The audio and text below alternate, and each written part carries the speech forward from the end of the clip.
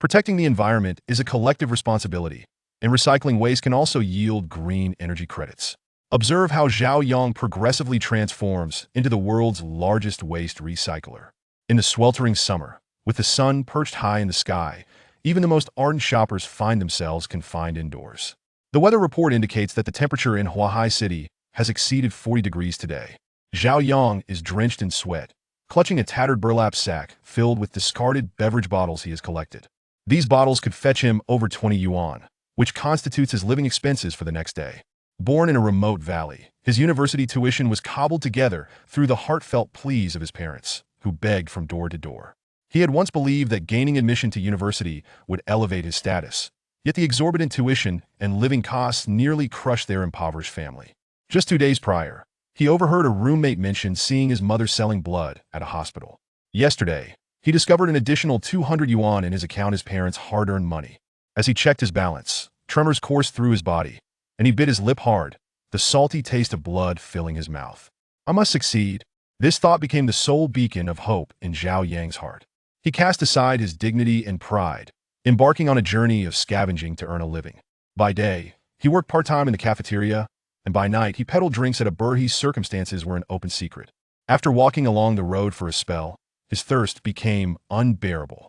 He spotted a half-full bottle of beverage left unattended in a nearby restaurant, likely abandoned by departing patrons. He licked his lips and approached the establishment. Ding, ding, ding. Welcome. As the doorbell chimed, the server eyed the young man with curiosity, unsure of his intentions. Zhao Yang felt his face flush as he strode directly to the half-full bottle he had seen and seized it before bolting out the door. Once outside, he hastily twisted off the cap, disregarding the curious gazes of onlookers, and gulped down a generous mouthful. At that moment, a beautiful woman emerged from the restaurant, her mouth agape in shock as she witnessed Zhao Yang's audacious act of theft. What are you doing? Her face reflected a mixture of anger and disbelief, rendering her momentarily speechless. Ah, I thought you had finished it. I'm sorry. I'm so sorry. Zhao Yang quickly set the bottle down, realizing it contained only a meager amount of liquid. This scene further ignited the woman's ire, and she pointed an accusatory finger at Zhao Yang. How could you behave this way? Even if I wasn't going to drink it, you have no right to take it. You're just a scavenger. This establishment is no place for you. The term scavenger struck a nerve, piercing Zhao Yang's pride. He lowered his head, clenching his fists, then relaxing them again. The woman forcefully hurled the bottle at Zhao Yang's face, exclaiming, "Get lost." Slowly, Zhao Yang crouched down to retrieve the bottle, tossing it into his sack. Each bottle earned him a mere 10 cents, and as he endured the derisive remarks behind him, a solitary tear traced down his cheek. At the moment his fingers brushed against the bottle, a mechanical voice echoed in his mind. Beep, unlocking environmental recycling system. Following this, a torrent of fragmented memories flooded Zhao Yang's consciousness. He stood frozen for a moment, piecing together the jumbled recollections. This environmental recycling system could convert any recyclable waste into currency, and at 5 times the normal rate. For instance, the previously mentioned plastic bottle, typically worth 10 cents, could now be sold for 50 cents through the recycling system. Moreover, he earned 5 points of green energy.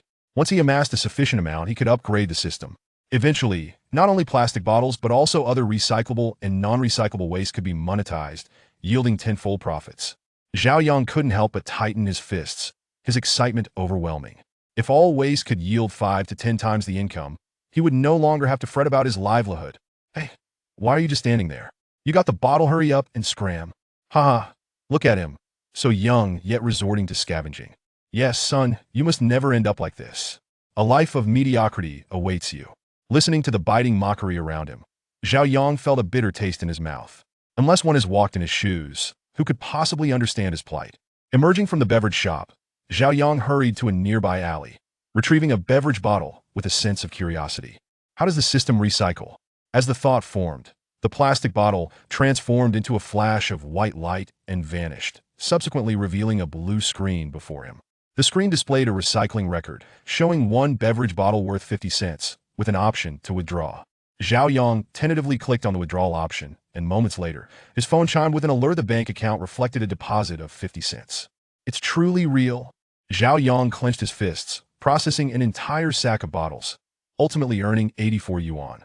The system also accumulated 84 points of green energy, leaving him just 16 points shy of leveling up. With trembling fingers, he clicked to withdraw, and 10 seconds later, 84 yuan appeared in his account. This was a tenfold return.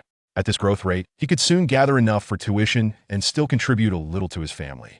On his way home, Zhao Yang collected 32 additional beverage bottles, successfully elevating the system to level 2. System upgrade complete. Reward amount, 1,000 yuan. New items unlocked. Reward amount increased. 1,000 yuan. This was equivalent to 3 months' worth of living expenses. He immediately clicked to withdraw, and the funds were transferred to his bank account. Wonderful. This means my parents won't have to worry about me. His eyes sparkled with hope, his heart racing with excitement. Next, Zhao Yang focused on the system and clicked on the newly available item categorization feature. In addition to plastic bottles, there were now 2 empty slots with amount unknown displayed beneath them, and added functionality unlocked by the system's upgrade. What could this be? He stroked his chin, glancing at a nearby trash bin, and reached inside to pull out a piece of waste paper. In an instant, a flash of white light enveloped the waste paper, and the system collected it, simultaneously revealing an option for the waste paper in one of the empty slots, with a recycling value of 2 yuan displayed. Does this mean that as long as there are empty slots, I can unlock additional recycling types? A surge of excitement coursed through Zhao Yang as he placed his hand on the trash bin. System prompt, insufficient permissions. Please upgrade system level to unlock. His eyes lit up. This prompt indicated that recycling was possible, but he lacked the necessary permissions. This meant that once he reached a sufficient level, selling trash bins for recycling was within reach. He then attempted to check the nearby benches and street lamps, only to receive the same message, insufficient permissions. Wow, I'm onto something big. At this moment, Zhao Yang's mind was consumed by a singular thought: to diligently upgrade his level, unlock permissions, and become a billionaire in no time. Glancing at the time, he realized it was already past 4 in the afternoon, and he needed to head to the cafeteria for his shift at 5. As he passed the store, an impulsive urge led him to place his hand on the wall, silently wishing to recycle. Beep, insufficient permissions. Please upgrade permissions. What the? Zhao Yang was taken aback, his body trembling with exhilaration. This system was astonishing, could potentially recycle buildings. This meant that in this city, as long as he upgraded his system level and secured the necessary permissions, he could sell whatever he desired. Struggling to contain his excitement, Zhao Yang returned to campus. Although he now possessed over 1,000 yuan, he knew he couldn't abandon his cafeteria job. It provided him with 60 yuan in meal subsidies for just 3 hours of work each day. By the time he finished at the cafeteria, it was already past 7 in the evening. He dined alone on leftover food. He had classes later that night, and after lessons ended around 11, he worked at the bar until 3 in the morning before returning to his dormitory to sleep. The next morning at 7, Zhao Yang promptly awoke, freshened up, and resumed his scavenging routine. Calculating his earnings, he realized that if he maintained a tenfold profit each day, coupled with the rewards from system upgrades, he would soon gather enough for tuition, with some left over to assist his family and community. Just the thought of a brighter future filled Zhao Yang with uncontainable resolve and enthusiasm.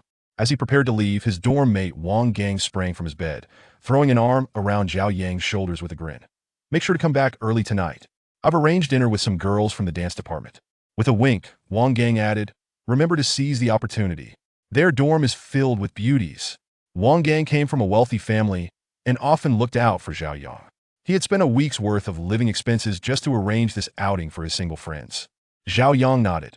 With the system at his disposal, his financial situation had improved considerably. He didn't wish to disappoint Wang Gang's kindness, so he agreed to ask for a day off from the cafeteria. Concerning his part-time job, everyone in the dormitory was aware of it and harbored no ill thoughts, for which Zhao Yang felt quite grateful. After an entire day, Zhao Yang successfully elevated the system to a commendable 153 points of green energy. Ascending from level 1 to level 2 required 100 points, while progressing from level 2 to level 3 necessitated 200 points, and so forth. Thus, green energy should incrementally increase with each level attained. Fortunately, for every monetary unit earned, 1 point of green energy was acquired, rather than being contingent upon the volume of waste processed. Today, he had once again contributed foam boards to the 3rd compartment of waste classification, earning an income of 2 yuan. Zhao Yang was eager to expedite the system's advancement to level 3, curious to discover what features would be unlocked, particularly motivated by the rewards that accompanied the upgrade. As the demand for green energy increased, would the rewards also augment? Zhao Yang held this hope in his heart. Upon returning to the dormitory, Wang Gang and the other two roommates had already tidied up, urging Zhao Yang to hasten his preparations and don his finest attire, as he might find himself single no more that evening. Zhao Yang's finest outfit was a suit he had purchased last year, which caused Wang Gang to frown in disapproval as he handed Zhao Yang a small blazer from his own wardrobe. Once dressed, Wang Gang finally smiled, patting Zhao Yang on the shoulder and exclaiming, "Indeed, a man is judged by his attire. Who would have thought our dormitory's eccentric would look so dashing?" The other two, whose backgrounds were rather ordinary, one named Shui Yang and the other Wang Mingqing, also provided Zhao Yang with considerable encouragement. Zhao Yang offered a shy smile. He had never attended such a social gathering before, and while he felt anticipation, he also experienced a twinge of nervousness. Shortly thereafter, Zhao Gang made a phone call, stating, "All right, let's head out, the girls are almost here." Chapter 2. Unlocking the goddess's privileges. Wang Gang reserved a private room at the Sagrati Hotel. Although Zhao Yang had never been there before, he was well aware that dining in such a place was quite expensive. "No worries, today I'll treat everyone. Feel free to eat and enjoy yourselves," Wang Gang assured. With his promise, Zhao Yang felt a sense of relief, tightly clutching the 1,000 yuan in his pocket, which was also the reason he seldom participated in such activities. The room had been booked long in advance, with Wang Gang having paid a deposit of 700 yuan. The girls were already seated. As they entered, a warm welcome resonated from within. Wang Gang greeted each of them in turn and began to introduce Zhao Yang and the others. The moment he stepped through the door, Zhao Yang's gaze fell upon a girl at the far end, her head bowed as she played with her phone. She wore a black dress that exuded an aura of dark elegance, her makeup light giving her a rather unique appeal. However, the reason Zhao Yang was drawn to her was not this. Rather, it was the memory of her drink he had consumed the previous afternoon at the beverage shop. "What a coincidence, Wang Gang. I just remembered I have something to attend and I'll head back now." Zhao Yang lowered his head, fearful of being recognized, and turned to leave. "Hey, where are you running off to?" "Today, my brother Feng is looking exceptionally handsome. He is the star of the show." Wang Gang, oblivious to the underlying tension, pulled Zhao Yang towards the four girls, introducing him. "Let me present to you the handsome guy from our dorm." Zhao Yang. The term handsome undoubtedly held an allure akin to that of beautiful, and all four girls simultaneously shifted their attention to Zhao Yang. "ITSU."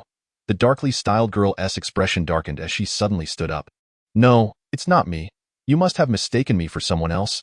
Zhao Yang felt a flush of heat creeping up his face, a burning sensation that made him want to break free from Wang Gang's grip. "Xiaoyan, what's wrong? Do you know him?" Wang Gang inquired. Xiaoyan scoffed, pointing a finger at Zhao Yang and mercilessly exposing him. "Do you remember the beggar I told you about last night who drank my beverage? That's him." At that moment, Zhao Yang wished he could find a hole to burrow into. Utterly mortified, he deeply regretted agreeing to accompany Wang Gang. What right did someone like him have to participate? Seeing Zhao Yang attempt to leave, Wang Gang's demeanor shifted to displeasure, his expression darkening as he asked, "Xiaoyan, are you sure you're not mistaken? My brother is worth millions. How could he possibly engage in such behavior?" Being mindful of Zhao Yang's feelings, he winked at Xiaoyan, attempting to reassure Zhao Yang. Yet, Xiaoyan showed no regard for Wang Gang's sentiments, striding boldly toward Zhao Yang, pointing at his nose and scolding. "You might want to take a good look at yourself in the mirror. Do you think you deserve to sit with us? Which of my sisters doesn't he come from a wealthy family? Perhaps you should consider marrying into one of our families?" With a smirk, she turned back to Wang Gang, asserting with conviction, "I can guarantee that it was him who stole my drink yesterday. If he is worth millions, then I'm a billionaire." Zhao Yang's face shifted through shades of green and white as he turned to leave, saying, "I'm sorry. I don't deserve to partake in your gathering. I have matters to attend to." "You lunatic." Wang Gang grabbed him, exclaiming, "This is my brother. If you look down on him, you look down on me. There is no need for this gathering to continue." Having spoken, he seized Zhao Yang and strode toward the exit. Yet, they had scarcely ventured far when a waiter intercepted them, stating, "The four young ladies just ordered some snacks and drinks, totaling 782 yuan and 3 jiao. I'll give you a discount, making it 700 yuan. Who will settle the bill?" Wang Gang turned back, casting a glare at the four young women. He had initially intended to enjoy a night out with his friends. Never anticipating such a predicament, as he reached into his pocket to retrieve some money, his hand met with emptiness. "Damn, I forgot my wallet." His bank card and cash were all in his wallet. What to do now? Zhao Yang, observing Wang Gang's expression, pressed his lips together. After all, today's ordeal stemmed from him. He tightened his grip around the 1,000 yuan in his pocket, preparing to pay. Wang Gang had not even considered that Zhao Yang might cover the bill. Instead turning to his companions, Shui Yang and Wang Mingsheng, asking, "Do you have any money?" Shui Yang produced just over 200 yuan, while Wang Mingxing had barely over 100 left, which darkened Wang Gang's expression considerably. Oh, what's this? The young master is out of funds, trying to play the big shot without any cash. Xiao Yin mocked. Dio, you need us sisters to chip in and cover for you. Shui Yang could no longer contain himself and retorted. These items should have been paid for by you. We haven't consumed anything that if you're broke, don't pretend to be a wealthy host, wasting our time, Xiao Yin said, sashaying over to Zhao Yang. Grinning mischievously, I see this, Mr. Millionaire? How about you foot the bill? Zhao Yang had indeed intended to pay, but witnessing Xiao Yan's relentless pressure, he raised his head and suddenly smiled, asking, If I pay? Will you come home with me tonight? Perverse rogue, get lost. Xiao Yan's expression shifted, and she raised her hand to slap Zhao Yang. Crack! He seized her wrist, pulled out 1,000 yuan from his pocket, and flung it at her face. That's for the drink you had yesterday. Thank you. Now we are even. The red bill smacked Xiao Yan's face painfully before fluttering to the ground, leaving Zhao Yang with only a retreating silhouette.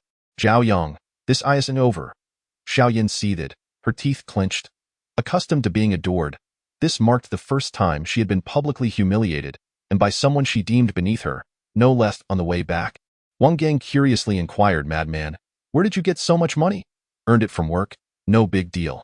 Initially, Zhao Yang had been quite concerned about the 1,000 yuan, but the moment he tossed it away, he suddenly found himself laughing at the absurdity. He was poor, yet he would not succumb to a state devoid of dignity. That moment was exhilarating, and if given another chance, he would act the same way. When we get back, I'll give it to you. I'm sorry today. I intended to treat you all to a good time, but this situation arose unexpectedly. Zhao Yang shook his head, unwilling to accept the money. Wang Gang had already shown him considerable kindness. 1,000 yuan, or even 2,000, was merely his due. Upon returning to the dormitory, Wang Gang insisted on placing the 1,000 yuan into Zhao Yang's hands, saying earnestly, Madman, if you consider me a brother, you should take this money. A deal is a deal. Upon witnessing Wang Gang's earnest demeanor, Zhao Yang chuckled lightly and accepted the 1,000 yuan, saying, All right, I shall treat you all to a splendid meal another day. With no classes that evening, he set out for his shift at the bar around 11 o'clock. Ever since the implementation of the waste recycling system, he found himself picking up any recyclable items he encountered on the street. As little contributions accumulated into a significant impact, arriving at the bar, he greeted the security guard, brotherly, and prepared to enter. Zhao Yang, wait a moment. Someone is looking for you. Who is it? Zhao Yang inquired, perplexed, as his role at the bar merely involved promoting beverages and snacks, leaving little room for interactions with others. Brotherly, with a knowing smile, teased, You'll find out once you step inside. She is waiting for you in box 218.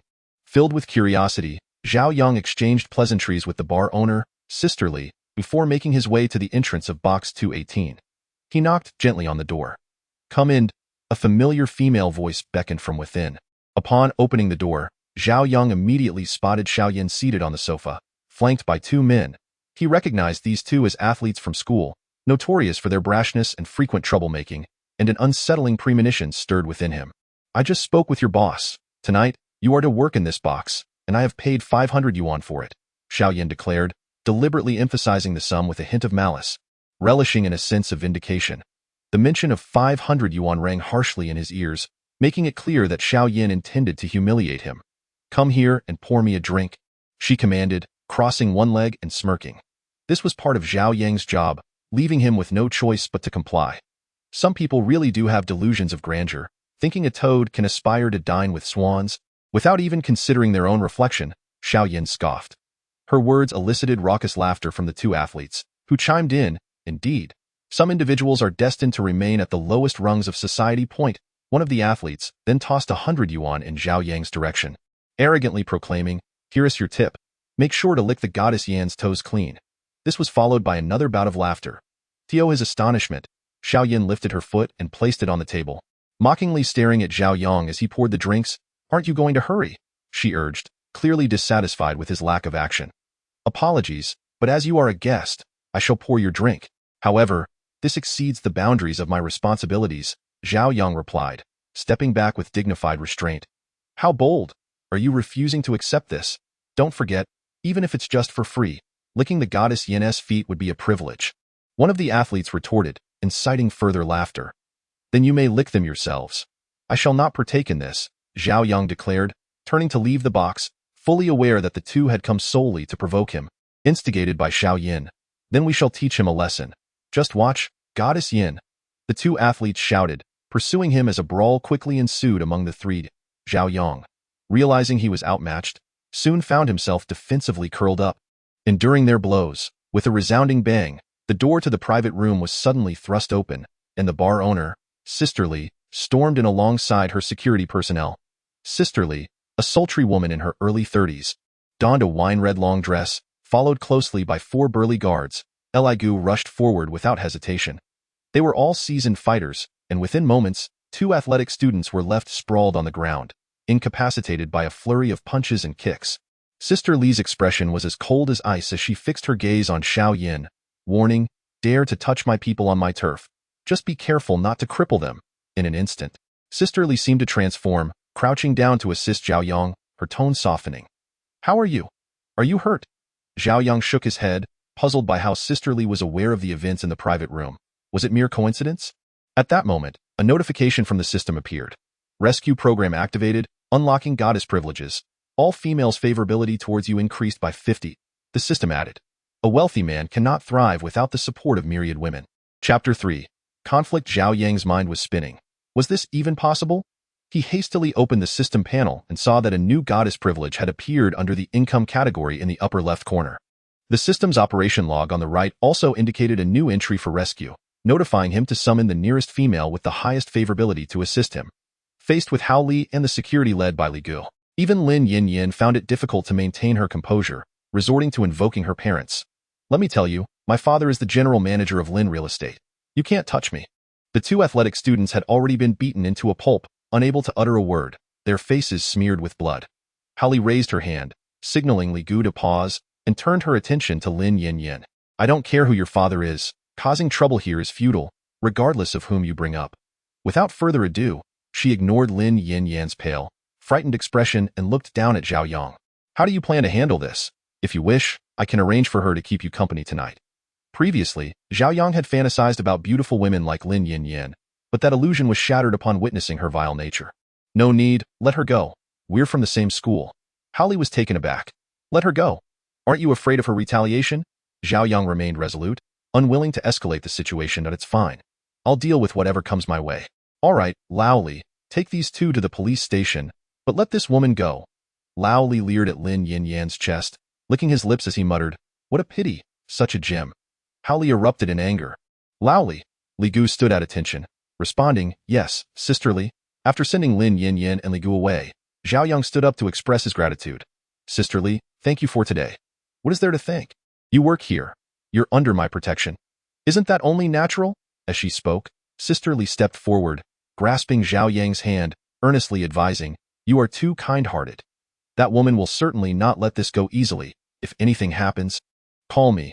Feeling the smoothness of her palm, Zhao Yang's face flushed, and he discreetly withdrew his hand, nodding, then I'll trouble you, Sisterly. Upon witnessing the bashful demeanor of Zhao Yang, Hao Li erupted into a fit of giggles, which only served to heighten Zhao Yang's embarrassment. All right, it's time to head to work, she suggested. Yes, of course, Sisterly, he replied at 3 in the morning. As the patrons began to disperse, Zhao Yang prepared to conclude his shift. Hao Li approached him, handing him an envelope, saying, here is 3,000 yuan. I am aware that you are facing financial difficulties at the moment. Take it for now. If you need anything, just let me know. And I will certainly assist you. A warmth spread through Zhao Yang's heart. Yet he hesitated to accept it, politely declining, Sisterly, I truly do not lack money at the moment. Thank you. What? Are you still so distant with me? Hao Li feigned displeasure. Not at all, Sisterly. I genuinely do not need money right now. If I do, I will certainly reach out to you, Zhao Yang responded, feeling somewhat overwhelmed.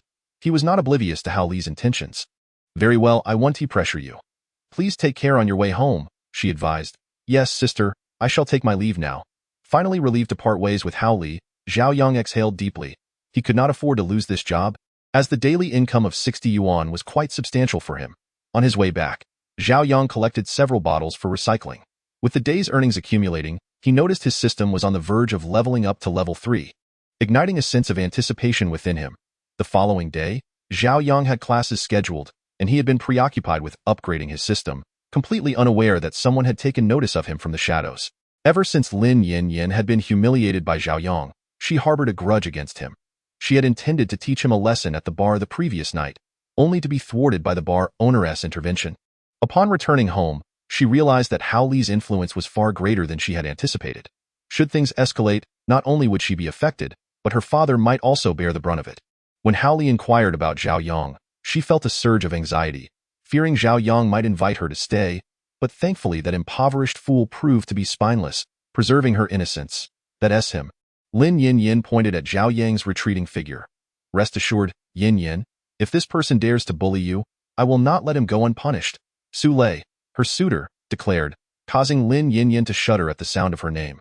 Today's elective course was mechanical design, a field Zhao Yang chose for its stability, despite its lack of grand prospects. As he settled into his seat, a well-dressed young man, adorned in expensive brand-name attire, promptly took the seat beside him. Hello, my name is Su Lei, the young man introduced himself. Hello, Zhao Yang, he replied, somewhat perplexed, as he had never encountered this individual before. Could he possibly be? He pondered silently. After a moment of silence, Su Lei abruptly stated, she is not someone you can pursue. You should be aware of your family's circumstances. What? Zhao Yang was taken aback, turning to Su Lei, utterly bewildered by the sudden remark. Stop pretending to be oblivious. You are merely a poor nobody, yet you aspire to marry a wealthy beauty? Su Lei frowned, for his father was the CEO of Su Enterprises, far more affluent than Lin Yan's family. In school, no one dared to disrespect him. Clearly, Zhao Yang was unaware of these matters, and even if he were, he might simply retort, what does that have to do with me? Have you finished speaking? Zhao Yang inquired. Although Zhao Yang is not fond of causing trouble, it does not imply that he fears it. He may be impoverished, yet even in his poverty, he possesses dignity. He neither steals nor robs, nor does he deceive or beg. Even scavenging is a means of self-sustenance. They merely hail from more fortunate backgrounds. By what right do they look down upon him? Hey, you little brat, are you being presumptuous? Do you truly think you can pursue Lin Yin? Have you taken a good look at yourself, you pitiful wretch? Do you believe you are worthy of her? Su Lei's voice boomed, deliberately aiming to deny Zhao Yang any escape, ensuring that the entire school was aware of his status as a frog dreaming of eating swan meat. An impoverished loser attempting to court a wealthy beauty in an instant. All eyes were riveted upon Zhao Yang, some filled with shock, others with disdain, and many with derision. Zhao Yang observed with a cold gaze, as if the words were not directed at him, gaining clarity about the grotesque faces surrounding him. Do you know who I am? I am the young master of the Su family. Even the teachers at this school must show me respect. What are you, but a mere nothing? So, he is Su Lei. How handsome! Exclaimed an infatuated girl. I heard that Zhao Yang's family is exceedingly poor. Working part-time in the school cafeteria, what a disgrace to our school. Indeed, someone like him dares to pursue Lin Yin. A single cosmetics purchase could cover his entire month's living expenses. Such remarks echoed around Zhao Yang. Saturating his ears, Su Lei smirked, relishing the effect he had created, ensuring that everyone recognized Zhao Yang as a pathetic failure. A beggar, a mere panhandler. You may not know this yet, but Zhao Yang was so destitute yesterday that he couldn't even afford water and resorted to secretly drinking Lin Yin's. Su Lei revealed yet another scandalous tidbit. Wow, how disgusting, what a pervert. I need to keep my distance. Damn. He truly brings shame to us. In that moment, Zhao Yang became the target of everyone's scorn. While his poverty was not his fault, stealing the goddess's water was an unforgivable crime. Are you finished? Zhao Yang lifted his head and asked coldly, oh, not think that just because Su Lei is the heir of the Su family, I would endure such humiliation. Even if his father were present, I would not stand idly by after repeated insults. Moreover, with the system he now possessed with diligence, he too could rise to the heights attained by their forebears. You haven't concluded yet. Let me inform you, someone like you could never catch Lin Yin's eye. Ha, I shall also tell you, I wouldn't look at her either, Zhao Yang retorted sharply. Only someone of your ilk would be interested, being used as a pawn and still feeling proud, merely a backup. The term backup struck deep into Su Lei's heart, causing him to kick the desk aside, throwing the entire classroom into disarray. Zhao Yang observed with indifference, as if he were an outsider. He had never harbored any particular feelings for Lin Yin, thus he felt no anger. This scene was even more intolerable for Su Lei, who pointed an accusing finger at Zhao Yang and shouted, you are nothing but a poor loser. If you can produce more than 2,000 yuan today, I will immediately bow to you and call you father. If you cannot, you will bow and apologize, and thereafter keep your distance from Lin Yin, or I shall ruin you. Very well, wait here. I shall return with the money in half an hour. Having spoken, Zhao Yang turned and exited the classroom without casting a glance at Su Lei. His mind was already made up. He would promptly upgrade the system, withdraw the funds, and return with his rewards to witness Su Lei kneeling and calling him father.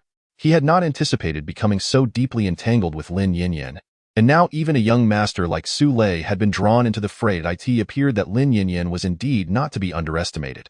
Had he known better, he would have had Sister Li teach her a lesson last time. After Zhao Yang's departure, the classroom gradually descended into silence, yet the news spread like wildfire, drawing an increasing crowd, all eager to witness the unfolding drama. Humph, so you wish to borrow money, do you? Let us see who dares to lend you any. Su Lei growled, pulling out his phone to contact his subordinates, instructing them to keep a close watch on anyone who mingled with Zhao Yang. Anyone who dared to lend him money would find their legs broken. He wasn't without wits, promptly sending 2 of his men to follow Zhao Yang, ensuring that he would be unable to secure any funds. He was resolute in his intention to humiliate Zhao Yang, ensuring he would never hold his head high in school again. This incident quickly reached Wang Gang, Zhao Yang's dormitory mate, who hurriedly called him, inquiring, "Zhao Yang, how did you provoke Su Lei? He is a ruthless character." Wang Gang gritted his teeth. "How about I lend you 2,000? He wouldn't dare touch me. Don't worry, I have a plan," Zhao Yang assured him. "Really? Don't deceive me. Where could you possibly find 2,000 in such a short time? By playing the lottery, I've already got it. Just wait in the classroom for the show to unfold." After hanging up, Zhao Yang recycled the last bottle, and just as his green energy value reached 200, the system upgraded to level 3. Beep, system upgrade complete. Monetary reward of 2,000 yuan granted. Zhao Yang went to the ATM to withdraw the cash, chuckling to himself, "Since you wish to see me humiliated, I shall not hold back. Let us see how you handle it when the esteemed heir of the Su group kneels in public, acknowledging me as father." Chapter 4. A breath of fresh air. After securing the funds, Zhao Yang prepared to return to school. At that moment, the individual tasked with surveilling Zhao Yang had already informed Su Lei that Zhao Yang had withdrawn the money. "What's going on? Didn't you say he was merely a penniless loser? Where did he acquire 2,000 yuan? Su Lei seethed with rage. The mere thought of having to kneel and apologize to Zhao Yang as per their wager inflaming his temper. A high-born young master like him kneeling before a destitute fellow was utterly inconceivable. Su Lei gripped his phone tightly, a cold sneer escaping his lips. "Very well, if he has the money, just rob him or ensure he cannot return within half an hour." On the other end of the line, Jade Shua felt a cold sweat break out on his forehead. This was tantamount to robbery. Never mind 2,000 yuan. Even a single dime could land him in jail. Sugu, could we possibly choose someone else?" Su Lei barked back. "What are you afraid of? With me backing you, you'll be fine." "All right, Sugu. I'll take care of it immediately." After ending the call, Jade Shua glanced at Zhao Yang, who was bent over collecting plastic bottles. Stealing himself, Su Lei was certainly not someone he could contend with, but perhaps by leveraging this incident to win Su Lei's favor, he might just find a path to a brighter future. Zhao Yang had just recycled a plastic bottle when he felt a sudden jolt against his body, only to glimpse a masked figure fleeing past him. A swift check of his pocket revealed that his money was gone. Although he had some assistance from the system, 2,000 yuan was no trifling sum for him. He immediately turned to give chase. "Stop, you thief!" The chase ensued, with Zhao Yang's eyes burning with fury. Beep. "Would you like to consume green energy to activate the rescue system?" Zhao Yang's accumulated green energy was limited. After his last use of the rescue system, he had exhausted a significant portion, and now he faced the prospect of depleting the remainder. His heart ached. This 2,000 yuan represented more than mere currency. It encompassed his dignity and self-respect. In times of poverty, he had been willing to sacrifice his pride for money, but now that he had some wealth, he was determined to gradually reclaim the dignity he had once cast aside. Activate. Meanwhile, less than 200 meters ahead on a sidewalk, Li Yuanyuan was preparing to cross the street. She had classes that afternoon and intended to bring Zhao Yang a snack. It wasn't that she harbored any romantic feelings for him. She simply felt a pang of sympathy. That moment, she suddenly felt an impulse and turned her head, spotting Zhao Yang in pursuit of a man. "Stop, don't run, give me back my money." As Zhao Yang activated the rescue system and chased from behind, he was unaware of how the system would assist him. Just then, a figure appeared before him. Li Yuanyuan, the school's belle. There had been a time when Zhao Yang had harbored a secret crush on her, but knowing the disparity between their families, he had resigned himself to unrequited feelings, never confiding in anyone. At that moment, a wave of self-doubt washed over him. Would Li Yuanyuan look down upon him? Just then, he saw her raise her hand, and with a resounding thud, she instinctively hurled her bag at Zhao Dashua. "What the?" Zhao Dashua could only see a dark object strike his face before he tumbled to the ground. Zhao Yang quickly arrived, delivering a kick to Zhao Dashua's abdomen and reclaiming his money. He looked up, meeting Li Yuanyuan's clear and radiant eyes. "Thank you," Li Yuanyuan smiled warmly. "No problem." "Are you all right?" Zhao Yang shook his head, panting that "I'm fine. If it weren't for you, I would never have gotten my money back." At that moment, Li Yuanyu and noticed the red plush toy Zhao Yang was clutching and paused in surprise. Suddenly, memories of seeing him picking up trash and doing odd jobs around the school resurfaced, stirring an unfamiliar feeling within her. Zhao Yang then spotted the snacks scattered on the ground, feeling a twinge of embarrassment. "I'm so sorry. How much were these?" "I'll compensate you. It's all right. I intended to give them to you anyway. It's just a shame." Zhao Yang was taken aback, stuttering. You were going to give them to me?" He had never imagined that one day he would receive such kindness from the goddess of his dreams. Did this mean she held some affection for him? Don't misunderstand. I just Li Yuanyuan's cheeks flushed, realizing that her attempts at clarification were only making things more awkward, so she fell silent. "Thank you. I'll treat you to a meal another day. I need to head back to school now." "No worries. I was just heading to school as well. Let us go together." A short while later, Zhao Yang and Lin Yuanyuan appeared at the school gate, leaving everyone astonished. How could the goddess Lin be walking with him? "Oh my, it feels like a cabbage being pushed by a pig. This is simply outrageous. My goddess Lin, how could she choose him? Surely, I am far superior to that impoverished loser." In the brief 2-minute walk, Zhao Yang garnered an abundance of negative attention, for Lin Yuanyuan's popularity in school was undeniable. Consequently, the number of those who harbored animosity towards him only increased. When Su Lei encountered Zhao Yang, he faltered. Remembering their wager, he gritted his teeth and seized the opportunity to flee while the crowd's attention was focused on Lin Yuanyuan and Zhao Yang. The heir of the Su group, reduced to such cowardice. His dignity had been utterly obliterated. The thought of kneeling before Zhao Yang to apologize was simply unbearable. "Damn it. I knew Zhao Dashua was unreliable. This matter is far from over." Upon returning to school and arriving at their designated spot, Zhao Yang discovered that Su Lei had indeed fled. He chuckled. It seemed this rich second-generation scion was not as tough as he portrayed himself to be. Holding the 2,000 yuan in his hand, Zhao Yang felt an unusual sense of contentment. In the past, he had always been the one oppressed and insulted, unable to retaliate due to his financial situation. After all, what they said was the truth, albeit harshly delivered. Lin Yuanyuan curiously observed the onlookers, and upon hearing their discussions, she grasped the situation. Being astute, she immediately connected Zhao Dashua with Su Lei and approached Zhao Yang, advising, "You should be cautious. Su Lei is not a good person and may seek revenge." Receiving the concern of the school beauty warmed Zhao Yang's heart, and he nodded, reassuring her, "Rest assured, I will face whatever comes my way. We live in a society governed by law. What can he possibly do to me?" After a while, the crowd dispersed, finding little amusement left, yet the tale of Su Lei's humiliation at Zhao Yang's hands spread like wildfire, reaching everyone by that evening. Furthermore, the budding relationship between Zhao Yang and Lin Yuanyuan sparked curiosity among many, who questioned if something had transpired between them. It wasn't that no one pursued Lin Yuanyuan. Rather, her aloof demeanor led her to reject every confession outright. Yet now, she was seen with Zhao Yang, stirring discontent in many hearts. Zhao Yang felt a sense of vindication as he carefully tucked the 2,000 yuan away before returning to his dormitory. As he pushed the door open, he was greeted by Wang Gang, who immediately punched him on the chest, exclaiming, "You rascal! You had me worried sick. That Su Lei, didn't he give you any trouble? Did he? If necessary, we brothers will confront him." Chapter 5. When did they get together in life? Having a good brother like Wang Gang is a source of great contentment for Zhao Yang. Wang Gang never discriminated against his background, nor did he mock his situation. Instead, he offered support. "Let us go out for dinner tonight. It's on me. How could I let you pay? Save your money." Wang Gang's words were abruptly interrupted by Zhao Yang. "Wang Gang," Zhao Yang said earnestly, "thank you for taking care of me during this time. I'll treat you to this meal." Seeing Zhao Yang's serious demeanor, Wang Gang ceased to argue and nodded in agreement. As night fell, Zhao Yang slowly walked along the road, engaged in collecting discarded items. Since fate has bestowed upon him this system, he must seize the opportunity to leverage it for greater financial gain. Just moments ago, he transferred 1,000 yuan into his parents' account and subsequently made a phone call home. Upon hearing that Zhao Yang could now earn money independently and support himself, his mother's initial reaction was disbelief. However, once she confirmed that Zhao Yang was indeed truthful, tears of joy filled her eyes. At last, her son could repay them, and they would no longer have to endure a life of poverty. This phone call profoundly impacted Zhao Yang. He realized he was not alone, but rather carried the hopes of his parents and the entire village.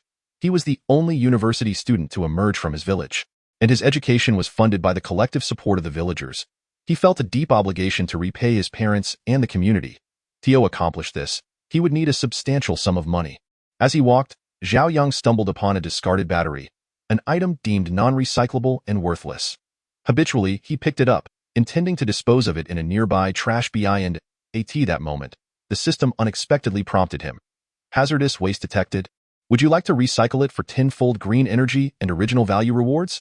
Zhao Yang paused and chose to recycle. A surge of green light enveloped the old battery, which then seemed to disintegrate into nothingness. Simultaneously, a recycling option for the battery appeared in his inventory. The tenfold green energy allowed Zhao Yang to upgrade the system, earning him a reward of 3,000 yuan. It became clear to him that this was the true intention of the system. Zhao Yang realized that the city was overflowing with discarded waste. If all of it could be recycled by the system, it would represent an immense fortune. He contained his excitement and continued to search for more trash, specifically white plastic bags. These bags were ubiquitous in the city, difficult to clean up, especially given their high production rates, rapid consumption, and non-biodegradable nature, rendering conventional disposal methods nearly ineffective. Yet, this posed no challenge for Zhao Yang, as the existence of the green recycling system was designed precisely for reclaiming such non-degradable waste. Would you like to recycle the non-degradable plastic bag? Recycle. Within 2 hours, Zhao Yang managed to upgrade the system once more, earning an additional 4,000 yuan. He promptly transferred 5,000 yuan back to his parents' account, retained 1,000 for living expenses, and kept the remainder for emergencies. Glancing at his phone, he arranged to meet Wang Gang for dinner. This time, he decided to be generous and reserved a private room at a moderately priced restaurant, inviting Wang Gang and 2 others from the dormitory. On the way, he fortuitously encountered Lin Yuanyuan, who was returning home after studying. What a coincidence! What brings you here? Lin Yuanyuan inquired, noticing the discarded plastic bag in Zhao Yang's hand, raising her impression of him slightly. I'm heading out for a meal. Would you like to join? Zhao Yang, recalling how Lin Yuanyuan had assisted him earlier that day, readily invited her to dine with him. Lin Yuanyuan smiled, her eyes curving into crescent moons. Sure, I'm quite hungry as well. Zhao Yang's heart raced with excitement. He had anticipated that Lin Yuanyuan might decline. After all, thousands of boys at their school would envy the chance to share a meal with her. If they learned of this, would they not become utterly envious? Poverty has imbued Zhao Yang with a sense of composure. He smiled and said, let us proceed. It is not far ahead, and our other dorm mates are there as well. Lin Yuanyuan softly gasped, her cheeks flushed, and she fell silent, trailing behind him.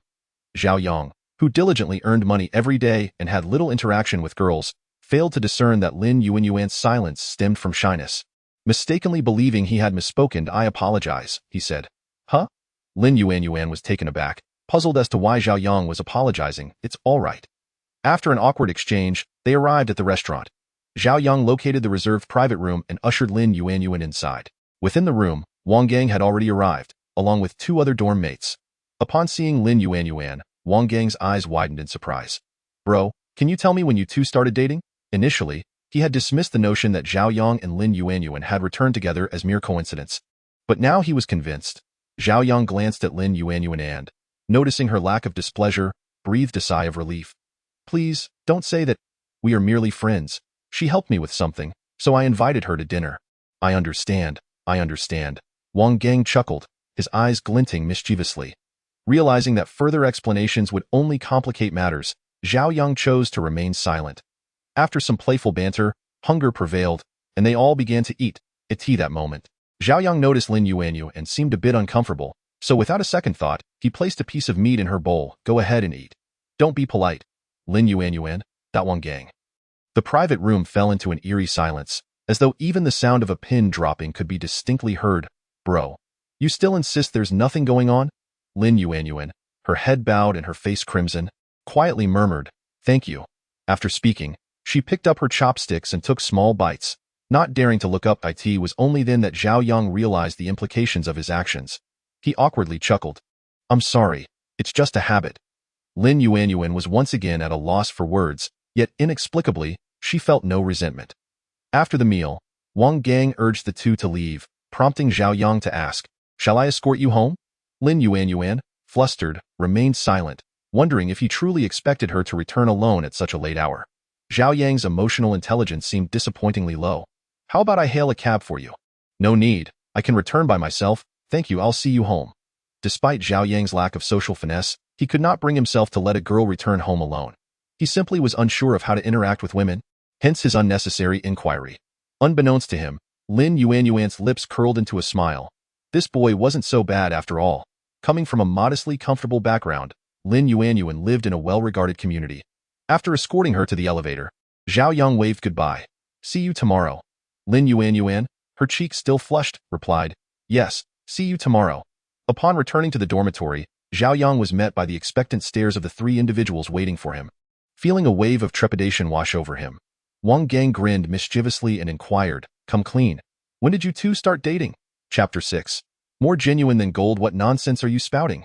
Zhao Yang chided, his ears already flushed with embarrassment. Why on earth would I go to such lengths to assist you, only for you to claim there's no connection between you two? Who would believe that? You're being rather unscrupulous. Even I am kept in the dark about such a significant matter. What does that even mean? The only reason I'm helping you so devotedly is due to the system. Zhao Yang thought, though he was reluctant to divulge anything about the system for the time being. Frustrated, he tugged at his hair and sighed. I truly don't. Truly don't. Wang Gang still harbored some skepticism. More genuine than gold. Only then did Wang Gang relinquish his curiosity for gossip. Speaking of which, that girl Li Yuanyuan is quite remarkable. She is not only beautiful but also easygoing, far superior to that Lin Yanyan. If it weren't for the fact that I have a girlfriend, heh. Zhao Yang rolled his eyes. That was undoubtedly true. Li Yuanyuan was his goddess. The mere thought of interacting with her felt surreal, almost dreamlike. It was too incredible. It filled him with a sense of accomplishment. All of this was thanks to the system, and he resolved to leverage it to its fullest potential. What am I even thinking? I'm about to drool. Wang Gang nudged him. It's nothing. Nothing at all, What were you just saying? Noticing Zhao Yang's distant demeanor, Wang Gang sighed in exasperation. I was saying, since Li Yuanyuan is willing to help you, it's evident she harbors special feelings for you. You should seize this opportunity to make an impression. Otherwise, once this chance slips away, it may never return. Why are you still fixated on that? Zhao Yang sighed. All right, I have matters to attend to, so I'll be leaving. Be careful returning to the dorm alone. Seeing that Zhao Yang was unresponsive, Wang Gang reluctantly let it go. As he watched Wang Gang depart, Zhao Yang stood at the crossroads, pondering. While his scavenging had indeed amassed a modest savings, the pace was painfully slow. If only he could process waste on a larger scale. This would ensure a stable foundation for both himself and his family. Currently, he was stuck at level 4, having just collected 2 bottles, with little change in the progress bar. Ascending to the next level seemed a formidable challenge. Just as he contemplated this, a line of text suddenly appeared on the blue interface. Young man, do you wish to become wealthy overnight? Do you aspire to possess assets worth millions? Do you long to leave your past behind and become the center of attention? Zhao Yang scoffed. The phrasing bore an uncanny resemblance to a pyramid scheme advertisement. Yet, he could not deny that these were indeed his desires, and he resolutely pressed the confirmation button. The screen flashed with a blue light, and a detailed map unfolded before him, densely populated with green dots, each corresponding to a specific value. This was, astonishingly, a detailed distribution map of waste. Do you wish to possess such a map? It will enhance your efficiency in scavenging, allowing you to bid farewell to sun and rain, and escape the filth and chaos of landfills. Without a moment's hesitation, Zhao Yang clicked to confirm. 50 points of luck redeemed. Zhao Yang murmured to himself. Although he was unsure what luck points entailed, this map was precisely what he needed. Redeem? A flicker of crimson light illuminated the surroundings, and with a dazzling brilliance, the exchange was successful. Gazing at the map speckled with verdant dots, Zhao Yang felt an overwhelming sense of satisfaction. Despite the tribulations he faced due to the subsequent 50 points of luck, that of course was a matter for another time. Throughout the night, Zhao Yang diligently gathered all recoverable items around the school, successfully upgrading the system to level 5. Had the dawn not begun to break, he might have continued his endeavors. Where have you been? Did you pull an all-nighter at your part-time job? Shui Yang inquired, peering from behind the computer with a concerned expression. Zhao Yang nodded in acknowledgement. After tidying up, the group proceeded to class, only to find themselves the subject of pointed stares, which left them feeling somewhat uncomfortable. What is going on? A group of individuals obstructed their path. Zhao Yang raised an eyebrow. What brings you here? Are you still upset that I didn't call you father enough last time? At this, Shui Yang couldn't help but chuckle. The leader of the group was Su Lei. Last time, you were merely fortunate, but this time, it won't be so easy. Su Lei's anger flared at the mere mention of their previous encounter, as he sought to settle old scores alongside new grievances. What do you intend to do? We have class to attend, so please do not block our way, Zhao Yang replied. Attempting to remain composed, Su Lei retorted with a mocking tone. What if I choose to block your path? What can you do about it? As his words echoed, laughter erupted from those around them. Su Lei felt a sense of embarrassment. Zhao Yang, who was once perceived as a dull and impoverished individual, seemed to have undergone a transformation in mere days. Do not celebrate too prematurely, Zhao Yang. Su Lei suddenly recalled something, his tone turning sinister. I heard you spent the entire night picking up trash near the school. Quite commendable indeed. You followed me. Shui Yang's temper flared, but Zhao Yang restrained him, calmly stating, my means of survival is of no concern to you, Su Lei. Your reach has extended too far. Clang. An empty soda can fell to the ground, rolling to Zhao Yang's feet. He looked up, his piercing gaze causing Su Lei to shudder, yet he still managed to retort, what are you staring at? Aren't you fond of scavenging? This is a gift from me to you. Why not pick it up and bow before me a few times? Seeing Zhao Yang remain unresponsive, he added with mockery, what is this? Are you starting to care about your dignity now? Weren't you quite enthusiastic about picking up trash last night? Initially, he was curious how someone like Zhao Yang could effortlessly acquire such a sum of money. After following him for a night, he discovered that Zhao Yang was indeed diligent about collecting refuse. What a waste of time. What a waste of sentiment. Zhao Yang's gaze remained fixed on the soda can at his feet, his knuckles cracking in frustration. Why must they interfere with his life when they could simply coexist in peace? Now it was Shui Yang's turn to pull Zhao Yang back. Zhao Yang, do not act foolishly.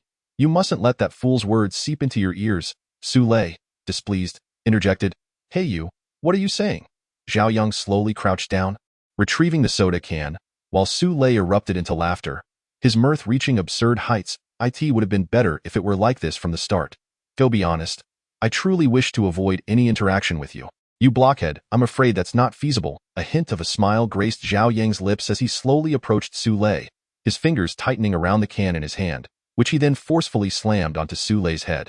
Blood gushed forth. Brother Lei, are you all right? Zhao Yang tossed the can into a nearby trash bin and said languidly, you should first take him to the infirmary. Otherwise, there might truly be unforeseen consequences. Chapter 7. Just you wait, you brat. You've got guts. Just you wait. With this parting remark, a group of individuals surrounded Su Lei and departed. Zhao Yang maintained his nonchalant demeanor, yet this exasperated Shui Yang immensely. Why couldn't you just brush it off? Why confront them head-on?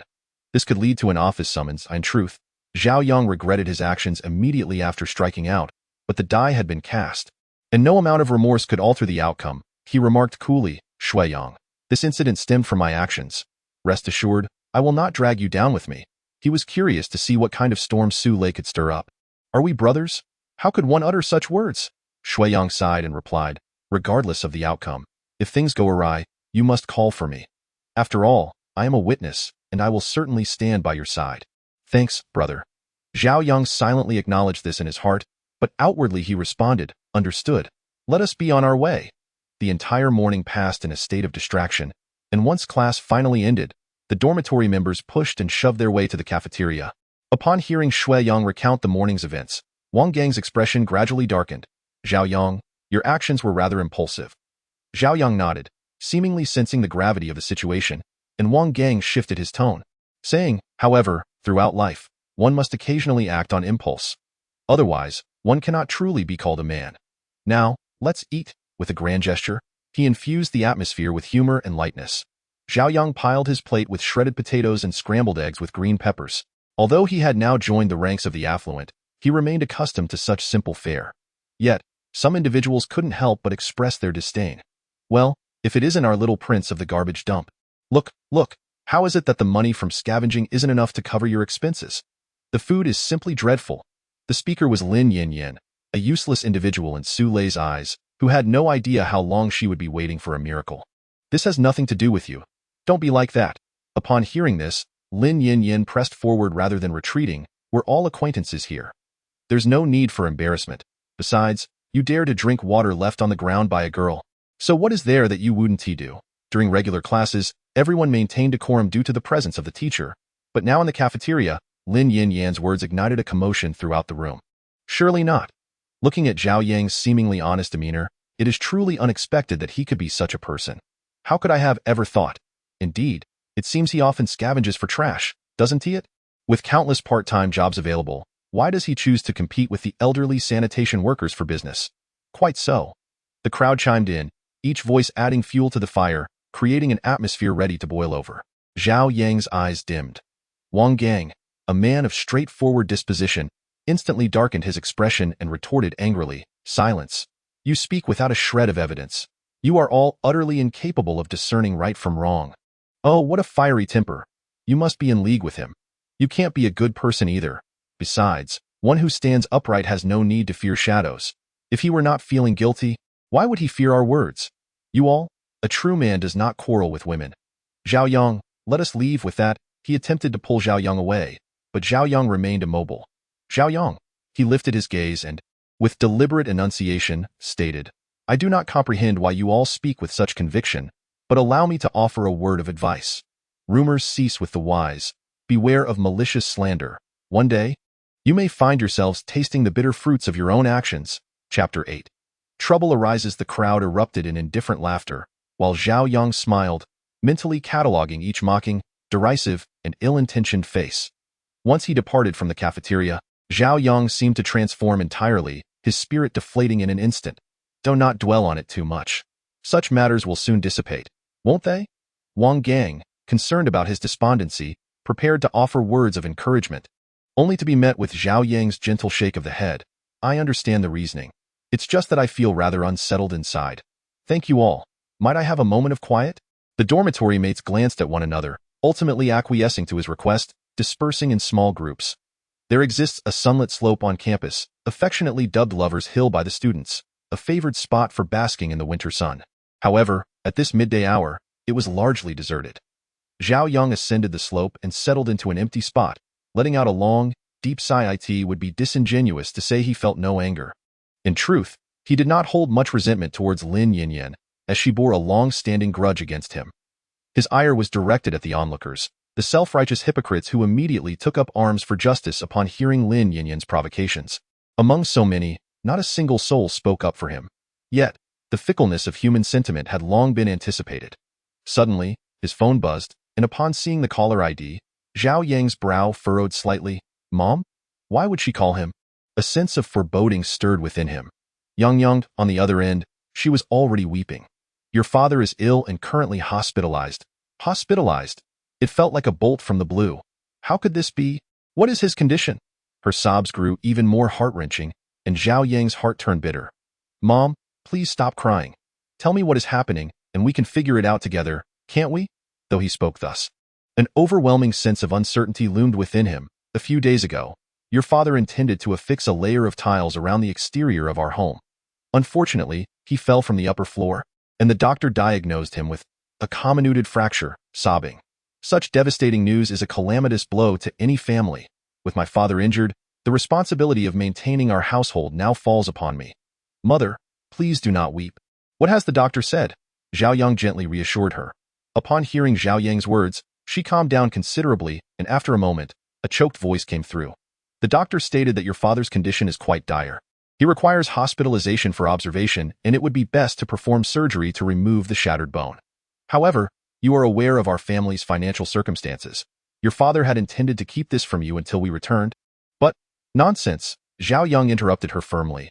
"How much is needed for a complete recovery?" There was another bout of weeping on the other end. 100,000, a sum that seems astronomical. Zhao Yang accessed the system, withdrew over 20,000 into his bank account, and promptly transferred the money to his mother. "Mother, I have sent you 20,000. Please use this for now, and I will find a way to manage the rest." Zhao Yang clenched his teeth, rose to his feet, and left the Lover's Hill. No one would lend him such a sum, especially as a student without significant disposable income. It appeared he would have to rely on the system. After wandering around the campus, Zhao Yang had only managed to collect 80 yuan, far too slow. Just as he was feeling disheartened, a classmate rushed over, breathless, and said, "Zhao Yang, the counselor is calling for you." Chapter 9. The counselor's transformation. It must be Su Lei. Zhao Yang clenched his teeth and made his way to the counselor's office. Upon entering, he was met with two piercing gazes. "Zhao Yang, it has only been a few days since the semester began, yet you have already engaged in fighting within the school. Such behavior is utterly reprehensible." The counselor, a young woman adorned with gold-rimmed glasses, maintained her usual stern expression. Su Lei instigated me in the middle of the road this morning. Had he not humiliated me, I would not have struck him without provocation. You should not have. Activate the Savior's privileges. Ding. Green energy instantaneously returned to the origin. The counselor was suddenly engulfed by an unusual sensation, and her intended words morphed into, Zhao Yang does have a point. Counselor, Su Lei exclaimed. Agitated. He was grievously injured. What justification could Zhao Yang possibly have? As the saying goes, it takes two to tango. Su Lei, you ought to reflect on your actions as well. Both of you shall return to your dormitories and write a 1,000-word self-reflection to be submitted to me on Monday. With that, Zhao Yang bowed and exited the counselor's office, followed by a seething Su Lei. Zhao Yang, stop right there. Su Lei approached, cursing. Do not think I am intimidated just because the counselor is backing you. This matter between us is far from over. Zhao Yang stood resolutely in the middle of the road, unwavering, locking eyes with Su Lei, who felt a chill creeping into his heart. He was still wrapped in bandages, wearing an air of arrogance on his face. Such societal miscreants ought to be discarded by the system. Zhao Yang thought bitterly. Why are you looking at me like that? Let me tell you. Even if you wish to repent now, it is too late. I will not let you off the hook. I am always ready for a confrontation. With a harsh remark, Zhao Yang turned and departed. He boarded a bus, expanding his map, when suddenly, a large green dot appeared, marked with 54,700 yuan. What is this? Driver, please stop, stop. His excitement drew the attention of everyone on the bus, but he paid them no mind. Once he alighted, Zhao Yang dashed towards his destination, but upon arriving, his heart sank once more. Before him stood a recycling station, and the elderly couple inside looked at Zhao Yang, who arrived empty-handed, with a hint of confusion. Young man, what brings you here? They inquired that I wish to collect the recyclable waste from your establishment. Is that permissible? The elderly couple initially thought they had misheard, realizing that he was not there to sell waste, but rather to collect it. However, our recyclables are picked up by designated units. What price are you offering for the waste you collect? Zhao Yang surveyed the heaps of refuse, smiling as he replied. With this much waste, you could likely sell it for around 10,000 yuan. How about I offer you 20,000? He was fervently in need of money, leaving little room for hesitation. Surely you must have some ulterior motive. The elderly couple regarded him with suspicion. Zhao Yang chuckled. What motive could I possibly have with a pile of rubbish? Our company has just been registered, and I am merely seeking to secure business for us. The couple then breathed a sigh of relief. Zhao Yang withdrew money from his Alipay account and transferred it to them, and upon receiving the funds, the elderly couple left, content. Zhao Yang began to scan the piles of refuse, and before long, the mountain of garbage was cleared away. With the interface reaching level 6 and the sum of 50,000 yuan in his possession, he finally felt a flicker of solace. Chapter 10. The hospital fees are covered after clearing his debts on Huabei and Jiebei. Zhao Yang called his dormitory to inform them he would not be returning for class and requested they mark him as present. After a day of running around, having collected from 10 recycling stations, Zhao Yang wiped the sweat from his brow. Fortune does favor the diligent. At last, he had secured the funds for his father's hospital expenses. Returning to the dormitory, it was already 10 in the evening. Hearing the door creak, Wang Gang poked his head from the upper bunk. Zhao Yang, you surely haven't had dinner. I bought you some snacks. Please eat a bit to tide you over. Looking at the assortment spread across the table, Zhao Yang felt a warmth swell within him. He unwrapped a piece of bread and devoured it ravenously, washing it down with 2 large cups of water, washing away the fatigue of the day. I must say, you shouldn't overexert yourself. If you wear out your body, no amount of money will be of any use, Wang Gang advised. Just then, Shui Yang, who had been gaming behind him, turned to add, Indeed, Zhao Yang, you must take care. Zhao Yang nodded and disposed of the trash into the bienda. This moment, he finally calmed his mind to delve into the system to check the status. Throughout the day, he had been engaged in recycling and negotiations, truly oblivious to the balance. However, the funds for his father's hospital expenses were undoubtedly sufficient. The blue interface displayed an astonishing balance of 237,000. Such an amount, he promptly transferred 100,000 to his parents' account. This was splendid news, and Zhao Yang's face lit up with joy. It seemed that running a recycling station was indeed a sustainable path forward. Just then, a WeChat message pinged in. Yang, tell your mother, have you borrowed money at high interest? In the span of a single day, how could Zhao Yang possibly amass such a sum? Glancing at the WeChat, he realized it was already past 10 in the evening. He hurriedly replied, Mom, rest assured. All this money comes from legitimate sources. I will explain in detail when I arrive at the hospital tomorrow. If he didn't clarify matters, his mother would likely struggle to find sleep that night. The following day, Zhao Yang brought a bounty of fruit to the hospital. Upon entering the ward, his mother grasped his hand with concern, saying, Yang, you must tell me how you acquired that money. 100,000 is no trifling sum, and it had certainly startled the young couple. Well, I'm currently working part-time. Our company specializes in biodegradable materials. My boss, seeing my diligence, decided to advance me a year's salary after I explained my situation.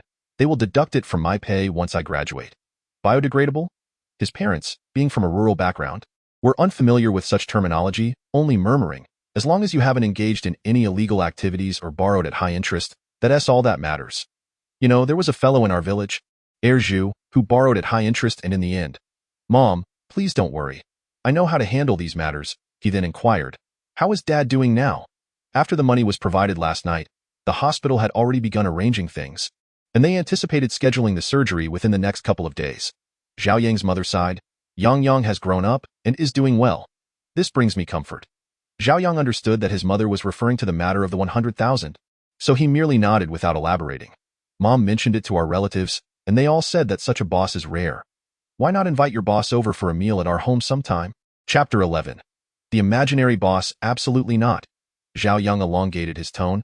In a place like ours, why would such prominent bosses set their sights on us? His mother's eyes instantly dimmed. That's not what I meant. Yang had seen the splendor of the city and naturally felt that their home was beneath notice. Zhao Yang's mother sighed, her fingers unconsciously knotting together. Mom, Zhao Yang suddenly knelt, grasping her hand earnestly. How could I ever think like that? Rest assured. I will definitely invite our boss over. Family of bed 54. Voices of nurses echoed in the corridor, prompting Zhao Yang to quickly rise and exit with his mother. One after the other. Dad. Zhao Yang gazed at the plaster on his father's hand, and despite having mentally prepared himself in advance, he still felt a lump in his throat. Judging by his features, Zhao Yang had largely inherited his mother's beauty, yet the temperament of this middle-aged man bore a striking resemblance to Zhao Yang's own. Yang, you're here, the elder remarked, attempting to sit up. Zhao Yang hurriedly stepped forward to gently press him back down. Dad, please don't move. The nurse chimed in from the side. Indeed, patient in bed 54, your wound has yet to heal.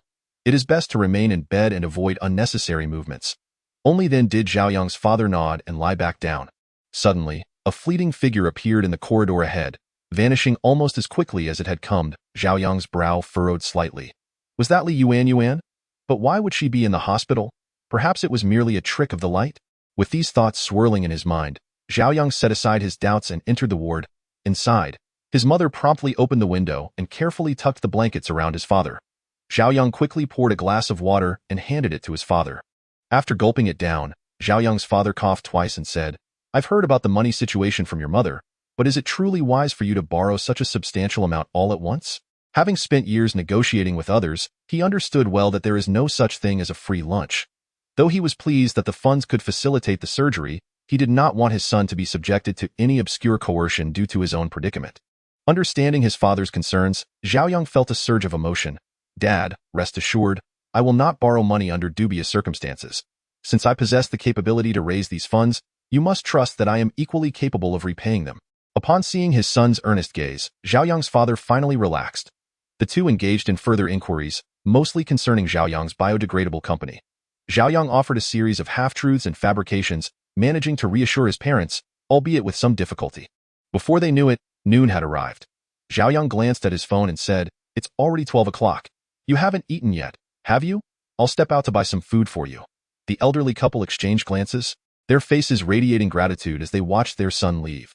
Zhao Yang strolled through the corridor, pondering what to purchase for lunch. He was suddenly jolted by a sharp voice. Stop pretending. You're just like your father. Both of you are no good. Have you been eagerly waiting for me to die in this hospital so you can claim my inheritance? Mom, what are you talking about? It was Li Yuan's voice. Strangely compelled, Zhao Yang found himself rooted to the spot before the door. Isn't it true? The woman's voice remained stubborn, even rising in volume. If it weren't, then why did they halt my dialysis today? Don't give me that nonsense about money. I know exactly how much you have. Mom, you are aware that Grandpa and Grandma are in poor health. They have exhausted all their funds after the recent checkups. However, I promise I will secure the money very soon. Li Yuan's voice trembled with a hint of tears. Chapter 12. Offering assistance, however, this did not move the lady. On the contrary, it only fueled her anger further. Oh, there's money to have those two old codgers examined, yet there's none for my dialysis. What kind of logic is that? Just then, before Li Yuanyuan could articulate her thoughts, a furious shout erupted from the hospital room. Get out! The door to the ward was flung open, and Zhao Yang felt a wave of helplessness wash over him. Li Yuanyu and also spotted Zhao Yang at the doorway. Her expression fluctuated between pale and green, while waves of embarrassment surged within her. Let us discuss this elsewhere. With that, Li Yuanyuan turned and walked away, and Zhao Yang hurriedly followed. Is there something you need? Li Yuanyuan's eyes were red-rimmed, and passers-by cast them curious glances. Zhao Yang felt a twinge of frustration. They probably assumed he was bullying Li Yuanyuan. I was merely passing by, and if I must say there's something, it's just that I wanted to ask if there's anything I can assist with regarding you and your mother. Upon finishing, Zhao Yang inwardly chastised himself, thinking, Oh Zhao Yang, despite your cleverness, you stumble over your words so clumsily. How come you're at the hospital today? Huh? Oh, it's mainly because my father is ill and hospitalized. The thought processes of girls are truly perplexing. Li Yuanyuan nodded slightly, acknowledging his words. What about your mother? Zhao Yang hesitated for a moment before asking, How much more does your mother need for her dialysis? Perhaps I can help. It was not mere bravado. He had managed to accumulate a modest sum of assets. Li Yuanyuan shook her head. She was well aware of Zhao Yang's family circumstances. Don't be so quick to refuse. Just tell me, Zhao Yang stammered, feeling utterly at a loss, his clumsiness reaching new heights. He wished to console Li Yuanyuan, yet his ineptitude left him unsure of how to proceed. Li Yuanyuan looked up and finally managed to muster a faint smile. No need, thank you, but this is a favor beyond your means. Her voice was low, barely concealing the bitterness within. Such a hefty sum was beyond their family's reach, and how could Zhao Yang possibly manage it? Zhao Yang retrieved his phone, opened WeChat, and located Li Yuanyuan's contact, asking, Is this your WeChat? He had secretly added her during his infatuation and now, upon seeing her WeChat, a blush crept across Li Yuanyuan's face. The fact that Zhao Yang possessed her WeChat meant his inquiry. Li Yuanyuan nodded. Zhao Yang scratched his head and said, Then I'll lend you 50,000? Just make do with it. 50,000. What a significant sum. However, before Li Yuanyuan could process his offer, Zhao Yang had already answered a call and walked away. Hello? Mom, I just encountered a little issue. Yes, I'm on my way back now. Gazing at the yellow transfer record on WeChat, Li Yuanyuan pressed the phone to her heart, successfully hearing the rhythm of her own heartbeat. Thump, thump, so intense. Meanwhile, Zhao Yang's system platform suddenly received a notification. Passive effect of activating goddess privileges. Obtain backup X1. What? The passive effect, what does it signify? As Zhao Yang contemplated his own actions, a sudden realization struck him. Could it be that he had relegated his goddess to the status of a mere backup? Such a transgression felt deeply regrettable. However, that was not the crux of the matter. The real question was, what purpose did this passive effect serve? Unfortunately, the system did not provide an immediate response to Zhao Yang, prompting him to dismiss the thought with a slight pout.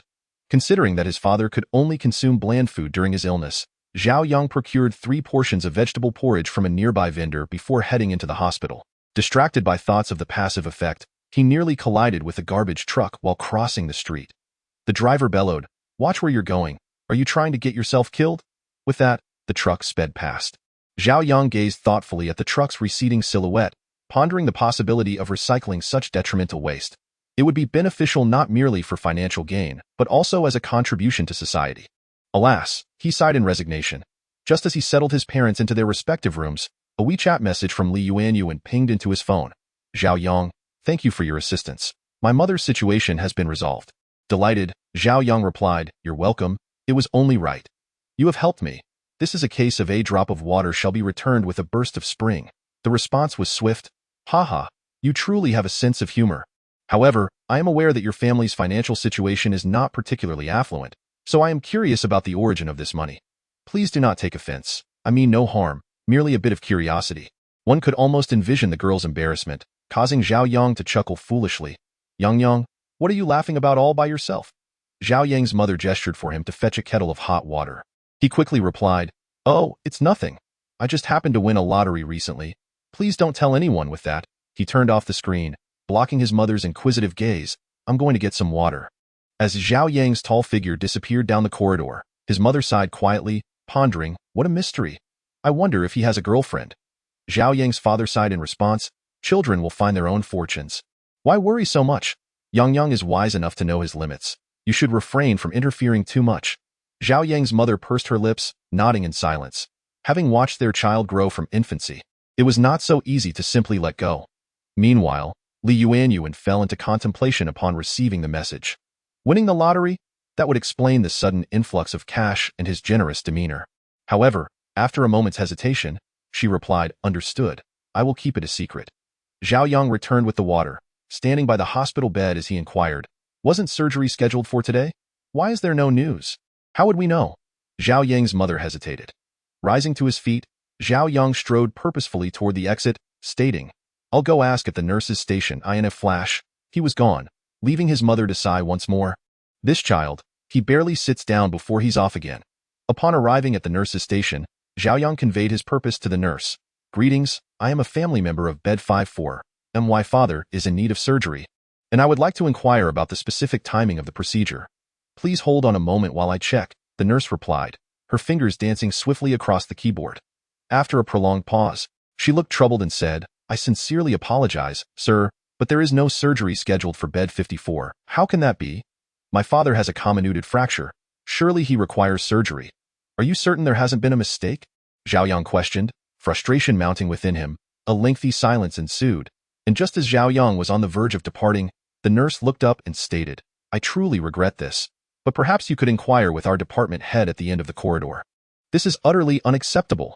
Zhao Yang stormed down the corridor, the sound of his polished shoes echoing against the marble floor. "Why hasn't a surgery been scheduled for my father?" If not for his years of upbringing, Zhao Yang might have lashed out in anger. The department head was a refined young man, who merely raised an eyebrow at Zhao Yang's words and blandly inquired, "Which bed is your father in?" Zhao Yang suppressed his ire, replying, 54. After 2 minutes, the department head's somber voice finally broke the silence. "I'm afraid I cannot assist with the patient in bed 54. "What do you mean you can't assist?" Zhao Yang was truly enraged now. He slammed his fist onto the department head's desk, exclaiming, "Is this how your hospital operates? Once you've collected the fees, you disregard the patients? Is that it?" A heavy silence enveloped the two, and after a few moments, Zhao Yang regained his composure first. "If you have a solution, perhaps you could just state it plainly. Ultimately, I only desire my father's health, it's not about the money," Zhao Yang added with a scoff. "Do refrain from speaking in such a cryptic manner." The department head adjusted his glasses and replied, "This matter falls outside my jurisdiction. In any case, I suggest you consider transferring to another hospital. Then refund our money. 100,000 yuan is no trivial sum. Do you take us for fools?" Zhao Yang retorted, "I'm afraid I can't be of assistance in this matter, sir. Please exit. My next patient is about to arrive." The department head replied while standing, revealing that he towered over Zhao Yang by half a head. At that moment, a little girl entered, exclaiming, "Uncle Li, I'm here." "Oh, who is this big brother?" "This is one of my patients." The department head, Li, responded, kneeling down to engage in conversation with the girl. In that instant, despite Zhao Yang's immense frustration, he found it impossible to express it further. One should not impose upon others what one would not wish upon oneself. Suppressing his anger, Zhao Yang exited the department head's office, and as soon as he stepped out, he felt utterly deflated. Who could it be, lurking in the shadows against him? A call from an unfamiliar number came through, and without a second thought, Zhao Yang pressed the answer button. "Hello?" Even a fool could discern the hostility in his tone, and Zhao Yang seethed, wondering which imbecile had chosen to cross him today. Was it Zhao Yang himself? "I just sent you a message on WeChat, but you didn't reply, so I called instead. I hope I haven't disturbed you. This is Li Yuan." Instantly, Zhao Yang's arrogance diminished. "It's me. There's something you need?" "Today is simply a day of misfortune," Zhao Yang sighed. "What's wrong? Has something happened? You don't sound particularly happy." "Not just unhappy. I feel like I want to throw all the trash in the hospital away." However, sharing this with Li Yuan wouldn't resolve anything. Zhao Yang cleared his throat nervously. "It's nothing. Don't overthink it. At me who shouldn't overthink. Or have you never considered me a friend?" The cold voice from the other end questioned. "Accepting your money means I acknowledge you as a friend. Is this how you treat your friends, Zhao Yang?" Thus, he realized that dealing with women was perilous. Just a single remark from him led Li Yuan to unleash a torrent of grievances. Yet he couldn't deny he found it somewhat gratifying. "It's not that I don't consider you a friend. It's just that even if I told you, it wouldn't help. How would you know if you don't say?" Zhao Yang replied, "Never engage in an argument with a woman over any matter, for it leads nowhere. All right, the hospital refuses to perform surgery on my father and also won't refund the surgery fee. My father's condition is deteriorating, and I truly don't know what to do that's so. You must reach out to me first next time you encounter something like this. Zhao Yang's eyes brightened as he tightened his grip on the phone and asked, "Do you have a solution?" "Of course. But who was it that just said informing me would be of no use?" The girl's playful tone was music to Zhao Yang's ears. He chuckled. "All right then, my lady. Please share your plan with me." As if soft fur brushed against her ear, Li Yuan's ears turned even redder. "It's nothing too complicated. My father has connections, and having him intervene will surely work, that I see." A smile finally graced Zhao Yang's face as he earnestly replied, "I'm counting on you." After they hung up, each returned to their respective duties. At 3 o'clock in the afternoon, the inspectors arrived and took Director Li away, commanding the hospital to perform surgery on Zhao's father. As the lights in the operating room illuminated, Zhao Yang's heart finally settled back into his chest. This storm had finally passed. "Thank you. My father has entered the operating room." "Congratulations." Just as Zhao Yang was about to respond, Li Yuan sent another message. "That's not what I meant. Please don't overthink it. Uncle will definitely recover quickly after the surgery." After pondering for a moment, Zhao Yang grasped Li Yuan's roundabout way of speaking. He replied, "It's all right. Your kindness and enthusiasm are evident, and I know you meant no harm." After sending this message, Li Yuan took quite some time to respond. Zhao Yang sent another message. "In any case, you truly helped a lot this time. How about I treat you to a meal? Didn't I treat you last time?" Zhao Yang rubbed his dry eyes and replied, "Last time I was with my roommate, but this time is different. I'd like to invite you to dinner alone." Li Yuan's gaze lingered on the word alone, and after a moment, she responded, "All right." His willingness to invite her to dinner alone suggested that, in comparison to others, she was indeed unique to him. Zhao Yang then turned off his phone, and his mother approached, raising her eyebrows and teasingly inquired, Yang, have you fallen in love?" Zhao Yang stammered, realizing that his interactions with Li Yuan mirrored those of a young couple. Chapter 15.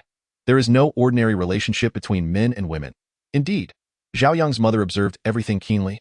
A mother understands her child best, and she felt compelled to press on. "By the looks of things, this isn't your first time. When will you bring her home for me to meet?" Zhao Yang lamented. "Mom, what are you saying? We're just ordinary friends. There's nothing more. If there were to be anything, it was merely his one-sided infatuation." "Ordinary friends? Are you joking with me? Let me tell you, Yang, when a boy and a girl are together, there is no such thing as an ordinary relationship." Listening to his mother's piercing words, Zhao Yang dug at his ears, her insights as sharp as ever. No matter how many times she insisted otherwise. They simply had no relationship yet. They hadn't even begun. He muttered softly, "What are you worrying about?" Zhao Yang's mother edged closer. "Let me tell you, as long as you bring the girl to our doorstep, I'll write everything down for you, no questions asked." "Great." His mother seemed eager to resume her matchmaking endeavors from her youth. "All right, Mom, I will do my best. Wait for good news at home." Knowing that his mother would only grow more tenacious, he decided it was better to humor her and provide an easy way out.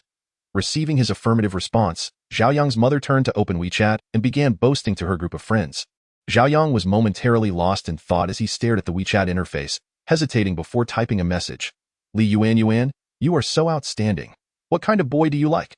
Li Yuan was taken aback. "Of course, someone like you, but such a blatant question might scare him away."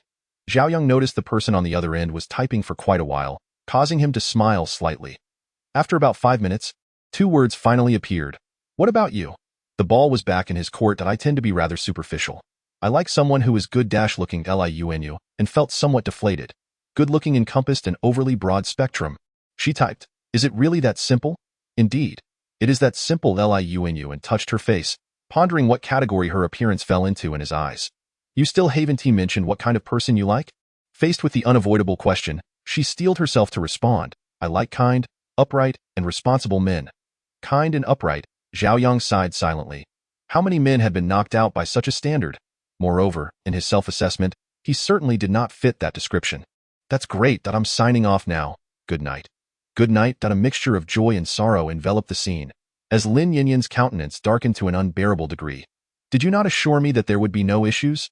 Look at you, even now, this trivial matter remains unresolved. I must say, Miss Lin, you never hinted that Zhao Yang would be such a formidable adversary. Just look at me. I feel as though I've been flayed alive. In any case, I have done all I could." Su Lei gestured towards the wound on his head, his tone imbued with an unspoken chill. Lin Yinyan had never encountered such a situation before, and she trembled in fear. "Brother Lei, Could you possibly lend me your assistance? I simply cannot swallow this indignity. Lin Yinyan's eyes darted about before she took Su Lei's hand, pouting cutely. Are you really prepared to let this matter rest? Of course, it cannot simply be allowed to fade away. This is an indelible stain on his life. He would never let Zhao Yang off the hook. However, Lin Yinyan's plea for help was an entirely different matter. Since we share a common enemy, we ought to be allies, should we not? Assisting one's ally is tantamount to assisting oneself, is it not? Su Lei subtly pried Lin Yinyan's hand away, but I was initially a bystander. You dragged me into this alliance. I have yet to settle scores with you. Lin Yinyan shuddered at his words, harboring a genuine fear of Su Lei. What must I do for you to assist me? The hospital was closing in on her, and she needed to extricate herself swiftly. Solutions? Well, there are a few, but it all hinges on your willingness. As he spoke, Su Lei's gaze brazenly roamed over Lin Yinyan's form. Chapter 16. Grasshoppers on the same boat. Lin Yinyan, ever perceptive, leaned closer to Su Lei, her small hands wandering in an unrestrained manner. Su Lei, unable to withstand her allure, uttered in a husky voice, Lin Yinyan, you truly are a natural seductress. The night unfolded in passionate entanglement, the details of which need not be elaborated. In the aftermath, Lin Yinyan gritted her teeth and muttered, Zhao Yang, you have brought me to this wretched state. I will never let you off the hook. What are you thinking? Su Lei draped his shirt over his shoulders and approached her. Nothing. With that, the two were once again engulfed in a tempest of passion. Amidst their fervor, Su Lei languidly remarked, rest assured, having benefited from you, we are now inextricably linked, men. From an unseen angle, Lin Yinyan rolled her eyes. What are your intentions? She ventured cautiously. Su Lei lit a cigarette, the smoke swirling around him, casting a shadowy and enigmatic aura. Zhao Yang may be formidable, but he is merely a man with a few ill-gotten gains. Luck does not remain constant, and there will always be moments of weakness. Lin Yinyan felt a flicker of anger. She had merely inquired about a solution. Why delve into such irrelevant details? Yet, as she still depended on Su Lei for vengeance, she refrained from expressing her frustration and softly asked, what do you mean by that? In any case, you can rest easy. Leave it all to me. I assure you, I will handle it splendidly. Lin Yinyan failed to comprehend Su Lei's intentions, yet Wang Gang understood perfectly. As he listened to the clandestine conversation through the listening device, his heart began to race slightly. Following the last encounter with Su Lei, he had remained vigilant and had discreetly instructed a classmate to tamper with Su Lei's phone. It appears that this precaution has indeed proven advantageous. He hurriedly dialed Zhao Yang's number, and after 2 attempts, the line finally connected. Yangzi, I have some unsettling news to share with you, but please do not be alarmed. Zhao Yang paused, somewhat taken aback. No way, brother Gang. You aren't telling me that I've been expelled from school because of that incident, are you? Despite his wealth, he understood that education reflected one's character. Otherwise, no amount of money could redeem the moniker of a fool. You're overthinking it. The situation with Su Lei was clearly unjust on his part. It would be absurd to be expelled over that. Wang Gang recounted the events of installing the listening device to Zhao Yang. Zhao Yang, genuinely touched, exclaimed, wow, brother Gang, you are incredibly kind. I'm truly moved. By the way, you're not secretly in love with me, are you? I'm a straight man, after all, and I have to uphold the family line. Get lost. I have a girlfriend. With Zhao Yang's playful banter lightening the previously tense atmosphere, Wang Gang earnestly advised, just keep your wits about you. If things escalate, I can lay low back home for a while, and I'll speak to the counselor about getting you a leave of absence. Brother Gang, your words make me feel like I ought to offer myself in gratitude. The two shared a light-hearted exchange before ending the call. However, as soon as the call ended, Zhao Yang's demeanor darkened. It seemed Su Lei was still up to no good, and it was high time to teach him a lesson. Zhao Yang returned to several trash stations, successfully upgrading his system level to 8. And his system balance surged to 570,000. With such wealth, it was only reasonable to employ a few bodyguards. Yet he lacked the means to do so. After some contemplation, Zhao Yang decided to call Li Yuanyuan. Li Yuanyuan answered the phone with a hint of surprise. Zhao Yang? It's me, sorry to bother you. I wanted to ask where I might find bodyguards. Having won the lottery, I fear it may not be safe if someone with ill intentions finds out. This concern had been on her mind as well. Li Yuanyuan's eyes brightened as she replied, a friend of my father's once arranged for bodyguards for me. I know where to go, however, the cost. The price is exorbitant, which is why very few people hire bodyguards. Price is no concern, Zhao Yang interjected. Nothing is more important than one's own safety in life. Chapter 17. A date with the goddess. Li Yuanyuan nodded in agreement. You're right. Where are you now? I'll come find you. Zhao Yang glanced at the time, feeling a twinge of guilt. I feel bad disturbing you at this hour. It would be inappropriate to have you, as a lady, venture out. Let us meet tomorrow at school. All right, see you at school. Thus, the two individuals ended their phone calls in succession. Li Yuanyuan nestled into her bed, while Zhao Yang boarded the bus back to school.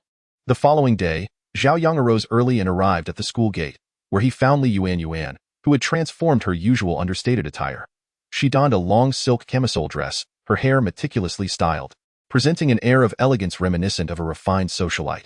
Zhao Yang was momentarily taken aback. What brings about this transformation? He inquired. Li Yuanyuan, slightly flustered, responded, What's wrong? Is it not appealing? Or perhaps it seems rather odd. Zhao Yang scratched his head and replied, It is indeed attractive, but I've never seen you dressed this way before. It's a bit of an adjustment for me. Upon hearing this, Li Yuanyuan smiled anew, saying, You see, since we are to meet with bodyguards today, it would be rather inappropriate not to present ourselves well. If we don't, I fear we might not garner a second glance at the venue. Zhao Yang felt quite pleased with the term. Li Yuanyuan's reasoning was certainly not without merit.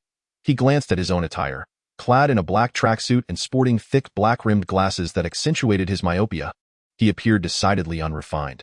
Had you mentioned this earlier, I could have spruced myself up a bit, he lamented. I was too tired last night to think of it, Li Yuanyuan suggested. Why don't we head to the mall now and give you a makeover? That way, you won't have to worry about what to wear for future occasions. Zhao Yang found himself intrigued. Goodness, what would it be like to shop with a goddess?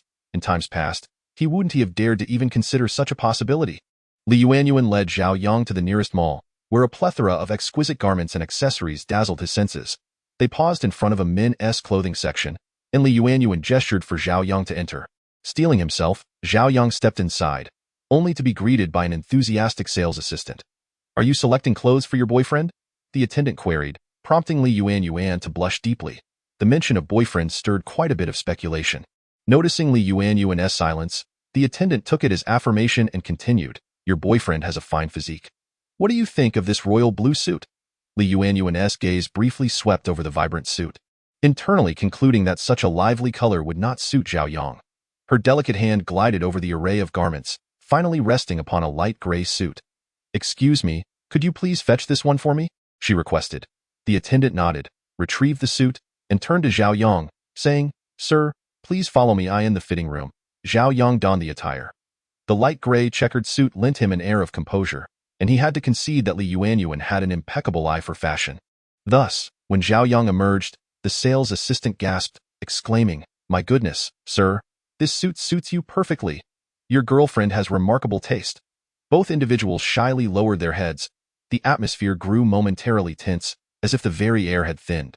Li Yuanyuan stammered a bit before inquiring, What do you think? Zhao Yang nodded, replying, I think it's wonderful, thank you. It was not mere politeness, but rather a genuine expression of gratitude. With that, they decided to wrap things up.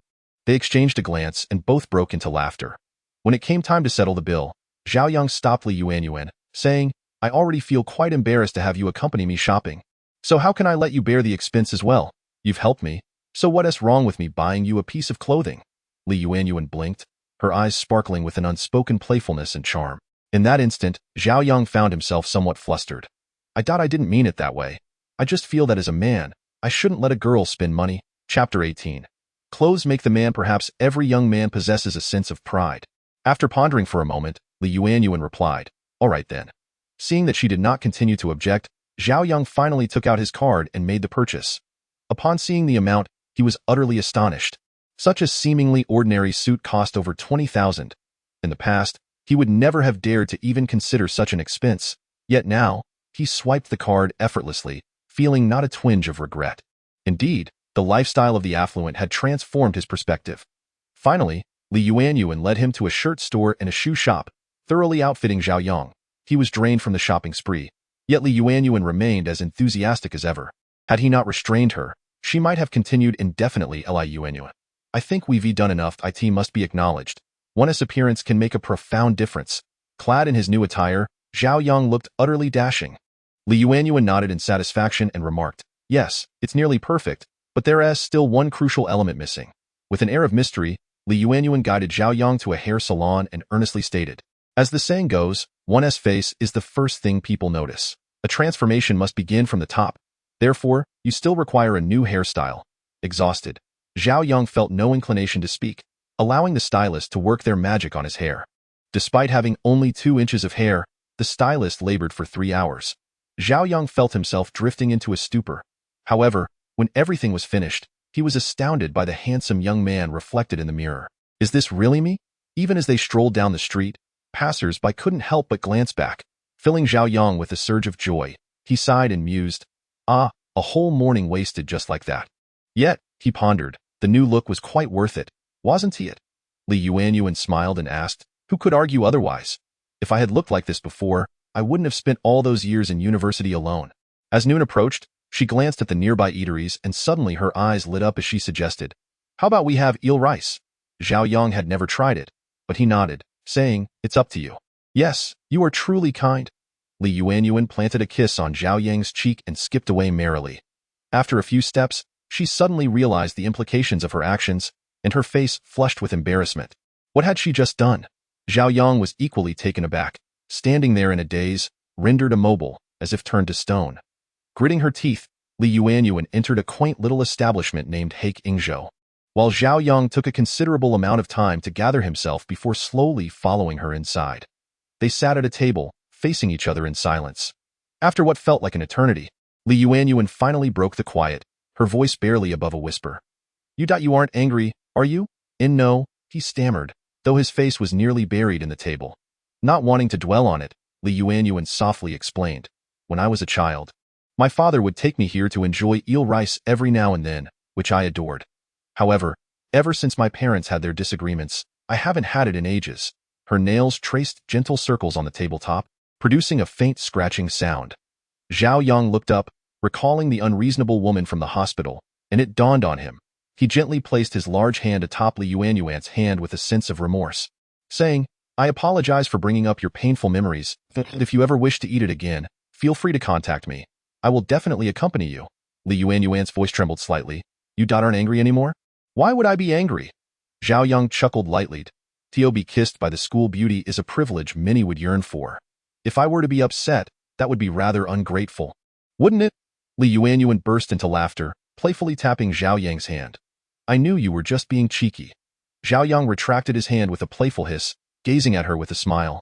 "Oh, you look so much more delightful when you smile." Chapter 19. The bidding bodyguard having satisfied their hunger, the two finally arrived at the talent market by 2 o'clock in the afternoon. Unlike typical recruitment fairs, this one sought private bodyguards, enforcers, assassins, and security personnel. After explaining their purpose to the gatekeeper, they entered through the low yet wide entrance. The moment Zhao Yang stepped inside, he was struck with astonishment. The building appeared modestly low, yet it concealed an expansive underground space. They found themselves in a circular glass corridor, and below the dome, 2 muscular men were engaged in a fierce brawl. Their punches landed with brutal force, demonstrating no mercy. A server approached, offering a red bidding card. Li Yuanyuan explained, "This is a bidding card. Participants will come out to compete one-on-one, and each round will have a winner, allowing us, the buyers, to place bids, similar to an auction." Zhao Yang nodded in comprehension, astonished to discover such a violent world hidden within a seemingly peaceful city. The previous match had concluded, and the crowd was already calling out bids. 6,000, 14,000, 30,000. The calls rose and fell like waves, incessant and overwhelming. Zhao Yang covered his ears, glancing at the man below, who was proudly showcasing his muscles after having triumphed over his opponent, who had already been dragged away. He exhibited a complete lack of interest in this particular type. Ultimately, the burly man was sold for 54,000. To speak frankly, the prices here are rather exorbitant. Although the quality is undeniably high, I would not advise you to participate in the auction if your lottery winnings are not substantial. Li Yuanyuan, following Zhao Yang, uttered this rather disjointed remark.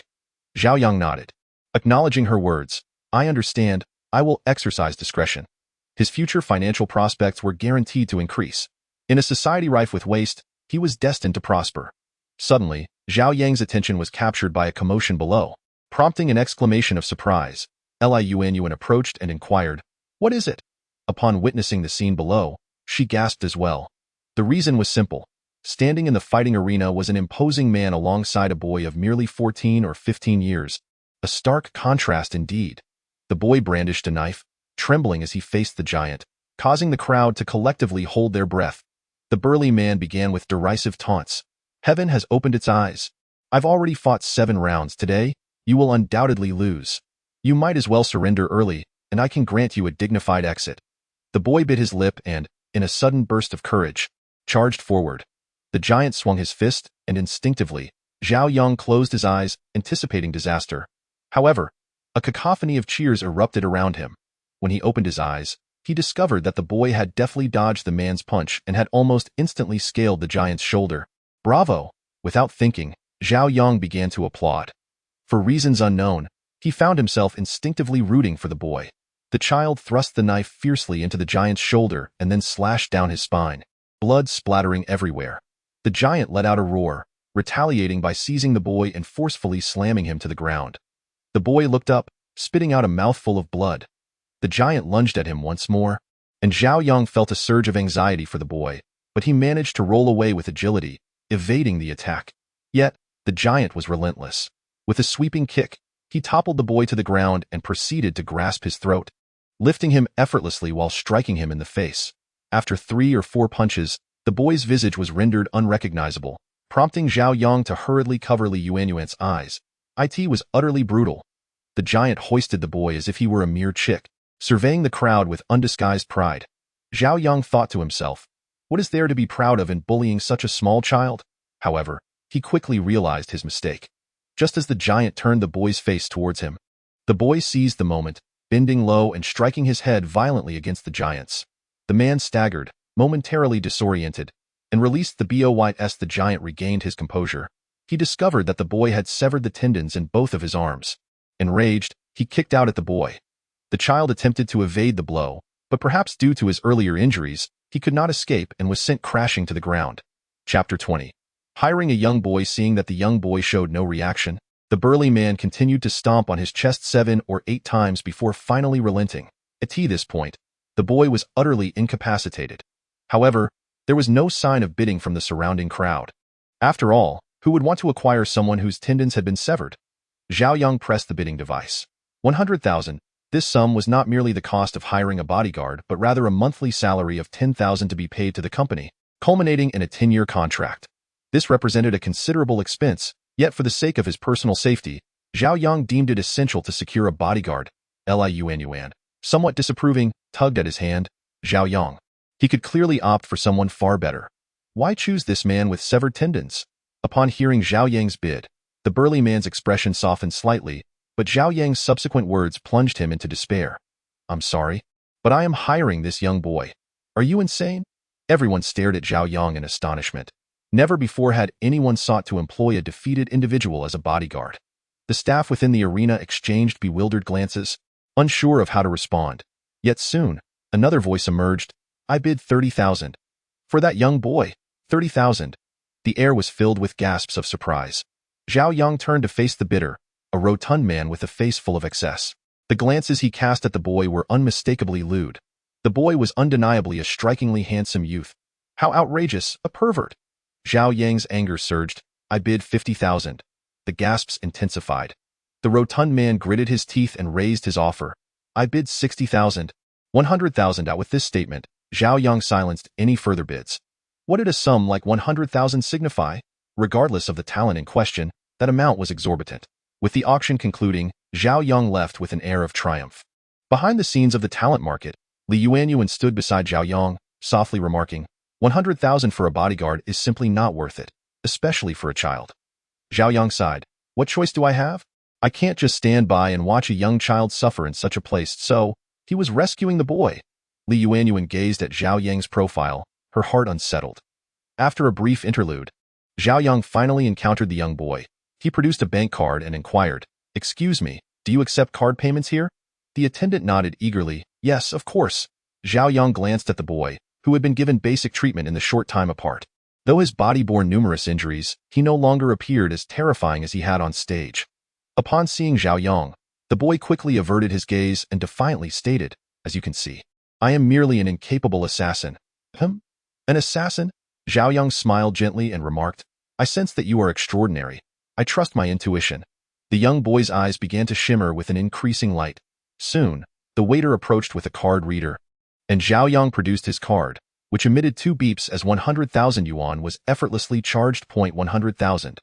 Zhao Yang felt a twinge of regret, yet upon recalling the brutish visage of that man, he deemed it all worthwhile. Very well, let us return. Zhao Yang extended his hand towards the boy, who cast a sidelong glance before walking away. How outrageous! Was he not the employer? Why did this fellow act as if he were owed a debt? Zhao Yang felt a wave of frustration but quickly consoled himself. Never mind, why quibble with a child? Li Yuanyuan stifled a laugh nearby, prompting Zhao Yang to roll his eyes and let it go. I am the employer, you know. Is this attitude truly appropriate? Chapter 21. Professional habits. Zhao Yang hastened to catch up with the young boy, sharing his opinions.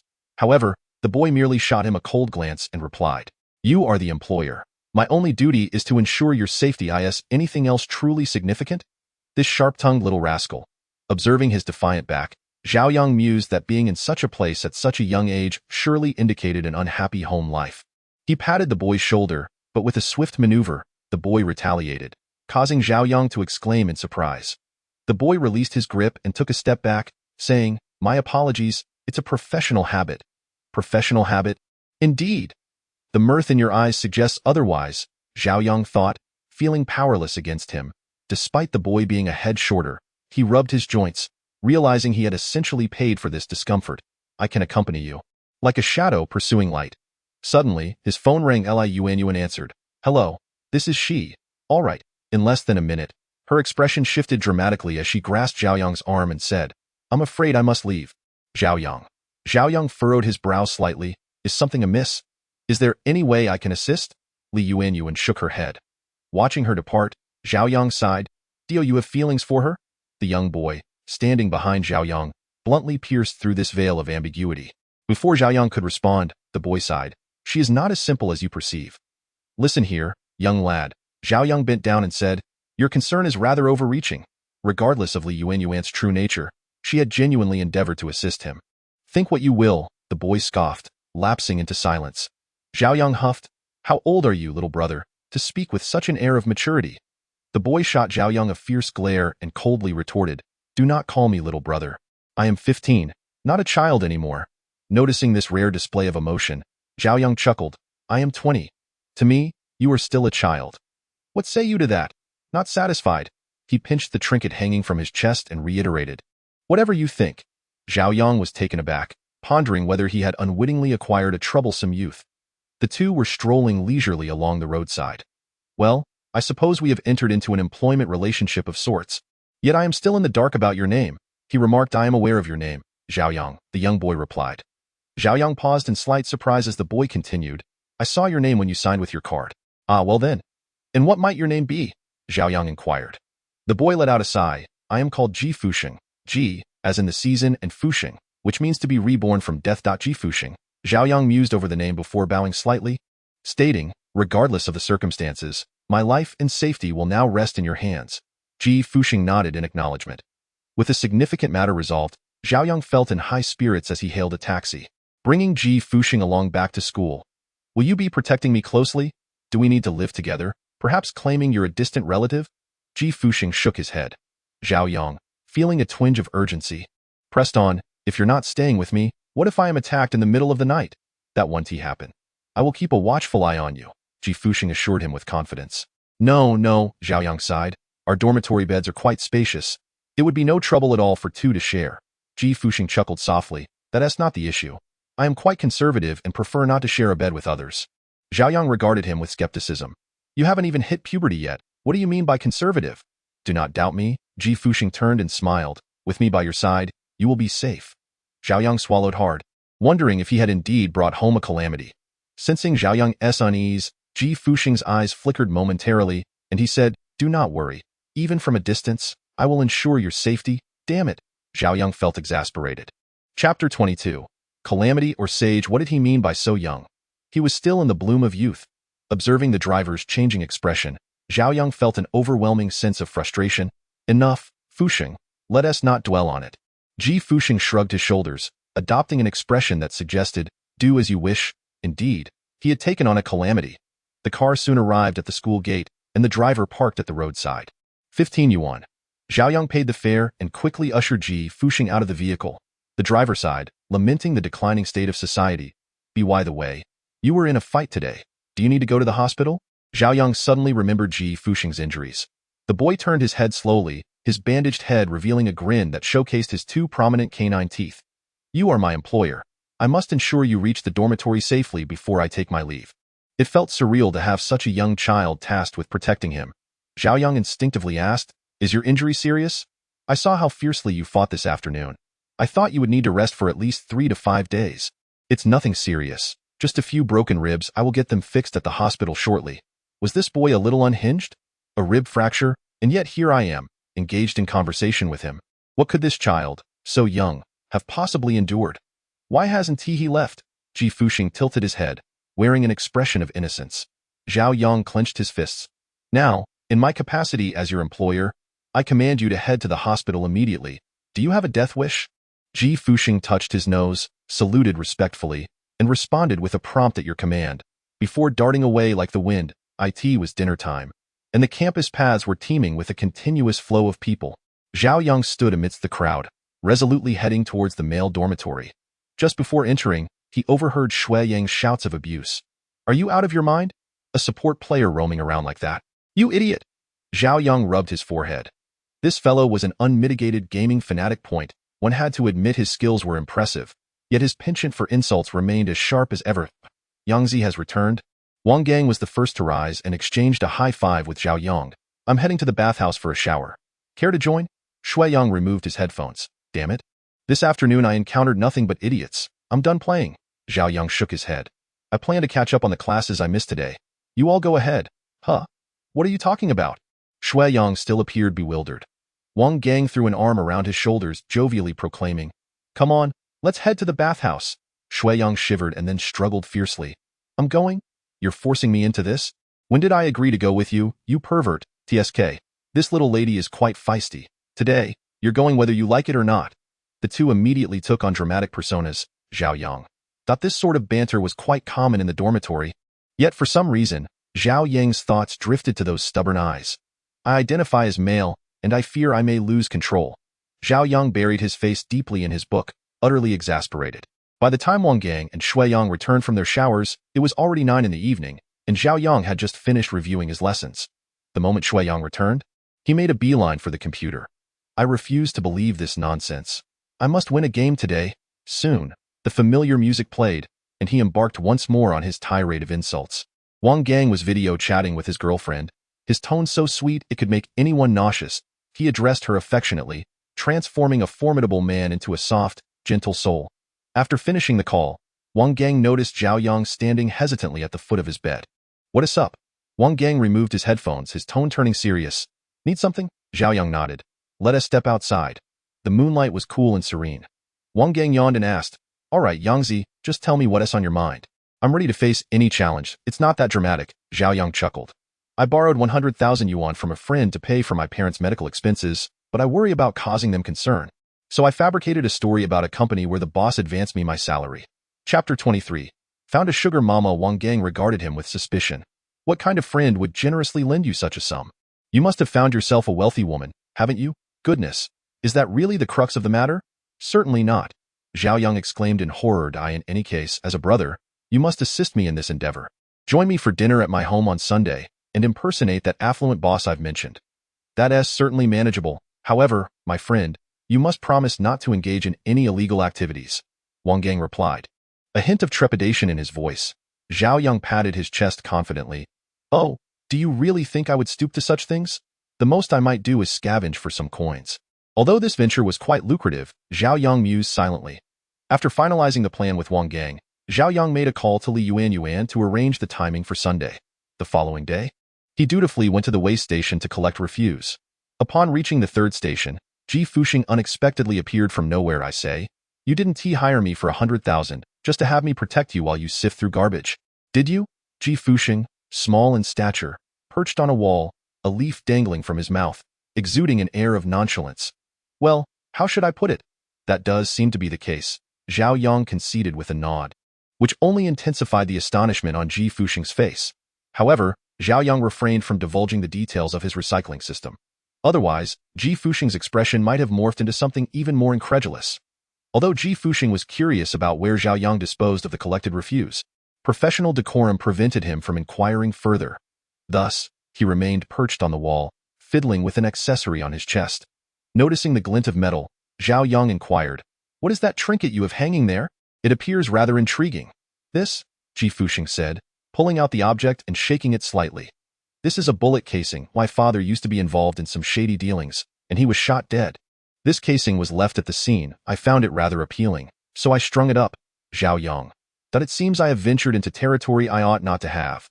After a prolonged silence, he finally found his voice. "So, do you carry this in hopes of avenging your father?" Ji Fuxing shook his head. "Not at all.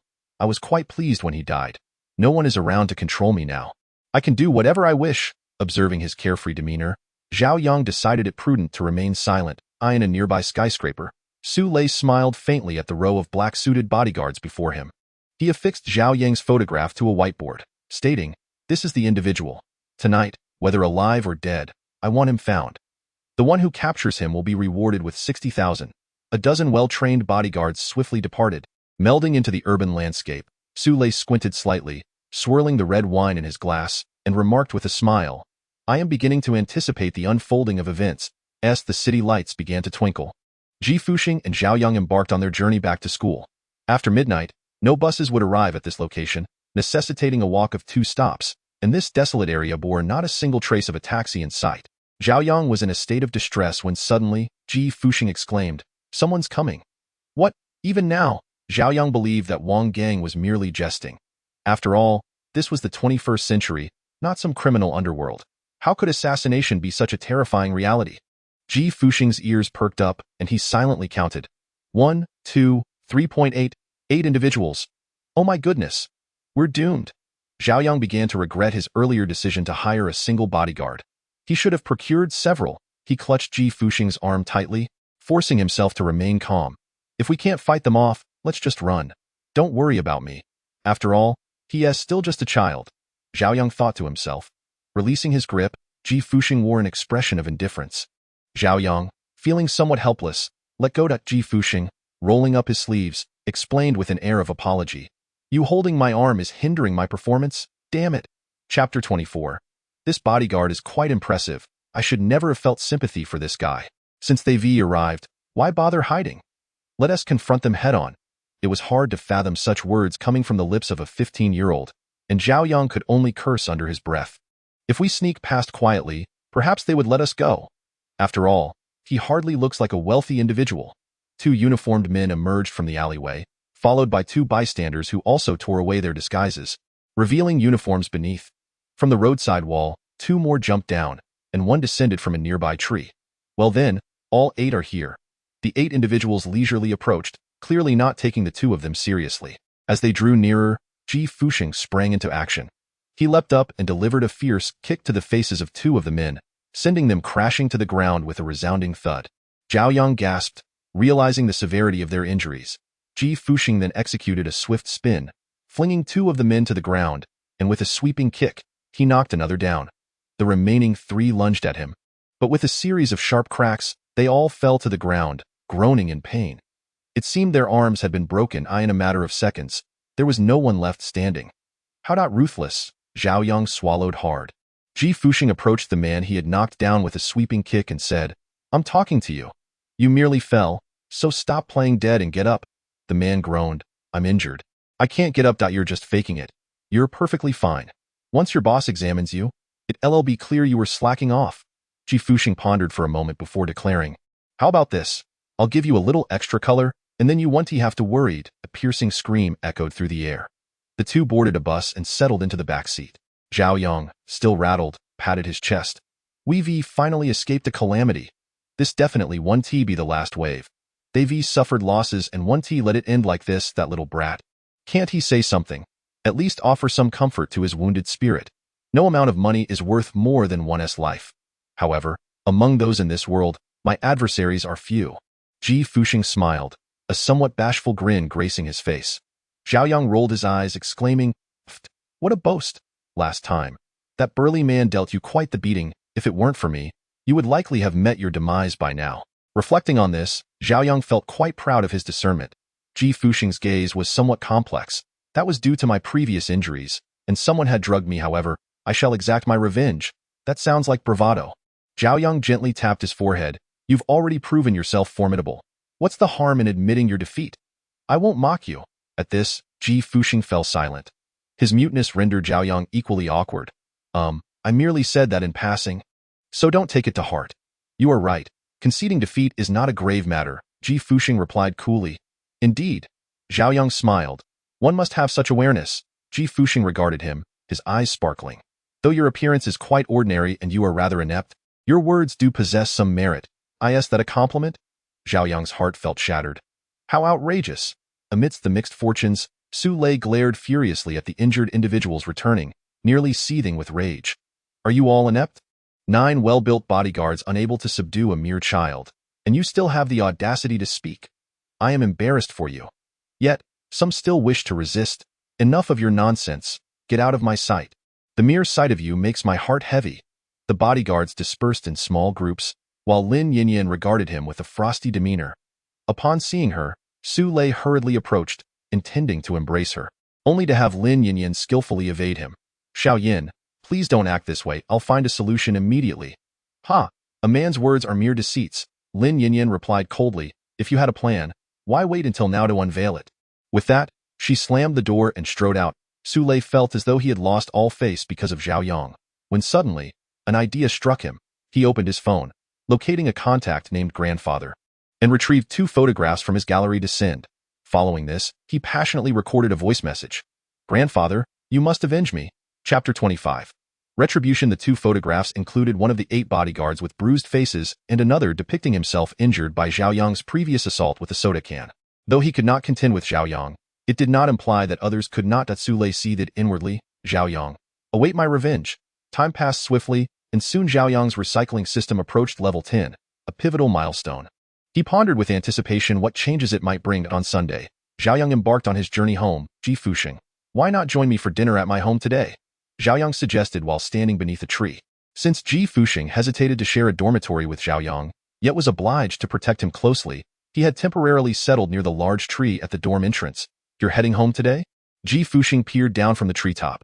Then I must accompany you. Otherwise, you may be in danger. Zhao Yang nodded, as this was precisely his line of thought. Hailing from a rural background, he accompanied Wang Gang, who had acquired a sedan, along with Li Yuanyuan and Ji Fuxing, on a journey back to his hometown. Once they hit the highway, Wang Gang glanced at the rearview mirror and inquired, I can understand you bringing Li Yuanyuan along. But who is this child? Your illegitimate son. Goodness, brother, what kind of vision do you possess? I'm not even that old to have an illegitimate child. Observing the brewing storm in Ji Fuxing's eyes, Zhao Yang patted his shoulder, saying, don't be angry, Li Yuanyuan chuckled, adding, Wang Gang, you shouldn't underestimate him. Ji Fuxing is no ordinary individual. Wang Gang scrutinized Ji Fuxing once more, still feeling there was nothing particularly remarkable about him. Zhao Yang's parents, being exceptionally simple and unpretentious rural folk, prepared a lavish spread of dishes upon their return, awkwardly smiling as they remarked, we don't have anything special to offer. We simply wish to express our gratitude for your assistance to Yang. Uncle Aunt, you are far too gracious, Li Yuanyuan exclaimed, to which Wang Gang concurred. Indeed, you are overly kind. Zhao Yang is a remarkably diligent child at our school. At our company. Upon hearing this, Zhao Yang's father approached, saying, you must be the generous employer who gave Yang 100,000. Truly impressive for someone so young. Oh, not at all. It's merely a continuation of family business, Wang Gang quickly responded. After exchanging a few pleasantries, they finally took their seats at the dining table. Zhao Yang's mother incessantly served Li Yuanyuan dishes, stating, I know my son well. He is quite the simpleton.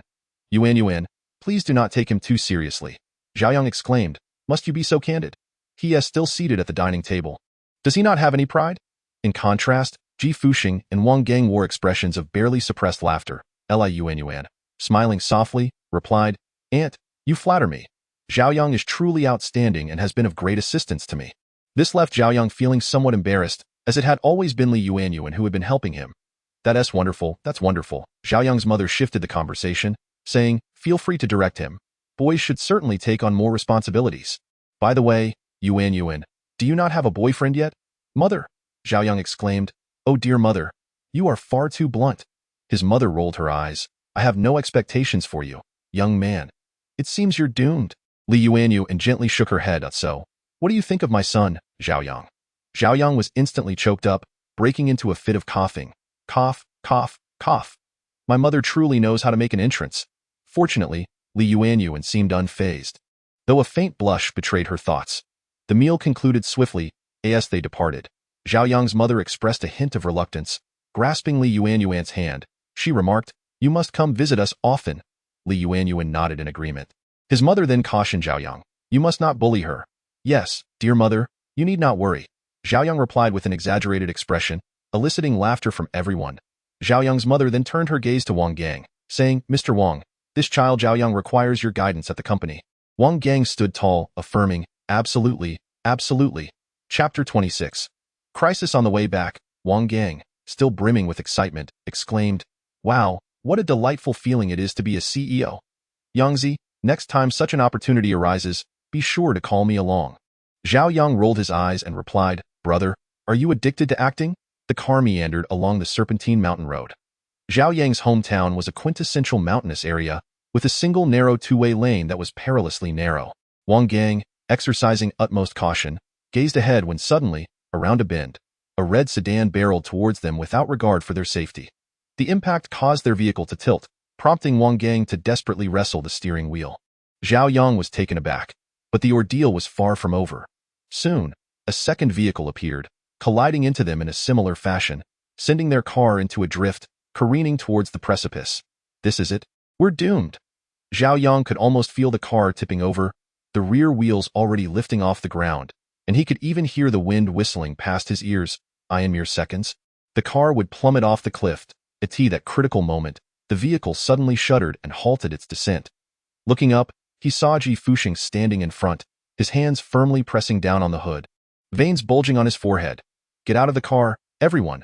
Wang Gang was driving, while Li Yuanyuan occupied the passenger seat. The back seat had originally housed Ji Fuxing and Zhao Yang, but now only Zhao Yang remained. He quickly maneuvered himself out from the rear, and as his feet touched the ground, a wave of relief washed over him. He finally felt the profound reality of being alive in this world. What a struggle it has been. Wang Gang and Li Yuanyuan cautiously emerged from the front seats, visibly shaken by the ordeal. Ji Fuxing slowly released his grip on the hood, and as soon as he did, the car roared and tumbled down the cliff. Wang Gang cried out, "Ah, my car!" Ji Fuxing, rolling up his sleeves, remarked, "At a time like this, stop worrying about your car and focus on saving your own life." Indeed, the two vehicles, seeing that they were unscathed, had their occupants disembark, around 10 individuals clad in athletic gear. Ji Fuxing's earlier suspicions about Su Lei's backup were indeed validated. Noticing Ji Fuxing's serious demeanor, Zhao Yang inquired, "Are these individuals particularly formidable?" "Quite formidable, but not insurmountable," Ji Fuxing replied, pursing his lips. "You all need to head up the mountain, the farther, the better." Zhao Yang protested, "How can that be? You'll hinder my performance."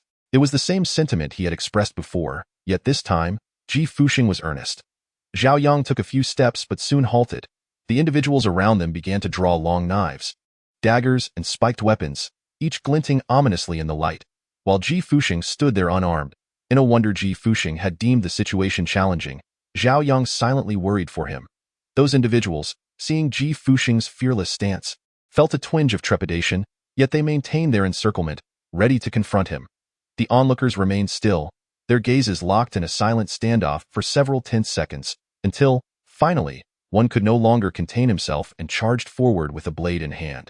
Ji Fuxing raised his arm, while Zhao Yang squeezed his eyes shut, bracing for the inevitable bloodshed. A resounding clang echoed as Ji Fuxing forcefully deflected 7 or 8 weapons, then propelled himself forward with a kick that struck a man squarely on the forehead, sending him plummeting off the cliff. A collective gasp arose from the opposing group. They had long recognized the extraordinary nature of the young boy and had prepared accordingly, yet they were caught off guard. Exchanging glances, they swiftly reached a silent consensus. Attack together? Ji Fuxing launched another kick, but this time, fortune did not favor him. The adversaries seemed to have anticipated his move, and one of them seized his foot with both hands. 2 others emerged from the flanks, gripping Ji Fuxing's arms tightly. With a smile, Ji Fuxing taunted, "Is this the extent of your abilities?" He deftly hooked his toe around the wrist of one assailant, spinning his body and, in a flurry of movement, sent all 3 crashing to the ground in disarray. Chapter 27. A meeting so soon the remaining members of the group, witnessing the unfolding chaos, hesitated in fear. Wang Gang shouted, "Ji Fuxing, You're incredible. Finish them off. Ji Fuxing remained silent, prompting Wang Gang to ponder aloud. Yangzi, do you think I've wronged him in the past? Will he seek vengeance against me? Zhao Yang shrugged. You've certainly offended him thoroughly. Wang Gang was left in a state of despair. Suddenly, a round of applause erupted from the back of the crowd, and the onlookers instinctively parted to create a pathway for a middle-aged man who stepped forward. Long time no see. I didn't expect to see you out so soon. Nor did I anticipate our meeting would come about so quickly, the man said with a grin. Ji Fuxing scoffed. There are many surprises in store for you. The man's expression darkened at this retort. Don't bite the hand that feeds you. Last time in the fighting arena, I triumphed over you. Are you certain you wish to endure another defeat? Setting that aside, I find you quite admirable. How about I introduce you to Old Master Su? Perhaps. Such a stroke of fortune. Ji Fuxing raised an eyebrow. Zhao Yang felt a surge of anxiety. The man scrutinized him and remarked, by your standards, a monthly salary of 500,000 should be quite manageable. That's a tempting offer, but I'm afraid I must decline. Ji Fuxing replied, throwing a punch. The man caught his fist effortlessly. You are not my match. Ji Fuxing retaliated with a knee strike to the man's joint, smirking, you talk too much. Thus, the two engaged in a fierce exchange, trading blows for over a dozen rounds, both sustaining injuries that marred their appearances. The man grunted, are you all merely spectators to my performance? Instantly, the remaining onlookers hurried to encircle the two combatants. With the surge of numbers, Ji Fuxing's disadvantage became evident. The man produced a dagger and plunged it viciously into Ji Fuxing's side before tearing it out, the blade barbed and leaving a gaping wound from which blood gushed forth. Ah! Li Yuanyuan screamed in terror. The man broke into a grin and commanded, you are no longer needed here. Bring those three over. In an instant, Zhao Yang and the others were seized. Ji Fuxing snorted coldly. Do not underestimate your opponent, you scoundrel. He clenched his fist and aimed a blow at the man's heart. Unceremoniously, the man drew a knife and thrust it toward Ji Fuxing's chest. However, he soon sensed something amiss. The dagger was caught firmly in Ji Fuxing's grip, blood streaming down between his fingers. Have you lost your mind? The man attempted to withdraw the dagger, yet Ji Fuxing held on tightly, rendering it immovable. The clash of blade against bone sending chills down one's spine. Ji Fuxing spoke calmly. This round, I have won. Farewell. With a swift thrust, a dagger emerged from Ji Fuxing's wrist and plunged into the man's heart. The man looked at him in disbelief before slowly collapsing. Once the matter was settled, Ji Fuxing approached the remaining individuals. Will you surrender the person, or shall I take matters into my own hands? Covered in blood, he instilled terror in their hearts.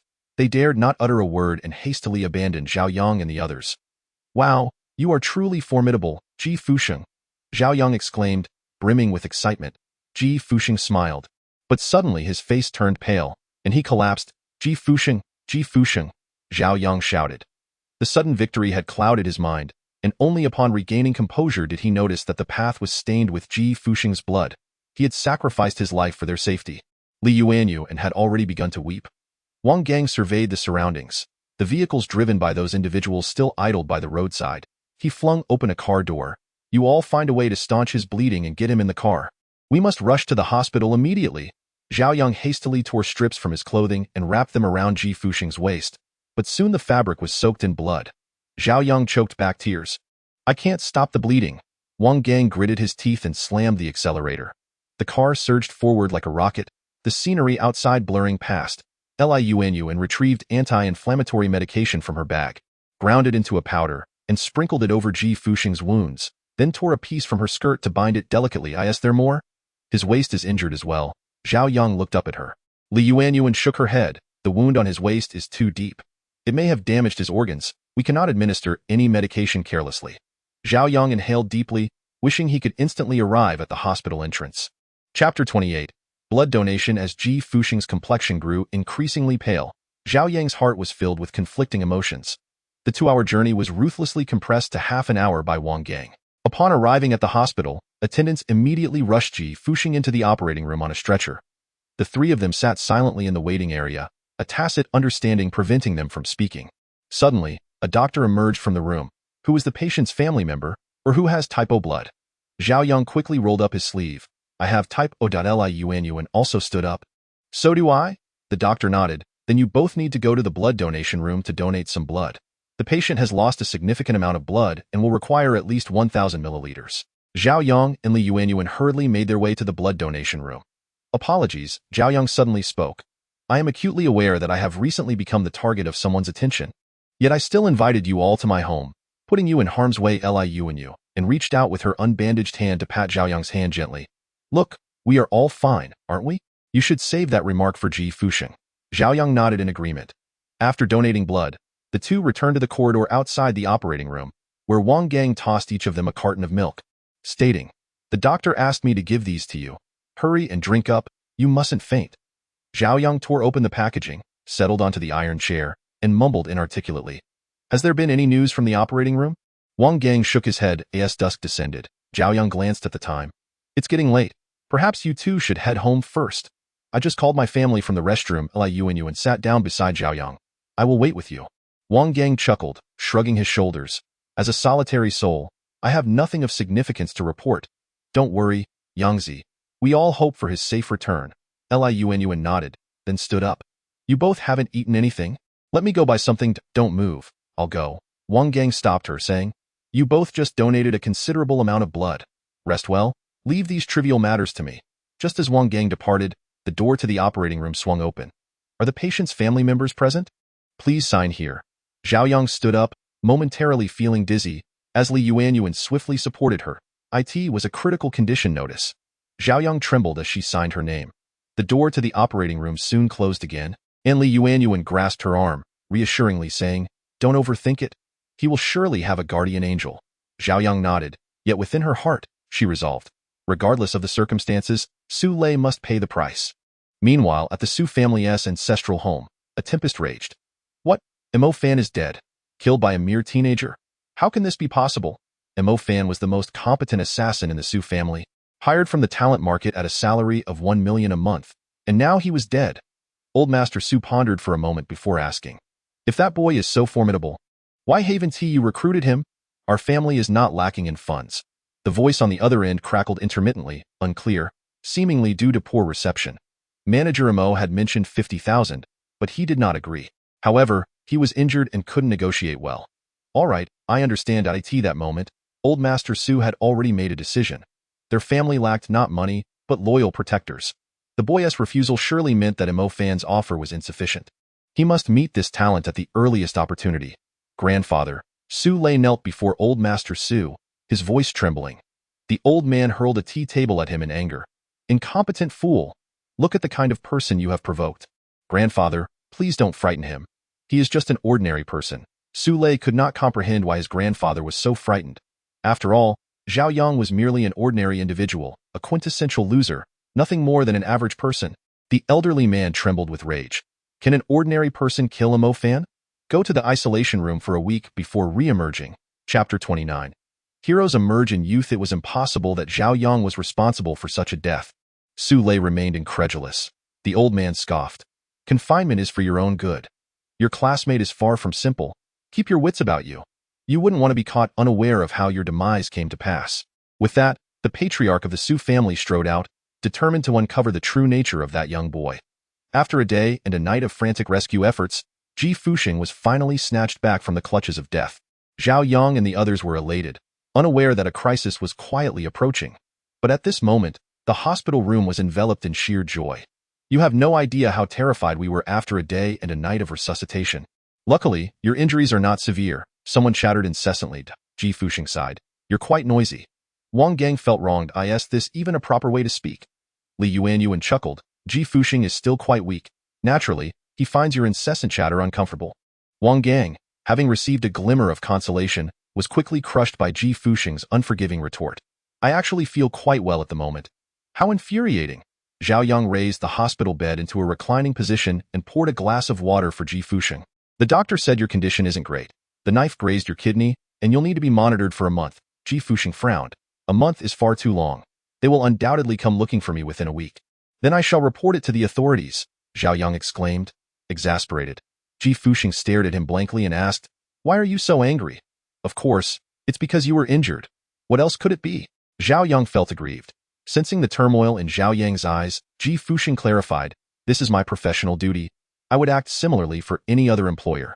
Do not feel pressured. My refusal was purely a matter of professional integrity. Damn. Does this fellow possess mind-reading abilities? Wang Gang reveled in Zhao Yang's predicament, delighted to see yet another person exasperated. In any case, I refuse to remain in this hospital, Ji Fuxing coldly concluded. Zhao Yang felt a sharp pain in his chest. Despite his utmost efforts to pull Ji Fuxing back from the brink of death, the latter seemed to disregard his own well-being entirely. As Zhao Yang's expression grew increasingly grim, Ji Fuxing made a final concession. I'll come in for a checkup at most once a week. I will stay in the hospital for 3 days. Wang Gang raised an eyebrow. A balance of power.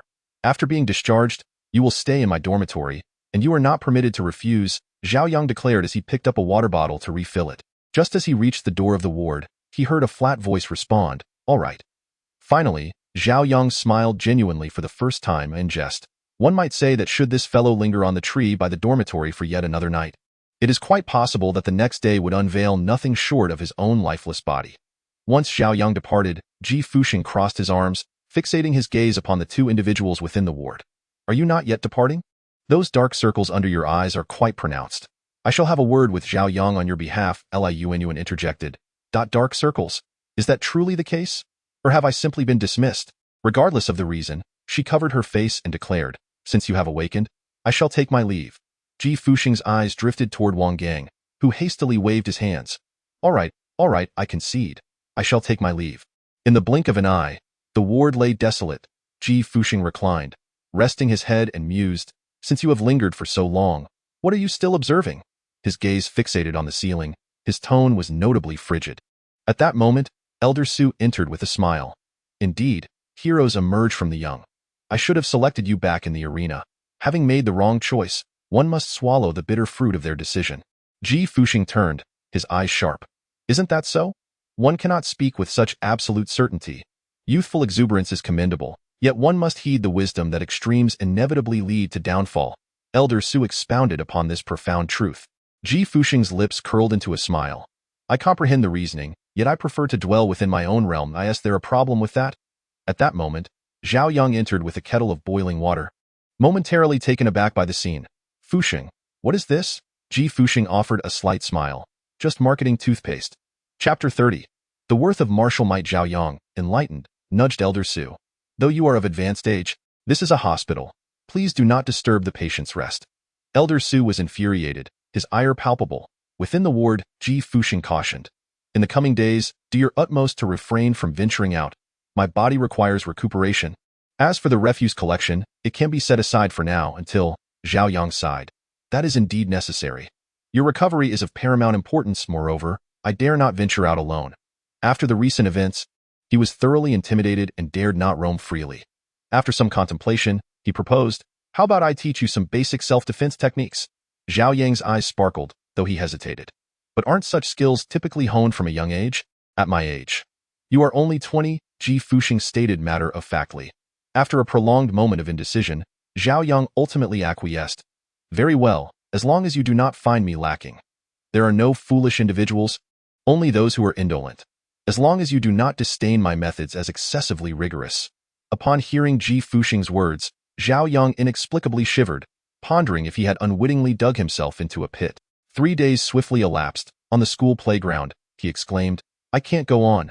I truly cannot endure this. Who trains with such intensity right from the start? I have already run 10 laps. As soon as Ji Fuxing ascended, he delivered a swift kick. It's not that I want you to refrain from counting. If you do this again, just run with your eyes closed next time. Zhao Yang, seizing the moment, collapsed onto the ground, feigning death. Just kill me. I'm not coming back. I remarked, Fuxing, you ought to teach me some basic self-defense techniques or something of that nature, which would spare everyone the trouble I told you. Your foundation is utterly weak, Ji Fuxing sighed. Zhao Yang, utterly exhausted, could barely lift his head. I truly regret this. I only knew training would be dreadful, but I never anticipated you would be this ruthless. I'm not coming back, I'm not. It's too late to have regrets now, Ji Fuxing retorted, grabbing Zhao Yang by the scruff of his neck as if he were a mere chick. I have already devised a detailed regimen of devilish training for you. You must endure it to the very end. Subsequently, Ji Fuxing blindfolded him and dragged him off, running at a frantic pace. They continued until Zhao Yang felt as though his legs no longer belonged to him before finally halting. Gasping for breath, Zhao Yang exclaimed, Damn it, am I still alive? Alive. Ji Fuxing turned to inquire, Do you know how many laps you've run? 15? Ji Fuxing shook his head. 40-2 is this truly hell? Zhao Yang lamented, realizing that on just the first day of training, he had traversed an entire marathon-esque distance. The thought of the upcoming training was almost too much to bear. By the time they returned to the dormitory, it was already dinner time. Ji Fuxing filled a basin with water and added some herbal ingredients, instantly enveloping the room with the aroma of traditional Chinese medicine. Shui Yang, removing his headphones, exclaimed, "Goodness, look at Ji Fuxing personally preparing foot-soaking water for you. Your treatment is quite exceptional." Zhao Yang lifted his foot. "Look at the soles of my feet before you speak." The soles were covered with blisters of varying sizes, most of which had already burst, appearing quite ghastly. Zhao Yang chuckled ominously. "How about you run 20 laps on the playground, and then I, Brother Yang, will personally prepare your foot-soaking water." Shui Yang shivered and donned his headphones. "I can't mess with you. Society is brutal, goodbye." The water temperature was perfectly adjusted. As soon as Zhao Yang's feet entered the water, a wave of warmth coursed through him, spreading to his limbs. Ah, blissful relief. "Perhaps I should take a day off tomorrow. I feel like I won't be able to get up by then. I'm truly exhausted." Ji Fuxing cast a cold glance at Zhao Yang. This fellow never ceased to seek laziness. Unperturbed, Ji Fuxing was meticulously carving something with a utility knife, casually stating, "I have my methods to ensure you rise tomorrow. You demon, must you be so merciless?" The next morning, Ji Fuxing awoke to find himself already on the playground, with the devilish coach tilting his head. "Good morning." "What the?" Zhao Yang leaped up, only to cry out in agony. "Ow, my foot." Ji Fuxing coolly remarked, "It's fine, still intact." Zhao Yang was at a loss for tears as Ji Fuxing tossed him a collection of miscellaneous items, saying, "From now on, you must wear this while eating and sleeping. Today's requirement is modest, 5 laps." While Ji Fuxing was speaking, Zhao Yang began to scrutinize the heap of items on the ground, which turned out to be meticulously crafted sandbags. Zhao Yang lifted one. He exclaimed, "Goodness, how heavy! At least 10 pounds.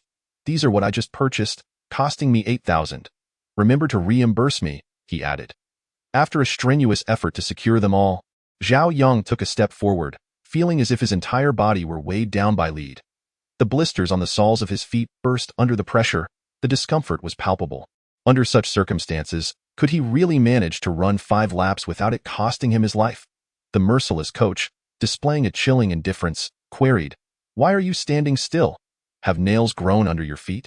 Remarkably, it did feel rather akin to that. "If you continue to linger in idleness, I shall be compelled to implement certain measures." Resigned, Zhao Yang took his first steps. As days turned into weeks, he gradually transformed from someone who could barely move to someone who could sprint with ease. The rigors of the training were daunting, yet the results were equally astounding. A month later, Zhao Yang awoke to find himself in his dormitory, and astonishingly, all the sandbags had vanished as he swung his legs over the side of the bed. He felt as though his body had become feather-light, almost as if he could float with the slightest exertion. Just then, Ji Fuxing approached and patted him on the shoulder, saying, "Let's put a pause on strength training for now. It's time for a haircut." Zhao Yang instinctively glanced in the mirror. What on earth is that? A wild man. His hair had grown so unruly that it obscured his eyes, and his face was overrun with a thick beard, truly alarming. What had he been through? After returning from the salon, where Li Yuanyuan had taken him previously, Zhao Yang finally had the opportunity to examine himself thoroughly. He had darkened more than a shade, but had also become significantly sturdier, and his eyes sparkled with newfound vitality. Shui Yang approached and clapped him on the shoulder, exclaiming, "Brother, you've truly undergone a transformation." Zhao Yang grinned. "You can join us too, my friend. Experience a life of extraordinary achievement." Shui Yang looked at Zhao Yang's sun-baked visage and waved his hands in protest. "Brother, for goodness sake, you can soar high alone. I merely wish to cling to your coattails. Such a lack of ambition." Zhao Yang rolled his eyes. After tidying himself up somewhat, he finally returned to his previous state. Ji Fuxing, seated in a chair, raised an eyebrow. "Are you ready?" Zhao Yang nodded. "I am ready." An A4 sheet of paper folded in half flew towards him, which he caught. Ji Fuxing spoke in a measured tone. "Very well, now your troubles have arrived." Upon opening the document, Zhao Yang's expression shifted, revealing a sense of intrigue. A mysterious figure had been purchasing refuse from various recycling stations at inflated prices. What conspiracy lay beneath this? The reliable goods company vowed to uncover the truth. In this matter, everything was unfolding according to established rules and the chain of life. The refuse originally acquired by the reliable goods company was intended for the production of garbage bags, plastic bottles, and cardboard boxes. However, Zhao Yang had severed this financial chain. As events progressed, the prolonged shortage compelled the reliable goods company to seek supplies from alternative sources, which, to a certain extent, had contributed to the recent rise in prices. Zhao Yang furrowed his brow and sighed. If only I could establish a company like this on my own. Ji Fuxing, perplexed, inquired, You have the funds to hire a killer like me, yet you lack the means to start a company? Zhao Yang sighed again. Of course, I have the capital. It's just that I am still a student. I must study, write papers, and perhaps even undertake an internship. My schedule is quite packed. Moreover, if I were to start my own company, even if I wish to be a hands-off owner, I would still need to find someone to manage it. Zhao Yang felt a sense of frustration, a vexation stemming from the inability to spend his money freely. After taking a sip of mineral water, he crumpled the bottle and was about to toss it into the trash when Shuang called out, Wait. I haven't mentioned that I've been training you these past few days. And now we have to sort the garbage. Chapter 32. Garbage classification. Zhao Yang was bewildered. I already separated into recyclable and non-recyclable waste. What's going on? Shuang, are you out of your mind? Shuang let out a long sigh. It's not about that. It's about dry waste and wet waste. Enough with the chatter. Just look it up online with that. Shuang donned his headphones and immersed himself in the gaming world. Zhao Yang glanced at Ji Fuxing, who had tossed aside his phone. He had been training and had left his phone with Ji Fuxing. Zhao Yang pressed the power button, dead battery, upon connecting the data cable. The phone powered on with a flurry of notifications. First, he cleared the garbage notifications, then checked the call log. 10 missed calls from his parents, 18 from Li Yuan, 1 from Wang Gang, and the rest were telemarketing calls. What a calamity! He could hardly fathom the tempest awaiting him. Zhao Yang hurriedly returned to call home. Hello, Mom. Yang. His mother on the other end had already begun to weep. What has been going on with you these past few days? You haven't called home, and when we called you, you didn't answer. Your father and I thought you had been kidnapped. Zhao Yang felt a surge of guilt. Mom, I'm sorry. Our school has been conducting a rigorous training program, and they suddenly confiscated our phones. I didn't have the chance to inform you, and I apologize for worrying you. Please don't be angry. His mother continued to ramble on about various concerns, mostly urging him to take care of himself while he was away. After hanging up, Zhao Yang breathed a sigh of relief. What a fib! Ji Fuxing sat unceremoniously in his chair, one leg propped beneath him while the other swung idly in the air. Zhao Yang rolled his eyes. This is all your fault. Zhao Yang then proceeded to call Li Yuan and Wang Gang, but one line was busy and the other went unanswered. Just as he was about to make another attempt, an incoming call interrupted him. Zhao Yang's expression darkened as he answered, Boss lady, I didn't mean to skip work. I apologize. The caller was Hao Li, who sighed on the other end. It's all right. Just make sure to come to the bar soon. Zhao Yang acknowledged and hung up, while Ji Fuxing glanced over. You have a part-time job at a bar. You really are quite industrious. There is no remedy. Life is indeed fraught with challenges. In pursuit of a more fulfilling existence, should one not endeavor to explore every opportunity? As the two individuals stepped out, they hailed a taxi and made their way directly to the bar. En route, Zhao Yang contemplated with clarity. This time was markedly different from the past, and he must resign from his position at the Internet CAF, despite the kindness shown to him by Sister Li. Amidst the cacophony and the thunderous music, Zhao Yang exchanged greetings with his colleagues before proceeding to the backstage area. There, he found Hao Li sipping a glass of red wine, her gaze vacant and distant, so much so that she failed to notice Zhao Yang's arrival. Sister Li, Zhao Yang circled in front of her until he finally captured her attention. Is that you, Zhao Yang? Surely you haven't been absent from work all this time to frolic in Africa. Look at your skin. It's positively glowing. Zhao Yang could only sigh inwardly. He did not wish for this predicament either. Sister Li, I've come to discuss my resignation. You see, I am about to enter my internship period, and I have secured a modest amount of capital to pursue my entrepreneurial aspirations. With that, he lowered his head, bracing for her scolding. However, after a prolonged silence, nothing occurred. Curiously, he raised his gaze to find Hao Li wearing a look of genuine contentment. That is a splendid idea. After all, this bar is a veritable circus, ill-suited for university students like yourselves. Though Hao Li masked her emotions well, Zhao Yang could not overlook the glimmer of disappointment in her eyes. Sister Li, please do not be disheartened. As he attempted to offer words of comfort, she shook her head and slid a brown paper bag toward him. I am not upset. Regardless, without you, the bar will inevitably close. Close? Why? Having worked here for quite some time, Zhao Yang held a certain affection for this place, especially given Hao Li's attentive care. He had always regarded her as an elder sister. Hao Li glanced at him, her tone tinged with self-mockery. It's nothing, merely operational issues. Chapter 33. Bringing in reinforcements, operational issues, indeed, transcended his professional expertise. Was there truly no alternative? Howley shook her head with a bitter smile. Suddenly, a commotion erupted from the bar, and the bartender, Shaoli, rushed in. Sisterly, it's bad. That group of people has returned. Without hesitation, Howley dashed outside, with Zhao Yang closely trailing behind. The leader of the newcomers was a burly man nearing 40, bare-chested, adorned with a thick gold chain around his neck, and a cigar clamped between his teeth, exhaling clouds of smoke as he advanced. Have you given it any thought yet? He bellowed, menacingly approaching Howley. Such a fine establishment, it would be a shame to close it down. Behind him trailed a dozen ruffians, unmistakably there to stir trouble. After a moment's hesitation, Howley resolutely declared, even if I were to close this establishment, I do not require your unsolicited advice. Where is the security? At her call, a contingent of security personnel appeared within the bar. The man laughed heartily. Howley, oh Howley, how should I greet you? Clearly, this is not the conduct of a wise woman. I merely asked for your company for a single night. What sort of woman are you, who has not engaged in such affairs before? Why does it matter if it's once or twice? This is excessive, Howley retorted furiously. Throw him out. In an instant, chaos erupted as both parties clashed, sending patrons fleeing in terror, while belongings were scattered across the floor. The man, unyielding, approached, but at that moment, Zhao Yang inexplicably stepped in front of Howley. Sir, you cannot act this way. Your behavior is unlawful. Upon hearing this, the man grinned, revealing a set of yellowed teeth.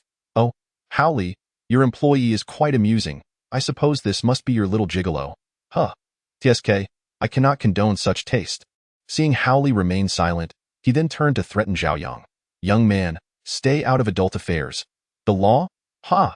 In this territory, I am the law. What audacity! Although Zhao Yang felt a surge of fear, he resolutely held his ground. The man, relentless, clenched his fist and swung at Zhao Yang's face, prompting him to instinctively shut his eyes. The anticipated pain never came. Upon opening his eyes, he discovered that the man's punch had been intercepted by Jai Fishing's hand. After all this training, why are you dodging? Jai Fishing remarked, delivering a swift kick that sent the man arching back and crashing to the ground. Boss! The young thugs hurried over to help him up. Zhao Yang felt a pang of anxiety. Was that not a reflexive action on his part? Moreover, had he dodged, the punch would have landed squarely on Howley. Sensing the turmoil on his face, Jai Fishing flexed his joints and calmly inquired, Are you all coming at once, or one by one? The thugs quickly encircled Jai Fishing, while Howley's spirits rose and Zhao Yang, having witnessed Jai Fishing's prowess, felt no concern. Such adversaries were hardly worthy of his attention.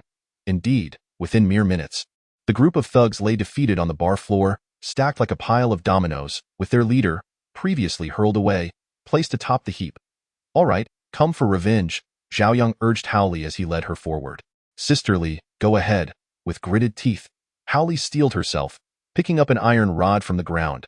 She stepped forward and began to rain blows upon the man, who cried out in agony. Spare him, spare him. Ignoring his pleas, Howley continued to strike several more times before gradually coming to a halt. The iron rod, once the width of her finger, had been shattered. It was no wonder the man wept uncontrollably. As Jai Fishing released his hold, he scrambled to his feet and fled in a hurry. Howley, you are ruthless, bringing help along. Who on the streets does not know my name, Duke? Just you wait with that, he made his escape. Chapter 34. The hand is swift as the man departed. The iron rod in Howley's hand clattered to the ground. Ligia. Just as Zhao Yang was about to speak, Howley interrupted, saying, You should not involve yourselves any further in this matter. It is still not too late to withdraw. Since we have already engaged in this situation, we must see it through to the end. Zhao Yang turned to exchange a knowing smile with Ji Fusheng, both reflecting a resolute determination in their eyes. No, Howley interjected. You do not understand Zhang Jia. He wields considerable influence in our area. As students, you will undoubtedly fall prey to his machinations. While he is still preoccupied with other matters, you must extricate yourselves at once. In the past, Zhao Yang would have undoubtedly acquiesced, but now that he had already assisted Howley in dealing with that individual, how could he possibly withdraw at this juncture? Such an action would only serve to exacerbate the situation. I apologize, but although I recognize that Ligia is acting in our best interests, I cannot agree. Upon hearing Zhao Yang's resolute words, Howley found herself at a loss. How could these two youngsters be so obstinate? What do you intend to do then? Howley inquired. If you choose to dance with wolves, you must be fully prepared. Zhao Yang cast an awkward glance at Ligia. To be honest, we have no concrete plans. We merely acted impulsively out of indignation. Hao Li responded, let us discuss this further in the back. With that, she pushed open the security door and entered the bar's backstage area. 15 minutes later. This is the situation. You must demonstrate your capabilities. Otherwise, I will not permit you to wade into this turbulent water. It turned out that Zhang Jie was a cunning character who had long coveted Hao Li's beauty. However, her bar had been thriving. Thus, he had never found an opportunity to act. Recently, during Zhao Yang's rigorous training, an unfortunate incident occurred where a patron collapsed and died. This matter could have been resolved privately, but somehow Zhang Jie learned of it and escalated the situation, attracting the attention of the relevant authorities, leading to the bar facing the threat of closure. Zhang Jie's proposition was for Hao Li to align with him, as he had connections within the relevant departments that could facilitate the resolution of these issues. Zhao Yang remarked, this Zhang Jie is truly despicable. Ultimately, it is my own carelessness. Hao Li sighed, if they shut it down, so be it. I would never stoop to the level of a scoundrel like Zhang Jie. Humph. Li Jie, can you truly bear to do that? This is the culmination of years of hard work. To simply lose it all for an unavoidable circumstance seems exceedingly imprudent, Zhao Yang teased. Hao Li rolled her eyes. Of course, she was reluctant, but was there truly no better alternative? Enough. I did not bring you here to hear me lament. Since you are willing to assist me, why not share your resources? Do you have someone backing you, or what? Zhao Yang sighed. To be frank, Li Jie, if I had someone, I would not have taken a part-time job at the internet CAF. All I possess now are some funds and a hired muscle. Ji Fuxing flexed his muscles. The light in Hao Li's eyes gradually dimmed. This was far from sufficient.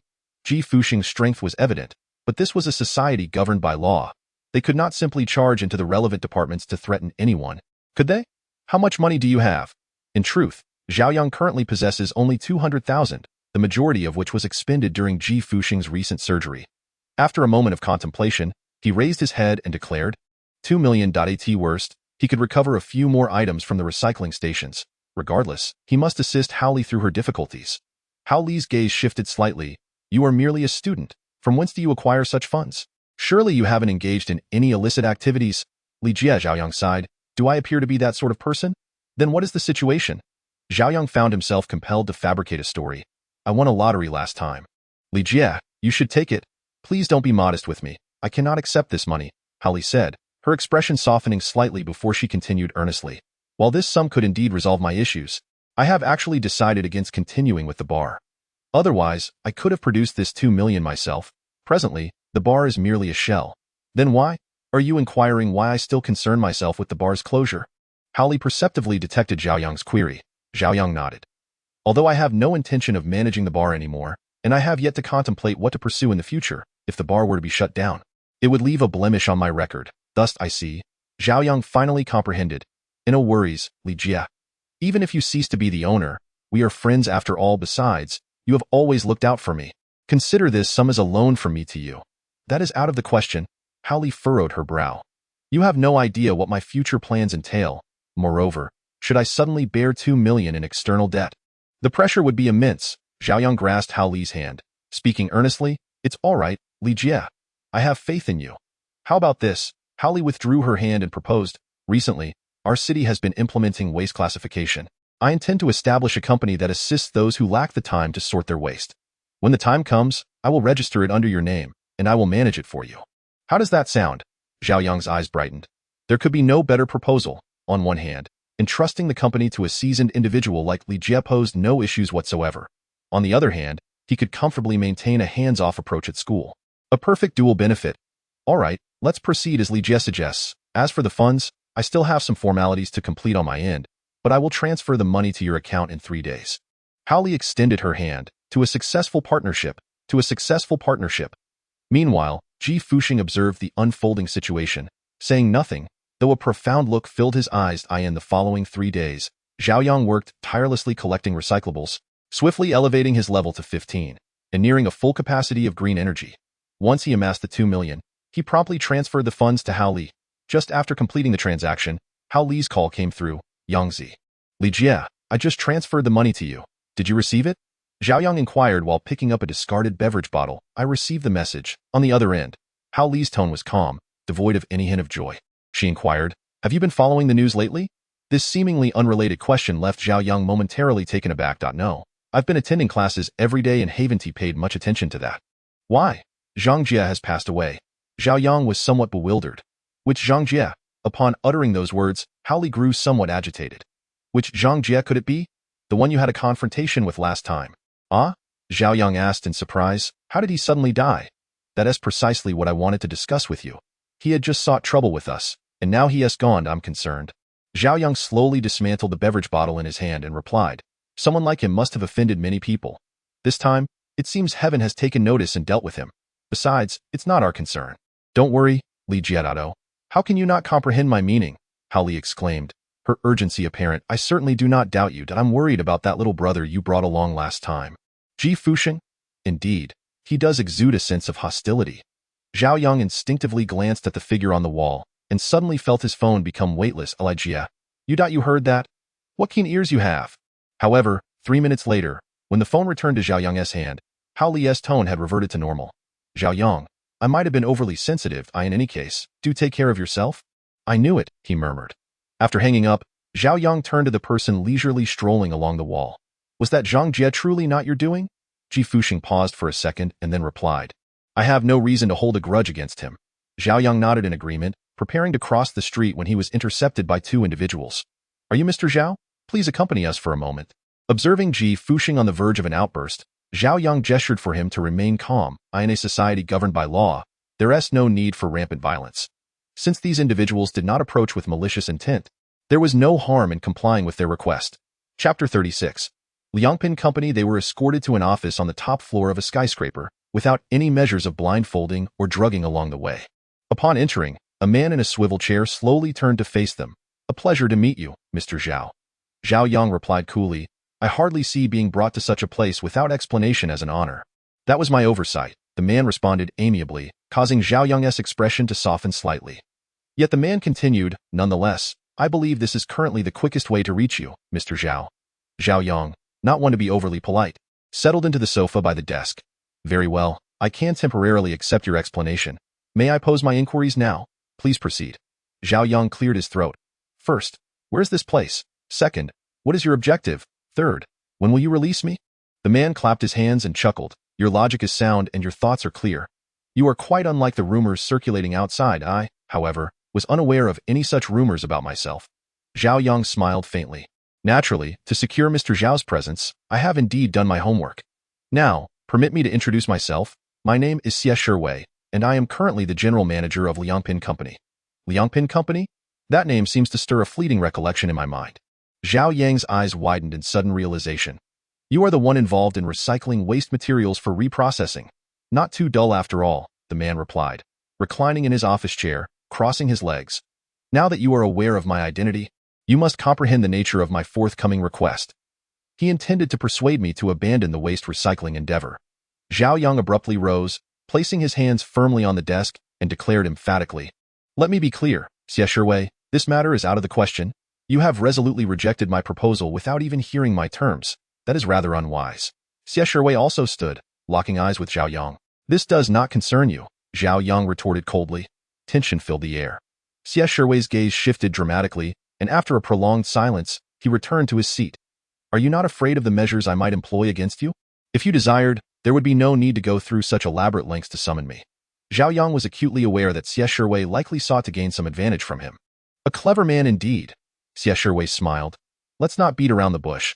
Since we are laying our cards on the table, allow me to show you a video.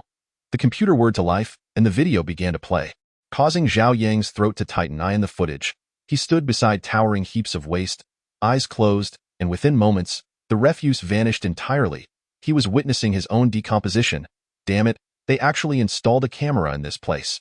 We had been concerned about the high prices being offered for the waste collected at our station, prompting us to install surveillance cameras, and it had indeed yielded significant results.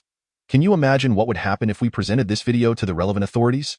Zhao Yang scoffed. They would simply perceive you as a fool.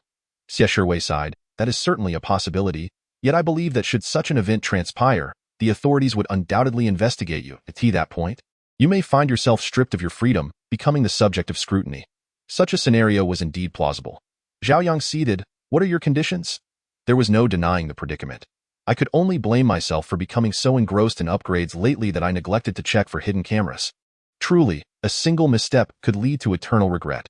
Xie Shiwei patted Zhao Yang's shoulder, but Zhao Yang discreetly brushed his hand away. Unfazed, Xie Shiwei withdrew his hand and remarked, Mr. Zhao, if our intention were revenge, we would not have taken the trouble to invite you here. We merely wish to discuss an agreement with you.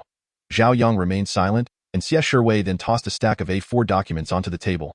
This is our agreement. Mr. Zhao may review it, and we can negotiate the price. Chapter 37. Contract Transactions. Zhao Yang swiftly scanned the document, his expression betraying little emotion. It turned out that the Liangpin company monopolized the city's waste recycling project. Yet drawbacks soon emerged. Although the reprocessed plastic bags and paper boxes were significantly cheaper than timber products available on the market, many enterprises lacked environmental awareness, resulting in a substantial accumulation of waste for the Liangpin company, which could only be sent to the landfill for disposal. Despite the subsidies provided, this represented a considerable expense. Therefore, the Liangpin company sought to collaborate with Zhao Yang, requesting his assistance in managing the excess waste and offering him a labor remuneration equivalent to 3% of the market price. Concurrently, the company guaranteed the confidentiality of Zhao Yang's extraordinary abilities and proposed a long-term partnership. Upon reading this, Zhao Yang revealed a smile for the first time, taking the document to the sofa. Crossing his legs and examining it closely, he then placed the folder on the table and stated, I have reviewed the agreement thoroughly, but there are a few points I wish to add. First, we are not in an employer-employee relationship. We are collaborators, thus you have no right to interfere with the timing and intervals of my waste management. Second, I request an increase of the 3% to 5%. Third, in the event of my abilities being disclosed, your company must not only bear the legal responsibilities of the contract, but also compensate me for personal losses amounting to 300 million. Zhao Yang, you cannot demand such exorbitant terms, Xie Shiwei exclaimed, visibly angered. The old fox reveals his tail. Zhao Yang chuckled that I am in no rush for your response. You must recognize that my requests are entirely reasonable. If you come to your senses, feel free to find me at my school. With that, Zhao Yang turned to leave, but 2 security guards blocked his path. Zhao Yang glanced back and said, Mr. Xie, your obstruction serves no practical purpose, though be frank. My bodyguard has likely already reported to the authorities. If you continue to detain me, I shall pursue a charge of unlawful confinement against you, regardless of the risks involved. Xie Shiwei waved his hand, signaling the guards to let him pass. Upon stepping outside, Zhao Yang finally relaxed. Ji Fuxing leaped down from a window, inquiring, How did it go? Did they give you a hard time? Zhao Yang shook his head. They lacked the capability. After all, he had studied law for a time. They truly believed he could be easily manipulated. Taking a few steps, Zhao Yang glanced back at the imposing building, silently affirming, I trust your response will not be delayed. Upon returning to his dormitory, Wang Gang promptly pulled Zhao Yang to the computer. Look at this. It's outrageous. The position for sorting garbage now offers a monthly salary ranging from 8,000 to 15,000. It's utterly insane. Zhao Yang cast a glance. Sunshine Green Environmental Protection Company. Ah, that's the one Hao Li is currently preparing. Wang Gang, oblivious to Zhao Yang's unusual reaction, continued to chatter. Who knew that collecting garbage could lead to wealth, Yangzi? Since we're about to start our internships, let's quickly submit our resumes. I am already an employee of that company. Zhao Yang replied nonchalantly. Wang Gang glanced at the computer, noting the publication time. 2 hours ago. Are you a devil? Your actions are alarmingly swift. This is excessive. Shouldn't such matters be shared with a brother? Wang Gang hurriedly began the application process, filling out the necessary information, only to find that by the time he submitted it, all positions were filled. Damn. How atrocious. I shouldn't have waited for Zhao Yang. With this thought, Wang Gang unleashed his frustration upon Zhao Yang, grabbing him in a flurry of indignation, lamenting his fortunate fate, so exceedingly fortunate. Zhao Yang silently mused. What would Wang Gang's reaction be if he were to discover that he was the CEO of this company? Surely, it would be a fate worse than death. With this thought, Zhao Yang felt a surge of delight, finally leading a life where one sits at home while wealth descends from the heavens. Just as he began to envision this idyllic existence, a chilling voice interrupted. We have yet to commence the devilish training today. Snap, the dream shattered. Wasn't it over? Why was there still devilish training? Is this truly a devil? Ji Fuxing, do you harbor a grudge against me? He gripped his collar, shaking it violently. Someone coldly seized Zhao Yang's arm, bending it. A scream echoed throughout the boys' dormitory. Finally, he wouldn't have to run back and forth on the playground. Zhao Yang now harbored a profound dread of that familiar field. Ji Fuxing led Zhao Yang into a spacious room that resembled a volleyball court. Chapter 38, Devilish Training. Now, attack me. Zhao Yang was taken aback. Doubting his hearing, what did you say? Ji Fuxing rolled his eyes. No, let me clarify. I'm not asking you to defeat me. I merely want you to attack me. Ji Fuxing explained with an unusual patience. Well, all right then. With that, Zhao Yang clenched his fists and swung, only to be met with a resounding thud as he was thrown over Ji Fuxing's shoulder, landing face first on the ground. Ouch, I'm shattered. My bones might be broken. Before Zhao Yang could finish his lament, Ji Fuxing's devilish voice rang out. Get up, continue. Thus, the entire afternoon was filled with Zhao Yang's anguished cries echoing through the volleyball room. This could hardly be called training, but rather a one-sided torment. It was dreadful. So dreadful. Zhao Yang lamented to the heavens, questioning why he had foolishly agreed to Ji Fuxing's devilish training. In truth, with his capabilities, he didn't need to be particularly skilled. Yet now, it was far too late. There is no antidote for regret in this world. As Zhao Yang entered the dormitory, his face a canvas of bruises and scars, the entire room was taken aback. Is that Yangzi? Indeed, his attire and demeanor confirmed it, even though his face was marred by a myriad of injuries. Shui Yang, ever the dramatist, rushed to embrace Zhao Yang. Child, what have you endured? You look as though you've been besieged by a dozen assailants. Tell your brother, and I shall avenge you. Zhao Yang pointed back at Ji Fuxing, who had just entered clad in black. Shui Yang swiftly retreated to his spot, donning headphones. Damn, a bunch of imbeciles. If you can't play, then just leave, Zhao Yang. Li Yuanyu and is looking for you downstairs, Zhao Yang. Zhao Yang. Wang Gang rushed into the dormitory, surveying the room with a puzzled expression and inquired. Why didn't Zhao Yang come back with you today? The insubstantial Zhao Yang replied. As if he had discovered a new continent, Wang Gang touched Zhao Yang's face and exclaimed, Your makeup is quite impressive, remarkably lifelike. And the texture, splendid. Wang Gang, I shall end you.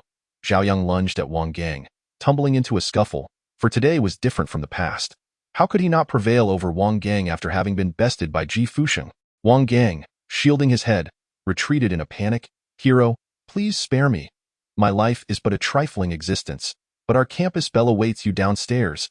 Zhao Yang's fist halted midair, and he slowly rose, adjusting his clothes before departing. Upon reaching the door, he abruptly turned around and fiercely gestured a middle finger at Wang Gang. Indeed, as he descended the stairs, he beheld Li Yuanyuan standing at the entrance, her arms cradling textbooks against her chest. Adorned in a delicate cream-colored long dress, her hair half up and braided at the temples, she gazed at her toes, embodying the image of a well-mannered girl. Suddenly, darkness enveloped her vision.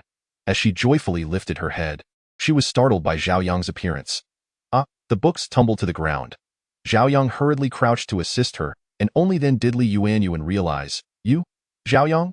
Zhao Yang handed the books back to her, sorrowfully nodding. How did you end up like this? What about Ji Fuxing? Didn't he protect you? It was Ji Fuxing who beat me up. Who else could be worse off than him? Zhao Yang muttered, but fortunately, Li Yuanyuan understood. You mean Ji Fuxing did this to you? Oh heavens, how did you offend him? Has he gone mad? Zhao Yang silently shed 2 tears of wide noodles in his heart. It was just for self-healing. My online name is Xuanlian. I volunteered. We were training. I wanted to tell you that my father would like to invite you to our home for dinner, but given your current condition, I shall ask him to postpone it for a while, Li Yuanyuan said as she retrieved some iodine and cotton swabs from her bag. Here, take these. Please take care during this time, and remember to apply them. Chapter 39. A visit to the goddess. It was only after Li Yuanyuan vanished from his sight that Zhao Yang realized what he had missed. Oh heavens, he had squandered the opportunity to visit the goddess's home. How lamentable! That evening, while applying medicine to himself, Zhao Yang pondered, Fuxing, can we negotiate a bit? Perhaps next time you could refrain from striking quite so hard. Honestly, my reputation is in tatters now. If I don't hit hard, you won't learn a lesson, Ji Fuxing replied coldly. Zhao Yang exclaimed in frustration, but you're hitting me so fiercely that I haven't learned anything at all. This is purely one-sided bullying. Ji Fuxing hesitated for a moment, and Zhao Yang felt a flicker of hope. Could there be a chance? Someone approached and patted his shoulder, saying, once you endure enough, you'll learn. At worst, I simply won't hit your face in the future. A cacophony of uproarious laughter erupted from the dormitory, nearly threatening to lift the roof off. In the subsequent days, Ji Fuxing indeed kept his promise by refraining from striking Zhao Yang. Yet not a single day passed without his body bearing the marks of torment. Each day, new bruises layered over the old ones, the green overshadowing the purple, creating a most harrowing sight. Perhaps it was due to numbness or mere habituation, but Zhao Yang gradually found that the pain was not as acute as before. The human condition. How terrifying it is. Although the pain had dulled, Zhao Yang still engaged in nightly discussions with Ji Fuxing, inquiring, "Brother, in your line of work, is there truly no remedy that can instantly alleviate swelling and pain, restoring the skin to its pristine state?" Ji Fuxing rolled his eyes in response, "I am younger than you. Besides, if such a remedy existed, why would I not be selling it?" It seemed, indeed, to be a valid point. Days flowed by like water, and soon Li Yuanyuan extended a second invitation. Though Zhao Yang could not fathom what had drawn the attention of Li's father, he donned an appropriate outfit out of courtesy and made his way there. Upon seeing Zhao Yang for the first time, Li Yuanyuan was momentarily taken aback. He was not the type to inspire awe upon first meeting, but rather a gentle beauty that revealed itself over time. However, as their interaction progressed, Li Yuanyuan discerned that he was undergoing a transformation, as if his brilliance was becoming more subdued, yet increasingly refined. Conversely, Zhao Yang perceived Li Yuanyuan as possessing an innate goddess-like aura from the outset, a beauty that captivated immediately. Yet, as time wore on, she began to resemble more of a neighborly little sister. Each harbored their own thoughts, both climbing into the vehicle with different intentions, as the car gently rolled forward. Li Yuanyuan cast a glance at the man beside her and remarked lightly, "It has been a long time since I last saw you. Have you been training all this while?" Zhao Yang nodded in response. The assistance of others is always fleeting. When necessary, one must rely on oneself. And you? What have you been up to lately? After 2 months apart, they seemed somewhat estranged, and the atmosphere turned a touch heavy. Li Yuanyuan sighed. "Oh, I'm just the same, working 9 to 5, living a life of routine, playing the obedient daughter." This remark elicited a chuckle from Zhao Yang, effectively lightening the somber mood. "The life you lead is one that many would envy. How can you dare to complain?" "Ah, the state of the world is indeed in decline." Zhao Yang shook his head. "How can one understand the joy of a fish if one is not a fish? Without experiencing such a life, how can you grasp its joys and sorrows?" Though she appeared to be the quintessential obedient daughter, it was merely a facade imposed by others. Deep down, she yearned for something different. Zhao Yang reflected, "You have a point. After all, who can truly live in accordance with their own heart?" They engaged in light banter, and before long, the car arrived at a suburban area, halting before a villa adorned with red bricks and green tiles. Li Yuanyuan was the first to open the car door, exclaiming, "We've arrived." Zhao Yang followed suit, inquiring, "Hey, what exactly does your father want with me?" This repeated invitation seems a bit suspicious. Upon hearing this, Li Yuanyuan's ears turned slightly red, and in an uncharacteristic manner, she replied, "You will find out soon enough." Once inside, Li Yuanyuan handed Zhao Yang a pair of slippers and called out towards the interior, "Dad, I've brought him back." A deep and resonant male voice echoed, Yuan, please attend to our guest. Your father is sharpening his knife."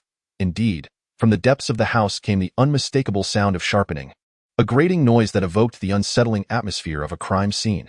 Upon entering, Li Yuan guided Zhao Yang to a seat on the sofa, then approached the refrigerator. "What would you like to drink? Orange juice or cola?" "Cola, please.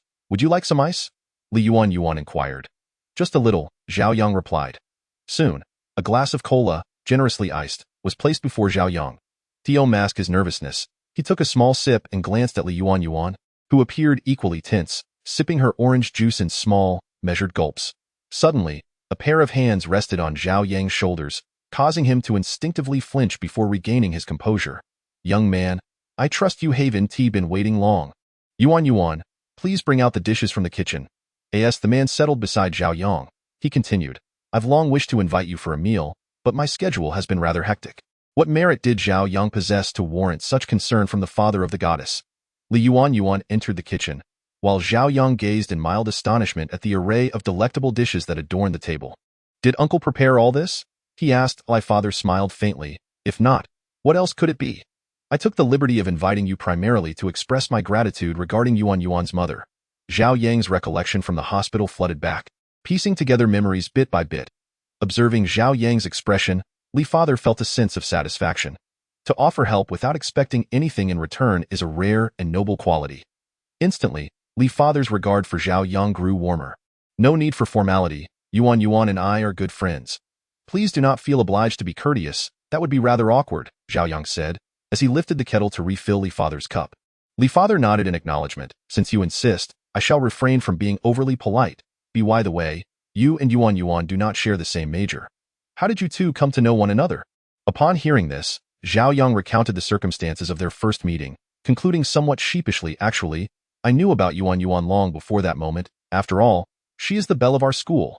Li father burst into hearty laughter, appreciating Zhao Yang's candidness. Zhao Yang, somewhat bewildered, looked at Li father, uncertain as to what had pleased him. He had merely spoken the truth. Meanwhile, Li Yuan Yuan had already laid out the dishes on the table. Calling out, "Dinner is ready. Come, let us eat," Li father said, pulling Zhao Yang toward the dining area. "You shall sit beside me and chat." The table in Li Yuan Yuan's home was rectangular, thus the seats were positioned quite apart. Zhao Yang, being a person of principled integrity, quickly waved his hands in protest. No, that would be quite inappropriate. Suit yourself," Li father replied, taking a seat without hesitation. Zhao Yang felt a chill run down his spine, fearing he had inadvertently offended Li Yuan Yuan's father. As it turned out, his worries were unfounded. Two individuals engaged in lively conversation at the dining table, when suddenly, Mr. Li cheerfully inquired, "Yangzi, have you been seeing a girlfriend at school?" Zhao Yang was taken aback. If he were to say no, would Li consider introducing Li Yuan to him? Noticing Zhao Yang's silence, Mr. Li continued unabashedly, "If you don't mind, you might want to consider our Yuan. Indeed. Li Yuan immediately flushed with embarrassment and huffily exclaimed, "Dad? Selling your daughter off so quickly?" She added, "Well, I'm not considering dating at the moment. After all, you're aware of my family's circumstances, especially since you helped me investigate that matter at the hospital. I plan to start my own business after graduation.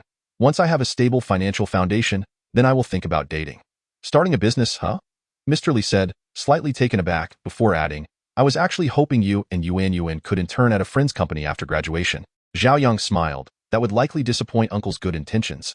"Not at all," Mr. Li chuckled. "Nowadays, young people seem to indulge in pleasures more than anything. It's commendable that you have the ambition to start a business. May I inquire what industry you intend to pursue?" Waste recycling. Would that sound rather low?" Before Zhao Yang could respond, Li Yuan interjected, elongating her tone, "Dad, aren't you being a bit too nosy?" Mr. Li, somewhat resigned, nodded. All right, I won't pry. "You ungrateful child. I ask these things for your own good." Chapter 41.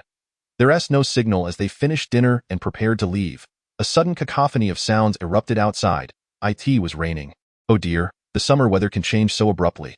"Yangzi, if you don't mind, how about staying over at Uncle S' house for the night?" Zhao Yang replied, "That's a bit ridiculous. Don't you have a private car?" He pulled out his phone. "I'll just call a cab." However, just as he excitedly opened an app, he discovered there was no signal. "What on earth is this place?" Li Yuan looked at him with sympathy. "I'll go tidy up a room for you." Thus, Zhao Yang found himself reluctantly residing at the Li household, with the rain continuing to patter down, intensifying gradually. Lying on the prepared large bed, he felt utterly bored. What on earth did Li intend to do? After all, he was merely an unremarkable young man. Lost in thought, the door clicked open, and Li Yuan entered, wearing loungewear, her hair damp, clearly having just bathed. Instantly, Zhao Yang felt flustered. Li Yuan. Li Yuan sat at the edge of the bed, observing the man before her with a shy smile. "Are you nervous?" "Of course." She stood up and slowly approached Zhao Yang. "What do you think I'm going to do to you?" Struck by her words, Zhao Yang grew even more self-conscious, unsure of how to position his limbs. "Don't worry." Li Yuan gently patted his shoulder, and Zhao Yang immediately sensed the weight lift from it. When he looked up again, he was met with the girl's radiant smile. "If I were to harbor any ulterior motives towards you, I certainly would not resort to such means. Therefore, do not bear any burdens. My father simply admires you," she asserted. "Admiration?" Li Yuan nodded, while Zhao Yang felt a wave of frustration wash over him. Why was he so skeptical? If it were merely admiration, why confine him within this house? Was he just overthinking? With a sigh, Li Yuan explained, "My family has installed a signal blocking device, which is why your phone has no reception." Indeed, he thought, in this day and age, even in Zhao Yang's hometown, one would rarely encounter a complete lack of signal. This is primarily due to my father's line of work. His calls are susceptible to interception. In a fit of anger, he had the signal blocking equipment installed, and he has since relied on email for communication. This is also the reason behind my mother and his separation. Understanding dawned upon him. It seemed he had been overthinking the situation. "What exactly does your father do?" Li Yuan's pupils slightly constricted as she replied, "I'm sorry, but I cannot disclose that information. Suffice it to say, it is a perilous occupation," perhaps explaining his urgency to hand me over. Zhao Yang's heart sank. Hand over? To whom? Him. That seemed utterly terrifying. Was it truly wise to entrust one's daughter to a stranger based solely on a fleeting impression? So, when can I return home? I'm not implying anything else. I merely worry that Ji Fuxing might resort to extreme measures if he cannot locate me, and I wonder if that would impact your safety. Zhao Yang voiced his concerns liunu and shook her head. It appears that our home is being watched, so you cannot leave at the moment. Otherwise, your life could be in jeopardy. As she spoke, she pulled Zhao Yang to the window. It was then that he noticed the curtains had seemingly been drawn shut all along. Liunu. I gently lifted a corner of the curtain and instructed, open your phone camera and scan the villa across from us. The villa opposite, like Li Yuanyuan's, was also 3 stories tall, the only distinction being the color of the walls. The opposite house sported a pristine European white façade. The camera initially revealed nothing unusual. Zoom in a bit, she urged. Zhao Yang's newly acquired phone boasted top-notch specifications in terms of pixels, memory, and processing speed.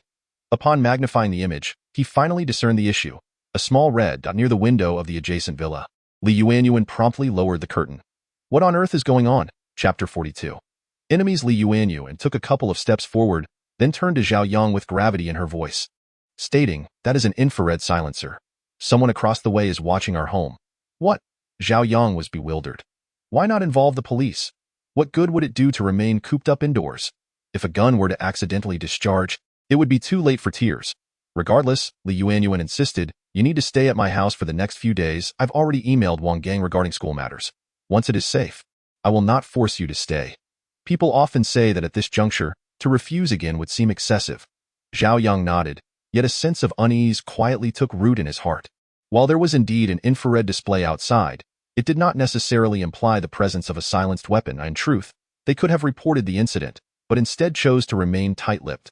The truth seemed shrouded in a thick haze, and Zhao Yang, overwhelmed by the weight of his thoughts, decided to cease his contemplation.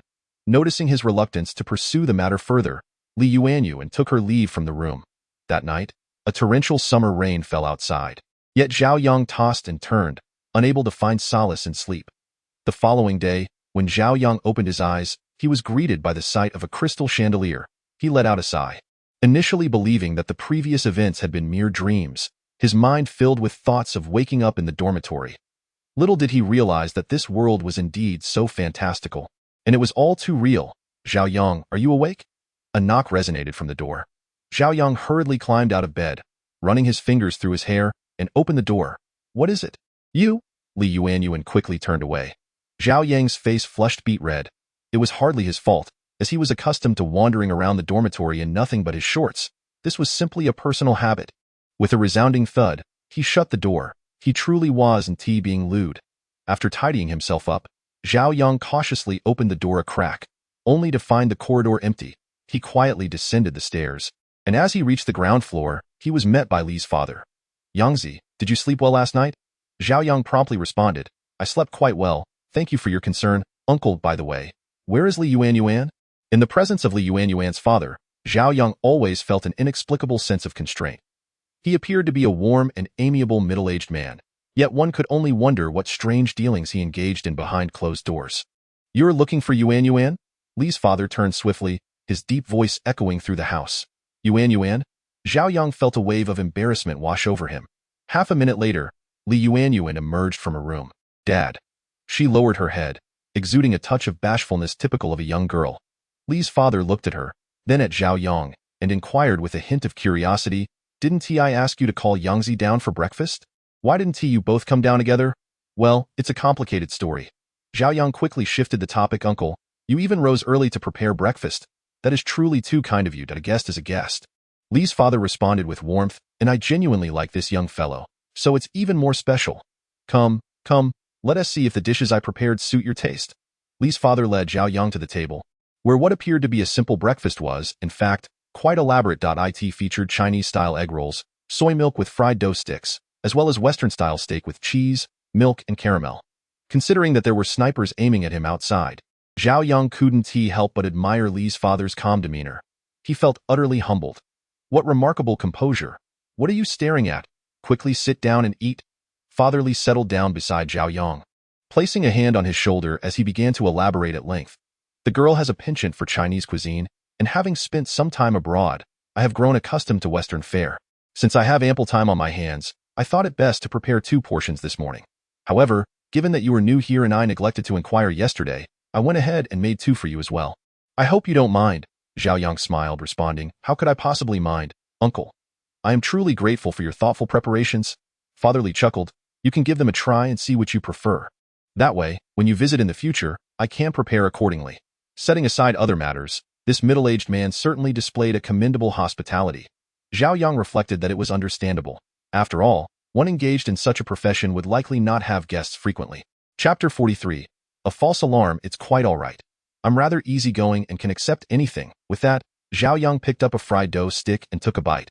Father Li nodded vigorously. That's good to hear. Throughout the meal, Li Yuanyuan remained silent, while Zhao Yang cast a furtive glance her way, feeling somewhat guilty for not paying attention earlier. Her reaction was, after all, quite reasonable. The 3 of them finished their meal, each harboring their own thoughts. Afterward, Zhao Yang became increasingly uneasy. Could there truly be a sniper targeting them? Yet, Li Yuanyuan had no reason to fabricate such a story. Moreover, Ji Fuxing had previously remarked on Li Yuanyuan's exceptional capabilities, and he had not accompanied them this time. Everything hinted at an inscrutable mystery that eluded Zhao Yang's understanding. Post-meal, Ji Fuxing ascended the stairs, drawing back the curtains to scan the outside with his camera. The tiny red dot remained perched on the windowsill of the neighboring house. Zhao Yang sighed, wondering if this person was unwell. What could possibly come of such aimless observation? It was a futile endeavor. That night, as Zhao Yang lay in bed, he suddenly perceived a dark figure approaching him, sending a chill of terror coursing through him. Had the villain truly infiltrated his home? In a panic, he groped around the coffee table, hoping to find something like a fruit knife. But after a lengthy search, all he managed to grasp was an ashtray. As the figure drew closer, seizing the moment, Zhao Yang swung the ashtray at the intruder's head. A wail echoing through the desolate villa. Ow! Be gentle, be gentle. Zhao Yang stood there, mortified, as he witnessed Li Yuanyuan tending to her father's wound. Indeed, the shadowy figure was none other than Father Li. While applying ointment, Li Yuanyuan inquired, what on earth were you doing in Zhao Yang's room? Zhao Yang perked up, as this was precisely the question he wished to pose. I had forgotten to confirm with Yangzi whether we would be having Chinese or Western food for breakfast tomorrow. Father Li explained, grimacing as he spoke. Upon entering, I found Yangzi asleep and thought to cover him with a blanket. Who could have known? Ugh, what a pitiful sight. Both Li Yuanyuan and Zhao Yang could only laugh in disbelief. Do you think he'll be disfigured? Should we take him to the hospital? Completing the final step of her ministrations, Li Yuanyuan shook her head and departed with the medical kit. On the 3rd day, the rain gradually subsided. In the morning, Zhao Yang finished his breakfast and cheerfully remarked, I have troubled you, uncle, for such a long time. There are matters at school, so I shall take my leave now. Why the haste, my child? Li Fu shook his head. Please, uncle, do not be so formal. Zhao Yang quickly stood up. I promise I will come to visit often in the future. With this, Li Fu refrained from delaying him further. Li Yuanyuan promptly said, I will see Zhao Yang off, and then hurriedly followed him out. Zhao Yang, Li Yuanyuan called from behind, but instead of stopping, Zhao Yang quickened his pace. Gritting her teeth, she rushed a few steps to intercept him, her chest heaving from the exertion. Only then did Zhao Yang come to a halt. When did you realize I was deceiving you? Zhao Yang smirked bitterly. Last night. In fact, I had my suspicions even before that. Your demeanor was too calm, and there was a complete lack of action on your part. Although something felt amiss, I could not be certain. However, your father's remark last night about whether to go to the hospital alerted me. Moreover, I noticed that the breakfast ingredients were all fresh, indicating that you were entirely untroubled while I was left in the dark, fretting in circles. The mere thought of this infuriated Zhao Yang. It was utterly unacceptable, Li Yuanyuan sighed. You are too agitated right now. I will explain everything to you another day. For now, let me escort you home, shall I? Zhao Yang nodded. After all, Li Yuanyuan was a girl, and he felt it ungracious to be overly harsh with her. Furthermore, he did not fully grasp the true circumstances of the situation. Upon arriving at school, Zhao Yang finally managed to calm down. He grabbed Li Yuanyuan's arm, his gaze sharp as an arrow, and coldly stated, Now that I am composed, you should tell me everything exactly as it is. Chapter 44. What logic after a moment of hesitation? Li Yuanyuan began. It is true that my father's work is of a special nature and that we have signal jamming devices at home. Zhao Yang believed this, recalling how he had been unable to reach Li Yuanyuan on the phone last time. Due to my father's occupation, our home has faced thefts and robberies, and my mother was hospitalized because of it. Yet, my father remained steadfast in his career, regardless of the risks. Zhao Yang could understand this. He nodded slightly to indicate he was listening to Liu and took a deep breath and continued, as I am nearing graduation, my father is concerned for my safety and does not want me to stay at home. This what kind of logic is that? Thus, my father arranged one blind date after another for me. I was never inclined towards this, and it became exceedingly tiresome. So at this, Zhao Yang fully comprehended. So you brought me over and staged this elaborate charade? Li Yuanyuan nodded, confirming Zhao Yang's deduction. Confused, Zhao Yang asked, if it was merely a performance, why could you not have told me directly, given how well we get along? I have my own unavoidable reasons. Li Yuanyuan replied, tears streaming down her cheeks. Zhao Yang could hardly bear to witness a girl in tears, in the bustling entrance of the school, where people come and go. He felt particularly awkward and hurriedly exclaimed, I'm so sorry. I won't ask again. Please don't see her. Wyatt Li Yuanyuan rubbed her eyes and stifled a sob, replying, in any case, if I have the chance in the future, I will tell you that I'm sorry. With that, she turned and left in a vehicle. For an entire week, there was no trace of Li Yuanyuan. Zhao Yang felt himself sinking deeper into a mystery. Yangzi, what are you thinking about? Wang Gang clapped him on the shoulder, pulling him from his reverie. Zhao Yang sighed. Recently, Ji Fuxing and Shui Yang had become engrossed in gaming, their fingers dancing over the keyboard with a cacophony of clicks. Upon hearing this, Ji Fuxing teasingly remarked, what else could he be thinking about? Thinking about women, of course. This reminded Zhao Yang of the text message Li Yuanyu had sent to Ji Fuxing from his phone. Bro, I'm off to chase girls. Don't follow. Zhao Yang felt a mix of amusement and annoyance. Really? Wang Gang's gaze swept over Zhao Yang before he stated emphatically, it's Li Yuanyuan, isn't it? It's been a while since I've seen you two together. What else going on? Zhao Yang rolled his eyes, making it seem as if they had frequently been together in the past. I don't know. I don't understand, he replied while picking up a set of textbooks in preparation for his graduate entrance exams. Wang Gang sighed, TSK, how heartless. Suddenly, a loud series of knocks interrupted their conversation. Wang Gang opened the door to find two men wearing sunglasses standing outside. Is Mr. Zhao Yang here? One of the men inquired. Zhao Yang stood up from his seat. I am. What is the matter? One of the men handed him a contract, saying, Mr. Xie has agreed to your request. Here is the contract, in duplicate. Please sign it. Instantly, everyone in the dormitory turned their attention to him. Zhao Yang was momentarily taken aback. What incredible luck that his internship company had come knocking at his door. As realization dawned, he quickly recalled that it was Liangpin Company, the recycling firm. Reflecting on the conditions he had proposed, Zhao Yang thought, perhaps this company isn't so foolish after all. After swiftly reading through the contract and ensuring there were no legal loopholes, he signed his name. Once the two men departed, Wang Gang could hardly contain his amusement, exclaiming, Yangzi, while I envy your good fortune, the way you signed is just too comical. Ha ha ha. Observing his roommate laughing uncontrollably, Zhao Yang felt utterly perplexed and directly asked Ji Fuxing, is there something wrong with my signature? Ji Fuxing, having just executed a stunning 5-kill streak, pressed the recall key, removed his headphones, and replied, perhaps everyone finds your signature too conventional, reminiscent of a primary school student. The dorm erupted into even louder laughter. Zhao Yang clenched his fist, feeling it was too much. He immediately resolved to have someone design a more impressive signature for him. Thus, the agreement with Liangpin Company was settled, and that very afternoon, Zhao Yang arrived at the company. Xie Shiwei led him to the warehouse and then left him to his own devices. Zhao Yang turned off the warehouse's overhead lights, scanned the area with his phone to confirm there were no infrared devices, and then commenced his systematic operations. Chapter 45. Level up. It must be acknowledged that retrieving discarded materials directly from the Good Products Company's waste warehouse is exponentially more efficient than scouring the streets for recyclables, a speed increase of over 10-fold. The Good Products Company boasts a total of 15 expansive warehouses, each housing an estimated 5 waste stations brimming with refuse. Consequently, the efficiency of waste collection has soared to remarkable heights. Within a mere afternoon, Zhao Yang's system ascended by 3 levels, simultaneously garnering over 500,000 RMB. Observing the now empty warehouse, Xie Shiwei expressed his gratitude, saying, Mr. Zhao, I truly appreciate your assistance. When might you come again? I will reach out to you then. With that, Zhao Yang departed. How can one describe the exhilarating sensation of receiving money so eagerly offered by others? It is simply marvelous. Upon exiting, Zhao Yang promptly called Hao Li. How is the company's operational status? There was a brief pause on the other end before she replied, overall, it is satisfactory. However, in the long term, our funds are still woefully inadequate. It would be ideal to have another company come in for financing. As he had surmised, this was indeed the case. I will transfer 2 million to you. Manage operations as you see fit. and do not hesitate to make decisions without needing to call me. After all, even if Hao Li were to contact him, there was little he could do to assist. Having resolved these matters, Zhao Yang returned to campus just as the clock struck 9 in the evening. The campus was bustling with students exiting their evening classes.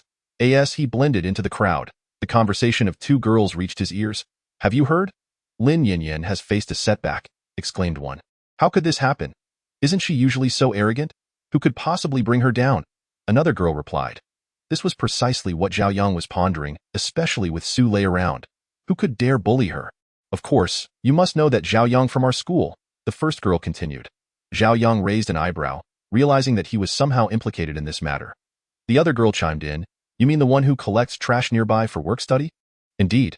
Zhao Yang was taken aback. It seemed he was somewhat of a celebrity at school. Isn't that Zhao Yang always at odds with Lin Yinyan? What has transpired? Ah, therein lies the tale. People should not be judged by appearances. Previously, Zhao Yang seemed rather foolish, as if anyone could take advantage of him. But now, things have dramatically changed.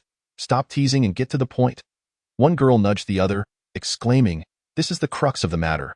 Zhao Yang's image and demeanor have transformed significantly. I had the fortune of seeing him on the playground recently, and wow, he was simply breathtaking. I have indeed heard whispers of this, and so, the story begins here." The girl who initiated the conversation remarked. This news has swiftly spread throughout the school, with many referring to him as Zhao Yang the god. Lin Yinyan must be seething. Let me guess, she is surely plotting her revenge. Isn't she? Zhao Yang could easily deduce the logic behind this. Indeed, however, at that moment, Zhao Yang was unfortunately absent, prompting Lin Yinyan to unleash her frustration upon one of the junior students, who appeared rather diminutive, likely no older than a freshman. It was inconsequential to Ji Fu Shang. The scene was so vivid that Zhao Yang could almost envision it, and then, the girl who initiated the conversation paused momentarily before continuing. Then that junior proceeded to give everyone a beating, followed by a rather menacing remark. "Everyone, does that include Lin Yinyan?" This piece of news is rather sensational. Zhao Yang felt a surge of pent-up emotion within him. Indeed, he was beaten to a pulp. Yet that junior was remarkably handsome. Upon returning, he resolved to pen a novel entitled Falling for the Aloof and Charming Junior. Please cease your daydreaming and enlighten us on the conclusion. Yes. The girl who had spoken earlier continued, her enthusiasm unabated. Then our junior dealt with Lin Yinyan, the so-called White Lotus, and concluded with, "From now on, be more restrained, or I shall strike you every time I see you, dear sister." Ha ha ha ha. I apologize, I simply cannot contain myself. Chapter 46. The instinct for survival. The row of girls in front erupted into laughter, and as Zhao Yang raised his head, he realized they had arrived at the dormitory building for girls. Internally, he chastised himself for indulging in gossip for so long. He quickly turned around and merged into the throng of boys heading to the cafeteria, the vending machine. Zhao Yang purchased a bottle of mineral water and then headed to the school supermarket to buy a cup of instant noodles for his return journey. Perhaps the earlier gossip lingered in his mind as he instinctively glanced around, only to find numerous girls discreetly observing him. Have they lost their minds? Zhao Yang hurriedly fled, only to be met by a chorus of gasps from behind, and he felt certain that his face was now flushed enough to steam an EGG. In truth, one could hardly blame those girls. It was primarily due to Zhao Yang's significantly improved posture from regular exercise, complemented by his naturally handsome features, which had further enhanced his appeal. Suddenly, darkness enveloped him as someone blocked his path. "Are you Zhao Yang?" The ringleader, a scruffy young thug, asked, his tone laced with a hint of provocation. Straightening his back, Zhao Yang replied, "Yes, I am." "What do you want?" "It's you." "Then that's settled." With that, one of the thugs swung a fist towards him. Instinctively, Zhao Yang dodged, and in truth, he had braced himself for a battered face. Yet to his astonishment, he managed to evade the blow. The thugs were taken aback. Wasn't he merely a poverty-stricken student, easy prey? This seemed to contradict the rumors. It must be luck. A mere coincidence.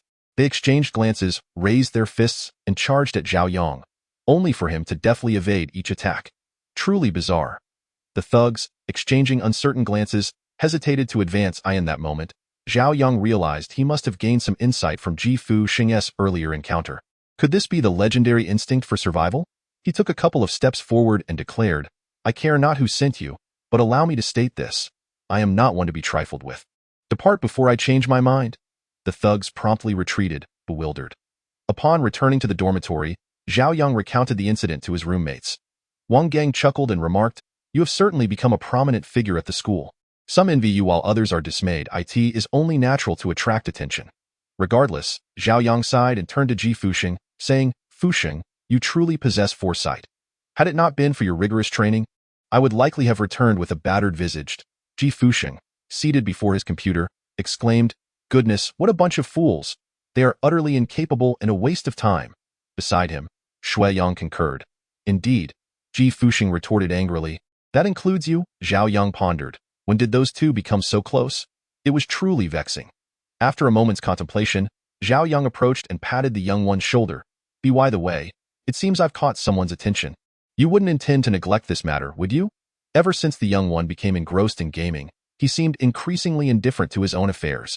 Ji Fuxing removed his headphones, his gaze sharp. Speaking of which, it appears you have yet to pay me my wages, damn. Yes, there was indeed an agreement, 100,000 a month. But since we have always been on good terms, I simply forgot about it. I doubt I'll pay you soon, all right? Could you possibly extend the deadline by a few days? Ji Fuxing donned his headphones once more. Sooner would be preferable. The outdated computer configuration is severely hampering the gaming experience. Thus, his need for wages was solely for gaming. Surely, this understanding was not misplaced. Zhao Yang glanced at the young one, absorbed in the virtual realm, feeling an impending sense of doom from the realities of life. During the physical education class the following morning, they were to attend with the neighboring class. Two large groups of students lingered under the sun, groaning in despair. The physical education teacher, filled with exasperation, admonished, You are on the brink of final exams, yet you remain so lethargic. Are you all preparing to fail collectively? The first event was a long-distance run. Boys ran 1,000 meters, while girls ran 800. Upon the completion of the girls' race, the ladies collapsed en masse, seeking the shade to escape the sun's rays. As the boys began their race, Zhao Yang quickly distanced himself from the pack. Thanks to Ji Fuxing's grueling training regimen, running 1,000 meters had become a trivial feat for him. Suddenly, an unexpected turn of events unfolded and a boy approached, soon matching Zhao Yang's pace. What was happening? Zhao Yang was taken aback and increased his speed to shake him off. But the boy soon reattached himself to Zhao Yang's side. The original 2.5 laps had transformed into a grueling 3,000 meters, as the two engaged in a relentless tug-dash of dash war. It was only when Zhao Yang came to a halt that the boy also ceased running, panting beside him. Zhao Yang cast a sidelong glance at the boy, whose fair complexion suggested he was not particularly fond of exercise. So why was he exerting himself so fervently? At that moment, Wang Gang approached, handing Zhao Yang a bottle of water. Yangzi, you ran quite well. Zhao Yang contemplated for a moment before offering the bottled water to the boy. Brother, you ran impressively. The boy did not accept it, merely responding in a hoarse voice, You needn't belittle me. I am not as fast as you. As he spoke, the man walked away, leaving Zhao Yang reluctantly retracting his hand. Do you think I have offended him? Otherwise, why would he follow me? I sent it a sign of insanity to run around so much. You don't know who he is? Zhao Yang shook his head. Wang Gang earnestly explained, He is a sports prodigy at our school, named Duan Yun. Last year, he swept all first-place awards in every event. And now, look at this. He's been bested by you. Isn't that infuriating? Zhao Yang replied. Is that really something to blame him for? Besides, he has such fair skin. A sports prodigy? Nonsense. He looks like a pretty boy, and you call him an athlete? Zhao Yang was not convinced in the slightest. Wang Gang scoffed. He is quite meticulous, you know. He spares no effort on sun protection and moisturization. So among the girls, he is the idol of the entire school. As for the boys, we wouldn't stoop to associating with him. Fine, I'll take your word for it. Just then, a whistle suddenly echoed from the center of the playground, signaling the teacher's call for assembly, and Zhao Yang hurried over. The physical education teacher droned on for what felt like an eternity, likely admonishing them to make the most of the remaining time before finals, especially for those who rarely exercised. Afterward, it was free activity time, Zhao Yang's favorite part of the day. Typically, the boys would play basketball while the girls gathered to watch their idols. Thus, a crowd formed around the basketball court. Zhao Yang, unable to play basketball, glanced at the scene before preparing to leave for the dormitory to indulge in a game. Just as he was about to step away, a basketball came hurtling towards him, and he instinctively caught it. The crowd parted with an audible gasp. When he looked up again, he found Duan Yun standing 10 paces away, his gaze piercing as he commanded. You, come down and face me in a solo match, the one-on-one? Zhao Yang waved his hand dismissively. He only knew the basics of basketball, and stepping up would only be inviting humiliation. Suddenly, someone pushed him from behind. and he found himself standing in the center of the court, a mere 3 steps from Duan Yun. The crowd erupted in cheers. Curious about who had pushed him, Zhao Yang scanned the sea of heads, but all he could see was a mass of spectators. The basketball slipped from his grasp, and Duan Yun softly declared, "Since you have the audacity, let us begin." The ball quickly fell into Duan Yun's possession as Zhao Yang lunged to steal it, but Duan Yun skillfully spun away, leaving Zhao Yang grasping at air. This continued several times, each attempt yielding the same result. A bead of sweat formed on Zhao Yang's forehead, as they brushed past each other. He heard Duan Yun's voice whisper in his ear, "I apologize, but farewell." With that, Duan Yun leaped, sending the basketball arcing towards the hoop. Zhao Yang stood frozen, feeling the moisture rapidly evaporating from his body. Suddenly, a chorus of boos erupted around him. He looked up to see the basketball inexplicably veering off course, crashing heavily against the backboard. How could this happen? For the next 10 minutes, the pattern persisted. Every time Duan Yun attempted a shot, something unusual occurred. In short, neither of them managed to score a single point during that span. For Duan Yun, this was nothing short of disgraceful. He had never failed to make a shot before. There must be some trickery at play by Zhao Yang. In a fit of rage, Duan Yun had not considered that the suggestion to play basketball was originally his own. Chapter 48. The Real Estate Tycoon. Zhao Yang looked on with curiosity at the peculiar behavior of the balls and surveyed the area surrounding the basketball court. Sure enough, he spotted a pair of sneakers dangling from the branches of a dense camphor tree across the way. That guy! Zhao Yang let out a sigh of relief and began to operate with abandon. Once he seized the ball, he aimed for a basket without a second thought, regardless of the odd angles. And miraculously, he scored. Duan Yun was nearly driven to the brink of grinding his silver teeth to dust. 20 minutes later, the outcome of the match was clear. 10-0, with Zhao Yang leading, of course. Zhao Yang bent slightly and remarked, "I concede." Duan Yun seized Zhao Yang's arm, insisting, "You can't leave yet. We've only played the first half. There are still 20 minutes remaining." "Oh, let it go," Zhao Yang said, prying Duan Yun's fingers from his own. "The wind is rather strong today. Let's save the lessons for another time." In truth, the onlookers understood that even with another 20 minutes, Duan Yun could not reverse his dismal fate, and they began to coax him, "Come on, it's just a game. Don't take it so seriously." Indeed, the conditions today were far from ideal, and a man should possess a sense of composure. Duan Yun was nearly livid. Yes, it was merely a game, but he was the one who had instigated it, and now he found himself in a most embarrassing predicament. While the weather could be blamed, he also discerned that Zhao Yang truly lacked basketball skills. Yet fate seemed to favor him, allowing him to triumph with a score of 10-0. How could he possibly save face now? From this day forth, he felt utterly devoid of dignity. Zhao Yang, oblivious to the convoluted thoughts swirling in Duan Yun's mind, left the court and approached the camphor tree. As he reached the base of the tree, a child leaped down, teasing, "Oh, you have quite the keen eye." Zhao Yang thought to himself that had he not known about the child's underhanded tactics, he would never have dared to throw the ball so recklessly. Noticing Zhao Yang's silence, Ji Fuxing tossed an object into his arms, saying, "Remember to compensate me with a pack." When Zhao Yang looked at it, he realized it was a bag of sunflower seeds, entirely filled with shells. So, that was the method he employed to alter the trajectory. Indeed, the world of assassins was truly unfathomable. Zhao Yang chuckled and followed along. With no classes in the afternoon, the 5 of them gathered in the dormitory for a gaming session.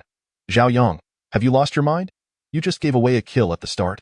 "That's outrageous," Shui Yang bellowed. Zhao Yang sheepishly replied, "It was an accident. An accident. Wang Mingcheng, can't your support stay with me? What kind of roaming is this?" Shui Yang fumed as the bottom tower was swiftly demolished. Wang Mingcheng retorted defiantly, "Fuxing told me to stay with him. If you're capable, you two can settle it in a solo," Shui Yang declared. "I'll endure." The match concluded swiftly. Wang Mingcheng sighed with Fuxing. "One can attain immortality. Assassins are truly formidable." Ji Fuxing removed his headphones, stating, "In fact, I am quite skilled with other heroes as well. Would you like to give them a try?" Suddenly, Wang Gang roared, "Brothers, check our school's website. There's explosive news." Zhao Yang minimized the game window and opened the school website, where a series of videos dominated the homepage. Goodness, which girl is so formidable that she uploaded a video of herself playing basketball with Duan Yun? Zhao Yang clicked on the video, and from what he could see, it resembled a one-sided massacre. He exclaimed, "What a disaster, truly tragic." Wang Mingxing remarked, "In this light, our Yangzi's looks are still quite impressive." Shui Yang scoffed. If it weren't for Fuxing, who knows who would be the one suffering now? This was undeniably true. Zhao Yang felt disheartened. I clearly have no connection with him. Tio put it simply, I didn't even know this person before. I truly don't understand why he suddenly has it out for me. Wang Gang replied nonchalantly before, it might have just been a simple disdain wanting to teach you a lesson, but it won't be that simple from now on. Today, Duan Yun has lost face and from now on, it will probably be straightforward retaliation. Oh, come on, don't scare me like that. Zhao Yang panicked. Ji Fuxing sent a link to Zhao Yang's WeChat, and as Zhao Yang clicked on it, he became increasingly horrified. Goodness. Is this really not some top real estate mogul? Chapter 49. Unlocking connections from the information available, it was evident that Duan Yun came from a prestigious family, belonging to the type of elite young gentleman. Zhao Yang felt that his days were numbered.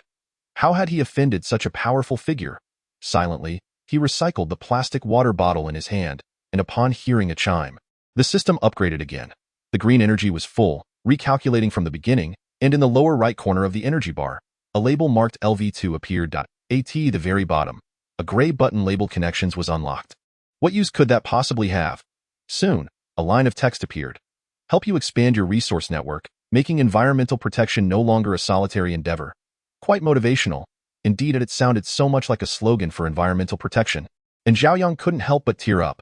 Before long, negative news regarding the Duan Yun incident surfaced, and he was soon summoned to the office for a discussion. Zhao Yang, please have a seat. Zhao Yang felt a surge of trepidation. This was the principal's office. After all, he smiled and said, no need for that. Principal, I can stand. Please, whatever you wish to discuss, I'm all ears. The principal nodded, acknowledging the boy's understanding of the situation. You must have seen the headlines on the school website a while back. This incident has had a significant impact on the institution, and after much deliberation, we have collectively decided that you should come forward to provide a clarification. Zhao Yang was taken aback. Could it be handled this way?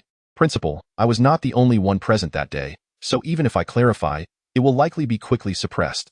This was indeed the truth. The principal, with a broad smile, tapped the desk. Since it is a clarification, it cannot be simply a matter of explanation. We hope you will voluntarily admit to having taken action against Duan Yun and issue an apology statement. WTF? Sacrificing himself to vindicate Duan Yun? How could the principal perceive him as such a selfless individual? I'm sorry, principal, but I cannot do that. The principal hastily rose from his seat, exclaiming, I understand that this matter poses a challenge for you, but the school has no other recourse, does it? Rest assured, once you clarify the situation, the school will swiftly assist in suppressing this incident. Zhao Yang scoffed inwardly. If it were that simple to quash, why would they bother reaching out to him? The school's intentions were abundantly clear. They sought to sacrifice him for the benefit of Duan Yun. Noticing Zhao Yang's silence, the principal continued with a soothing tone. Do not fear, Zhao Yang. Should this matter be resolved, the rewards that await you will certainly be plentiful. Do not spurn my goodwill. Employing both coaxing and coercive tactics, the principal demonstrated a masterful approach. It was glaringly apparent that he was treating students unequally. After all, they were both from the same institution. The principal awkwardly chuckled, Duan Yun is indeed a rare talent at our school. He excels in every aspect and has embarked on entrepreneurial ventures at a young age, having already donated millions to the institution, so that was the case.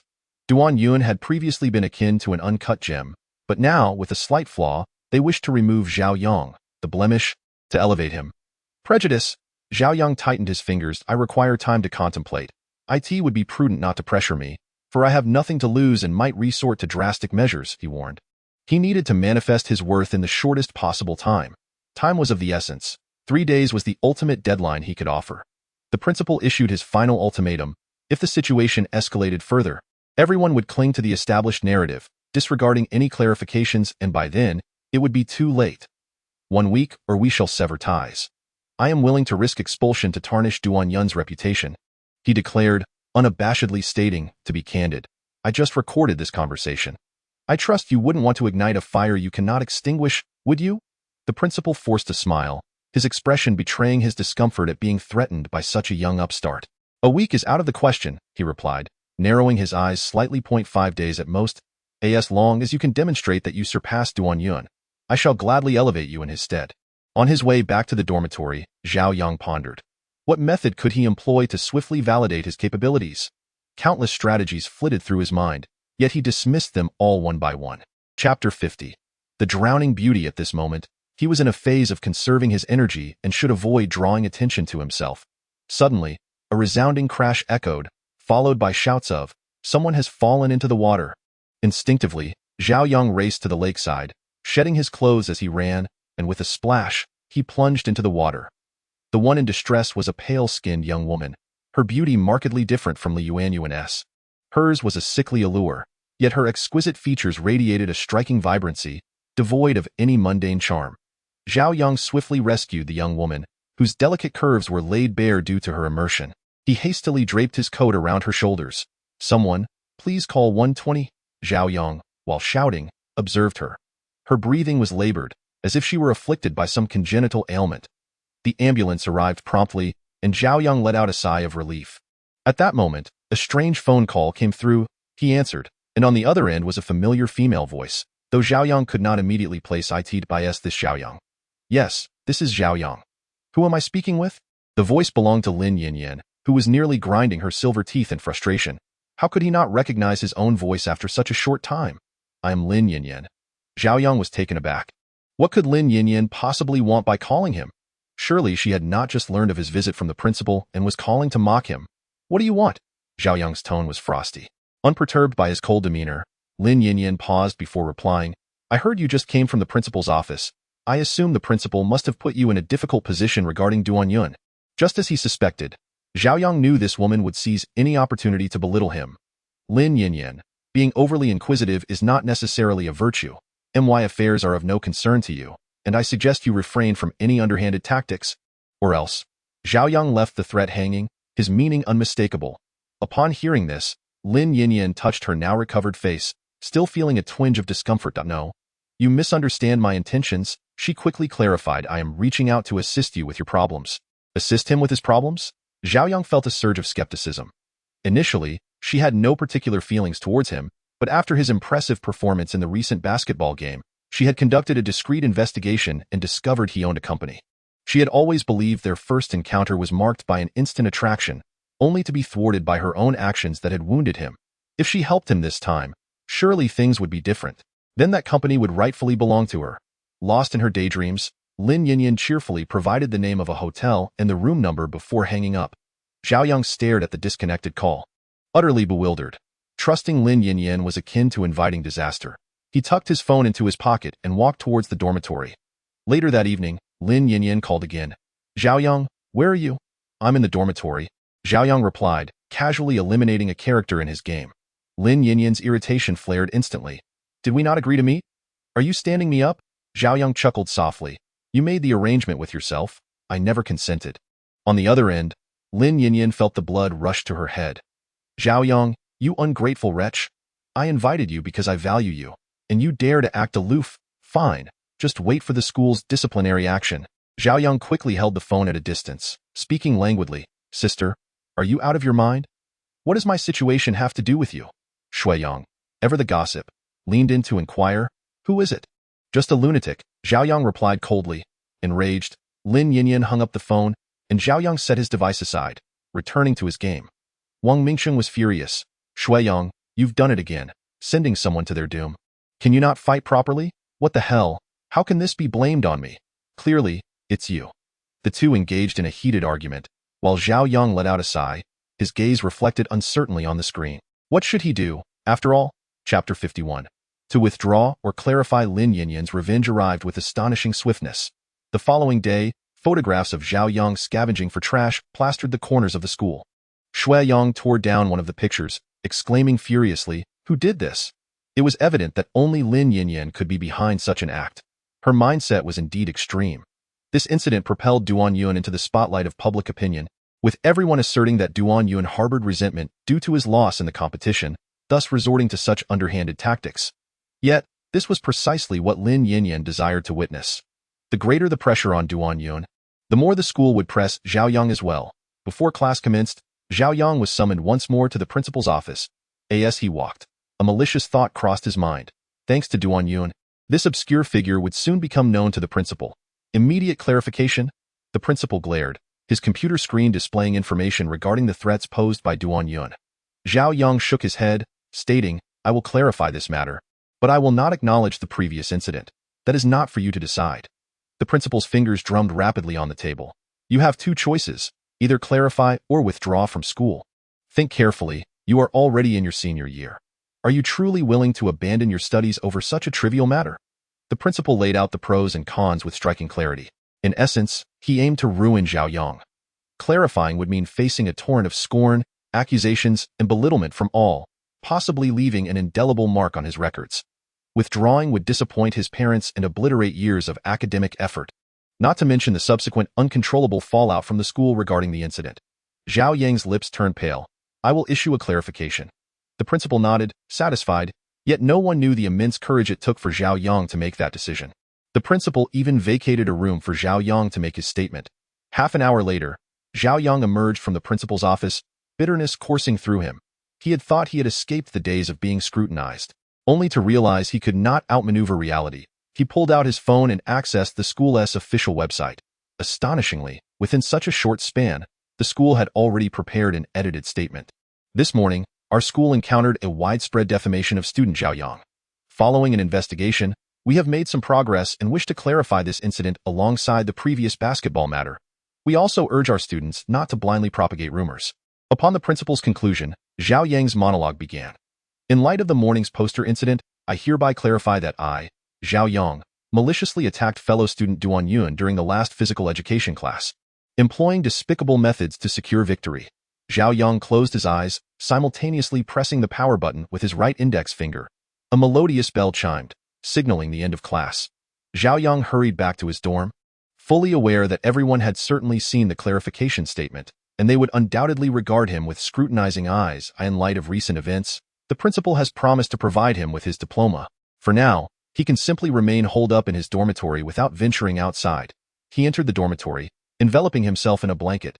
Ji Fuxing, somewhat perplexed, removed his headphones and inquired, "Aren't you supposed to be attending class?" With a heavy heart, Zhao Yang replied, "I returned due to feeling unwell." Zhao Yang's mind seemed elsewhere. Sensing something amiss, Ji Fuxing refrained from probing further and sent a text to Shui Yang. "Zhao Yang is back.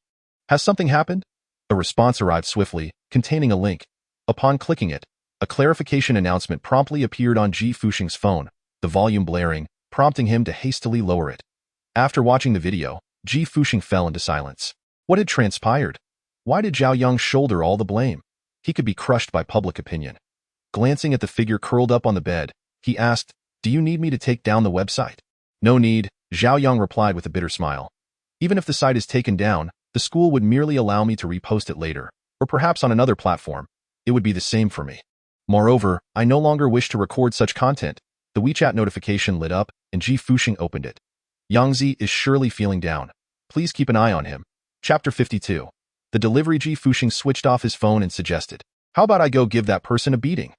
Zhao Yang was unsure whether he referred to Duan Yun or the principal, but he shook his head. Let's not stir the pot to noon. The dormitory's occupants returned, and an unspoken understanding kept them silent. The once boisterous dormitory now felt eerily quiet. Suddenly, Zhao Yang's phone on the desk rang, prompting Wang Gang to answer. "Hello? Oh, a delivery? I'll be right down." Zhao Yang closed his eyes, yet an unsettling feeling crept in. He hadn't ordered anything recently. Could it be? When Wang Gang returned, he was slightly out of breath, for Zhao Yang had received over 20 packages. "I don't know. You all can open them and see," he said. A gasp resonated through the dormitory as Zhao Yang leaned forward. Inside one of the packages lay a white banner, emblazoned with the words, "Terrifying behavior, shamelessly seeking fame by any means necessary." Without needing to be named, Zhao Yang knew it was directed at him. Wang Gang, incensed, tossed the banner into the open box, exclaiming, "This is intolerable. These people are nothing but opportunistic sycophants." It was evident that the contents of the other boxes would be no different. "Throw it all away. It's simply distressing to look at." As he spoke, Wang Gang lifted 4 or 5 packages and exited. Zhao Yang, feeling helpless, lay back down. He had thought everything was over, only to realize it was merely the beginning. In the principal's office, the principal, wearing a forced smile, said, "What do you think of this approach?" His wrinkled, beaming face resembled a blooming chrysanthemum. The man across from him snorted, "This? Far from sufficient." Before long, the school issued another statement, announcing a meeting for all faculty and students to summarize the situation. Zhao Yang smiled wryly. Indeed, what was once a different time had now changed entirely. The following day, the dormitory mates gathered to dine at the canteen. In the sweltering summer heat, Zhao Yang donned a hooded garment, which rendered him conspicuously out of place. Although everyone was aware of this, they tacitly chose to remain silent. Yet there was always someone unwilling to back down. A shadow loomed before him. Oh, isn't this Zhao Yang? Look at him, once dismissive of my words, now a veritable pariah, scorned by all. Lin Yin, that woman. Just as Wang was about to erupt, another figure approached. What is this? Finished your dalliance with Su Lei and now seeking attention again. Such words were delivered with unrestrained audacity. The woman sauntered closer, clad in a sleek black dress and sporting sunglasses. Her long hair flowed gracefully, embodying an air of elegance. In this sensitive moment, seeing someone stand up for him, Zhao Yang instinctively raised his gaze. How dare you speak such nonsense? Lin Yin fumed. Although many were privy to the situation, they still regarded the Su family's reputation and refrained from addressing it openly. Nonsense? The girl advanced slowly, aligning herself with Lin Yin, her ruby lips articulating. Is it really nonsense? I would never engage in such frivolities. Both clad in black, their juxtaposition was stark. Dare you reveal your name and class? Lin Yin, though not the campus belle, prided herself on her beauty and had never encountered such overwhelming pressure, causing her to seethe with indignation. The girl merely smirked, her lips brushing together as she uttered 3 words. You are unworthy. However, the girl offered a knowing smile, then continued, You shall find out soon enough. Very well, I am eager to discover your true identity, Lin Yin retorted before departing in frustration. To provoke such ire in this formidable figure was no trivial matter, and her overt favor towards Zhao Yang amidst the tumult left one pondering her true nature. At last, the unwelcome figure approached Zhao Yang, removing her sunglasses. Greetings, it is a pleasure to meet you. My name is Luo Qianqian. A chorus of gasps resonated from behind, and Zhao Yang was taken aback. If Lin Yin exuded flamboyance and Li Yuanyuan embodied dignity, then Luo Qianqian radiated elegance, a serene grace emanating from her very being. Thank you. Regardless of her motives, extending a hand in such circumstances warranted gratitude. After a day of reflection, Zhao Yang realized that yielding only emboldened adversaries, thus he had to devise a means of self-rescue. Chapter 53. Betrayal. Oh dear. Luo Qianqian glanced at her watch before donning her sunglasses again. You've stolen my lines. In that case, I'll save my thank you for another time. With that, she departed gracefully, captivating the attention of many. Zhao Yang, however, fell into contemplation. Thank her? It seemed he hadn't performed any notable acts of kindness recently. Suddenly, a revelation struck him. He recalled the woman who had emerged from the school's inner river. The memory of her pallid visage and frail form left him unable to reconcile her with the alluring Luo Qianqian of today. Indeed, women are ever the embodiment of change. After their meal, the 5 dorm mates ambled along the path, only to encounter the menacing dog blocking their way once more. Su Lei, you and Lin Yin are indeed inseparable, aren't you? Wang Gang said ominously. Humph. Su Lei snorted disdainfully, responding, I am not as superficial as Lin Yin. You have caused me to be confined by my grandfather for so long. Today, I shall repay this grievance. You cannot defeat us? Zhao Yang stated a fact. Even if you brought double the number of people, they could not even budge Ji Fusheng's finger. Su Lei chuckled. In the past, I was foolish, but now you are a person of considerable influence. Feel free to let your little brothers take action. At most, tomorrow's headlines will read, Zhao Yang bullies others, injuring a classmate. This indeed seemed like something Su Lei would do. What do you intend to do? Since you've wasted so much time with them, it must be for a greater purpose. Su Lei was exceedingly pleased with himself. He pointed to the ground and declared, Kneel before me, crawl to my feet, and admit your mistakes, and I may choose to overlook the past. Excessive. Wang Gang rolled up his sleeves, ready to charge forward, but Zhao Yang restrained him. Don't be impulsive. Indeed, times have changed. One must weigh their words and actions carefully. Su Lei said with a grin. Suddenly, Zhao Yang burst into laughter. Su Lei, puzzled, inquired, What are you laughing at? I laugh at your foolishness, being a pawn for others yet reveling in it, Zhao Yang said nonchalantly. Although Su Lei felt perplexed, he firmly stated, As for Lin Yin, she lacks the courage. Previously, he had liked Lin Yin, but after having her, it was merely a fleeting thrill. Men possess a strong sense of possessiveness over what they believe belongs to them. Is that so? Be careful of becoming an inadvertent father someday, Zhao Yang remarked, glancing up at the sky before continuing. Of course, men can hardly accept such circumstances. However, I kindly remind you, the day before yesterday, you should check room 2705 at the Shioli Hotel to see if Lin Yin had indeed checked in. After all, hotels now require real name registration with identification. Fine, Su Lei retorted angrily, I'll investigate. If I find nothing, Zhao Yang, you shall come here tomorrow at this time and bow to me 3 times. As Su Lei departed, Zhao Yang smirked, thinking, to deal with him, you should let them engage in their own dog-eat-dog antics. Upon arriving at the hotel and checking the records, Su Lei was utterly infuriated to discover Lin Yinyan's name. His face twisted with rage. How dare she betray him? Furiously, he dialed Lin Yinyan's number. You come down immediately, Lin Yinyan. I have something to ask you. Lin Yinyan, in the midst of her makeup, was slightly puzzled upon hearing this. Su Lei had always referred to her as Zhao Yan, never by her full name. What was going on today? Had he lost his mind? Understood. I will come down right away. Putting down her makeup brush, Lin Yinyan threw on a coat and stepped outside. Su Lei stood beneath the girls' dormitory, and as Lin Yinyan walked over with her head held high, he suddenly slapped her across the face. Lin Yinyan was momentarily stunned. Who were you meeting at the Shioli Hotel the day before yesterday? You've gained some audacity, daring to put a green hat on me. Su Lei's gaze was fixed intently on Lin Yinyan, awaiting her explanation. Lin Yinyan's eyes were cast downwards. It must be Zhao Yang. Chapter 54. Counter Threats. This man, who disregarded his own feelings, was even scheming against her from behind. However, the most pressing matter at hand was to maintain her composure in front of Su Lei, as he was a prominent figure in the city. She lifted her head, tears instantly welling up in her eyes, a stark contrast that startled Su Lei. Who told you that? Why don't you believe me? Lin Yinyan cried out. Su Lei replied, filled with resentment, the evidence is right before us. Does it really matter who informed me? Lin Yinyan clenched her fists, as if suppressing something. You want to know the truth? Very well, let me tell you. The day before yesterday, the air conditioning in the dormitory broke down, so I rented a place to sleep for the night. I initially intended to call Xiao Xia to join me, but she had something else to attend to and couldn't make it. You can check the surveillance at the hotel yourself to see if anyone else entered that room besides me. Then how did Zhao Yang know which room you were in? Su Lei, though inclined to believe Lin Yinyan, remained perplexed. Zhao Yang, ha ha ha, Lin Yinyan laughed bitterly. You believe him yet doubt me, if that's how you feel. Then don't come looking for me in the future. As she spoke, she turned to leave. Xiao Yin, Su Lei hurriedly embraced Lin Yinyan from behind. I didn't mean it. I got carried away in the moment. Xiao Yin, please don't be upset. I promise to make it up to you next time. Please be good. It's not that I'm angry about anything else. Lin Yinyan turned, her eyes brimming with tears. I just feel exhausted that you trust that scoundrel Zhao Yang over me. I'm truly worn out. Sob, sob, sob. After consoling her for a while, Su Lei departed, and Lin Yinyan wiped her tears away, no longer appearing the least bit wronged. A woman's tears have always been a weapon.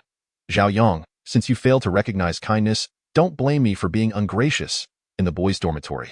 Now that matters had escalated to this point. Yangzi, what do you plan to do next?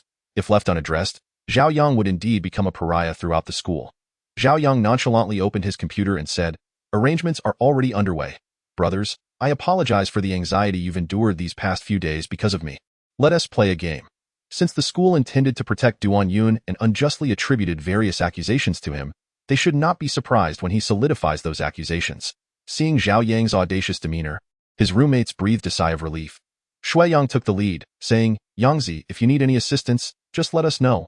We will do our utmost. As for this matter, Zhao Yang elongated his words, I might indeed require your help. Let us discuss it further. The origin of the story lay in Duan Yun losing a set of equipment, a matter that could be seen as either significant or trivial on a larger scale. It suggested that students within the school were stealing from one another, or it indicated a security risk within the institution. On a smaller scale, it was merely a lost package, potentially due to logistical issues.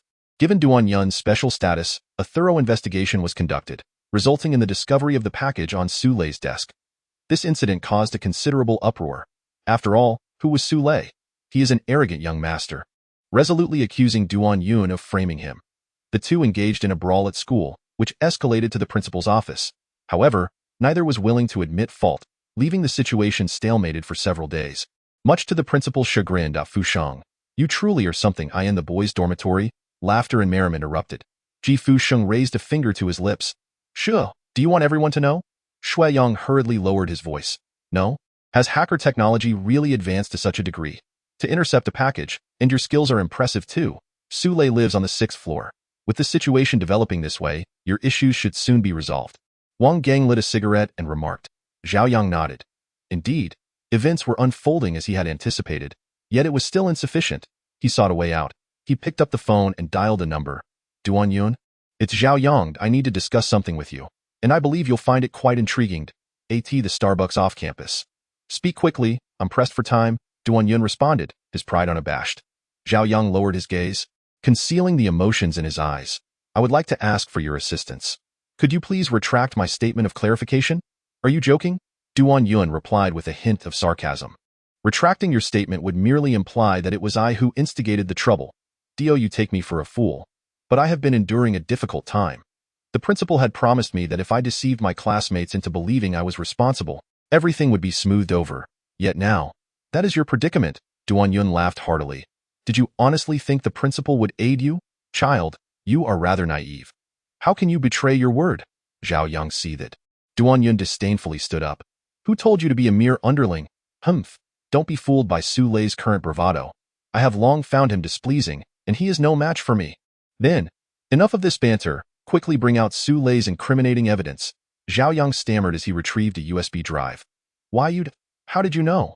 Duan Yun patted his head. In any case, I will intercede on your behalf with the principal. You need only wait patiently. With that, Duan Yun pushed open the glass door and walked out. Wang Gang and Shui Yang emerged from the shadows, while Zhao Yang lifted his head, a warm smile gracing his face. Devoid of any trace of despair, it recorded? Zhao Yang inquired. Shui Yang waved his phone, saying, it's all recorded and edited. Shall we proceed? Zhao Yang nodded. Let us take action. Immediately, a tempest erupted online.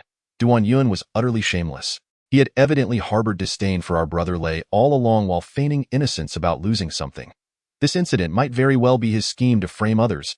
Exactly, look at how miserable Zhao Yang is. Who would have thought that the school had ties with Duan Yun? How frightening. Let us protect our brother Lei soon. A video of Duan Shulei was released featuring a small trumpet point. One cannot merely heed Shulei's side of the narrative. His character in private is deeply flawed, his life chaotic, and his conduct improper. It wasn't long before internet trolls followed suit. Indeed, I had previously witnessed Shulei bullying the weaker individuals on campus. The conflict escalated between both parties, prompting the school administration to swiftly shut down the campus network. Consequently, both the forums and Weibo erupted in fervor. Zhao Yang, content, ordered 5 cups of coffee and leisurely savored them with his dormitory companions at Starbucks.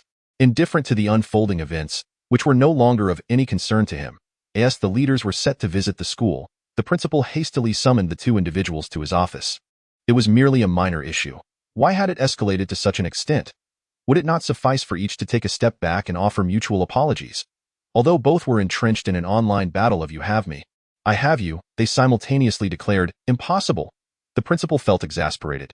If you continue to hold steadfast in your positions, I shall have no choice but to send you home for a few days. The leaders are coming to inspect soon, and your behavior could tarnish our school's reputation. Shulei instigated this matter. I shall not admit any wrongdoing, Duan Yun declared resolutely. Shulei nodded in agreement, stating, Duan Yun is framing me out of jealousy.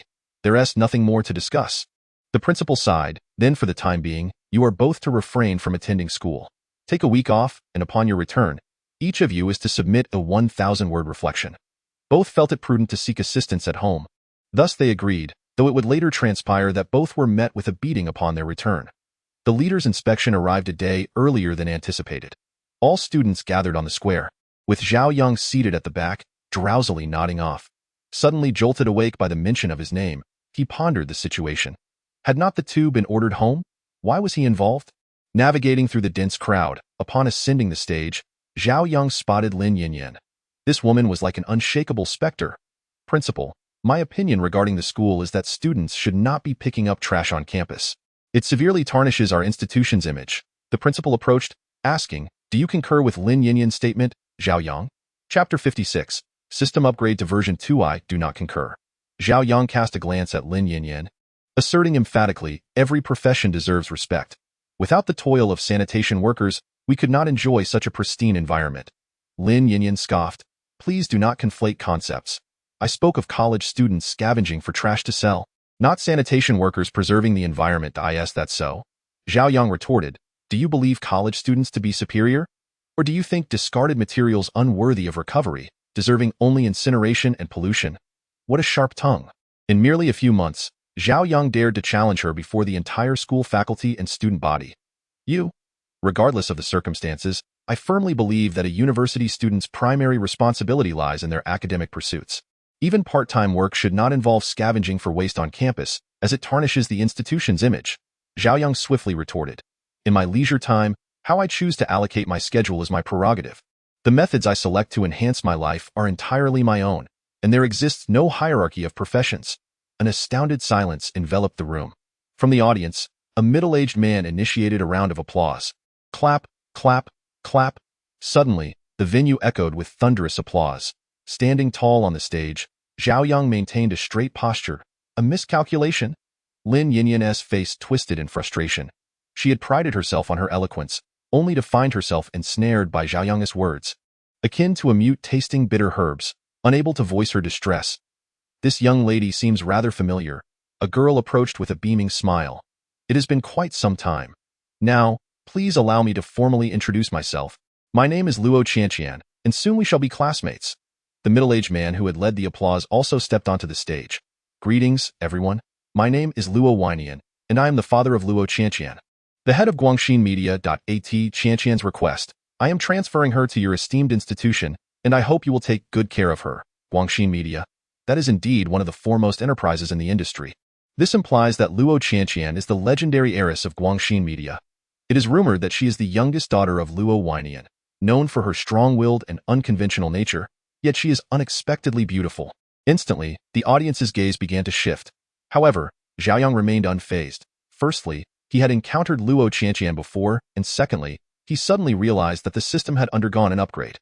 The previously blue interface had transformed into a three-dimensional space, with only a QQ smiley face floating in midair, devoid of any visible information. The smiley face gazed at him. Hello, the Environmental Recycling System 2.0 is at your service. The voice was a standard male system tone. Zhao Yang. Without an interface, Zhao Yang directly inquired. Where can I access my data? Due to the recent substantial amount of data you have recycled, the system has automatically upgraded. Your data will be calculated weekly. However, should you wish to inquire at any time, you may simply ask me verbally. What is my current basic data status? The enormous smiley face spun around, revealing a golden back, as Zhao Yang felt it might be checking the data. Why does it seem that this upgraded version is even less functional? Zhao Yang sighed. Hello, your current green energy level stands at level 2 with 20,030 points, and the withdrawable amount is 3,526. The functions currently unlocked include Savior, Goddess, Networking Permissions. Please continue to strive. Just like before, there were no significant changes. Accompanied by this indifferent expression, Zhao Yang inexplicably felt that the system was mocking him. Zhao Yang, Zhao Yang. Abruptly, Zhao Yang was pulled from the system's grasp, staring blankly at the principal. Is what student Luo said true? Zhao Yang appeared bewildered. Luo? Who is this person? What on earth is happening? Even while standing on the stage, one can lose focus. The principal, expressing his frustration, inquired, Is it true that you saved Luo's sister at school? Ah, so it was her sister, Zhao Yang realized with clarity. Chapter 57. A simple gesture. It was merely a trivial act, Zhao Yang replied with a nonchalant demeanor. Following this were a series of commendations. Observing the principal's insincere expression, Zhao Yang maliciously mused that if he were to remain passive, he would likely be met with nothing but scorn and ridicule today as he descended from the stage. Shui Yang excitedly exclaimed, Luo Qianqian is simply stunning. It seems our school flower might be dethroned. Not necessarily, Wang Gang countered at Liu Yuan and Luo Qianqian have entirely different styles. Besides, personality plays a significant role in the selection process, and as for Luo Qianqian, I remain skeptical as the two engaged in gossip. Zhao Yang suddenly remembered that he hadn't been in contact with Li Yuan for quite some time. Although she had deceived him previously, she had nonetheless assisted him greatly. After the meeting, Zhao Yang attempted to call Li Yuan, but his call went unanswered. It suddenly dawned on him that her home was equipped with signal jamming devices, prompting him to send an email. I haven't seen you around school lately. What's going on? The email, however, vanished into silence. Just then, his phone rang. It was Hao Li. What's the matter? Li Jie, Zhao Yang asked. The company is currently facing a cash shortage and may require financing. Her voice was urgent. Do you still have any funds available? Recalling his paltry balance of 3,500, Zhao Yang sighed. Starting a business from scratch indeed proved to be a daunting challenge without connections. Li Jie. Don't worry, I will find a solution. All right, I'll be waiting, but please don't take too long. Ideally, we need an influx of 2 million within the next couple of days, Hao Li concluded before hanging up. 2 million, Zhao Yang lamented, burying his head in his computer. Liangpin Company. It seemed that in just a few short days, the scale of operations had expanded yet again. Upon entering, he was stopped by a security guard. "Sir, entry is not permitted here." Zhao Yang regarded him with curiosity. "Are you new?" "I'm here to handle excess waste for your company. Manager Xie specifically authorized my entry. I'm sorry, sir, but the orders we received do not permit anyone to enter." "How can this be?" Zhao Yang was taken aback. Did Xie Shiwei have a change of heart? What benefit would that serve him? Seizing the opportunity while the guard was distracted, Zhao Yang ascended to the general manager's floor. He burst into the office, exclaiming, "Xie Shiwei, you are being duplicitous." His tirade was abruptly halted as he found himself face to face with Duan Yun. "I was wondering who could have conceived such a perplexing agreement. It turns out to be you. It seems we are indeed fated," Zhao Yang stammered. "How did you end up here?" Duan Yun chuckled. "I couldn't say. Perhaps fate has brought us together. Thanks to you, my family has encouraged me to venture into entrepreneurship. And coincidentally, I came across your company, so I thought I would exert a little pressure." No wonder Li Jie had suddenly sought his assistance. "Haven't we already settled our affairs? What discontent do you harbor?" Zhao Yang glared furiously. "A mere impoverished wretch aspires to rise against the odds. I dare say you are merely indulging in fantasy. Don't pretend that you haven't meddled in my affairs with Su Lei." Duan Yun glared at him with venomous intent. "You truly are remarkable. I have fallen victim to your machinations. However, do not expect to fare well in the future. I have acquired this company. You would be wise to seek other prospects." As he walked, Zhao Yang contemplated Duan Yun's words. "Within a week, prepare for your company's downfall." Zhao Yang shook his head and proceeded to the Sunshine Green Environmental Company. This was his first visit to his own enterprise, which had been meticulously managed by Hao Li. The employees were organized into distinct sections, working in harmonious order. Just as he approached the office door, he heard the plaintive cries of a young girl. "Sister Hao Li, it's not that I don't wish to follow you, but my family is desperately awaiting this payment. It is no trifling sum. I implore you, please disperse it to me." Zhao Yang paused. "Has the company reached such a state?" "The Environmental Recycling System 2.0 is at your service." A massive yellow smiley face slowly rotated towards him. Zhao Yang couldn't help but exclaim inwardly. Chapter 58. 20,000 points of green energy. My goodness. Encountering this contraption was indeed quite startling. "What is your inquiry?" A low, mechanical voice echoed in his mind. "Would you like to activate the networking function, which will consume 20,000 points of green energy?" This, as the name implies, the networking system should assist in expanding 1S connections. However, my acquaintances are either adversaries or impoverished youths. The cost of such a substantial amount of green energy is simply not justifiable. I shall defer this for now, thank you. Yet why has the system suddenly appeared? Can it now autonomously detect my crises? This could be a promising sign. After leaving the company, Zhao Yang had not allowed Ji Fuxing to trail him since undergoing 2 months of grueling training. After all, it is prudent that fewer individuals are privy to certain matters. He visited several recycling stations, remaining occupied throughout the day. Before accessing the system, if energy settlements occur weekly, does that imply withdrawals also occur weekly? Yes, but green energy can be consumed for withdrawals, with 1 point of green energy equating to 1 yuan. Would you like to withdraw? The large yellow smiley face slowly turned towards him. This expression, Zhao Yang felt, was growing increasingly frigid. "I shall refrain from withdrawing for now. The price of withdrawal is simply too steep." Zhao Yang resolved to proceed cautiously. "Is there no possibility of reducing the withdrawal cost? Perhaps 1 energy point could equate to 10 yuan? The yellow smiley face remained unchanged. 10 yuan? Are you jesting? At most, it is 5 yuan, no negotiations. I can scarcely believe it." Suddenly, the phone rang. Zhao Yang glanced at the screen. Sister Li. Since his last visit to the company, Zhao Yang felt an inexplicable sense of guilt towards Hao Li, having effectively led her into a predicament. "Zhao Yang, are you free tomorrow? I wish to attend a bidding conference to seek financing from other enterprises." "Financing?" Zhao Yang's eyes brightened. "That is indeed a brilliant idea." Hao Li sighed. "Alas, this is our only recourse. I hope for a successful outcome tomorrow." Zhao Yang nodded. "All right, Li Jie, make sure to get some rest. Tomorrow morning, we shall depart together. I'll come to pick you up." After hanging up the phone, Zhao Yang entered the dormitory. The atmosphere within was as raucous as ever, with several individuals hunched over their computer desks, the clattering of keyboards resonating throughout. "Yanzi is back," Xue Yang mumbled indistinctly. The others acknowledged with a murmur before continuing their relentless battle. Zhao Yang too powered on his computer, immersing himself in the realm of his companions. Suddenly, a new email notification appeared. It was from Li Yuan. Zhao Yang hastily clicked open the message. "I've taken a leave of absence to deal with some family matters. Is there anything you need?" Zhao Yang paused momentarily over the keyboard before responding. "I have an important occasion coming up and would appreciate your assistance in selecting an outfit. Aside from that, It seemed only awkward small talk could ensue. There was a brief silence from the other end, followed swiftly by a reply. Was there an issue with the outfit from last time? I thought that ensemble was quite suitable. How could he have overlooked that? Zhao Yang's fingers danced across the keys. When will you return to school? Weren't we supposed to go out for a meal, perhaps in a week? As he gazed at the words on the screen, Zhao Yang fell into contemplation before sending another message. Are the family matters particularly troublesome? Do you require my assistance? The email icon lit up, and Zhao Yang opened it. It's nearly resolved, so please don't worry. This is something you cannot assist with. All right, take care of yourself. After sending this message, Zhao Yang closed the email interface with a sigh. Why sigh when he had secured a date with the goddess? Was he deliberately flaunting it? Suddenly, a chorus of teasing voices erupted from behind him. Oh, come on. What happened to your integrity, you devils? Zhao Yang exclaimed, realizing that his shameless dorm mates had encircled him, their heads bobbing densely around. Integrity? What's that? Shuyang patted Zhao Yang's shoulder. Hurry up and log in. The entire dormitory is waiting for you. At 10 in the morning, Haoli arrived punctually at the school in her car, and Zhao Yang, impeccably dressed in a suit, entered the vehicle. I must admit, when you dress up, you possess quite a bit of charm, Haoli jested. All right, Li Jie, please spare me your teasing.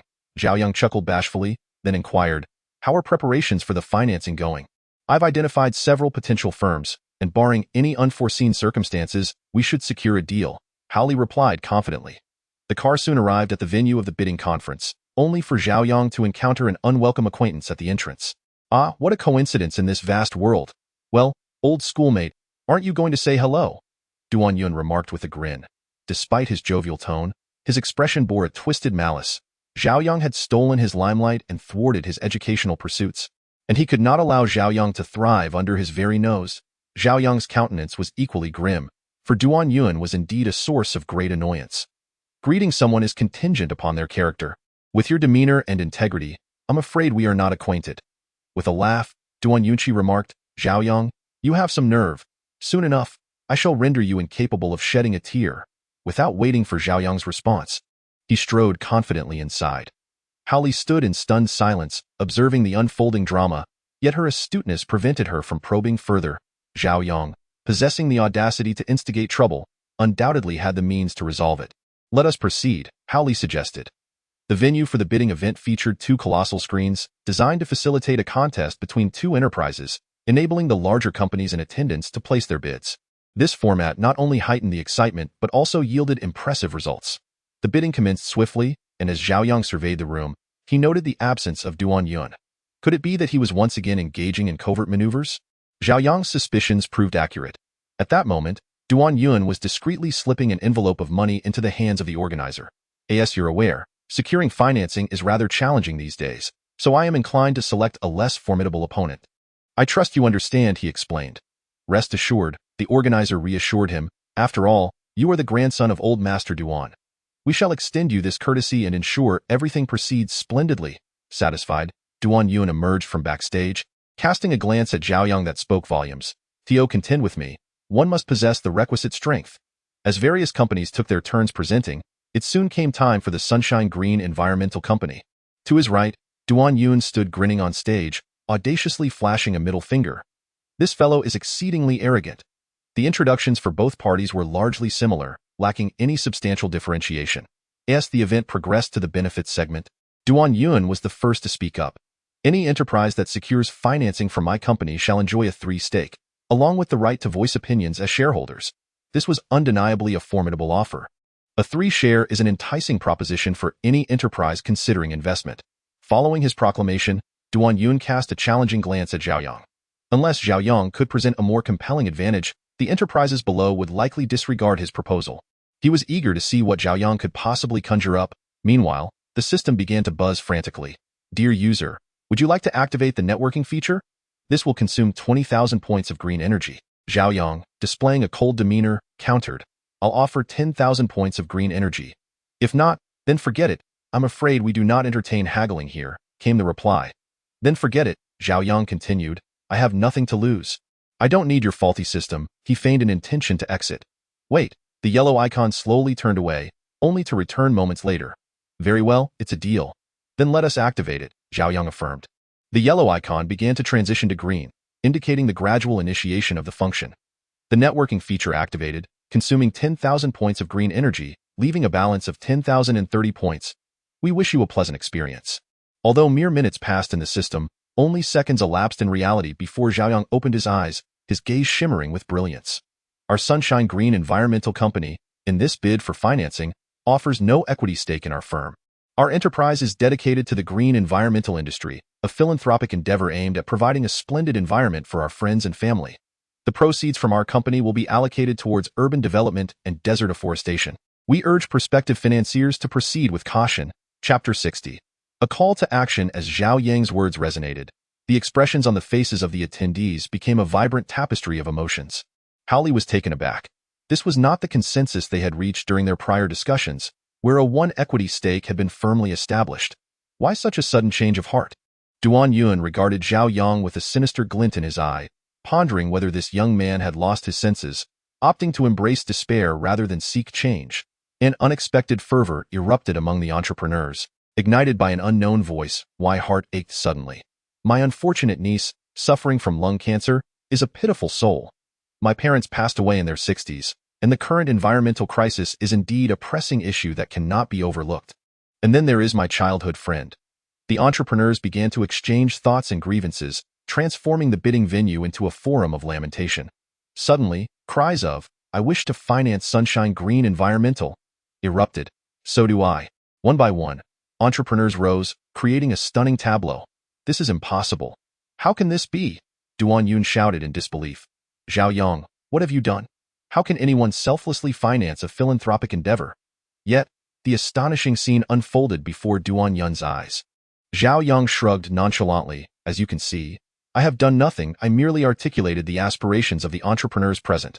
His words were met with a thunderous applause. Duan Yun's gaze swept over the standing entrepreneurs, many of whom he recognized, including those who had previously agreed with him, now turning their backs. He could only swallow his bitterness in silence. As the round concluded, the results were stark. Liangpin Group, 280,000. Sunshine Green Environmental Company, 15.26 million. The victor and the vanquished were unmistakably delineated. Returning to their respective places, Duan Yun stood behind Zhao Yang, his malevolent glare almost piercing through him. You truly are something? Zhao Yang, Howley exclaimed joyfully. I thought this financing might fall through. I never anticipated. How did you conceive of this idea? Pure coincidence, Zhao Yang replied humbly, eliciting admiration from the surrounding entrepreneurs, a young man, capable yet unassuming. It seemed their wager had indeed been a wise one. With the financing secured, the operational concerns of the company should be alleviated, and Zhao Yang exhaled in relief. Conversely, Duan Yun found himself in a precarious situation. 280,000, a dismal figure, would surely spell trouble upon his return home. Clenching his fists, he rose, bowed to those around him, and declared, Esteemed presidents, I must reveal that Zhao Yang's Sunshine Environmental Company is a venture established solely for his personal gain. Seeing the lack of response from the crowd, he exclaimed loudly, Zhao Yang previously dealt with garbage at our company. An eerie silence enveloped the surroundings. Half a minute later, whispers began to circulate. It appears that General Manager Zhao truly embodies action when addressing environmental issues. Does it not? Indeed, he is far superior to those who relish in maligning others from the shadows. Thankfully, we made the right choice. I was almost deceived by his countenance. Duan Yun bit down hard, his frustration boiling within. That was not at all what he intended to convey, however. Zhao Yang remained oblivious to Duan Yun's plight. At that moment, the system suddenly illuminated, revealing a colossal smiling emoji spinning wildly. Congratulations, host. You have achieved the milestone. A call to arms, earning 3 lottery chances. Would you like to proceed with the draw now? Zhao Yang replied, Why is this so absurd? Can I reinstall the 1.0 system? After a moment's hesitation, he clicked confirm. The spinning finally ceased, but the smiling face morphed into a weeping one. Apologies, host. You have drawn nothing, damn. The crying face continued. Due to this unprecedented stroke of misfortune, the system has decided to grant you another opportunity. Would you like to draw now? Zhao Yang, exasperated, replied. Draw. The weeping face spun a few times before transforming back into a smiling visage. Congratulations, host. You have drawn a cleaning push tool, a one-time consumable, available for purchase in the shop. Valued at 500 points of green energy. Chapter 61. Cleaning push tool. What in the world is this?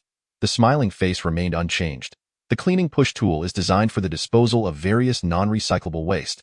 And there are also the cleaning mega push tool and the deluxe cleaning push tool available, all at attractive prices during the promotional period. Zhao Yang fought the urge to slap the system into oblivion. Can I have a different female customer service representative? Unfortunately not, dear. Please revert the system to 1.0. He was on the brink of a breakdown. I wish to see the shop. He was curious to discover what bizarre items lay within. The yellow smiley face extended 2 hands. Dear? You cannot proceed. Tio, speak frankly. The shop contains items you cannot afford. Zhao Yang, now enraged, retorted, if you continue like this, I will file a complaint. The yellow smiley face trembled slightly, prompting a smile from Zhao Yang. Indeed, customer service representatives universally dread complaints. Very well, you may look at us. The yellow smiley face gradually moved aside. It revealed a vast screen. The screen had already been set to the shop option, and indeed, everything was beyond his means. What a travesty.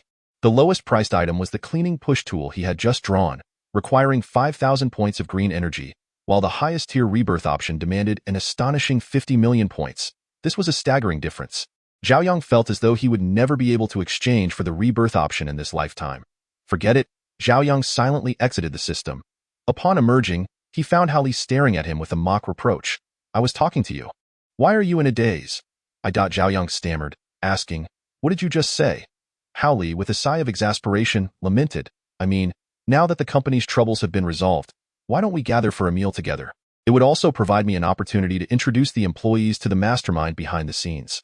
That sounds wonderful. When shall we do this? Hao Li took a deep breath and scrolled through her phone. There's no time like the present. Let's make it today. With nothing pressing on his agenda, Zhao Yang nodded in agreement.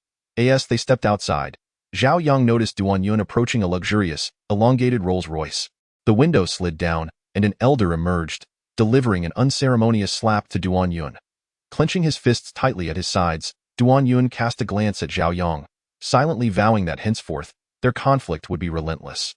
Zhao Yang smiled nonchalantly. Having provoked him, Duan Yun must now face the consequences of his actions. With a total of around 20 employees, they hailed 4 taxis, with Hao Li driving one of the vehicles. The group made their way to the hotel in high spirits. During the banquet, the previous gloom dissipated, and the young women frequently cast their gazes toward Zhao Yang, who had always been an elusive figure as the company's president. Unexpectedly youthful and handsome. Boss, my name is Ning Jing. I would like to propose a toast to you. Thank you for guiding our company through this crisis. A timid young woman approached, raising her glass with trepidation. Zhao Yang raised his own in response, smiling as he said, this success is the result of our collective efforts. Without your hard work, we would not have triumphed in the bidding today. I sincerely thank you all for your dedication. With that, he poured another drink and raised it high as the group indulged in their revelry. Their laughter and cheers echoed, despite their unsteady state. Although Zhao Yang had not consumed much, he found himself swayed by the spirited crowd, who insisted on continuing their night at a bar. Inside the bar, the strobe lights flickered vibrantly. They say a little pain in the midst of a storm is nothing to fret over. Dry your tears and do not fear, for we still have our dreams. Amidst the cacophony of screams and laughter, Zhao Yang's vision began to blur. His head throbbed painfully. When he awoke the next day, he felt as though he had been run over by a rickshaw, every part of him aching.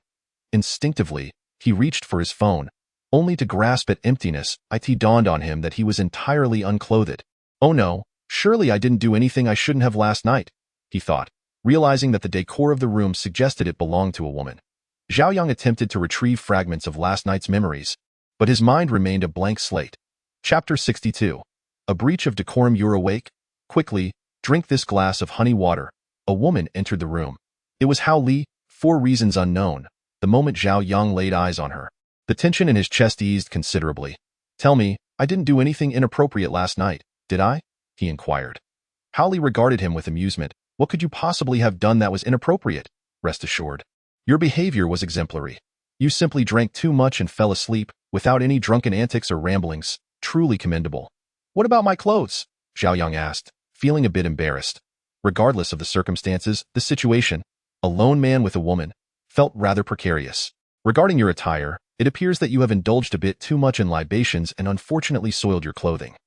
Given that the air conditioning is currently on, it would be rather chilly to remain in such garments.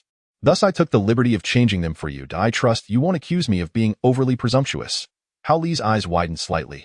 Typically, she adorned herself in heavy makeup, yet today, devoid of cosmetics.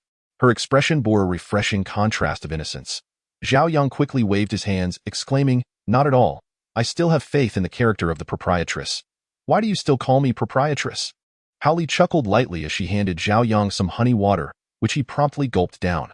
The youthful prominence of his Adam's apple, illuminated by the morning light, paired with his athletic physique, exuded an unexpected allure. Hao Li quickly turned her face away. "Given the high temperatures of summer, your clothes should be dry by now. Allow me to fetch them for you." Zhao Yang nodded in agreement. Having worked under Hao Li for so many years, he momentarily forgot to alter his address. After an hour of tidying himself, Zhao Yang exited the room, his gaze captivated by the decor of the house. The living room exuded a minimalist Japanese aesthetic, simple, pristine, and orderlied. A pale blue cushion on the gray sofa served as the sole pop of color in the space. Before the expansive floor-to-ceiling windows, linen curtains billowed gently in the breeze, revealing several small green potted plants that radiated vitality. "What are you staring at?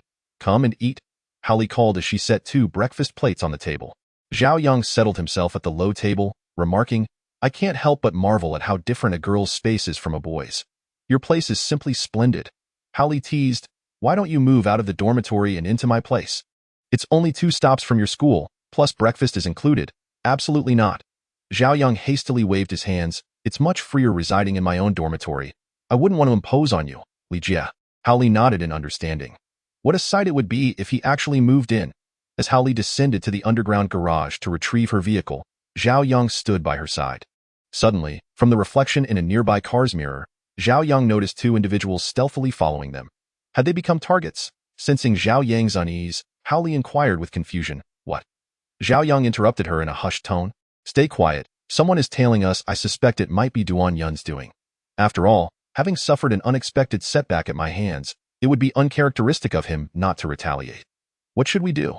Hao Li whispered, equally alarmed. Zhao Yang pondered for a moment before responding, "We cannot take the car. It would trap us inside. Let us split up once we reach the intersection ahead.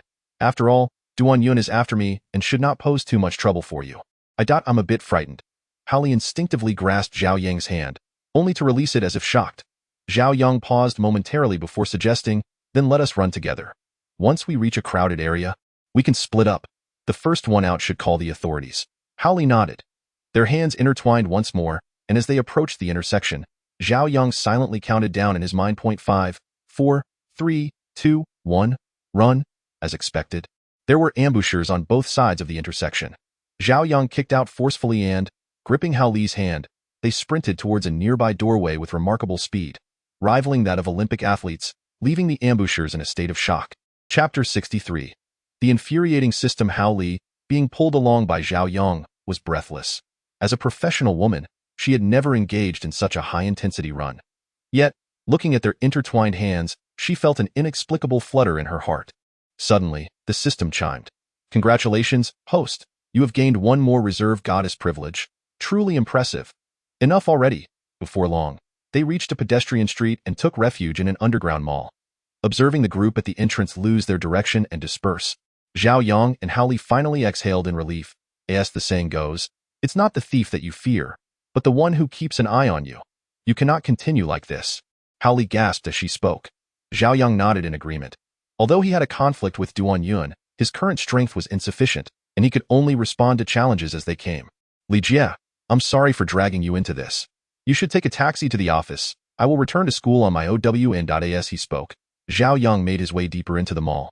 Hao Li watched his departing figure and resolved silently that she would build her company into a publicly listed enterprise, providing him with a robust support system. As for what came later, the company expanding internationally was a tale for another time. Zhao Yang wandered through the mall, pondering Duan Yun, feeling as though he had forgotten something important. Suddenly, he slapped his forehead and made a phone call. As soon as the call connected, the voice on the other end sounded disoriented. "Big brother, I really have no money right now. Can you grant me a 2-day extension?" Initially, he thought this person was living a prosperous life, only to discover how dire their situation had become. Indeed, society fluctuates between highs and lows. "I must ask, how much do you owe that has led you to such a predicament?" After a moment's hesitation, the voice on the other end seemed to regain clarity and erupted in anger. "Zhao Yang, how dare you call? My miserable state is all because of you." Zhao Yang rubbed his nose, thinking it couldn't possibly be his fault. The voice belonged to Xie Shiwei, the former head of Liangpin Company IT. Turned out he had been forced to sell the company due to his father's enormous gambling debts and was now in a desperate situation, evading creditors. Are you calling me because of that contract breach? Let me remind you, contracts come with stipulations regarding irreversible factors. Zhao Yang chuckled lightly. Don't worry, just come out. I will treat you to a meal. Xie Shiwei was perplexed. On one hand, he was skeptical of Zhao Yang, yet on the other, his stomach reminded him that he hadn't eaten in quite some time. All right, suggest a place. Upon arrival, Xie Shiwei expressed his dissatisfaction. You're someone of stature. How can you invite me to dine in such a shabby place? Zhao Yang regarded the disheveled figure before him, silently scoffing in his heart. With your current state, why concern yourself with matters of pride? This is what I call reminiscing about hardships and appreciating the sweet moments. The primary reason for my visit today is to express my gratitude, Zhao Yang said sincerely. Xie Shiwei looked at Zhao Yang with a perplexed expression. They had only collaborated once, so it seemed unlikely that Zhao Yang had gained any substantial benefit. Forget about the thanks. Could you lend me some money to alleviate my pressing needs? Zhao Yang sighed. Realizing the practicality of the man before him, yet acknowledging his own financial constraints, having invested all his funds into patching the company's deficits. Why don't you ask me what I'm grateful for? Xie Shiwei replied, bewildered. What's the point of knowing such intricate details? You can't just help me regain my former status. In truth, it was primarily due to our contract. Given Duan Yun's nature, he would undoubtedly pressure you to hand over the video. However, Zhao Yang's eyes sparkled as he gazed at the disheveled man. You didn't actually submit that video to him, did you? As the bowl of mixed noodles was served, Xie Shiwei, while eating, mumbled indistinctly, of course not. I have my principles. Looking back, though, I truly regret it. If I had agreed to him back then, I probably wouldn't be hiding from creditors now. Rest assured, you will never regret that decision, Zhao Yang asserted with unwavering confidence.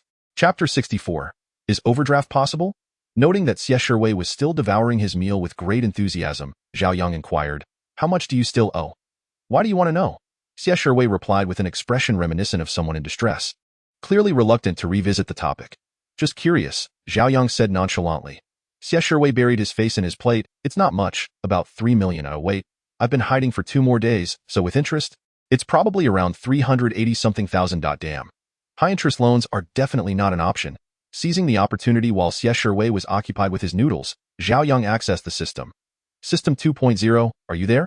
Can you hear me? A giant smiling face appeared. Yes, dear, System 2.0 is at your service. Zhao Yang asked, can I overdraw a bit of money? The system maintained its cheerful demeanor. That's not possible, dear. Zhao Yang had come to understand the system's nature, thus he calmly replied, it's been quite some time. I consider myself a loyal customer. Can't you handle this minor issue? I'm beginning to doubt your capabilities. Dear, our service is solely to answer your questions, not to resolve issues. If you urgently need a solution, you may apply for an advance of 500 green energy points. Such a cold and indifferent tone. Haven't you heard that the customer is king? Without my purchases contributing to the market economy, you're facing joblessness. Do you understand? Are you lacking in common sense? After being reprimanded by Zhao Yang, the system surprisingly began negotiations. After a while, it turned back to him. Dear, based on your withdrawal history, this system can only permit you to temporarily overdraw 5 million, which must be repaid within a week. Otherwise, a 5 interest will be added. Goodness, that's an interest of 250,000 a day. That's ruthless. Understood. Please arrange it swiftly. Soon, Zhao Yang's phone announced with a voice alert. Alipay received 5 million yuan. Xie Shiwei exclaimed, how utterly unfair is fate. It is indeed 5 million, not merely 500. If I were to lend you this 5 million, Zhao Yang hesitated. Xie Shiwei quickly responded, I would not hesitate to traverse mountains of blades and seas of fire. Very well, let's proceed. An hour later, Zhao Yang, accompanied by the prepared Xie Shiwei, arrived at the Sunshine Green Environmental Company.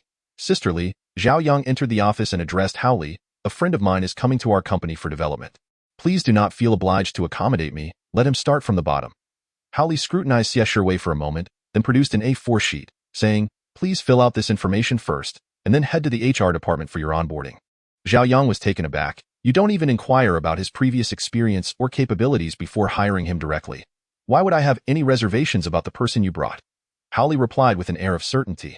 Well, that is not entirely out of the question.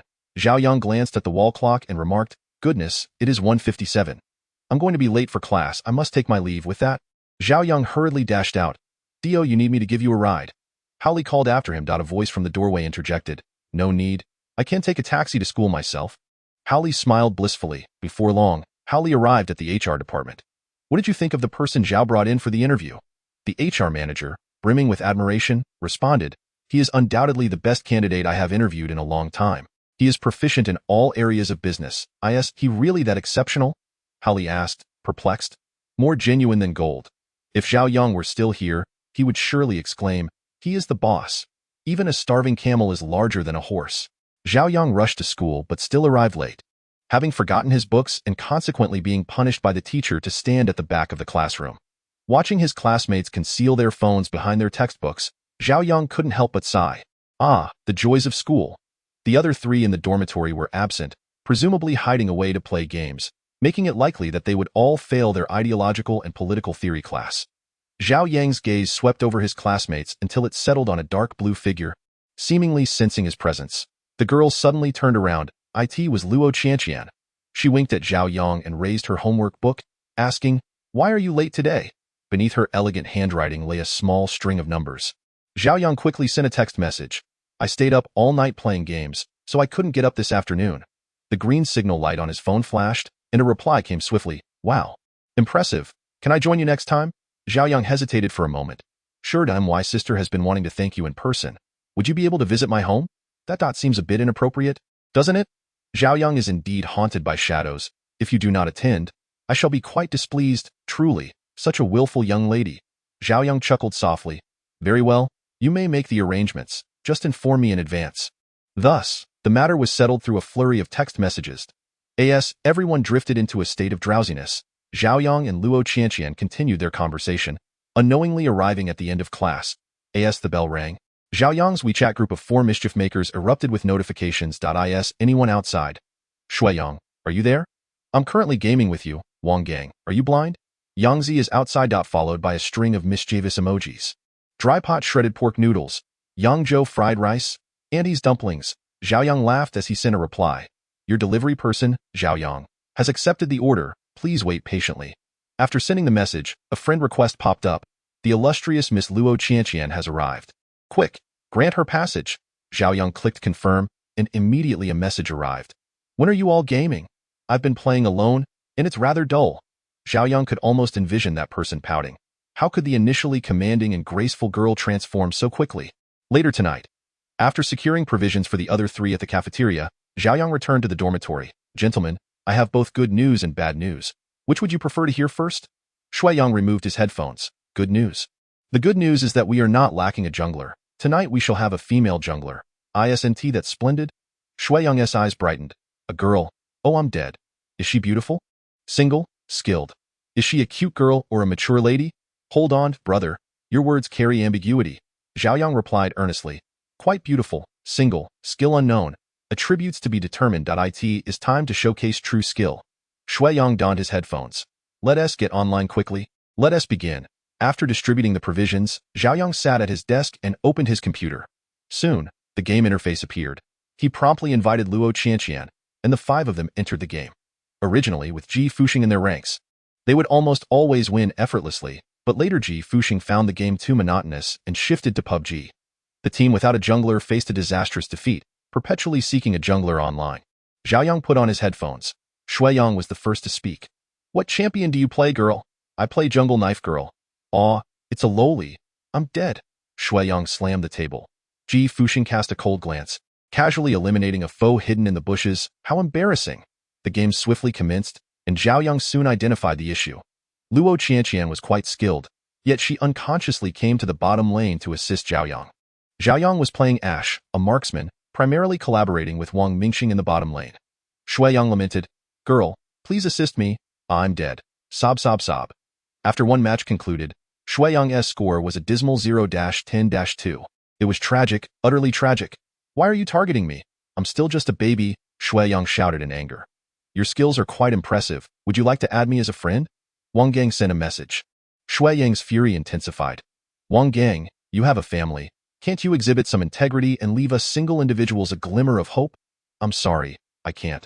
Throughout the night, the dormitory echoed with Shuiyang's wails of despair. Chapter 66. Dear, it's time to repay the debt. Luo Qianqian quickly replied. I am but a heartless jungler who only assists marksmen. Do you still wish to play with me? Absolutely, Shui Yang responded without hesitation. After all, his prowess was undeniable. Even if the top lane faltered, as long as victory was assured, he was willing to accept it. Who could be in a worse predicament than he? By the way, Yangzi, didn't you mention there was some bad news coming our way?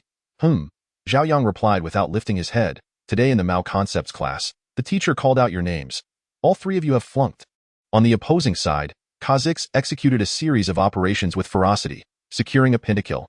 Luo Qianqian, glancing at the grayed-out screen, tentatively inquired, did your dormitory lose internet connection?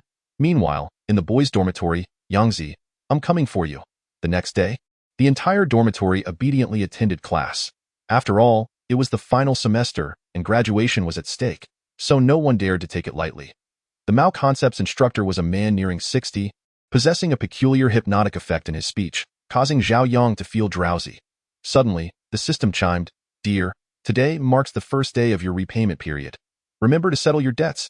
Zhao Yang immediately became alert. Where could he find 5 million worth of refuse? It was a headache. Moreover, Ji Fuxing's salary had yet to be disbursed, and that fellow's gaze was growing increasingly resentful. After class, Zhao Yang called Hao Li. Could the company assist in sorting the garbage? Are these sorted items to be collectively taken away by our company? Yes. Why? Hao Li responded, somewhat surprised. Zhao Yang continued, Are these items currently stored in our company warehouse or sent to the trash station daily? Sent to the main station. Zhao Yang nodded. In that case, rent a warehouse to store the garbage. I'll come by every morning to handle it. Hao Li pondered for a moment. One warehouse may not suffice. You can manage it. After finishing, Zhao Yang accessed the system once more and tapped on customer service. Are you there? Please activate the navigation. I'm off to collect garbage. The yellow emoji slowly responded. Apologies? Host, but due to your current outstanding balance, this function has been suspended. Zhao Yang felt a surge of frustration. With no classes in the afternoon, he aimlessly strolled along the tree-lined path outside the campus, picking up bottles he encountered along the way. After half an hour, his balance had only increased to 5,000 AT that moment. The sound of a car braking caught his attention. Zhao Yang turned to look. A beautiful woman emerged from the vehicle, and before her lay an elderly lady sprawled in the middle of the road. Was this the scam?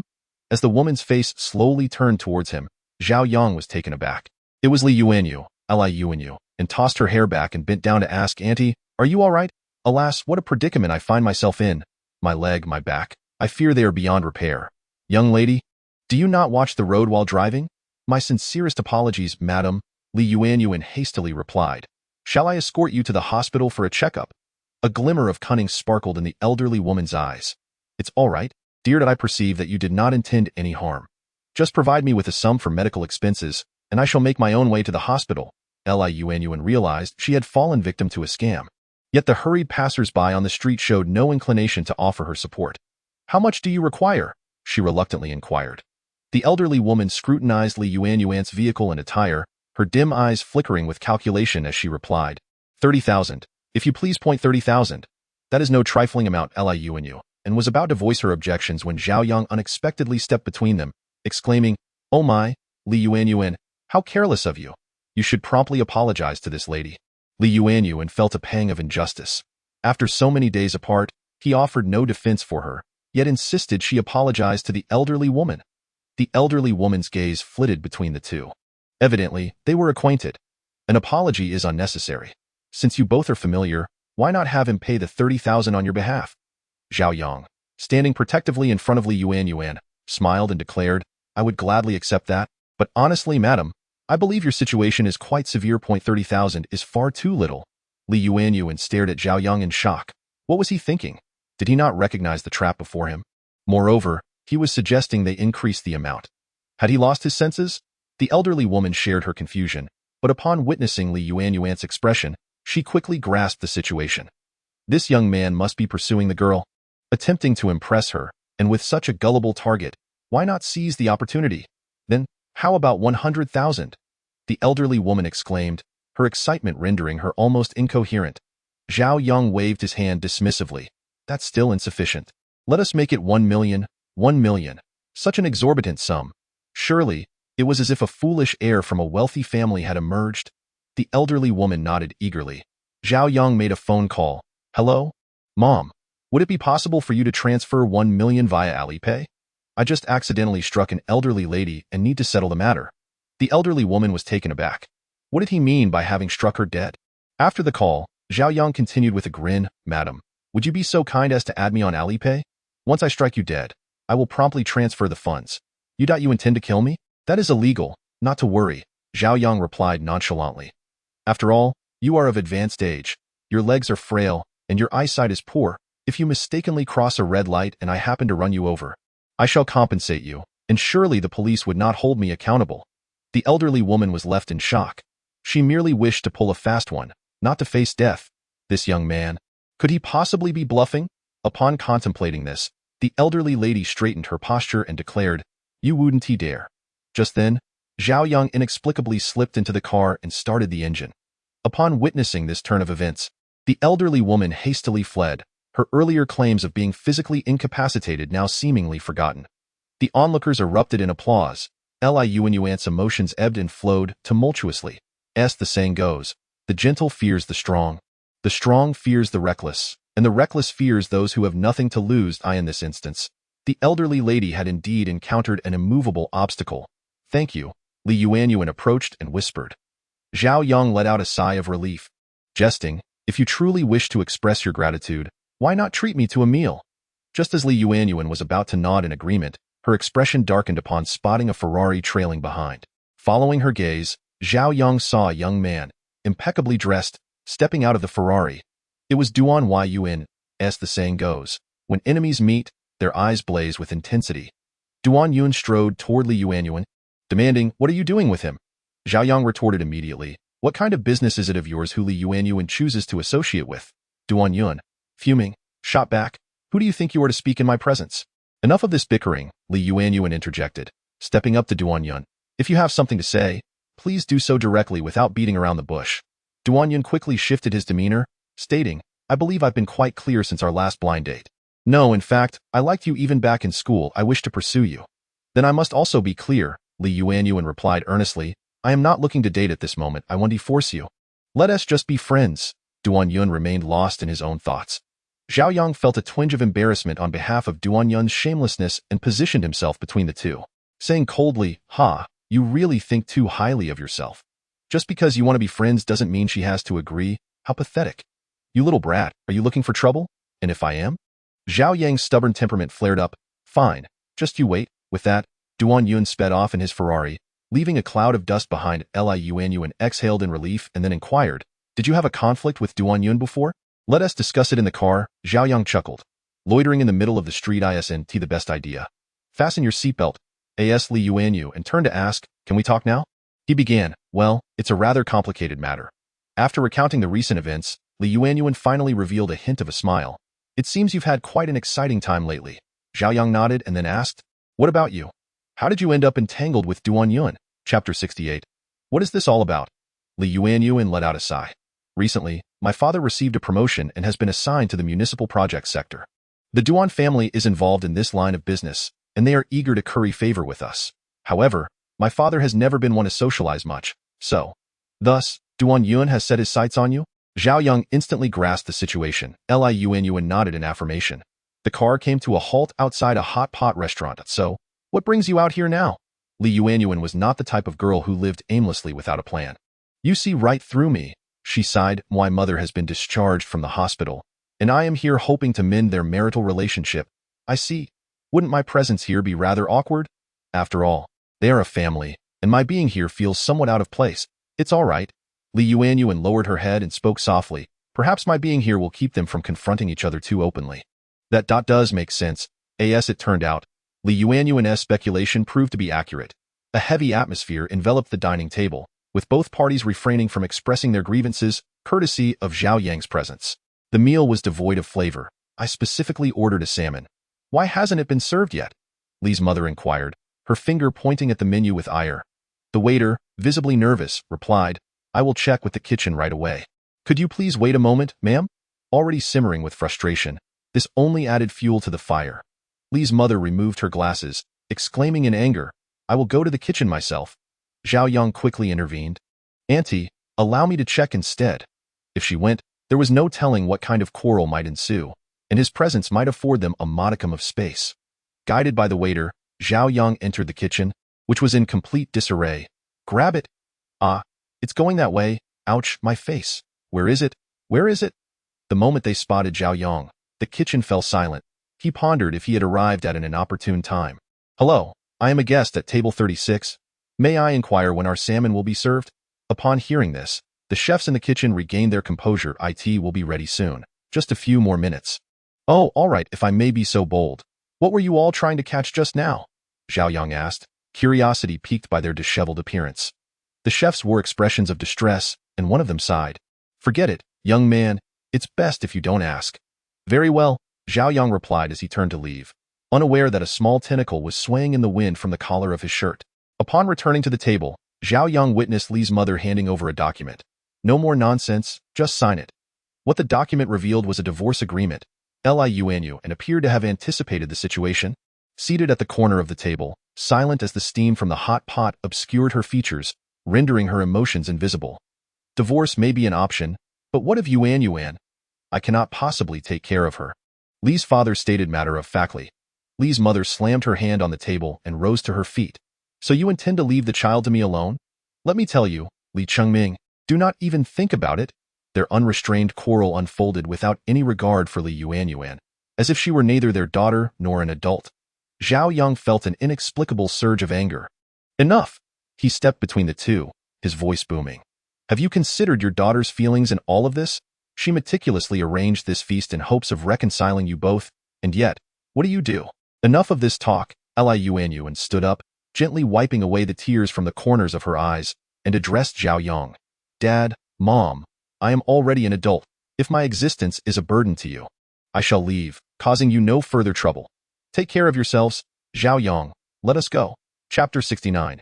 The beauty inebriated as Zhao Yang was pulled away by Li Yuan. The previously heated argument at the dining table fell into silence. Do not drink anymore? Zhao Yang forcefully snatched the wine glass from Li Yuan's hand. You will get drunk like this, Li Yuan smiled bitterly and reclaimed the glass. What does it matter if I get drunk? Even if I were to die, no one would care. Zhao Yang wished to express that he cared, but upon reflection, he realized he had no standing to do so and fell silent. You have no idea? Although we were relatively poor when I was young, at least life was happy, free from fear. After Dad's promotion, our home has increasingly lost its essence. You cannot fathom how envious I was when I visited your home. You cannot know, Li Yuan rambled on, her words becoming increasingly incoherent until Zhao Yang finally led her to a hotel room. Upon entering the room, Li Yuan collapsed over the toilet, retching violently. After emerging from the bathroom, she threw herself onto the bed, eventually managing to take a shower after much coaxing. Zhao Yang helped her into bed and tucked her in. Once everything was settled, Zhao Yang flopped onto the bed, utterly exhausted. After a hot pot meal, a shower was a necessity, he thought, tugging at his collar and sniffing. Oddly, Zhao Yang's eyes widened in surprise. His clothes bore no trace of hot pot or the smoky scent of the bar. Not even the usual odor of sweat. This was truly peculiar. Suddenly, the system chimed, startling Zhao Yang. Congratulations, host. You have successfully bound a jellyfish cub, earning a reward of 3 million yuan and 3,000 points of green energy. What on earth? Is the system malfunctioning? I told you, that 3 million is your own gift, so don't claim I'm defaulting on my debts. I'm just 2 million short. Money falling from the sky. What a rare occurrence. A jellyfish-like entity materialized before him, transparent and suspended in the air, emitting a series of chirping sounds. Zhao Yang thought this is mica, a marine purifying organism, which appears only once every million years. This specimen is the latest emergence, yet it presently lacks the capability to process oceanic waste. As it matures, it will naturally acquire such abilities. The host must nurture it diligently, the system explained in a leisurely manner. As Zhao Yang instinctively extended his hand towards the diminutive creature, it swiftly darted away with a whoosh, settling beside Li Yuan, where it remained motionless against her cheek. Mica is male and has a natural inclination to engage with females. Such is the essence of its biology. All right, I understand. Zhao Yang waved his hand dismissively. He then opened his phone and searched for information on mica, only to discover results pertaining to minerals and the cat from Inuyasha. Sighing, Zhao Yang reclined back. The following morning, upon awakening, Zhao Yang was greeted by the system's exclamatory voice. Congratulations, host. Mica has cleansed 100 particles of waste from the air, earning 100 points of green energy. Remarkable. The little creature seemed to sense something and fluttered over. Alighting delicately on Zhao Yang's fingertip, its touch soft and reminiscent of cotton. Why headaches? Li Yuan murmured as she stirred awake. Zhao Yang quickly gestured for the creature to hide. However, it disregarded his signal and leapt towards Liu Anyuan. As if oblivious to its presence, she approached Zhao Yang, asking, "What are you pondering so intently?"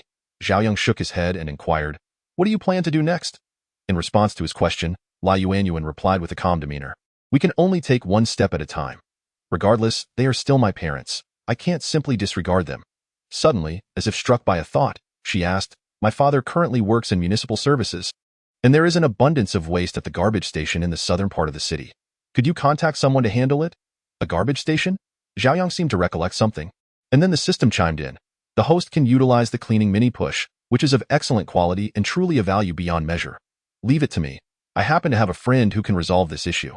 Liu Anyuan finally smiled. "That's wonderful. How long do you think it will take?" Chapter 70. Do not underestimate its size. Its abilities are impressive. Zhao Yang posed this query to the system, which coldly responded, "All waste will be resolved in 15 seconds. The cleaning mini push may be small, but its abilities are indeed remarkable." Zhao Yang remarked, "What is the purpose of all this drama?" He sighed. "I'm not quite sure. I'll call to inquire later." "All right," Liu Anyuan said, retrieving a key from her bag and handing it to Zhao Yang. "This is the key to the garbage station's entrance. Once you've coordinated with your friend, you can head over directly.as for compensation." Zhao Yang interjected, "We're brothers. What compensation is necessary?" Liu Anyuan retorted, "You don't understand the situation. Cleaning that garbage station is truly a hassle. In any case, I will provide compensation later. Please ask your friend to be understanding." "Very well," Zhao Yang replied. What more was there to negotiate? Once the matter was deliberated and concluded, Liu Anyuan received a phone call and departed from the hotel. Zhao Yang tidied himself up and proceeded to the Sunshine Green Environmental Protection Company. "Why did you come in person? You could have simply called to convey any matters," remarked Hao Li, who promptly emerged from behind her desk upon seeing Zhao Yang. Zhao Yang chuckled. "Isn't that a bit exaggerated? I merely came to take a casual look. There's no need for such a grand display." "That simply won't do," insisted Hao Li. "As a manager, I cannot overstep my bounds in many matters." Unable to argue further, Zhao Yang shrugged slightly. "All right then, could you please take me to the warehouse, Manager Hao?" Hao Li smiled faintly and stepped out in her high heels. The vast warehouse was meticulously organized, categorizing various types of waste: dry waste, wet waste, recyclable waste, and non-recyclable waste. "After your call yesterday, I sorted the waste. Do you think this arrangement is satisfactory?" Hao Li inquired as they walked. Zhao Yang nodded. "I believe this is quite good." However, a frown creased Hao Li's brow as she stated, "There's now a problem. While the sorting is complete, the volume of waste is too substantial to be sent to the main station. Transporting such a large quantity of waste would indeed be a considerable undertaking, and the main station clearly wouldn't be able to accommodate it." Zhao Yang pondered briefly before suggesting, "If it's unfeasible, we can simply leave it here for now. Worst case, we can rent a few more warehouses." Suddenly, Hao Li's phone rang, indicating an urgent meeting was at hand. Zhao Yang nodded. "You can leave this to me for the time being. I'll call someone to manage the waste shortly." Hao Li acknowledged with a nod and exited. The warehouse was permeated by an unpleasant odor. As Yunmu flitted about the air, the scent improved significantly, prompting Zhao Yang to pat its small head with satisfaction. "Congratulations, host. Yunmu has cleansed the airborne waste particles, earning 50 points of green energy," the system chimed merrily. Zhao Yang, puzzled, remarked, "Clearly, there was less waste last night than today. Why did I only receive 50 points today compared to the 100 points from yesterday? After all, it was merely the smell of hot POIS, the system trying to shortchange me?" The system coolly explained, "Based on Yunmu's characteristics, its work efficiency increases in the presence of attractive females. Its cleaning capability is directly proportional to their beauty." "Very well, you little creature who is swayed by appearances," Zhao Yang mused, glancing around the warehouse as he began to recycle all recoverable waste. As the last piece of waste disappeared before him, the system's indifferent voice echoed, "Congratulations, host. Recycled a total of 15,632 items, earning 1,563 points of green energy and 75,000 yuan. 2 million seemed a distant dream." Zhao Yang felt despondent. The system's voice rang out once more. "Would you like to use the cleaning mini pusher?" "Yes, Doc." He was curious to witness the efficacy of this cleaning tool. The cleaning mini pusher began to charge. Counting down. 5, 4, 3, 2, 1. Activate. A flash of white light surged forth, and an extraordinary wave swept through the air, causing all the waste to vanish instantaneously. "Incredible! What a phenomenal artifact!" As Zhao Yang sighed, a cheerful voice from the system echoed in. "Congratulations, host. You have cleared 15,870 kilograms of waste, earning 5 points of gray energy and a sum of 54,000 yuan. Upon encountering this new term, Zhao Yang inquired, "What exactly is this gray energy?" Chapter 71. Gray energy. Gray energy refers to non-recyclable energy, which stands in stark contrast to green energy. Should gray energy surpass green energy, it would retaliate against the host, hastening their physical decline. What? Zhao Yang was taken aback.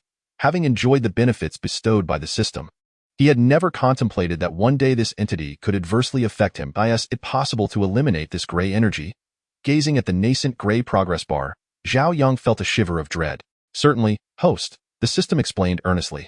The mica will eliminate a portion of gray energy daily, and green energy can counteract gray energy at a ratio of 100.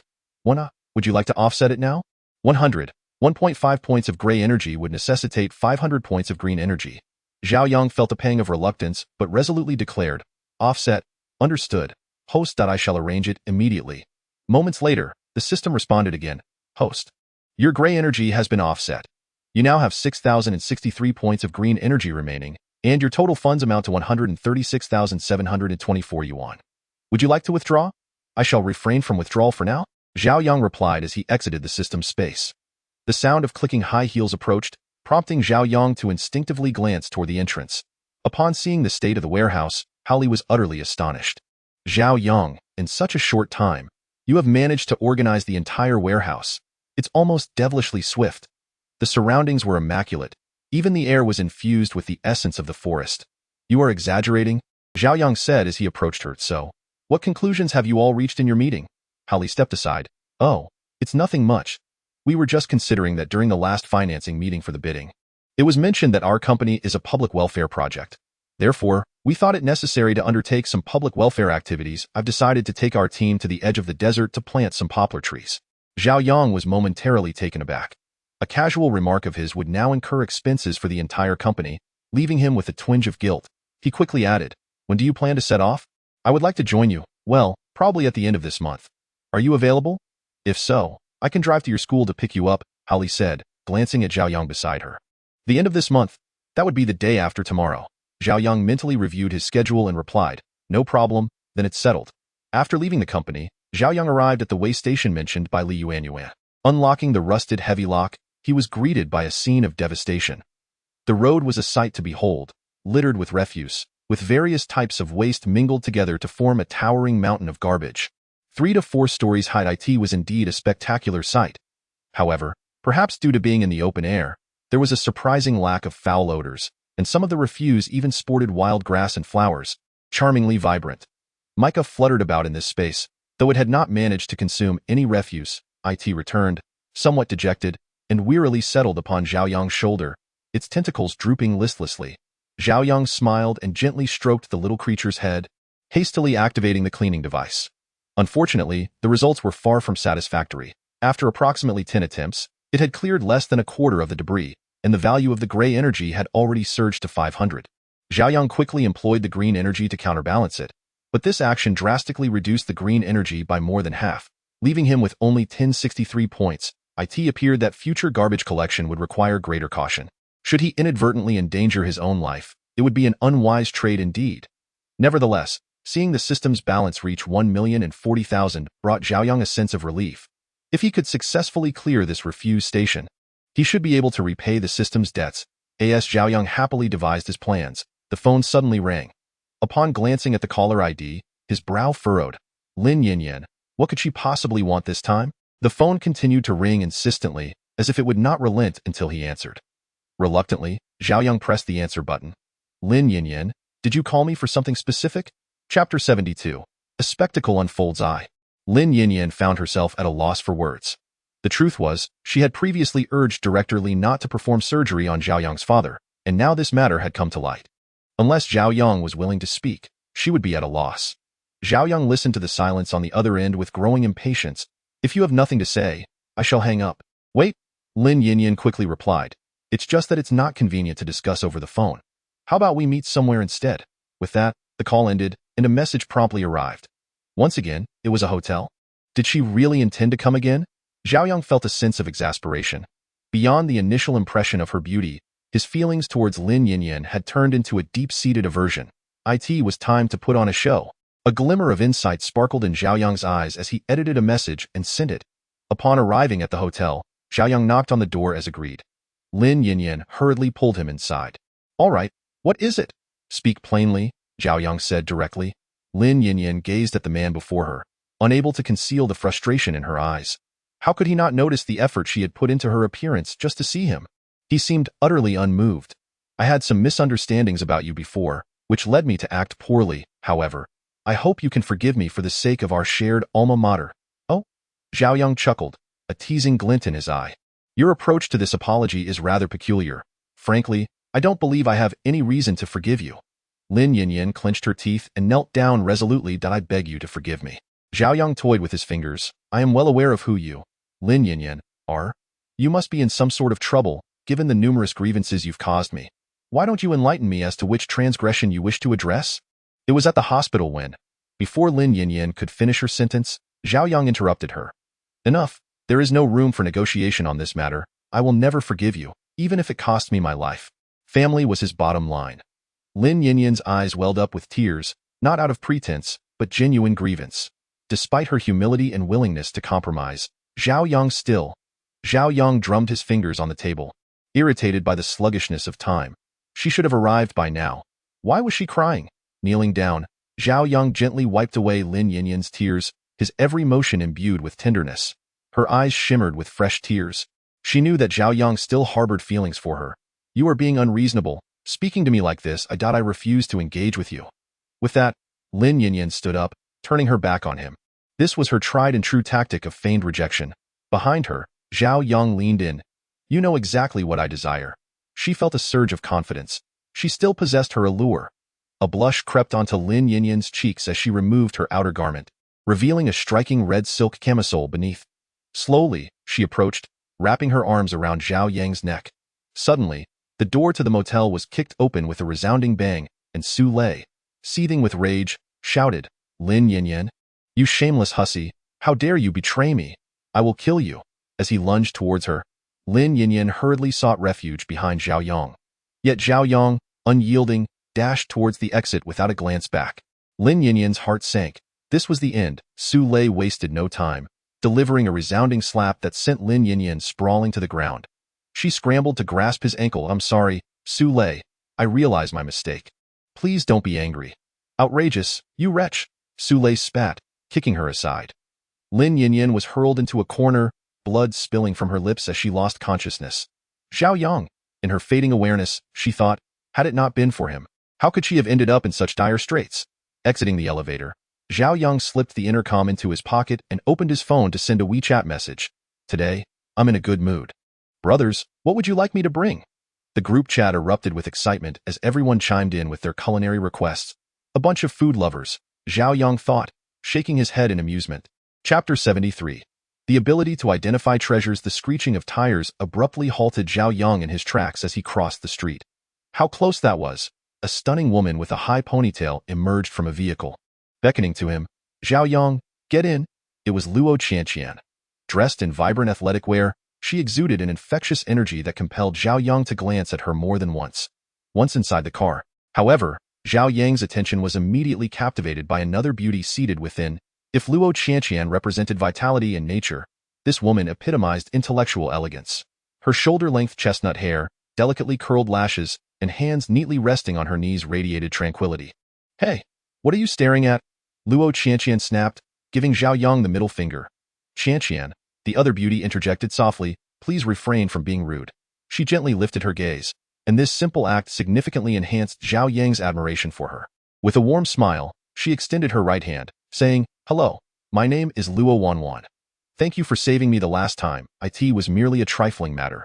Zhao Yang replied as he settled into his seat, gazing out at the swiftly retreating trees. Where are we headed? You'll find out when we arrive. Must you ask so many questions? Zhao Yang slightly turned his head, bemused by the girl's explosive temperament, wondering if she had consumed something potent. Upon arriving at a place called the Antique Market, they came to a halt, and Zhao Yang disembarked as well. What a simpleton. Have you never seen such things before? Luo Qianqian taunted, observing his bewildered expression. At that moment, Zhao Yang's mind was a tempest. Why hadn't he thought of this place earlier? Perhaps he could have already struck it rich. Silently, he accessed the system. By the way, does your system possess the ability to appraise treasures? Isn't it commonplace in cultivation novels? Are you referring to the treasure appraisal technique? The system replied. The spell-based marketplace has yet to be unlocked. You must upgrade the system to level 3 first. Only then will you experience unexpected rewards. Strangely, Zhao Yang had grown accustomed to the system's indifferent tone, yet he quietly closed it. Such distant prospects could wait. Are you even listening to me? Luo Qianqian exclaimed, waving her hands in front of him when she noticed his lack of response. Zhao Yang snapped back to reality, asking, "What did you just say?" "Forget it.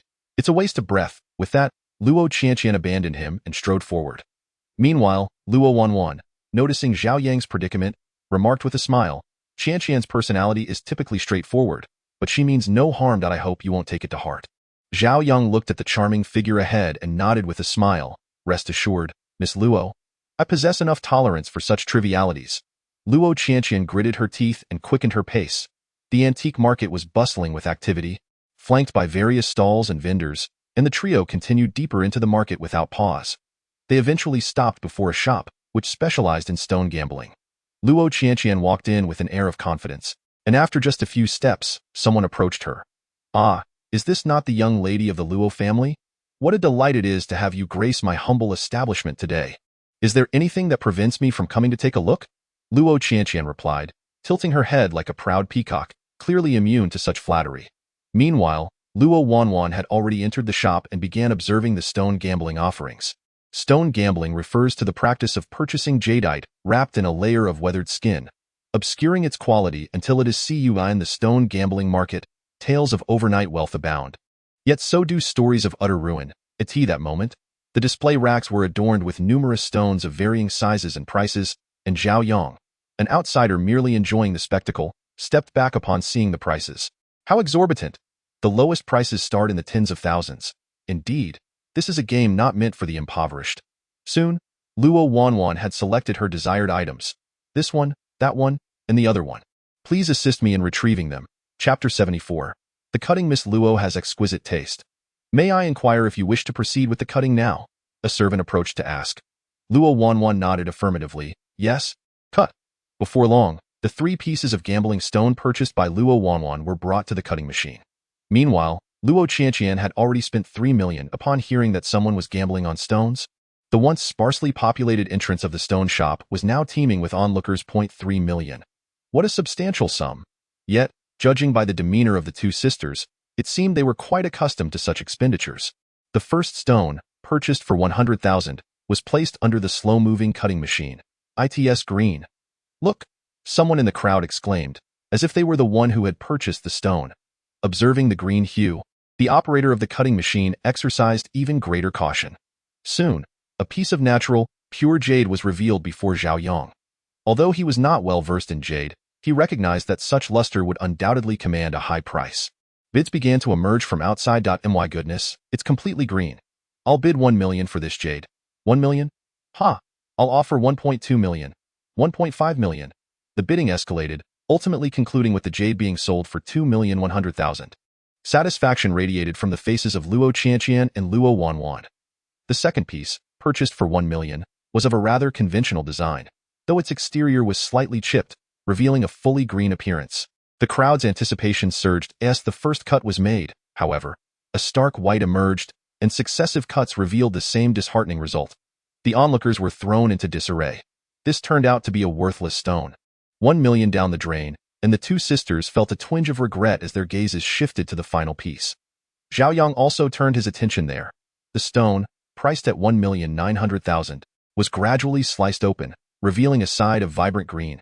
However, with the second cut, both sisters' expressions darkened. Although the jade was rare, it was of inferior quality, far from justifying the price of 1,900,000. Ultimately, the 3 million investment yielded only 2,500,000.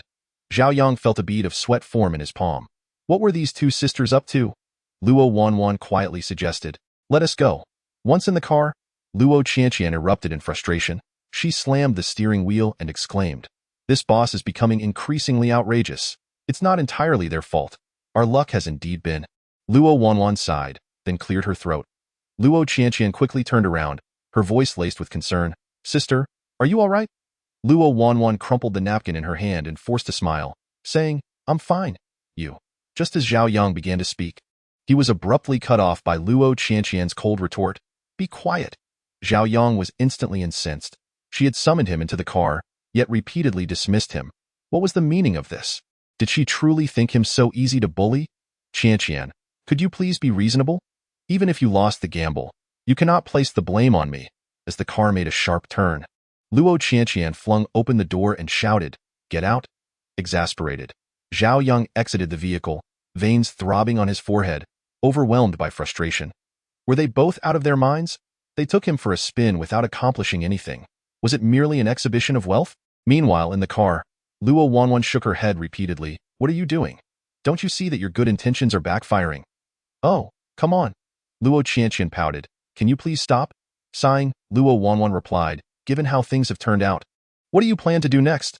Just let it be, Luo Qianqian said, steering the car away in a cloud of dust. This incident left no ripples in Zhao Yang's life. He continued to eat and drink as usual. Yet a lingering discomfort resided in his heart. That evening, Luo Qianqian sent an invitation to play games together. Zhao Yang glanced at it and asked his bunkmate, Ji Fuxing, what game are you playing? Mind if I join? No way, Shui Yang exclaimed. You're not even swayed by such a stunning beauty like Luo Qianqian? Yanggu, you truly are a real man. Chapter 75. System Sleep. Zhao Yang merely smiled noncommittally, clicked the link, and proceeded to download and install the game. Not seeing Zhao Yang online, Luo Qianqian inquired through text, Where's your sharpshooter? Shui Yang replied, He has quit. TCH, Luo Qianqian scoffed, What a stingy man. Once in the game, Luo Qianqian unleashed her prowess, dominating the competition mercilessly. She is brutal, absolutely ruthless, Shui Yang lamented. Now that she is in action, us men hardly stand a chance. Wang Mingxing raised his hand in agreement. Fortunately, Luo Qianqian logged off after just one match. Otherwise, they would have been utterly humiliated.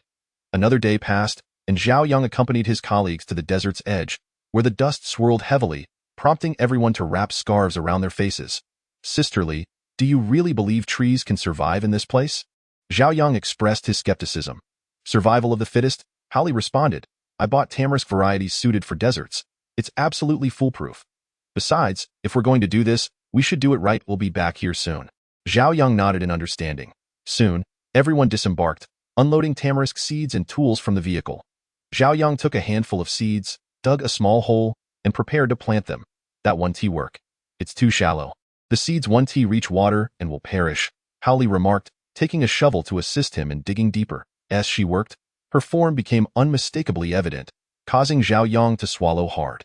All done, Howley said, looking up and noticing Zhao Yang's gaze. She quickly covered her chest and stood up.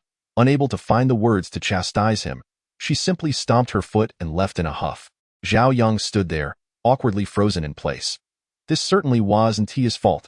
Soon, patches of tamarisk were planted, appearing sparse against the vast desert backdrop. Yet Zhao Yang knew that once they found water, they would thrive, transforming into the most exquisite scenery amidst the arid landscape. With a sudden chime, the system's voice echoed in Zhao Yang's mind. Task completed, daily green energy acquired. 1 point. Monetary reward. 100 yuan. Zhao Yang paused, taken aback by the notion that planting trees could generate green energy. Suddenly, Yunmu materialized, slowly expanding and becoming increasingly translucent, until its colossal form enveloped the surroundings. Zhao Yang felt the air grow remarkably fresher, and the seeds he had just sown began to show signs of sprouting. To avoid detection, Zhao Yang hastily suggested, It's getting late. The temperature in the desert fluctuates greatly between day and night. We should return. The others nodded in agreement, realizing it was still before noon, and the heat was already becoming oppressive. One by one, they boarded the bus, with Zhao Yang taking a seat at the back. In a place unseen by them, the populous Euphratica had fully emerged from the ground, quickly transforming into a lush forest. As soon as Yunmu returned to Zhao Yang, it fainted, sliding from his shoulder into the palm of his hand. Observing the little creature's plight, Zhao Yang tapped the system. System, what is happening? Host. Yunmu has expended too much energy promoting plant growth and requires a period of hibernation, came the system's reply. Indeed, as soon as the system finished speaking, Yunmu's form began to fade, ultimately becoming a symbol that imprinted itself onto Zhao Yang's body. Zhao Yang wondered, when will Yunmu recover?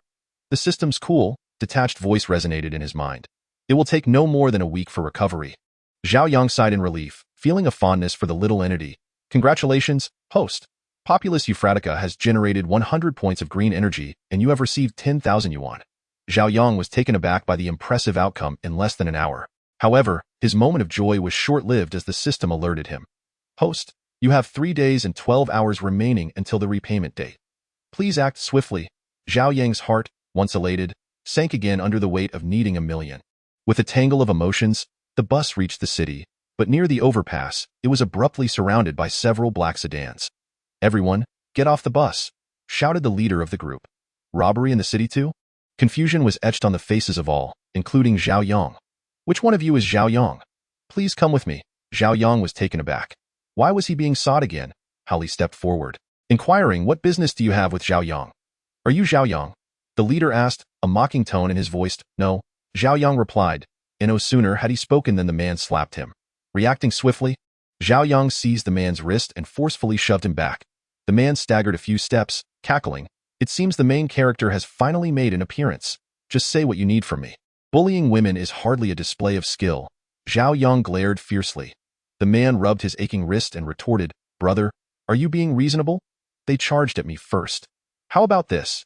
If she apologizes, we can consider the matter settled. Dream on. If you're looking for me, then bullying a girl is no feat at all. Zhao Yang replied coldly, the notion of a hero rescuing a damsel in distress. The individual, with an odd tone, remarked, well, if that's the case, you may pass beneath my legs in her stead, and I shall pretend this incident never occurred. Zhao Yang promptly engaged with the system.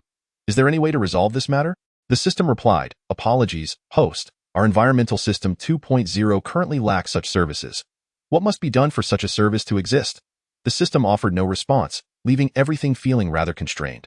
How curious, you were so righteous just moments ago. Why the sudden cowardice? A chorus of laughter erupted from the group. That moment, a sharp whistle pierced the air. The leading security guard removed his helmet, one foot perched on his motorcycle and the other firmly on the ground. He declared with authority, what are you all doing gathered here? To his surprise, it was a woman. Instantly, those instigating the situation displayed a hint of disdain. Security, are we not merely engaging in casual conversation?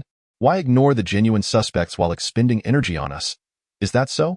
The woman, with piercing eyes, scrutinized them, not missing the subtle expressions, and slowly drew her weapon from her waist.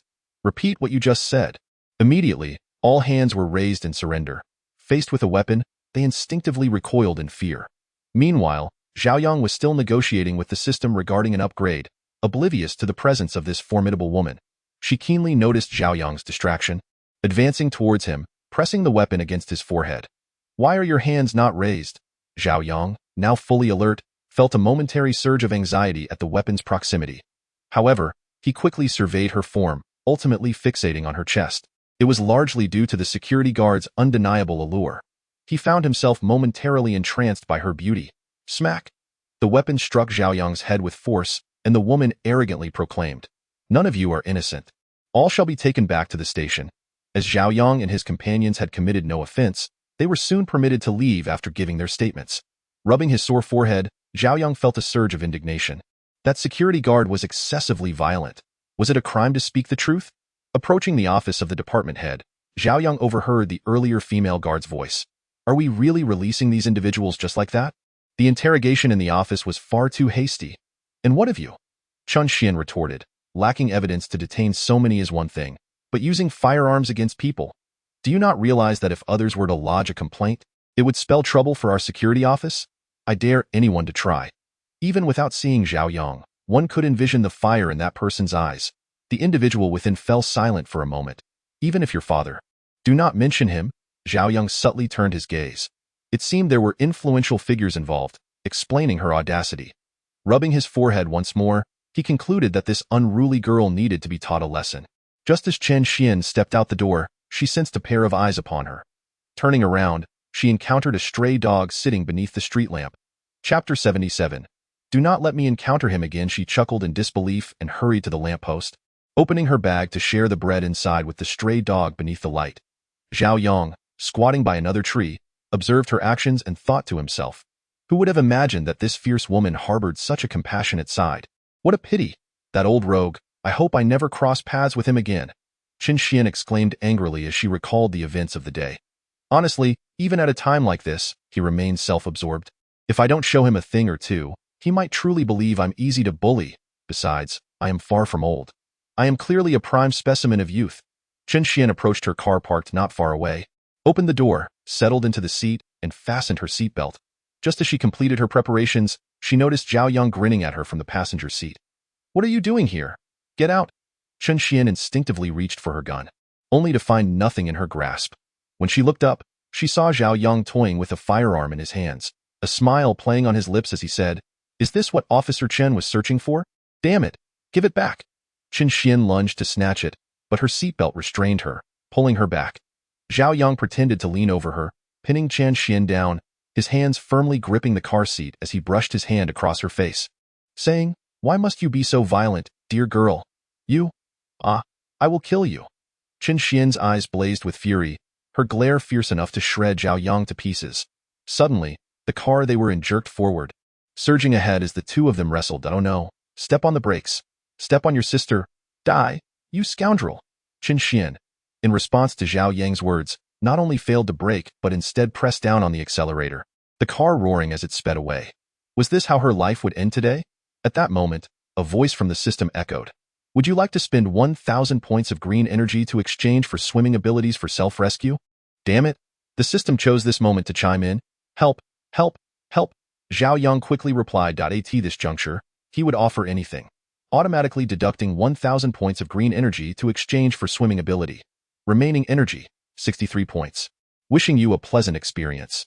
Zhao Yang felt a surge of knowledge about swimming flood his mind as the car crashed into a roadside green space with a loud thud, the water rapidly rising around them. He kicked the car window open and swam upwards. Be some twist of fate. Zhao Yang glanced back.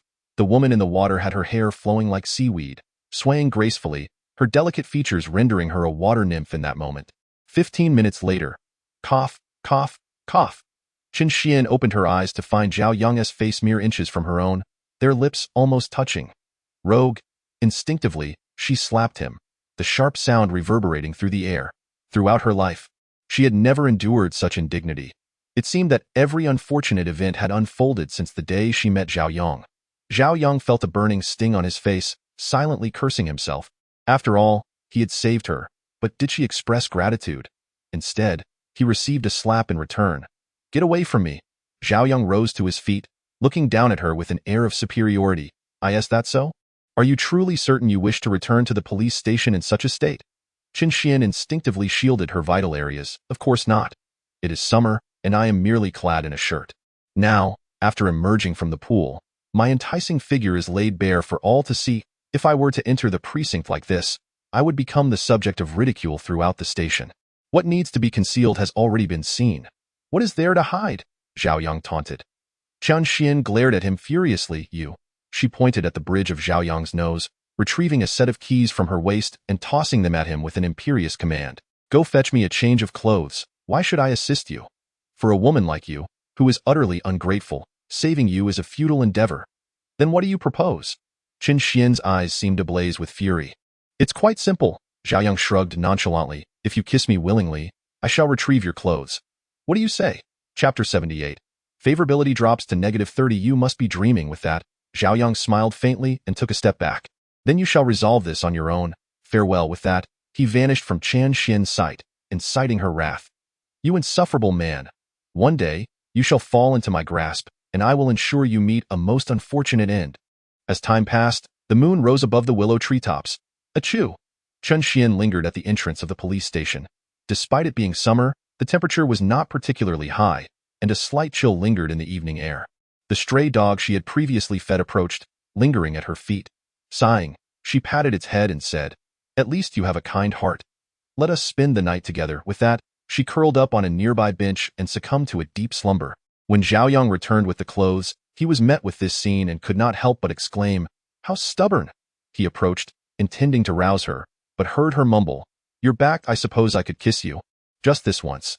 Zhao Yang chuckled softly, realizing she was merely a paper tiger. However, he acknowledged that he had indeed acted excessively in his anger. After a moment's contemplation, he scooped Chen Xian into his arms. The following day, upon awakening, Chen Xian felt a bit dazed, as though she were coming down with a cold. Just as she sat up, she spotted Zhao Yang entering the room. Ready to express her gratitude, she abruptly hurled a pillow at him, perverted jerk. Get out. Zhao Yang suddenly recalled something and caught the pillow mid-flight. You can't very well remain in wet undergarments, can you? And if you couldn't wake me, what was I to do? Besides, I had my eyes closed when I changed. Before he could finish, another pillow flew through the air, followed by the sound of the guest room doors slamming shut. Remembering he had class that morning, Zhao Yang shook his head and hurriedly departed. Inside the guest room, Chen Xian's emotions were akin to madness. Her once proud self-control had crumbled entirely in the presence of this man. Not only that, damn it. Chen Xian's gaze suddenly fell upon a small plastic bag at the doorway, its pale green contents suggesting cold medicine. It was merely 7 in the morning. He must have been to numerous places. Yet, Zhao Yang, walking down the street, was on the verge of madness from the system's incessant voice. Host, at this moment, Chen Xian's favorability towards you has plummeted to -30, triggering an S-level task for the goddess privilege. You must elevate it to a passing grade within a month, or else the host will experience accelerated aging, and all funds will be reset to 0. Damn it. Had I known, I wouldn't have so foolishly sought revenge. Now I find myself bereft of both wealth and prospects. With my points gone, I still have to appease this volatile little firecracker, and I owe over 1 million. Zhao Yang felt his days turning bleak. Just as he was lamenting, another wave of system notifications rang out. Congratulations, host. Chen Xian's favorability towards you has risen to -10, earning you 2,000 points of green energy. Please continue your efforts. This was utterly perplexing. What on earth had transpired? Faced with this sudden influx of 2,000 energy points, Zhao Yang felt tears welling up in his eyes. Women, indeed, are creatures of intricate thoughts. Rushing to class, Zhao Yang quickened his pace, only to be met with sudden darkness. Bang! Before he could react, a voice cut through. Who is it? Can't you watch where you're going? Raising his head, he was met with the astonished gaze of Luo Qianqian. She had been searching for Zhao Yang, only to find him dodging her at every turn, even concocting an excuse about planting trees in the desert. Ridiculous. With this thought, Luo Qianqian huffed and strode into the classroom. What was she huffing about? The victim had yet to say anything. Was there no sense of reason? Wang Gang and the others had already saved him a seat. Upon seeing Zhao Yang enter, they waved enthusiastically. Just as Zhao Yang sat down, he noticed Luo Qianqian had taken the seat beside him. What was the meaning of this?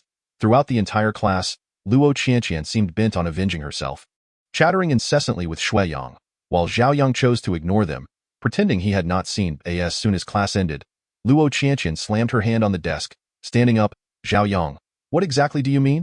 Zhao Yang, feeling helpless, replied, Sister, shouldn't I be the one asking you that?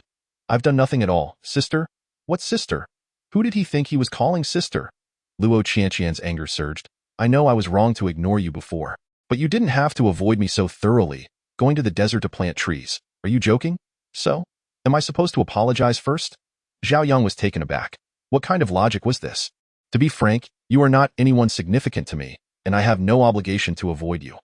Recently, I did indeed go on a group trip to the desert to plant poplar trees. Would you like to see the photos? Zhao Yang feigned an intention to pull out his phone. Explaining is merely a form of concealment. I misjudged you. Farewell. With that, Luo Qianqian stormed out. Shui Yang gave Zhao Yang a thumbs up.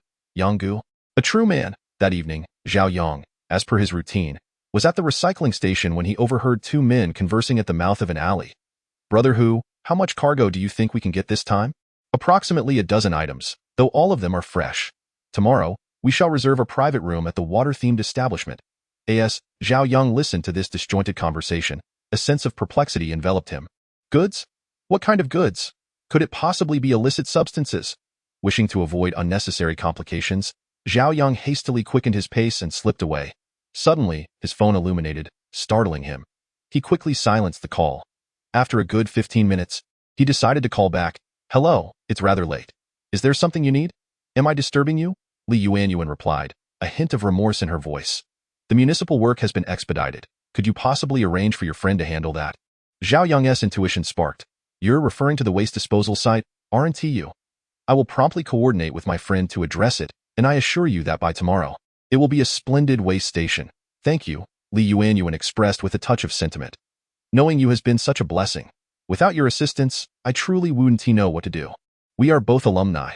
There's no need for such formality, Zhao Yang replied, then shifted the subject, asking, how are things at home? There was a moment of silence before Li Yuanyuan responded in a subdued tone. Let us discuss it when we meet next. Zhao Yang was taken aback but replied, all right. Based on his understanding of Li Yuan, the situation likely wasn't favorable, but it was a matter too personal for him to intrude upon. Upon arriving at the waste disposal site, it was already midnight, with a full moon illuminating the sky, casting a faint glow over the sparse stars, rendering them even dimmer. Zhao Yang activated the system, retrieved the cleaning device, and swiftly cleared the refuse, leaving the site eerily desolate. Meanwhile, the system announced in his ear, "Congratulations, host.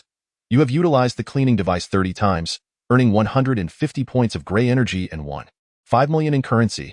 Zhao Yang calmly inquired, "What is my total balance now?" Host has 2,356 points of green energy remaining, 150 points of gray energy, and a total of 2.7 million in currency. Would you like to settle your debts? Finally, settle the debts, ding. Host, your debt of 5 million has been cleared. Please offset the gray energy within 1 week, or you will face a tenfold aging. His previously buoyant mood was instantly dampened. 150 points of gray energy required 15,000 points of green energy. What a conundrum. Where could he possibly procure such an abundance of energy? The following day, Zhao Yang accompanied Li Yuan to inspect the waste station, joined by the municipal project staff. "Goodness, this is utterly unbelievable," exclaimed one of them. "Miss Li, your friend is truly remarkable." Li Yuan let out a quiet sigh of relief. Fortunately, Zhao Yang and his team had acted swiftly the night before, or today's proceedings would have been far less amicable. Grateful, she glanced at Zhao Yang and remarked, "This is merely my duty. The leadership is too kind." Ha ha ha, the leader chuckled heartily. "While modesty is commendable, there's no need to be overly humble. How about this? I've heard that your city W is renowned for its abundance of fish and rice. Shall we have lunch together?" Chapter 80. A date with a beautiful woman, certainly. Li Yuan's eyes sparkled with excitement as she replied, "How about we dine at Water People's home? The fish there is exquisite." The fact that her superior had proposed to share a meal with her was a testament to the esteem in which she was held. All of this was made possible by Zhao Yang's assistance. Zhao Yang was truly her lucky star. "All right, let us also bring this young man along. I have a few inquiries I wish to discuss with him privately." Li Yuan was quite intent on this notion. Although Zhao Yang's friend was unable to join due to prior commitments, as Zhao Yang's acquaintance, he was bound to possess a wealth of insider knowledge. With varying thoughts in mind, the group made their way to Water People's home. Water People's home was an expansive hotel, its architecture circular in design, with a centrally located artificial pond where colorful koi gracefully swam about. It was the height of summer, and the artificial pond was adorned with blooming lotus flowers, each vying for attention in a spectacular display of beauty. "Please, come in." Waitstaff dressed in traditional ethnic attire stood at attention on either side, forming a human corridor. The leaders nodded appreciatively. It was indeed a splendid location. Before long, they arrived at their private dining room, and everyone took their seats in turn. "Mr. Zhang, you are here to inspect and will be staying in W City for a few days. Do you need me to arrange accommodations for you?" Li Yuan inquired first. The man referred to as Mr. Zhang was a balding, middle-aged individual who shook his head slightly upon hearing her question. "There are many provinces and cities to inspect this time. We will stay here tonight and depart for X city early tomorrow morning." "Indeed," another man chimed in. "It is rather embarrassing that we could not notify you sooner due to our tight schedule. We feel hesitant to impose further on you and your father." There was a certain familiarity in their exchange. Li Yuan discreetly distanced herself, replying, "Mr. Zhao, you are too kind. This is merely what we ought to do. It is no trouble at all." Zhao Yang observed the unfolding dynamics at the table, quietly pouring himself a cup of tea before turning to Li Yuan. "Would you like a cup?" His casual demeanor was almost audacious. Li Yuan nodded. "By the way, I recall you mentioning earlier that the waste station in W City was your initiative." Mr. Zhao directed his gaze at Zhao Yang, making a rather abrupt statement. Zhao Yang looked up. "No, I am merely an intermediary." Oh. Mr. Zhao's expression shifted to one of intrigue. "An intermediary? If it is not too much trouble, could you enlighten us on how that batch of waste was managed?" After all, as they understood it, W City did not possess a pulverization plant, hence the swift resolution of such a large quantity of waste must have its own merits. If they could gain insight into this technology ahead of time, they might even apply for a patent for themselves. "Apologies," Zhao Yang smiled, reiterating his previous statement, "I am merely an intermediary." This individual certainly lacked subtlety. Mr. Zhang and Mr. Zhao exchanged glances, each seeing the same message reflected in the other's eyes. Despite this, they found themselves unable to counter Zhao Yang's words and could only acquiesce, saying, "Well then, let us find a time to invite your friend out for a meal. Your friend is truly a remarkable talent. I wonder if you two have ever heard the saying that genius and madness dwell in close proximity." "My friend." Zhao Yang, lifted the tea before him and gulped it down, continuing his unfinished thought. He isn't particularly keen on interacting with others. Jokingly, I mused, where could he possibly find someone like that? The two exchanged glances. However, Zhao Yang shifted the conversation and said, I will mention you both to him. My apologies, I need to use the restroom. Without waiting for a response, Zhao Yang strode out. Just as he exited the private room and had taken a few steps, his hand was seized by Li Yuanyuan. Are you upset? I'm sorry. I didn't know they would. What are you apologizing for? Zhao Yang looked at her with a hint of amusement and then solemnly replied. You, like me, are merely an intermediary. Rest assured, my temperament isn't so petty. Hearing this, Li Yuanyuan finally felt at ease. She could hardly fathom that their greed had reached such heights. Fortunately, Zhao Yang was not angered. With this thought, Li Yuanyuan made her way back to the private room. Meanwhile, as Zhao Yang emerged from the restroom, he fortuitously encountered Chen Xian, who had just exited from another room. As the adage goes, when enemies meet, there is an immediate spark of hostility. Although Zhao Yang had previously purchased cold medicine for Chen Xian, which had slightly altered her perception of him, in her heart, he remained an undeniable rogue, and thus, she offered him no favorable countenance. Zhao Yang reciprocated her sentiments. However, the system had assigned him the relentless task of pleasing Chen Xian, a directive he was reluctant to fulfill. At that moment, a man emerged from the private room and naturally took Chen Xian's arm. Zhao Yang's intuition flared, his expression shifting multiple times before he angrily inquired, Who was that man? Chen Xian thought she had misheard and rubbed her ears. What did you say? Ha! Zhao Yang continued his dramatic display. Well, Chen Xian, you are quite ruthless, treating me as a mere backup, are you? You're kind. The man was so infuriated that he struggled to articulate his thoughts. Zhao Yang smiled, relishing the desired effect. Zhao Yang, what nonsense are you spouting?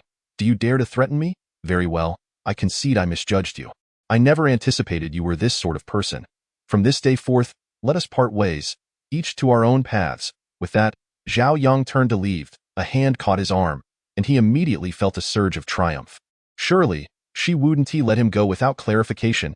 After today, Chen Xian would undoubtedly recognize how much her boyfriend trusted her, perhaps even increasing her fondness for him. Zhao Yang silently pivoted. The man, brimming with excitement, exclaimed, Brother-in-law, I am Chen Xian's younger brother, Chenemo. Don't get the wrong idea. What? Zhao Yang's jaw dropped in disbelief. Steady your chin, Zhao Yang incredulously replied. You are Officer Chen's brother? How absurdly familiar you are, Zhao Yang stammered. Actually, before Zhao Yang could elucidate the situation, Chenemo had already begun shouting, Grandpa, Grandma, Grandma, come quickly. I found my brother-in-law. A cacophony of hurried footsteps resonated, and a circle of people gathered at the doorway, instantly provoking a sensation within Zhao Yang akin to lifting a stone only to crush his own foot. The discomfort of being scrutinized was palpable. Zhao Yang had barely uttered a syllable when he noticed Chen Xian leisurely approaching to stand beside him, while a hand concealed behind the two unceremoniously pinched his spine. Grandfather, grandmother, this is Zhao Yang, Chen Xian declared, her smile impeccable, presenting herself as the very embodiment of a dutiful granddaughter. Zhao Yang returned the greeting with a smile. Greetings, grandfather and grandmother. It felt as though he had tumbled into a pit of his own making. Oh dear, didn't little Xian mention that you were too busy with work to join us? What brings you here all of a sudden? Come in, do take a seat. Before Zhao Yang could respond, he found himself enveloped and ushered into the private room, where he was greeted by Chen Xian's numerous relatives.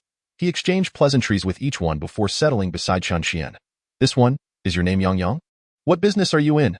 Chen Xian's grandmother inquired kindly. Zhao Yang turned his head, only for Chen Xian to widen her eyes dramatically. Do behave, or else Zhao Yang. To be honest, I feel a bit embarrassed. As I am still in my 4th year of university, he began. Before swiftly pivoting the conversation, however, I've recently started my own company focused on environmental recycling and categorization, and I was just negotiating with higher-ups. Environmental recycling, you say? Oh, that's splendid. So, you and little Xian are of the same age? Indeed, Zhao Yang replied dutifully. The elderly lady sighed. If only my girl were as diligent as you. Instead, she insists on attending police academy, leaving the family in constant worry. Being a police officer is commendable, upholding justice and ensuring one's own safety. It offers a significant advantage in life, Zhao Yang interjected. Chen Xian shot him an odd glance, surprised that he would advocate for her choice. Zhao Yang rolled his eyes, thinking, come on, I'm merely stating the truth. I harbor no ill will towards police officers. That's all well and good. The grandmother remarked, casting a keen look at Zhao Yang. As long as you two young ones are content with each other, that moment, Chen Xian, who was sipping water, suddenly spluttered, spraying Zhao Yang's face. Chapter 82. My honor, how excessive. I'm so sorry. Chen Xian hurriedly stood to assist in wiping the water from Zhao Yang's face. Upon closer inspection, she mused, this lad isn't too shabby after all. It's nothing, Zhao Yang replied, rising while feeling somewhat awkward. I still have some matters to attend to at the company, and is waiting for me in another room. Go on, go on. The people in the room urged amiably. From the other side, someone nudged Chen Xian. What are you still doing here? Hurry and see your boyfriend off. Reluctantly, Chen Xian exited, retorting, don't think that just because you helped me out today, I'll suddenly favor you. Serving beauty is my honor, Zhao Yang quipped as he made his exit. Chen Xian's face flushed with warmth as she turned back to the room. Simultaneously, the system's voice chimed in. Congratulations, host. Chen Xian's affection for you has increased to 20, earning you 3,000 points of green energy. Please continue your efforts. Zhao Yang smiled contentedly. It appears that I must cultivate a greater sense of goodwill in front of Chen Xian in the future. One must be mindful while walking, a burly man exclaimed angrily. Zhao Yang rubbed his aching forehead. That voice unmistakably belonged to the individual from that alley on that fateful night. Indeed. They had mentioned conducting a transaction here that evening. Suddenly, his collar was seized. You little rascal, I'm talking to you. Are you deaf?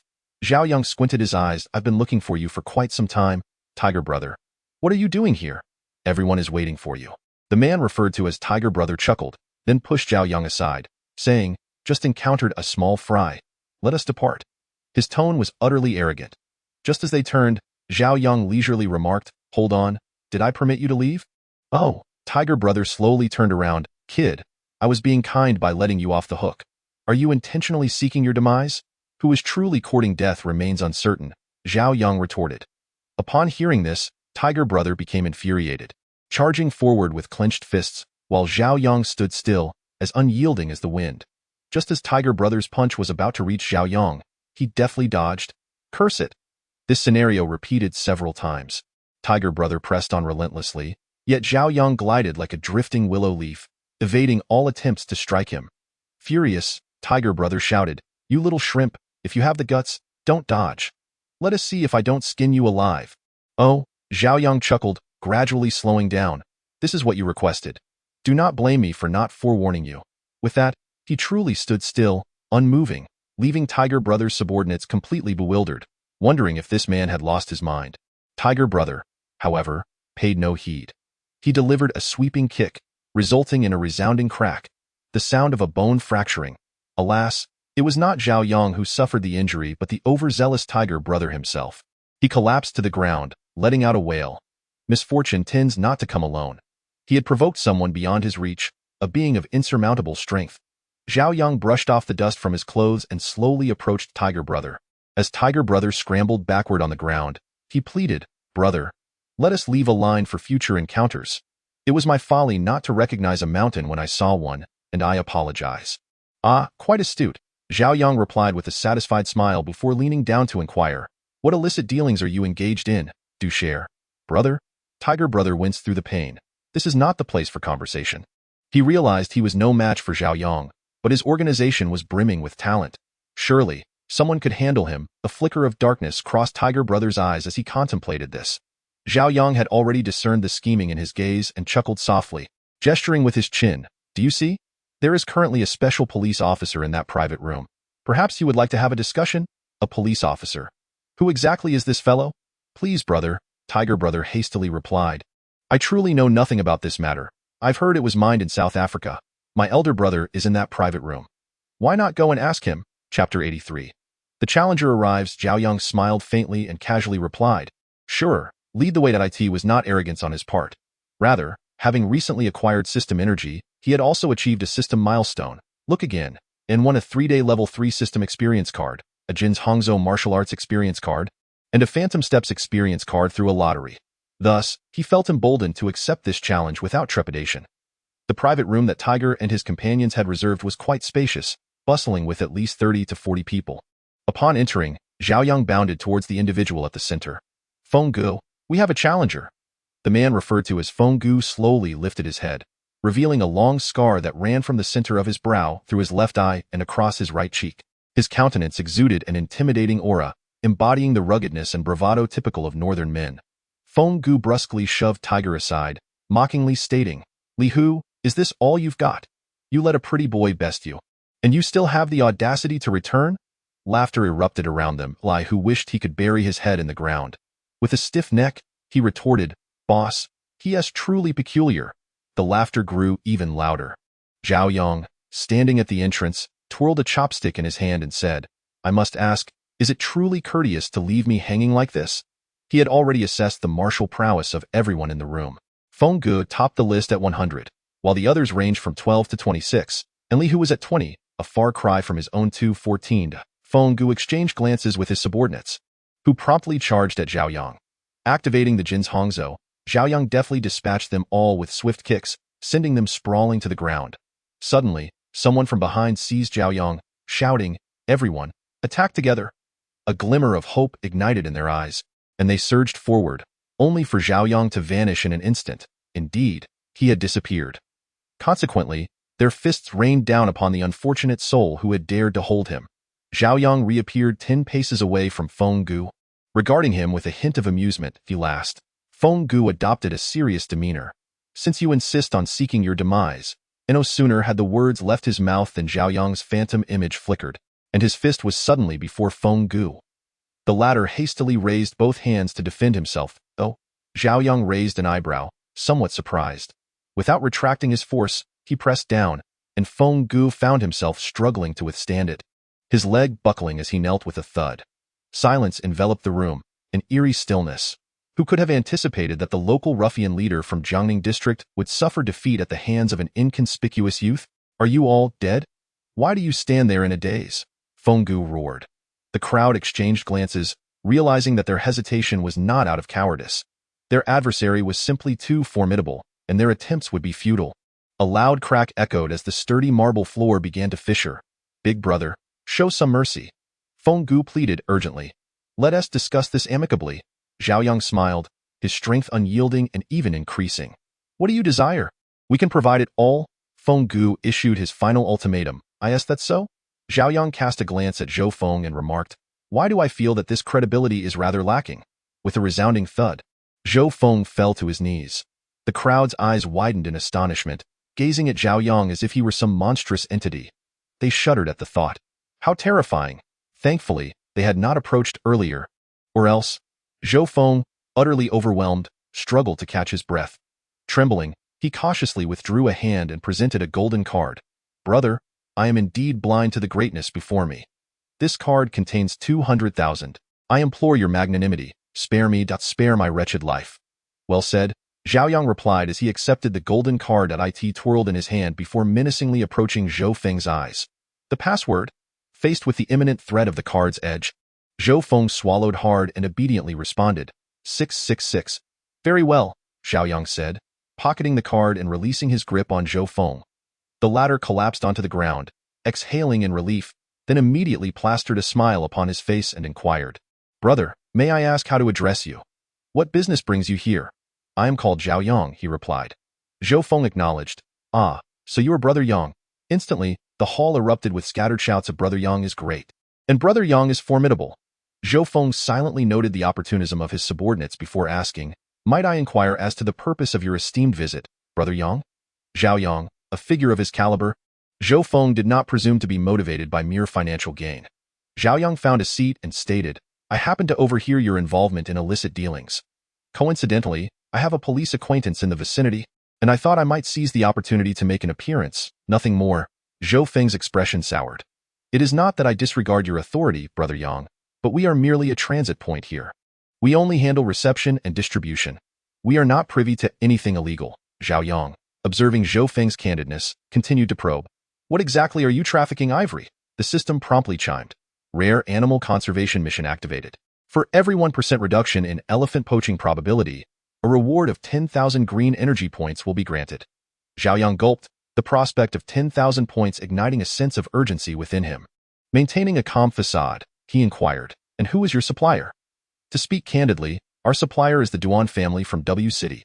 To be frank, the Duan family has reigned supreme in W City for a century, with connections in various places that I suggest, Brother Yang, that you refrain from taking unnecessary risks. The Duan family? Zhao Yang chuckled softly, saying that is no longer a concern of yours. Very well, continue your gathering, Brother Yang. Take care, Zhou Feng responded. Just as Zhao Yang stepped out the door, Li Hu limped forward to Zhou Feng and asked, Brother Feng, shall we let this matter rest? Should we deny who made a gesture towards his own neck? We are no match for him. Zhou Feng candidly remarked, since we cannot eliminate him, we can only try to test this young man's prowess using the Duan family's influence. The Duan family is a venerable lineage with a history spanning centuries.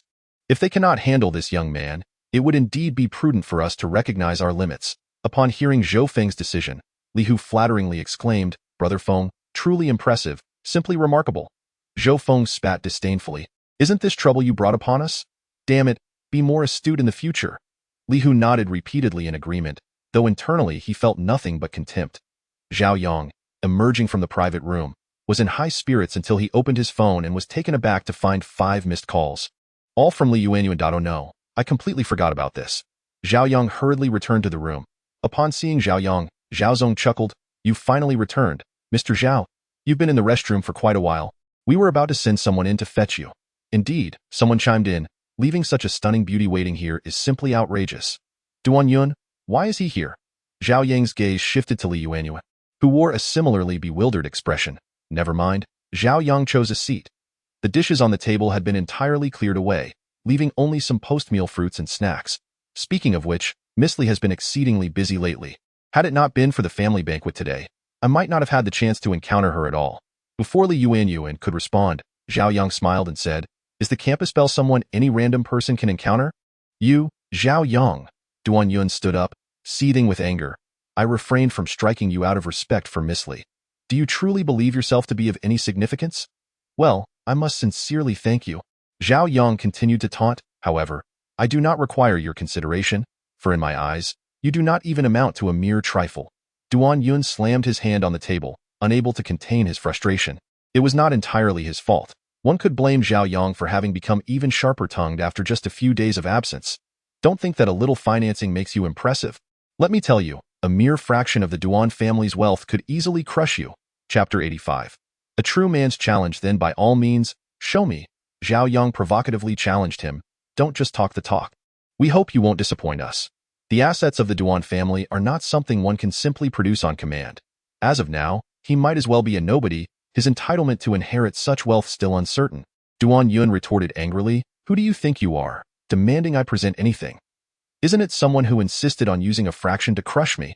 I'm merely offering you an opportunity to save face. Zhao Yang replied, seemingly having seen through his facade, smiling as he said, Since you lack the means, why are you here boasting?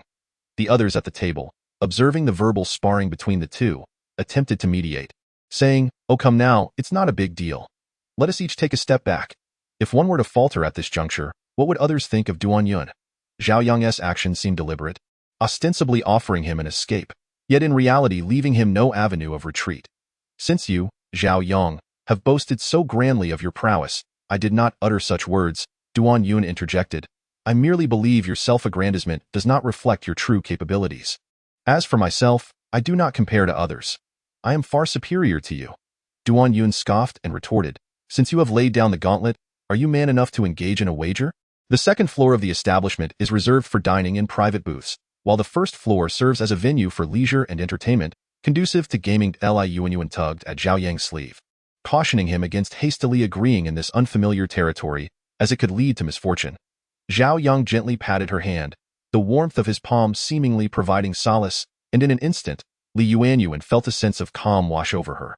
Very well, Zhao Yang sipped his red wine, adding, I wonder how much Mr. Duan has brought today. One must be wary of losing everything. With a resounding clap, a Mercedes key was slammed onto the table, and Duan Yun exclaimed in anger, If I were to lose everything, I would stake this Mercedes as collateral. Zhao Yang cast a brief glance and discerned that Duan Yun was genuinely furious. A Mercedes, after a while, would likely depreciate rapidly, he mused, shifting his tone, as a CEO. Surely you wouldn't be lacking in liquid assets? Duan Yun replied, He endures. Are you perhaps afraid of playing? Upon hearing Duan Yun's words, Zhao Yang ceased his pretense. He stood, extending his right hand toward the door. After you? In the leisure area on the first floor, the arrival of Zhao Yang and Duan Yun immediately captured everyone's attention. not due to their appearances or attire, but because of the formidable aura they exuded. What shall we play? Zhao Yang sought out a table and took a seat. Duan Yun approached the opposite side, 5-card stud. Isn't that just a form of poker, albeit with a pretentious flair? Zhao Yang thought. Fine. The first floor was predominantly occupied by middle-aged patrons, typically engaged in games like Do Di Zhu or Sic Bo. So the introduction of something novel drew a curious crowd. Who will deal the cards? Zhao Yang made his intentions clear. I will not employ anyone from this hotel. Who knows if they might be dishonest? Duan Yun shared the same sentiment and replied, rest assured, while you may suspect me of trickery, I am equally wary of your deceit. If you have no objections, perhaps Miss Li could deal Liu and you. Taken aback, directed her gaze toward Zhao Yang. He smiled softly, offering no words. After a moment's hesitation, she acquiesced. Since both of you place such trust in me, I shall deal the cards. Li Yuanyuan shuffled the cards in a conventional manner. Though lacking in flamboyant displays, her beauty rendered the scene quite pleasing to the eye. She dealt 2 cards. Zhao Yang received a jack, while Duan Yun was dealt a 9. Zhao Yang whistled, seemingly pleased that he had taken the lead. 200,000. I trust Mr. Duan possesses at least that much in assets. The crowd erupted in astonishment. Having played mahjong for so long, it was their first encounter with such audacity. Chapter 86. Playing so ruthlessly, Duan Yun felt slightly dizzy. Was it truly necessary to escalate so quickly? Nevertheless, he soon regained his composure. This is merely the beginning, and you seem to be celebrating prematurely. I shall match your 200,000 with that. Duan Yun tossed 200,000 in chips onto the table, fixing a determined gaze upon Zhao Yang. Zhao Yang nonchalantly shrugged, signaling for Li Yuanyuan to continue. Nodding in acknowledgement, Li Yuanyuan dealt the second card. Zhao Yang revealed a 10, while Duan Yun remained at 9. This time, Duan Yun swelled with confidence. It appears that I have taken the lead. I bet 500,000. Zhao Yang, will you match it? But should you find it beyond your means, do not feel compelled, just a pair of 9s. There's no need for such exuberance, Zhao Yang chuckled, pushing a stack of chips forward. I'll match your 500,000. 70,000 now lay on the table, and the onlookers buzzed with excitement. Who were these 2 foolish scions of wealthy families, capable of such extravagant bets? Mr. Duan, will you continue? Zhao Yang inquired, gazing disdainfully at the man across from him. Anyone unwilling to place a bet was merely a coward. Duan Yun instructed Li Yuanyuan to continue dealing. Soon, the third card was revealed. This time, Zhao Yang held a 9, while Duan Yun displayed a king. The king, being the highest card among the 28, instantly restored Duan Yun's confidence. However, a dilemma soon arose. His total disposable funds barely exceeded 70,000. How could he possibly wager? After much contemplation, Duan Yun gritted his teeth. This time, I shall go all in, wagering my Mercedes. Surely, it must be worth 1 million. With that, he pushed forward the 2 stacks of chips. 1 million. This was no trifling sum. Such an amount could purchase a house in W City, and surely, both participants had lost their minds, the crowd thought in disbelief. Just 1 million, Zhao Yang remarked, casually toying with his red 9 of hearts. It has no bearing on me.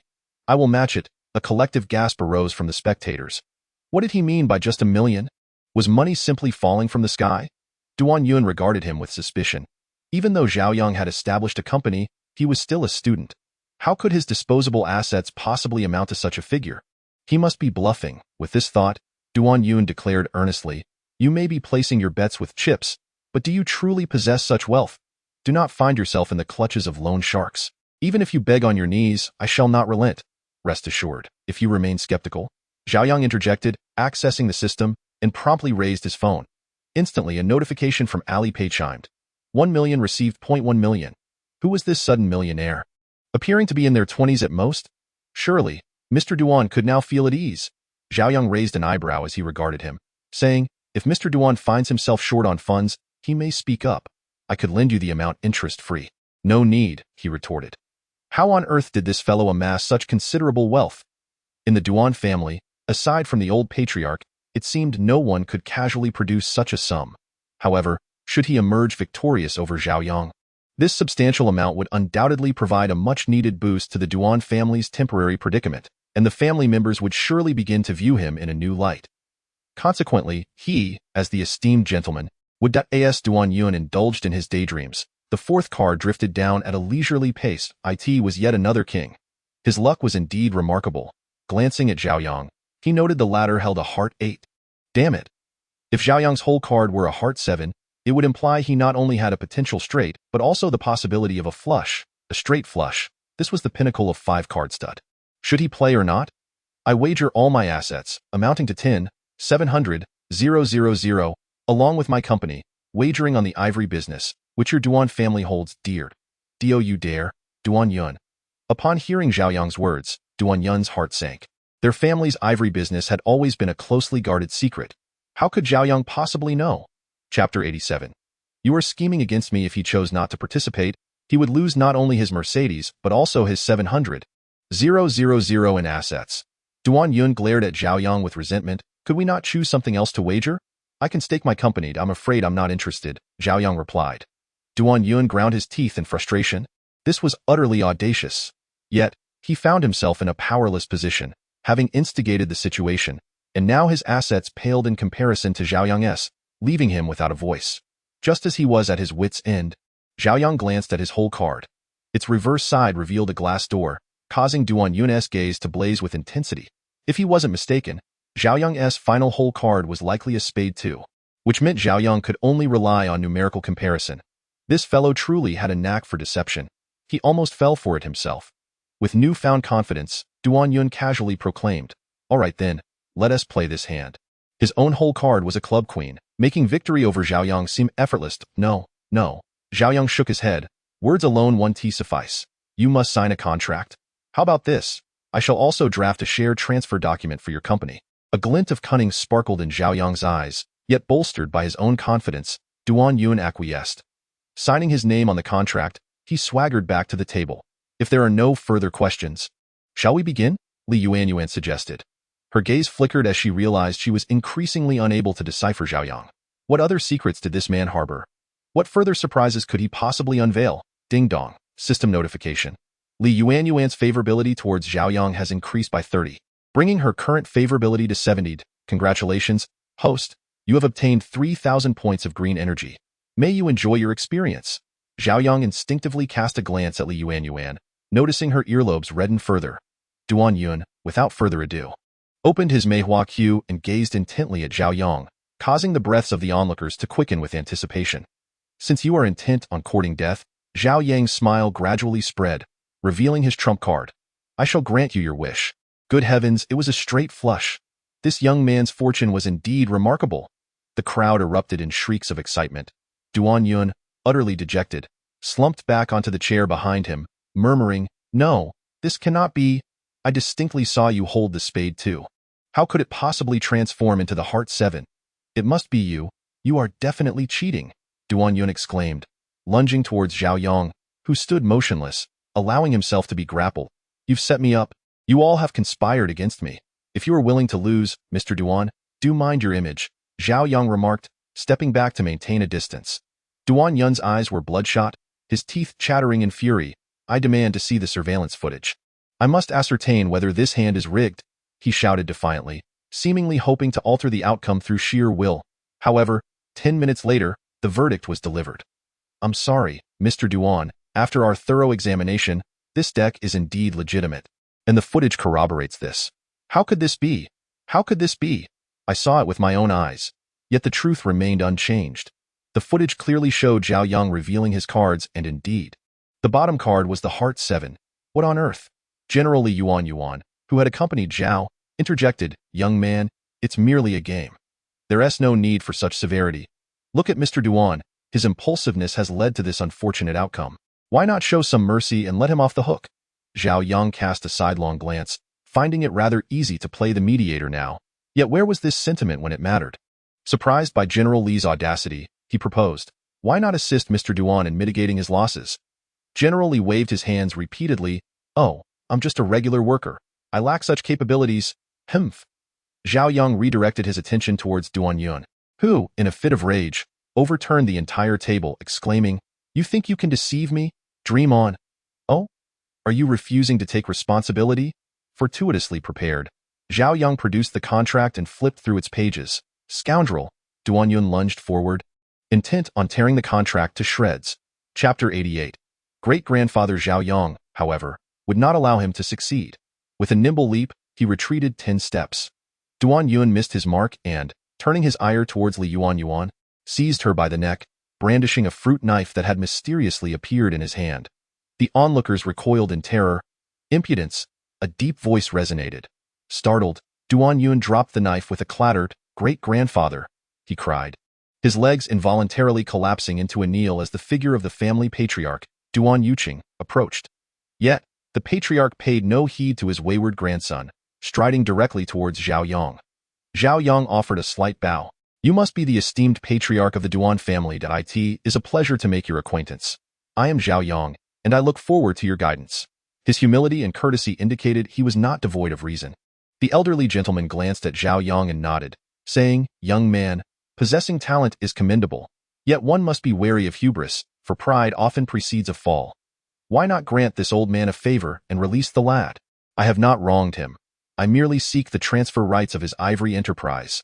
These words stirred a tempest within him. The elderly gentleman, incensed, trembled with rage, his beard quivering as he pointed a shaking finger at Duan Yun and scolded, "You insolent wretch! You have barely received the enterprise and already relinquished it. Are you a fool?" He then turned to Zhao Yang, adding, "This impertinent youth is unworthy. Perhaps I should compensate you in cash instead?" "That would suffice," Zhao Yang replied, raising an eyebrow. 10 million. "Not a penny less. Ah, young brother, do not be so merciless," the elderly gentleman sighed. "Collaborating with our Duan family, the benefits you will reap in the future will be far from negligible." "I understand your reasoning," Zhao Yang responded, turning his gaze toward the lotus-filled pond. "But in a different locale, Duan Yuan may not let me off so easily." The elderly gentleman, a man of great wisdom, immediately retorted with anger, "You useless fool, kneel and apologize to Mr. Zhao." Duan Yuan exclaimed in disbelief, "Great-grandfather, have you lost your mind? You wish for me to apologize to this greenhorn? What of our family's honor?" "Kneel," the elderly gentleman insisted, for what was honor worth if they lost their enterprise? In humiliation, Duan Yun knelt, saying, "I am sorry. It was my failure to recognize greatness. I apologize for my previous actions." Simultaneously, the elderly gentleman extended a gold card, smiling warmly. "Inside is 2 million. Shortly, let Duan Yun transfer his Mercedes and 70,000 to you, and we shall be even. Sound fair?" Zhao Yang shook his head, and the elderly gentleman stared at him in astonishment. At such a juncture, what could this young man possibly find unsatisfactory? "Do not fret, esteemed elder. At my age, I have yet to see an elephant. Next time you procure ivory, might I accompany you for a glimpse?" Zhao Yang presented a seemingly innocent visage, reminiscent of a curious child. After a moment of hesitation, the elderly gentleman nodded. As long as the enterprise remained within their family, it would ensure the Duan family's prosperity for a century. As for Zhao Yang, even if he came, he could not upheave anything. Lacking connections, he would never acquire ivory. "Then I shall." Zhao Yang accepted the elderly gentleman's gold card, smiling, "I shall graciously comply. I have matters to attend to and must take my leave." Without waiting for a response, he took Li Yuanyuan by the hand and departed the scene. With the protagonist's exit, the others dispersed in small groups. "Great-grandfather," Duan Yun raised his head, perplexed, and inquired, "Why bestow 2 million upon him and allow him to view the ivory? Do we not have assassins at our disposal?" The elderly gentleman shook his head and replied, "Little Yun, this Zhao Yang possesses remarkable acumen at your age. Such individuals are not to be trifled with. It would be prudent for you to cultivate a good rapport with him and avoid enmity. His future is undoubtedly boundless." Unfortunately, Duan Yun could only respond with a resigned acknowledgement, not taking it to heart. Chapter 89. Because I'm handsome. Upon leaving the riverside residence, Zhao Yang and Li Yuanyuan escorted the two municipal workers onto the train, finally concluding their day's labor. "Where shall we go? It's my treat," Zhao Yang declared, waving his golden card. Li Yuanyuan chuckled in disbelief. "To be honest, you are exceedingly bold. If you had lost today, that 10 million would have been wasted." Zhao Yang replied earnestly, "I never engage in battles without confidence. Had it not been for spending 1,000 green energy points in the system to exchange for a divine experience card, he would never have dared to be so reckless. Now, having unexpectedly gained 3 million in assets and a Mercedes, it truly felt as though wealth had descended upon him while he sat at home. I still cannot comprehend the source of your confidence," Li Yuanyuan remarked as she started the engine. Zhao Yang fastened his seatbelt and said, "Perhaps it is because I am handsome." Seeing his smug demeanor, Li Yuanyuan burst into laughter. By the way, how is your family doing now?" He recalled how, during their last hot pot meal, Li Yuanyuan's parents had brought up divorce. Li Yuanyuan shook her head. "It remains much the same as before. Only now, My mother no longer wishes to return home. Zhao Yang looked at her with a twinge of sympathy. The wounds inflicted by familial discord often fall upon the children. Please don't look at me that way, Li Yuanyuan said, her voice quivering. I do not wish for others to pity me. I am fine as I am now. There is nothing to be concerned about. Pull over, Zhao Yang suggested. Let us take a walk. Li Yuanyuan's emotions were too volatile at that moment, and driving would be perilous. They strolled along the paths of Binjiang Park, enveloped in a silence that spoke volumes. The gentle breeze from the river caressed them, while the sun dipped low on the horizon. Gazing at the picturesque scenery, Li Yuanyuan's mood lightened a bit. After a brief silence, Zhao Yang cleared his throat. I am not particularly adept at comforting girls, but I still wish to express that sometimes one must be a bit selfish. The effort you exert to maintain your current state may be taken for granted by others. My advice is this. You should not sacrifice your education to handle your father's affairs. Instead, return to school to complete your studies before considering your parents' situation. If you think I'm mistaken, just consider it a passing thought. With such grandiloquent reasoning, he claimed to lack the ability to console others. Li Yuanyuan laughed. Regardless, I truly appreciate your words. Oh heavens! Zhao Yang stretched lazily, changing the subject. What do you plan to do in the future? Li Yuanyuan tucked her wind-tousled hair behind her ear. I once aspired to be a teacher, but now, I have changed my mind. Suddenly, a car careened toward them, and Zhao Yang instinctively pushed Li Yuanyuan aside. Zhao Yang! Li Yuanyuan screamed. In the next moment, Zhao Yang emerged from the crumpled front of the vehicle, asking, What is it that you called me for? Li Yuanyuan. Seeing that Li Yuanyuan remained unresponsive, Zhao Yang dragged the person from the driver's seat out. You have quite the audacity, daring to commit such an act in broad daylight. Now, tell me, who sent you? He did not believe that colliding with him was merely a coincidence. The man, with his head held high, remained silent. Zhao Yang scoffed. Even if you don't speak, I already know it was that scoundrel Duan Yun behind this. However, since I lack evidence, I can only take you to the police station. Upon hearing this, the man quickly exclaimed, I'm sorry, sir. I was blinded by desperation.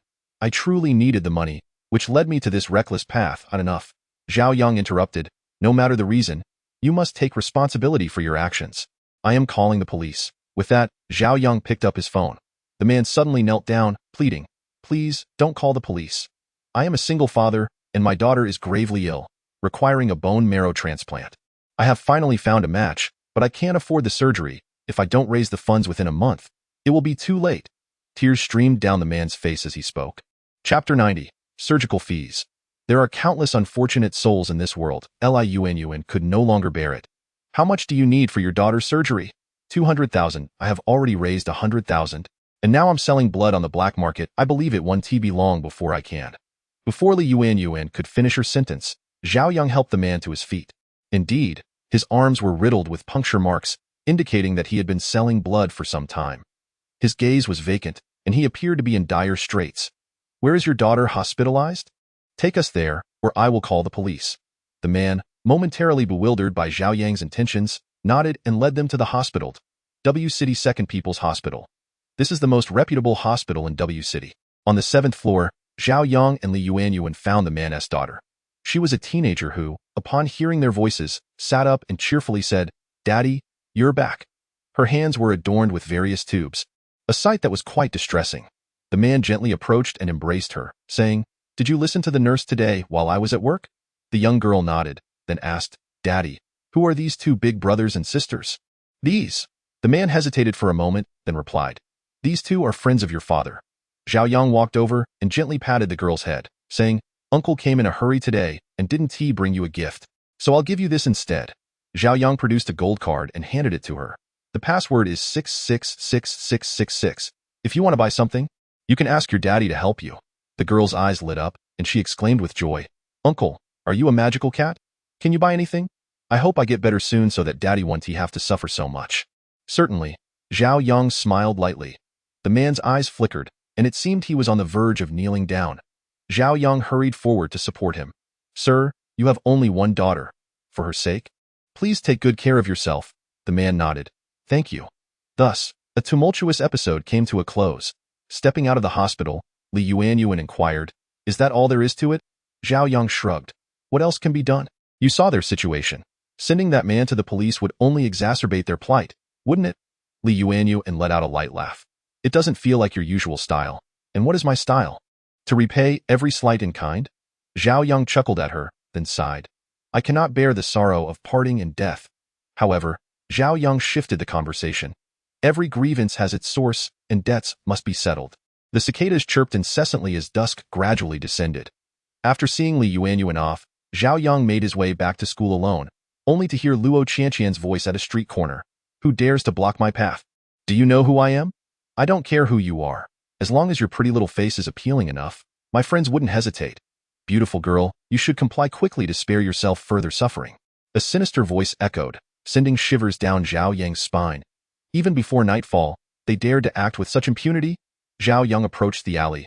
Zhao Yang, Luo Qianqian called out. What audacious brat is this, shouting in my territory without a care? One of the ruffians declared. In an instant, Zhao Yang appeared at his side, toppling him to the ground. What incredible speed! Another thug retreated a couple of steps, trembling as he stammered. You've got guts. Don't run, I'll call my big brother over. You, don't come any closer. He trembled as he dialed a number. Brother who, we're at the alley by the school and someone is causing trouble. Hurry up. Luo Qianqian nervously clutched Zhao Yang's sleeve. Before long, the sound of screeching tires echoed from the alley, and a figure burst in. Who dares to stir up trouble in my domain? In the next moment, upon seeing Zhao Yang, he exclaimed, Oh, Brother Yang, what brings you here? Li Hu's face blossomed with a sudden smile, overly ingratiating. Brother who, is it? Zhang Yang stepped forward a couple of paces. I can't take such honor. Li Hu backed away repeatedly, then turned to slap the two thugs, one at a time. You blind fools, daring to touch Brother Yang's people? Are you tired of living? Brother who? The two small-time hoodlums were momentarily stunned by the unexpected slap, questioning the significance of this Brother Yang, who commanded such respect from the local tyrant. They had never heard of him before. Little did they know the events that had transpired on the water today. Li Hu had witnessed Zhao Yang's prowess firsthand. She swiftly turned her attention to the young master of the Duan family, nearly causing them a loss of 10 million. Such power has long surpassed their realm of understanding. Li Hu turned to Zhao Yang and inquired, How do you think we should handle these two, Brother Yang? Handle it as you see fit. I have matters to attend to and no time to dally with you. Zhao Yang replied as he made his way toward the alley's exit. Li Hu, trailing behind, flattered, called out, Take care, Brother Yang. His demeanor was exceedingly subservient. Once they stepped out of the alley, Luo Qianqian finally exhaled in relief. They both uttered in unison. You go first, they reiterated together. Ultimately, it was Luo Qianqian who spoke first. How do you know the leader of those ruffians? He seemed quite intimidated by you. It's a long story. Zhao Yang said, scratching the back of his head, and then asked, But what brings you to such a narrow alley? Luo Qianqian sighed. You wouldn't understand if I told you. Frustrated, she tugged at her hair, leaving it in disarray. When she looked up and met Zhao Yang's inquisitive gaze, her heart suddenly tightened and began to race. Tell me, if I were to upset a boy, what would be the best way to appease him? Luo Qianqian asked cryptically. Ha ha ha. Zhao Yang burst into laughter. What do you need to placate a boy for? 2 days and his anger will dissipate. If you truly feel guilty, perhaps you could treat me to a meal. Fine.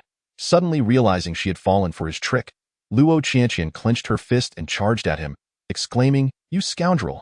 You tricked me! Zhao Yang nimbly dodged. If you wish for no one to know, you must not do it yourself. Your demeanor is so transparent. The answer is written all over your face. Should I be blamed for deducing it? If you have the ability, don't run away. The thunderous music and the bustling crowd enveloped them in the corner of the bar. Zhao Yang incredulously remarked, I never expected you would invite me to dine in such a place. What? Luo Qianqian dug at her ear. Zhao Yang raised his voice. How does a young girl like you enjoy frequenting such establishments? Luo Qianqian rolled her eyes. And it's perfectly acceptable for you men to come here. Is that not gender discrimination? How did we arrive at this topic? I was merely concerned for your safety, he retorted. Society may be stable, but it remains unsafe for girls. I won't quibble with a little girl like you. After a moment of contemplation, Zhao Yang suddenly asked, Why were you angry last time? Last time, Luo Qianqian had called him to join her at a gambling venue. Although it ended in a loss, it was not her fault. In retrospect, she realized she might have been collateral damage. Snorting, she replied, That place definitely had something amiss. I had been duped there once before. I initially wanted to forget it. Seeing her fuming, Zhao Yang had an epiphany. How about we visit the antique market again? We could reclaim your losses. Luo Qianqian gazed at him in horror. She was well aware of Zhao Yang's character. If he had any talent in that area, wouldn't he have already made a name for himself? To be perfectly candid, My sister is among the foremost jewelry appraisers in W City. In other words, if my sister cannot handle it, you would be wise to refrain from meddling. Chapter 92. Everyone has moments of misjudgment. Zhao Yang sighed. Honestly, I feel as though fortune has been exceptionally favorable to me these past couple of days. Have you truly considered it? The bar's spotlight cast an intriguing allure upon Zhao Yang's face. Luo Qianqian, almost unconsciously, nodded in agreement. Yet, in the very next moment, she immediately regretted her decision. What on earth was she thinking? Why had she agreed to him? Had she not previously vented her frustrations on this fellow out of the belief that he was a harbinger of misfortune? Luo Qianqian, have you lost your mind? Zhao Yang had his reasons for this decision. The system's level 3 experience card was valid for only 3 days, and not seizing a significant opportunity would be a disservice to himself. As they each contemplated their own clandestine calculations, a man approached, holding a glass of red wine. Excuse me, beautiful lady, may I have the pleasure of a dance with you? The man appeared quite refined, sporting glasses and dressed in a well-tailored shirt and tie. Zhao Yang was taken aback. Was he invisible? Did this man not notice that the lady was already spoken for? Luo Qianqian, however, was direct, dousing him with a glass of red wine. You, sir, are the one who should be called lady. Your entire family are ladies, bravo, Zhao Yang thought, giving a thumbs up. The man was momentarily stunned, likely unaccustomed to such boldness, as he wiped the red wine from his face and retorted. You? What of it? Luo Qianqian stood defiantly. Who do you think you are to toy with me? The raucous crowd had gathered, eager for the spectacle. This was bound to be entertaining. The man's face fell, and he angrily declared, I care not who you are. You will kneel and apologize at once, or you shall not leave this bar. Kneel? In your dreams. Luo Qianqian remained as formidable as ever. The man reached out, attempting to drag her away, but in the shadows, Zhao Yang interjected, halting the man's hand. As a gentleman, it's rather excessive to resort to violence against a woman. The man paused, seemingly taken aback by the presence of another. And you are? Zhao Yang, with a steely gaze, replied, You dare to look down on women? Luo Qianqian continued to shout, Let us fight. I have never feared anyone. What an insufferable woman. Zhao Yang felt a headache coming on. I am her friend, he declared, rising with piercing intensity. It is better to have one more ally than an enemy. Why don't we resolve this amicably? Not a chance, Luo Qianqian retorted fiercely. That scoundrel must apologize to me today. Zhao Yang was taken aback. Sister, from where does your audacity stem? Did Liang Jingru grant you this courage? Indeed, the man echoed. This matter is far from over. Losing face was not an option. Zhao Yang was at a loss, realizing he was the only one harboring foolish hopes. Luo Qianqian rolled up her sleeves, ready to confront the situation. The man, exuding a menacing aura, pointed his finger at Zhao Yang and declared, I do not strike women. You are her friend, so you shall fight in her stead. Zhao Yang, bewildered, pondered. On what grounds does he presume to believe himself less formidable than Luo Qianqian? Although Luo Qianqian wore a fierce countenance, her combat prowess was merely a meager 8. Indeed, appearances can obscure many truths. Very well, Zhao Yang stretched his joints and yawned languidly. The man, wielding a bottle of liquor, charged forward, only to be met with a swift kick from Zhao Yang that sent him hurtling into another table, where he landed with a resounding crash and a howl of pain. The bartender swiftly approached, inquiring, who is causing a disturbance? Zhao Yang stood resolutely and replied, It is I shall compensate for the damages incurred to the bar, but this gentleman owes us an apology. The man, taken aback by the presence of such a formidable figure, knelt on the ground, repeatedly pleading, I'm sorry, I was wrong, please spare me. Just then, a high-heeled shoe appeared before him. When he looked up, he beheld a flawless, ash-gray silhouette with an impeccably sculpted back. You may compensate for the damages to the bar, but what of the losses we have sustained? The woman approached Zhao Yang, exhaling a milky smoke ring. Who is this person? U-A-R-E.A-N Boo. Luo Qianqian exclaimed, her excitement palpable as she leapt into action. She miraculously produced a pen and a piece of paper, handing them over with fervor. I am your fan. Would you be so kind as to grant me your autograph? The woman known as Boo placed the cigarette between her lips and accepted the pen from Luo Qianqian's hand. The sound of paper meeting pen filled the air as the signature was inscribed. Zhao Yang was rendered speechless, utterly astonished by the woman's captivating presence. Luo Qianqian squealed, I am in absolute awe of you. Though many claim you are difficult to please, I do not share that sentiment. A star should indeed embody the essence of stardom. In response to Luo Qianqian's exuberance, Nbu exhibited neither delight nor disdain, calmly accepting the praise. Meanwhile, Luo Qianqian embraced the signed paper, lost in a sea of bliss, oblivious to her surroundings. Zhao Yang swallowed hard and stated with gravity, "I shall also compensate for the damage done to your table." After all, he had recently come into a windfall, and the woman's table held but a fruit platter and a bottle of red wine. Surely, he could afford such reparations. However, Nbu's subsequent words shattered Zhao Yang's illusions. "I fear that may not suffice," she replied, shaking her head. "While the other items are inconsequential, the bottle of red wine on my table is the bar's sole collectible, costing me 340,000. It's not merely a matter of money. The 35-year-old's Ishtomargot is exceedingly rare, and you must replace it." "What an extraordinary vintage," Zhao Yang lamented. Luo Qianqian eagerly chimed in, Yes, you are absolutely right. To you, money is utterly trivial." Zhao Yang silently grumbled. "Whose side are you on, exactly? Were it not for you, would I have even reached this point? And now, having encountered your idol, you abandon me? What kind of compensation do you expect from me?" Zhao Yang inquired, pinpointing the crux of the issue. As I have mentioned before, my demands are modest. Just one more bottle will suffice, the woman insisted with unwavering resolve. Zhao Yang then conveyed his predicament. "But I do not have one. Perhaps we could negotiate different terms?" "That is your issue, not mine," she retorted. The exchange between the two was rapid fire, drawing rapt attention from the onlookers, who were nearly moved to applaud. Zhao Yang cast a despondent glance at the woman before him, who showed no mercy. She was not conventionally beautiful, yet her features were well-defined, exuding an air of imperiousness. "At the very least, grant me some time," she demanded, extinguishing her cigarette in the ashtray. 3 days. "I cannot wait long. In 3 days, at this very spot, you shall bring me the answer I seek." "So stunning," Luo Qianqian exclaimed. Zhao Yang remained silent. After delivering her ultimatum, the woman turned on her heel and left without providing any means of contact. The man kneeling on the ground stared in disbelief at the sudden turn of events. Finally regaining his composure after a moment, he pointed to his own nose. "I have already apologized. May I leave now? Get lost?" Zhao Yang spat, thoroughly irritated by the sight of this bothersome individual. On their way back to school, Luo Qianqian remained enraptured by the thrill of celebrity admiration. "Oh my goodness, I'm dying. Tomorrow's headline will surely be, Umbu Bars spoiled brat extorts 4 million in public. It's going to be a scandal. Just thinking about it excites me." Zhao Yang rolled his eyes, perhaps feeling a pang of conscience. Luo Qianqian soon voiced her concern. "By the way, have I caused you any trouble? Do you need my assistance in 3 days?" "What? Do you have some strange wine at home?" Zhao Yang chuckled. "What on earth is Count Wengler? It sounds like a scam, yet I have no evidence to refute it." Luo Qianqian shook her head.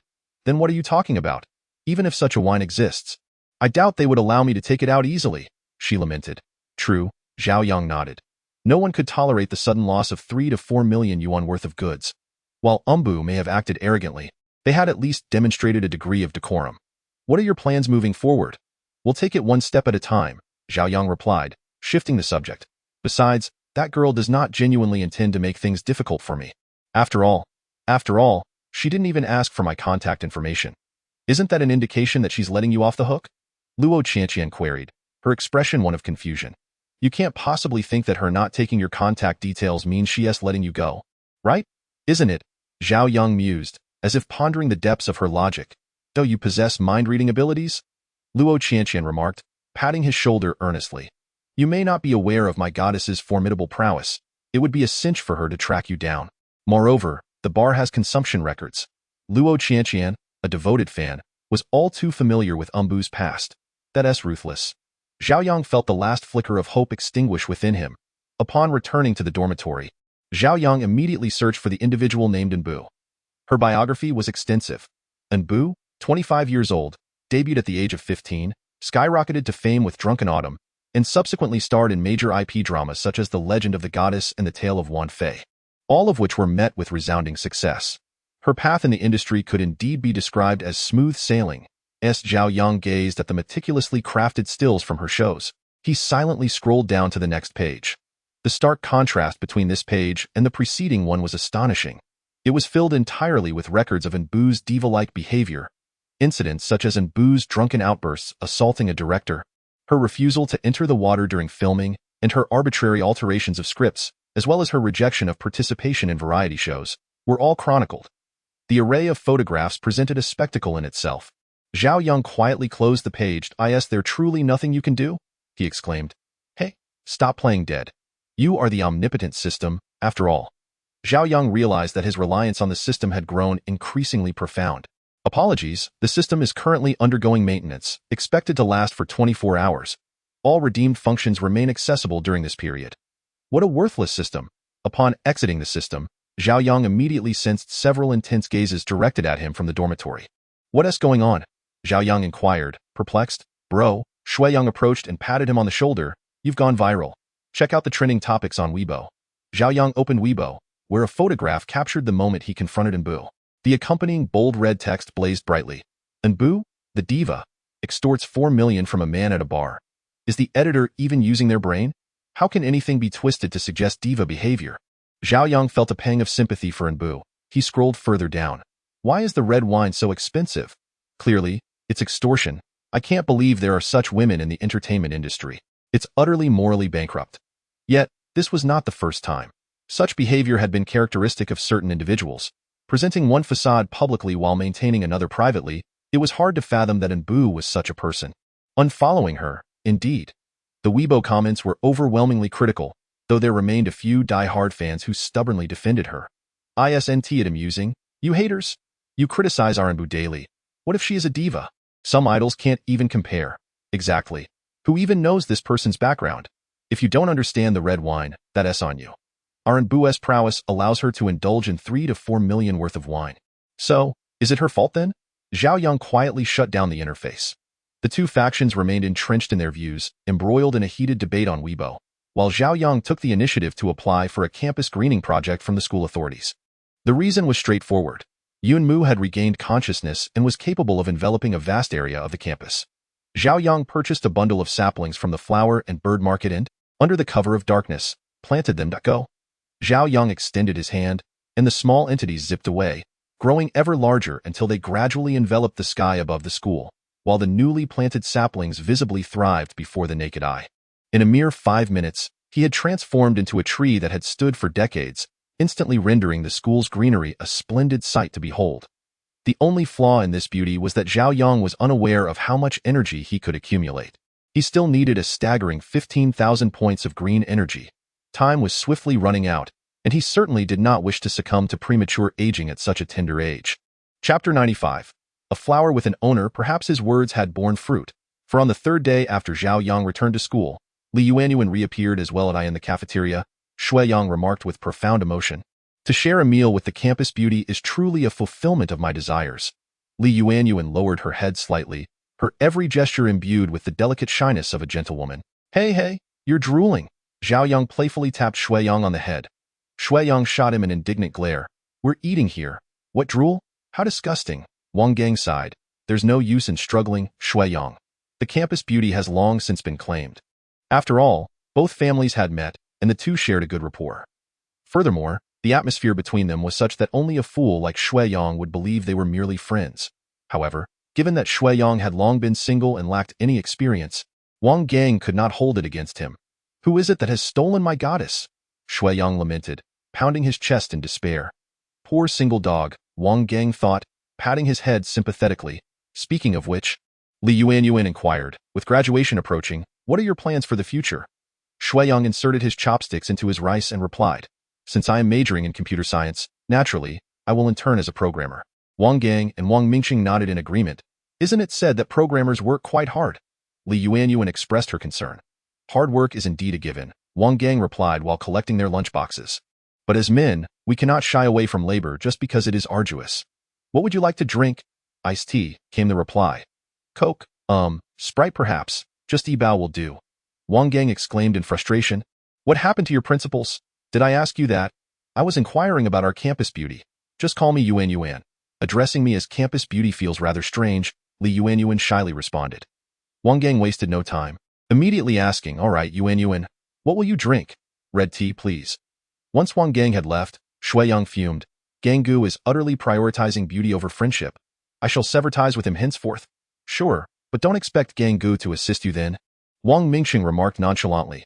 Shui Yang immediately deflated. Fine. I shall forgive Ganggu once more. Li Yuanyuan remained absorbed in her previous inquiry. Zhao Yang, you don't intend to become a programmer too, do you? Of course not. Zhao Yang replied with a grin. I have decided to pursue a career in global greening projects to fill the world with verdure. Make your wife green, living on a lush green pasture every day. Oh wait, you don't even have a wife. Get lost? Zhao Yang retorted with a kick directed at Shui Yang, who was brimming with indignation. Liu and Yuan couldn't help but laugh. It's not that significant, really.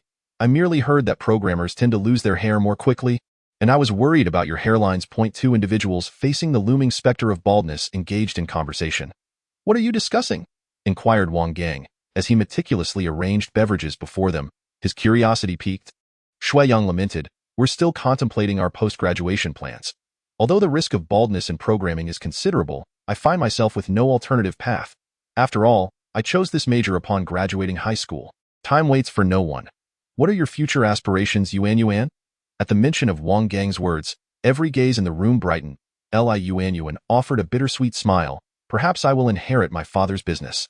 The expressions of everyone shifted to one of envy. The notion of inheriting a family enterprise seemed extraordinarily appealing. Only Zhao Yang perceived the underlying bitterness in Yuan's words and pressed further. What did you originally wish to pursue? I don't know. Perhaps to become a teacher. Life is often fraught with unforeseen misadventures and unavoidable circumstances. Suddenly, Yuan broke into laughter. However, that was an aspiration from the past. If given the choice now, I would prefer to join Zhao Yang in engaging in environmental beautification. After all, witnessing barren land transform into lush greenery is undeniably rewarding. Wang Gang applauded. What an ambitious and visionary young person you are. Mother Earth would surely weep with joy at your endeavors. They all assumed Zhao Yang and Yuan were jesting, unaware that every word was spoken from the heart. Chapter 96. System Bug. May I take this seat? Luo Qianqian, adorned with headphones and clutching a bottle of beverage, queried with a somewhat unfriendly tone. With a flourish, Shui Yang was the first to rise, exclaiming, Please, esteemed one, take a seat. Are you leading the charge in gaming tonight? I've already transitioned to PlayerUnknown's Battlegrounds.ic. Luo Qianqian replied flatly. Shui Yang faltered. Why abandon the joys of League of Legends for gunplay? Return. The rift requires your presence. With a disdainful huff, Luo Qianqian retorted. I am a woman of ambition. By the way, Zhao Yang, are we heading to the antique market today? Did you not mention your recent streak of good fortune? Zhao Yang shook his head. Not today. After all, with the system under maintenance, venturing forth without the system would be tantamount to courting disaster. Zhao Yang, Luo Qianqian exclaimed in frustration, you are indeed deceiving me. I shall no longer engage with you. With that, she swiftly departed. Observing her retreating figure, Zhao Yang sighed in resignation, wondering why she refused to listen to reason. Why the sudden change of heart? Yuan queried, perplexed. Wang Gang interjected, I am rather well acquainted with the situation. Have you seen today's headlines? Yuan shook her head, having paid little attention. He stirred up quite a commotion at a bar last night and is now the talk of the town. Wang Gang chuckled mischievously. Tonight is the final deadline. How prepared are you, Yangzi? The mention of this caused Zhao Yang's head to throb. He turned to Yuan. Have you heard of a wine called Count Wingrel? Never heard of it. Why? Yuan speculated. You didn't accidentally break something precious at the bar, did you? Zhao Yang let out a resigned sigh. It could not be worse than this. I shattered a priceless artifact purchased by a guest. And to make matters worse, recalling that imperious woman only exacerbates my frustration. She refuses to accept any form of compensation, adamantly demanding that I procure another bottle for her. However, I have searched exhaustively and consulted numerous individuals. Yet I have encountered no mention of such a wine. Liu and observed the man before her, utterly flustered, and burst into laughter. Have you not considered asking the staff at the bar? This, I had genuinely not thought of. At that moment, I assumed that since it was a bar's collectible and so exorbitantly priced, there could only be one bottle in existence. Thus I did not entertain that line of thought at all. Yet now, Yuan's words had awakened me from my stupor. Zhao Yang sprang to his feet. I shall head to the bar immediately. Calm down, brother. Wang Gang interjected, gesturing towards the wall clock in the cafeteria. Class is about to start. Do you still wish to graduate? The clock indicated 1:40, and class was set to commence at 2:00, specifically the dreaded Mao Zedong thought course. While other instructors might extend a modicum of leniency, their Mao Zedong thought teacher was notoriously inflexible, determined to maintain stringent standards. Zhao Yang, therefore, had no choice but to relinquish his plans. During the lecture, Zhao Yang scrolled through Weibo, only to discover that the platform had crashed. Were these people demons, so ruthless as to bring Weibo to its knees? In all his years of using Weibo, this was the first instance he had witnessed a celebrity causing such chaos. Consequently, he began to reassess his opinion of Nbu. Finally, when the class concluded, Zhao Yang hurried towards the school gate, only to encounter Li Yuanyuan waiting there. "Are you headed to the bar?" she inquired, opening the car door. "Let me give you a ride." Given the urgency of the situation, Zhao Yang acquiesced, though he soon found himself regretting his decision. Why did I take such a gamble? The broad, dual-direction three-lane road was currently congested beyond measure, vehicles inching forward at a snail's pace. After half an hour, they had barely moved a mere half-meter. Li Yuanyuan, equally incredulous, remarked, "This is unusual. This road is typically not so crowded. Yet, reality can be both cruel and beautiful." "Never mind, thank you, Yuanyuan," Zhao Yang said as he opened the car door. "I shall run the rest of the way on my own. You can head back once you're done here. I truly appreciate your help today." With that, Zhao Yang vanished from sight. Chapter 97. The victim Li Yuanyuan watched as Zhao Yang's figure faded into the distance, silently rolling up the car window. At the 0-point bar, Zhao Yang approached the counter. "Excuse me, do you still have that Count Wingler's red wine?" The bartender's expression turned to one of shock. "What red wine?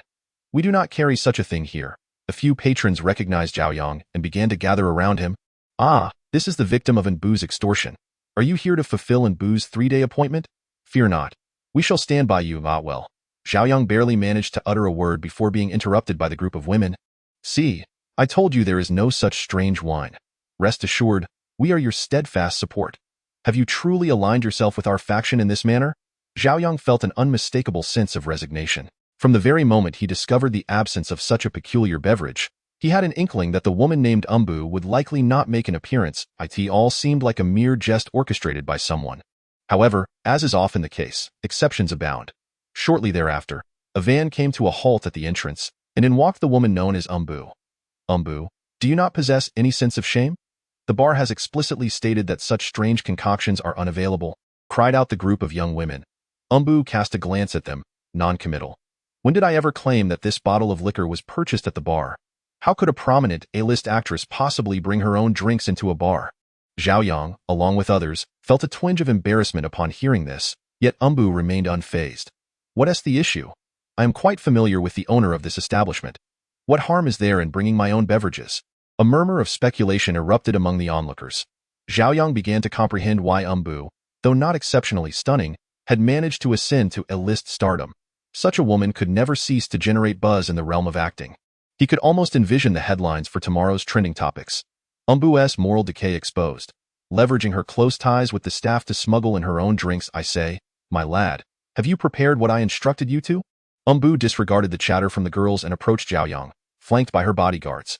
Noticing Zhao Yang's silence, she added, "Surely, you haven't come unprepared, have you?" Zhao Yang yearned to exclaim how astute she was.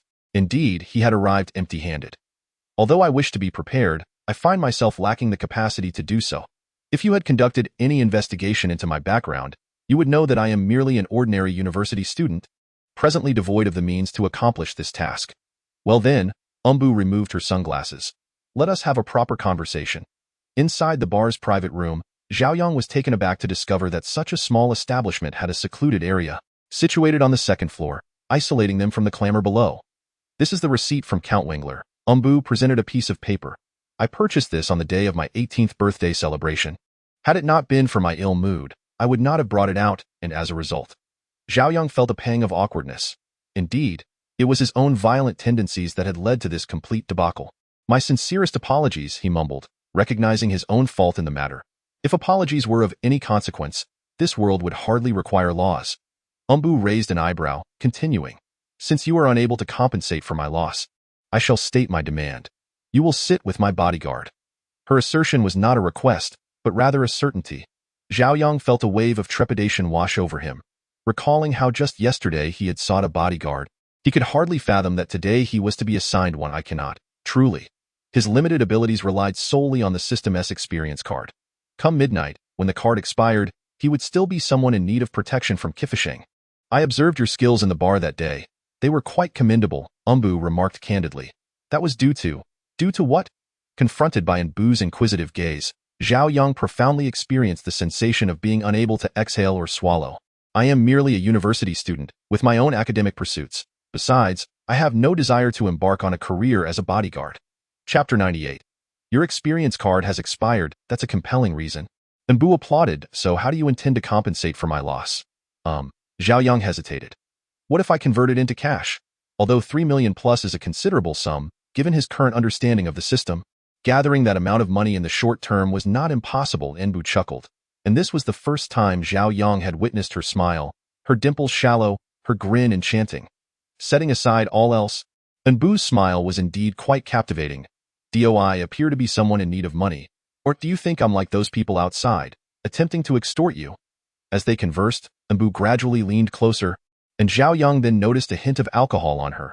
You've had too much to drink, Zhao Yang remarked, taken aback. What is it? Anbu lifted her gaze, her eyes sparkling, as she casually replied. Are you trying to play the role of Lu Xiaohui now? Zhao Yang swallowed hard. Although Anbu couldn't be classified as a top-tier beauty, she certainly possessed charm. With such a splendid opportunity laid before him, it would be disingenuous to claim he felt indifferent. Anbu exhaled softly, the rich scent of liquor mingling with a faint trace of tobacco, akin to an intoxicating fragrance luring one into the depths of temptation. Zhao Yang, no longer hesitating, leaned in for a kiss. Goddess. The door swung open, the two halves swaying in the still air, silence enveloping the space. Time struck midnight. The system's voice resonated. System maintenance completed. As a token of appreciation for your trust in this system, the host is awarded 1,000 points of green energy and 10,000 yuan. Zhao Yang. Before he could react, Luo Qianqian charged in, her petite fists raised. Typically a woman with a combat prowess of 8. She now surged to a formidable 28. Thus, it is said, better to offend a gentleman than to provoke a woman. Zhao Yang hastily activated his protective shield. Apologies, your experience card has expired. The cold, unfeeling mechanical voice reverberated in his mind. A quarter of an hour later, Zhao Yang, now resembling a swollen pig's head, exclaimed, You are far too violent. You didn't even inquire about the circumstances before striking. Thankfully, you encountered me.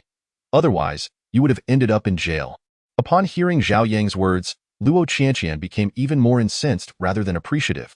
Do I need your concern? How I wish I had struck a few more blows at the time, Zhao Yang. What sense does it make to reason with a woman? Isn't that akin to courting death? What should I do now? Anbu, slumped over the table, was clearly inebriated. Her face was slightly flushed, and her breathing had grown a tad erratic. Zhao Yang sighed. This sister was a topic of conversation, and one must tread carefully. Either take her home or find a hotel to settle her. Surely, you do not intend to deliver her to the boys' dormitory. In response to Zhao Yang's suggestions, Luo Qianqian spat vehemently. In your dreams, a boys' dormitory? Have you no sense of propriety? The two individuals exchanged glances for a moment. Suddenly, Luo Qianqian was struck by inspiration. She slapped her forehead and exclaimed, I shall seek out Sister Taozi. Who is that? The agent of the goddess Anbu. As Luo Qianqian spoke, she opened her phone, only to soon become disheartened. Sister Taozi was injured in the recent violent incident and is still in the hospital. Ugh, what a bother. Observing Luo Qianqian's despondent demeanor, Zhao Yang suggested, Why not find a hotel?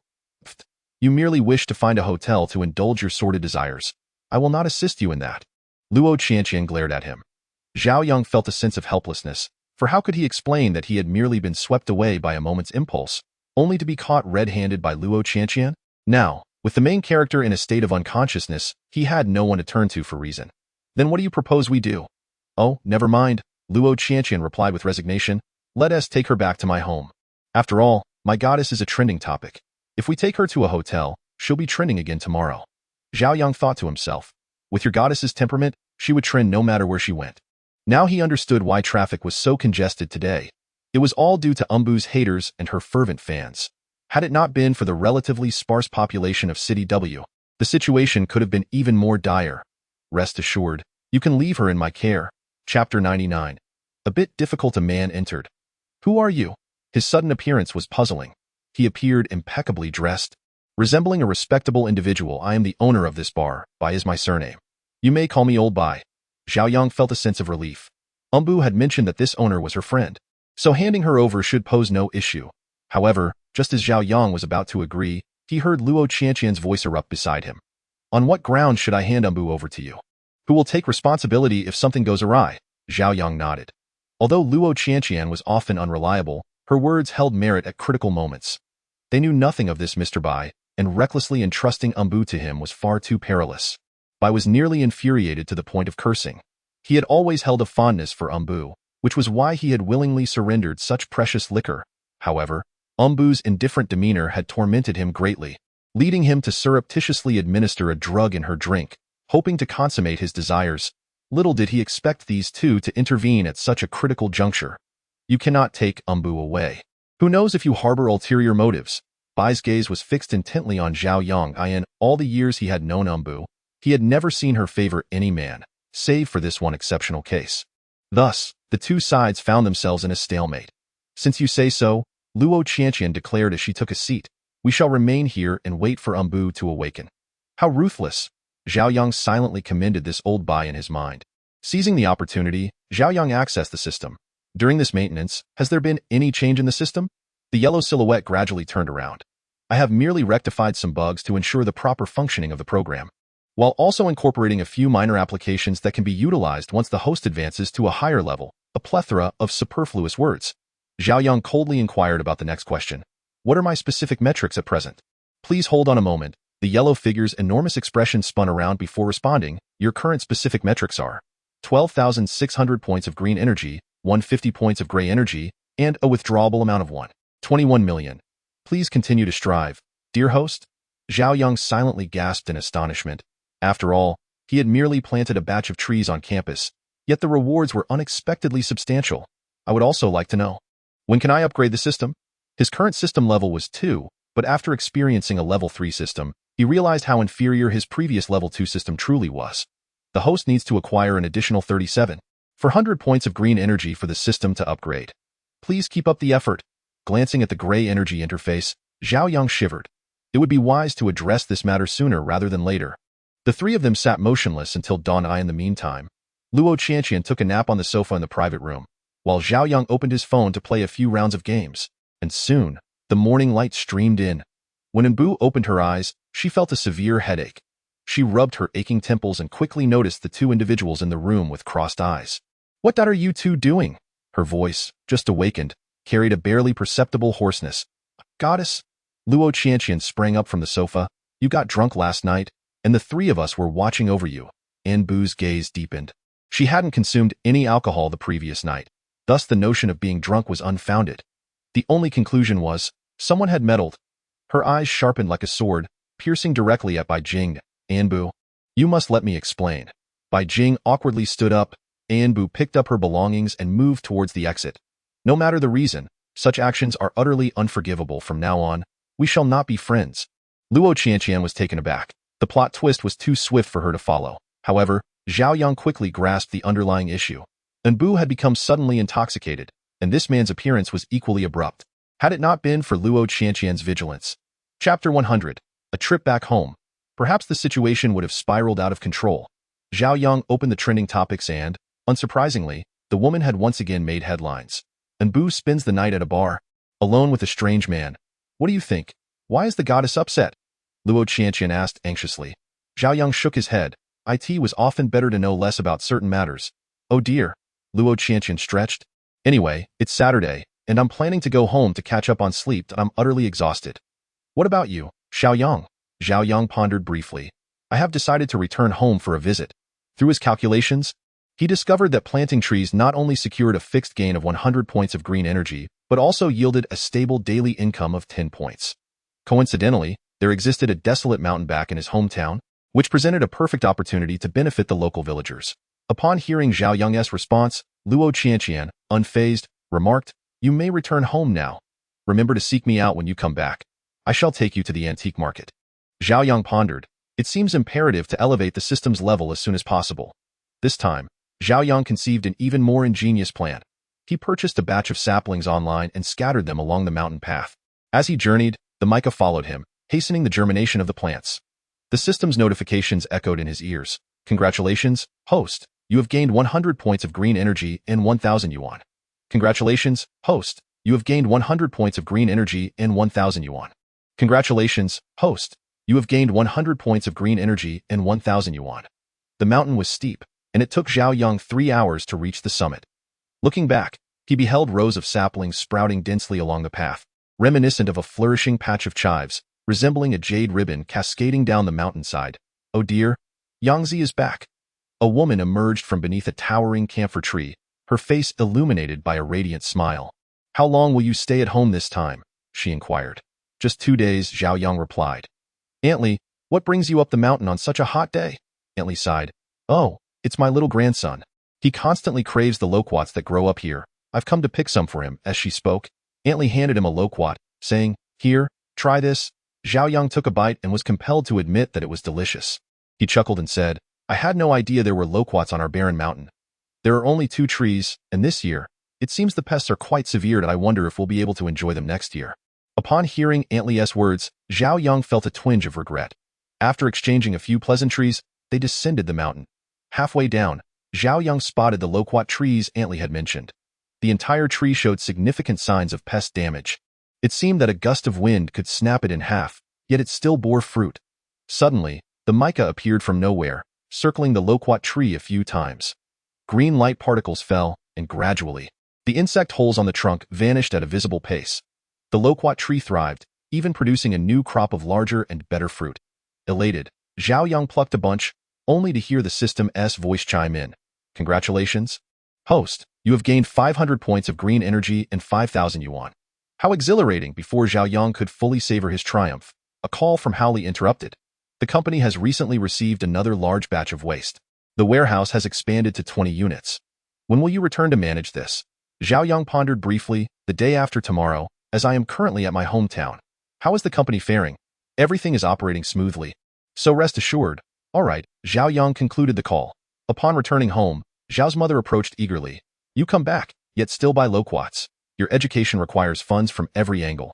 Zhao Yang handed the loquats to his mother, disregarding her reproachful gaze, and while washing his hands, he remarked, Not at all. I picked these from the loquat tree halfway up Huangtu Mountain on my way back. The desolate mountain is indeed named Huangtu Mountain. You rascal, are you even trying to deceive your mother? Didn't Aunt Li also pick some today? These are quite different from hers. Chapter 101. Visitors from the Human Resources Department. That's because, Zhao Yang quickly replied. I climbed the tree to pick them.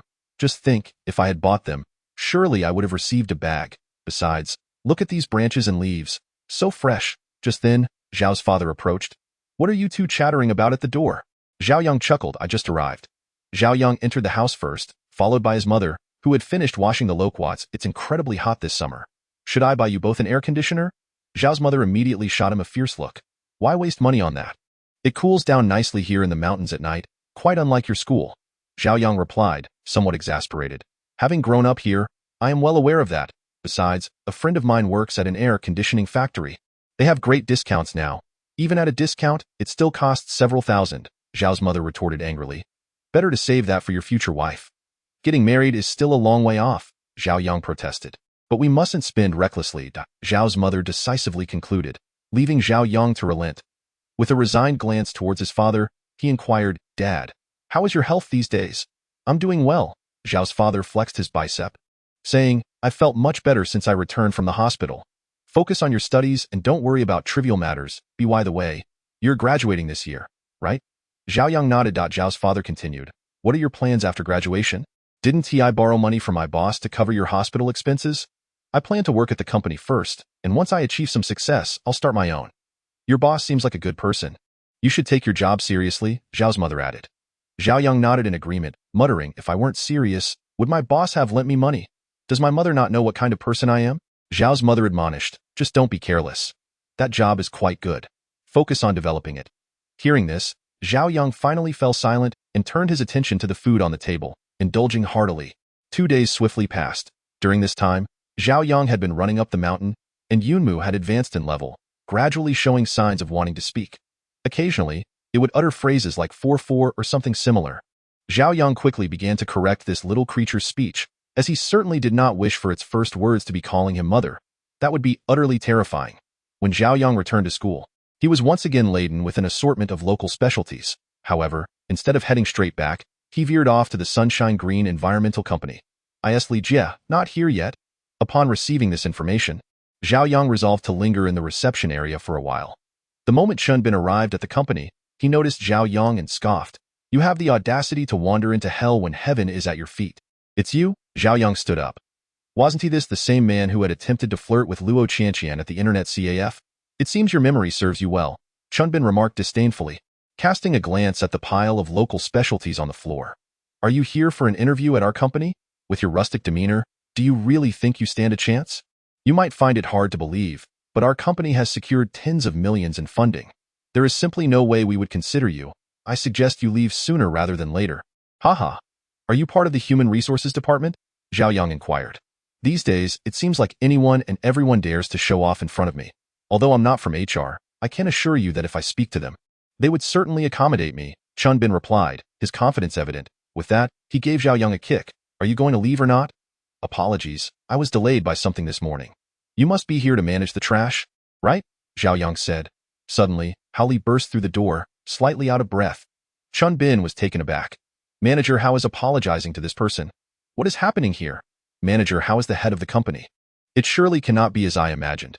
Zhao Yang must be merely here to handle the refuse, undoubtedly. After all, the company's waste had long exceeded expectations. It was only reasonable for Manager Hao to be courteous. Just as Chunbin was deep in his thoughts, Hao Li interjected. Chunbin, why are you just standing there? Hurry up and prepare a cup of tea for the general manager. Can't you show a bit of initiative? As she spoke, Hao Li's delicate brows lifted slightly, emanating an imperceptible air of authority. The general manager, I'll go. Chunbin stammered. This must be the elusive general manager, the backbone of the company. What had he done to offend the general manager so thoroughly? All of Chunbin's optimistic fantasies dissipated in an instant as he resigned himself to leaving the reception area. I went home over the weekend. Zhao Yang indicated the local specialties on the floor. My parents insisted I bring these back. I figured they would be of no use in the dormitory, so I brought them here instead. Hao Li nodded. I will have someone from the company handle it shortly. Who exactly was that Chunbin? Zhao Yang inquired, puzzled. He had never encountered this fellow before. How could he be so brazen in the company after such a short time? Him, Hao Li said with a hint of frustration. He is an opportunist, always seeking shortcuts. Many in the company disapprove of him, yet they cannot find any incriminating evidence against him. What is the matter? Meeting Hao Li's gaze, Zhao Yang chuckled softly. It's nothing. We just had a bit of a clash earlier.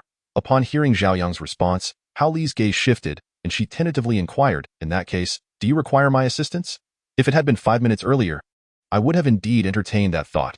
However, since you have not dismissed this individual, it indicates that you must have your reasons, and I respect your opinion. Hao Li fell into a momentary contemplation. While she held a certain disdain for Chunbin, there were occasions when he could indeed offer constructive suggestions. Nevertheless, if it is Zhao Yang who needs, if you are compelled to, Zhao Yang quickly waved his hand. It's really not a significant matter, and besides, I have already given him a stern reprimand. Please, do not take it personally. Hao Li chuckled softly. You are quite the character. Let us move on. As Zhao Yang followed Hao Li out of the reception room, they encountered Chunbin, who was holding a cup of coffee. Upon seeing them emerge, he beamed broadly and presented the cup, saying, General Manager, coffee for you. Zhao Yang accepted it, took a sip, and then set it down, remarking, having a bit of cunning is commendable, but do not make it too obvious. After all, no one is a fool. Just focus on your work. They exited the company's front doors, leaving Chunbin in a state of astonishment, lost in thought. Upon reaching the warehouse, they found that this time, the storage duration was shorter than the last. Yet perhaps due to the increased quantity and the rising temperatures, the odor within the warehouse was truly unbearable. Micah had already enveloped this space, initiating the air purification process. Hao Li briefed Zhao Yang on the layout of the warehouse. All right, I understand. You may return to your tasks, he said. Noticing that Hao Li remained stationary, Zhao Yang curiously asked, Is there something on my face? Hao Li scrutinized Zhao Yang for a prolonged moment before stepping closer and inhaling near his neck. Hey, Zhao Yang exclaimed in surprise. With a perplexed expression, Hao Li remarked, How peculiar. The moment you arrived, the stench of this garbage seemed to dissipate. Do you possess some kind of magical ability? To be candid, Zhao Yang pondered for a moment before responding, in my previous life, I was a fallen angel, saved by beauties like you die in this life. I exist to assist you lovely ladies in creating a beautiful earth. Pa? Hao Li scoffed. Then why didn't you show up when I was hauling garbage into the warehouse last time? It was nothing short of a nightmare. Seeing that Zhao Yang had not divulged the truth, she did not press further and simply departed. Next time, do call me, Zhao Yang said indignantly. Hao Li tucked her hair behind her ear. All right, busy man, is it easy for you to come here? If I can't manage this small matter, then I have no need to stay at the company. Indeed, sisterly of the society, what is it that you cannot handle? Stop the banter, I'm leaving, she declared as she clicked away in her high heels. In truth, she had long sensed that something was amiss. The last batch of garbage had vanished right after Zhao Yang entered, and the warehouse had only one exit, which the surveillance camera showed had not been visited by anyone at all. However, since Zhao Yang wished to keep this matter a secret from others, she resolved to assist him in maintaining utmost confidentiality. Unbeknownst to Zhao Yang, however, this had already come to the attention of Sister Ed. As usual, he busied himself with the task of recycling waste, and after the green energy and gray energy were balanced, merely 10,000 points of green energy remained. He needed an additional 40,000 points to achieve an upgrade. Dejected, Zhao Yang inquired, "Is it true that one can only use green energy for upgrades?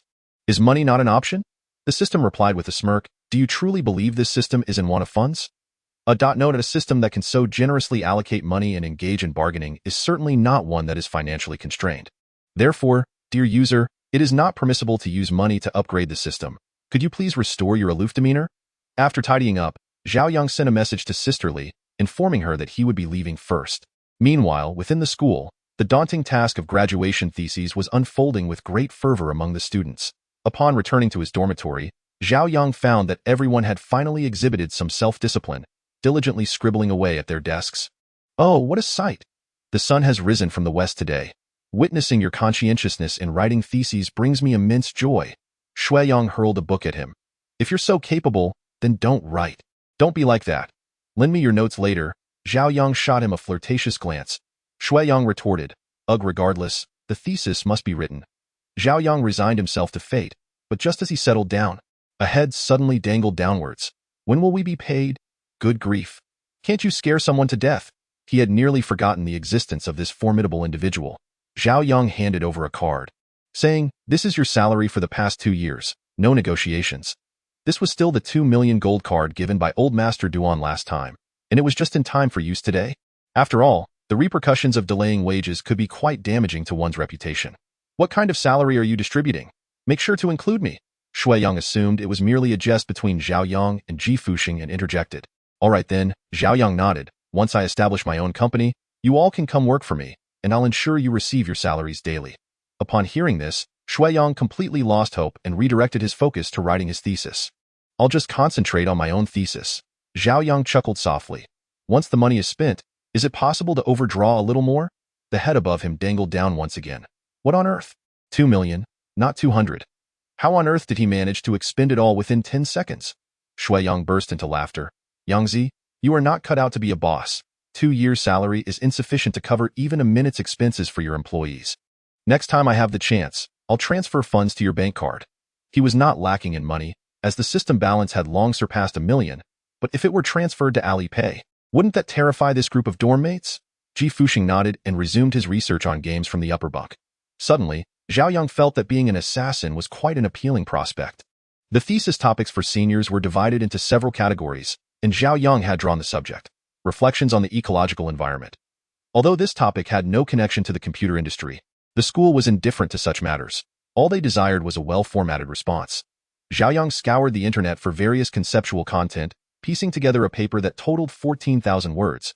He then crafted a questionnaire and decided to solicit help from a classmate in the neighboring department. Upon glancing up, he was startled to realize that evening had already descended, forcing him to abandon his efforts.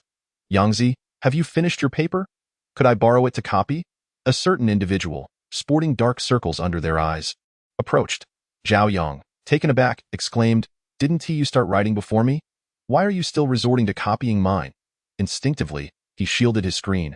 "Why would you copy mine? We are not even working on the same topic." Chapter 104. Journey to South Africa. Shuang abruptly pushed Zhao Yang aside, opened QQ, and sent a message.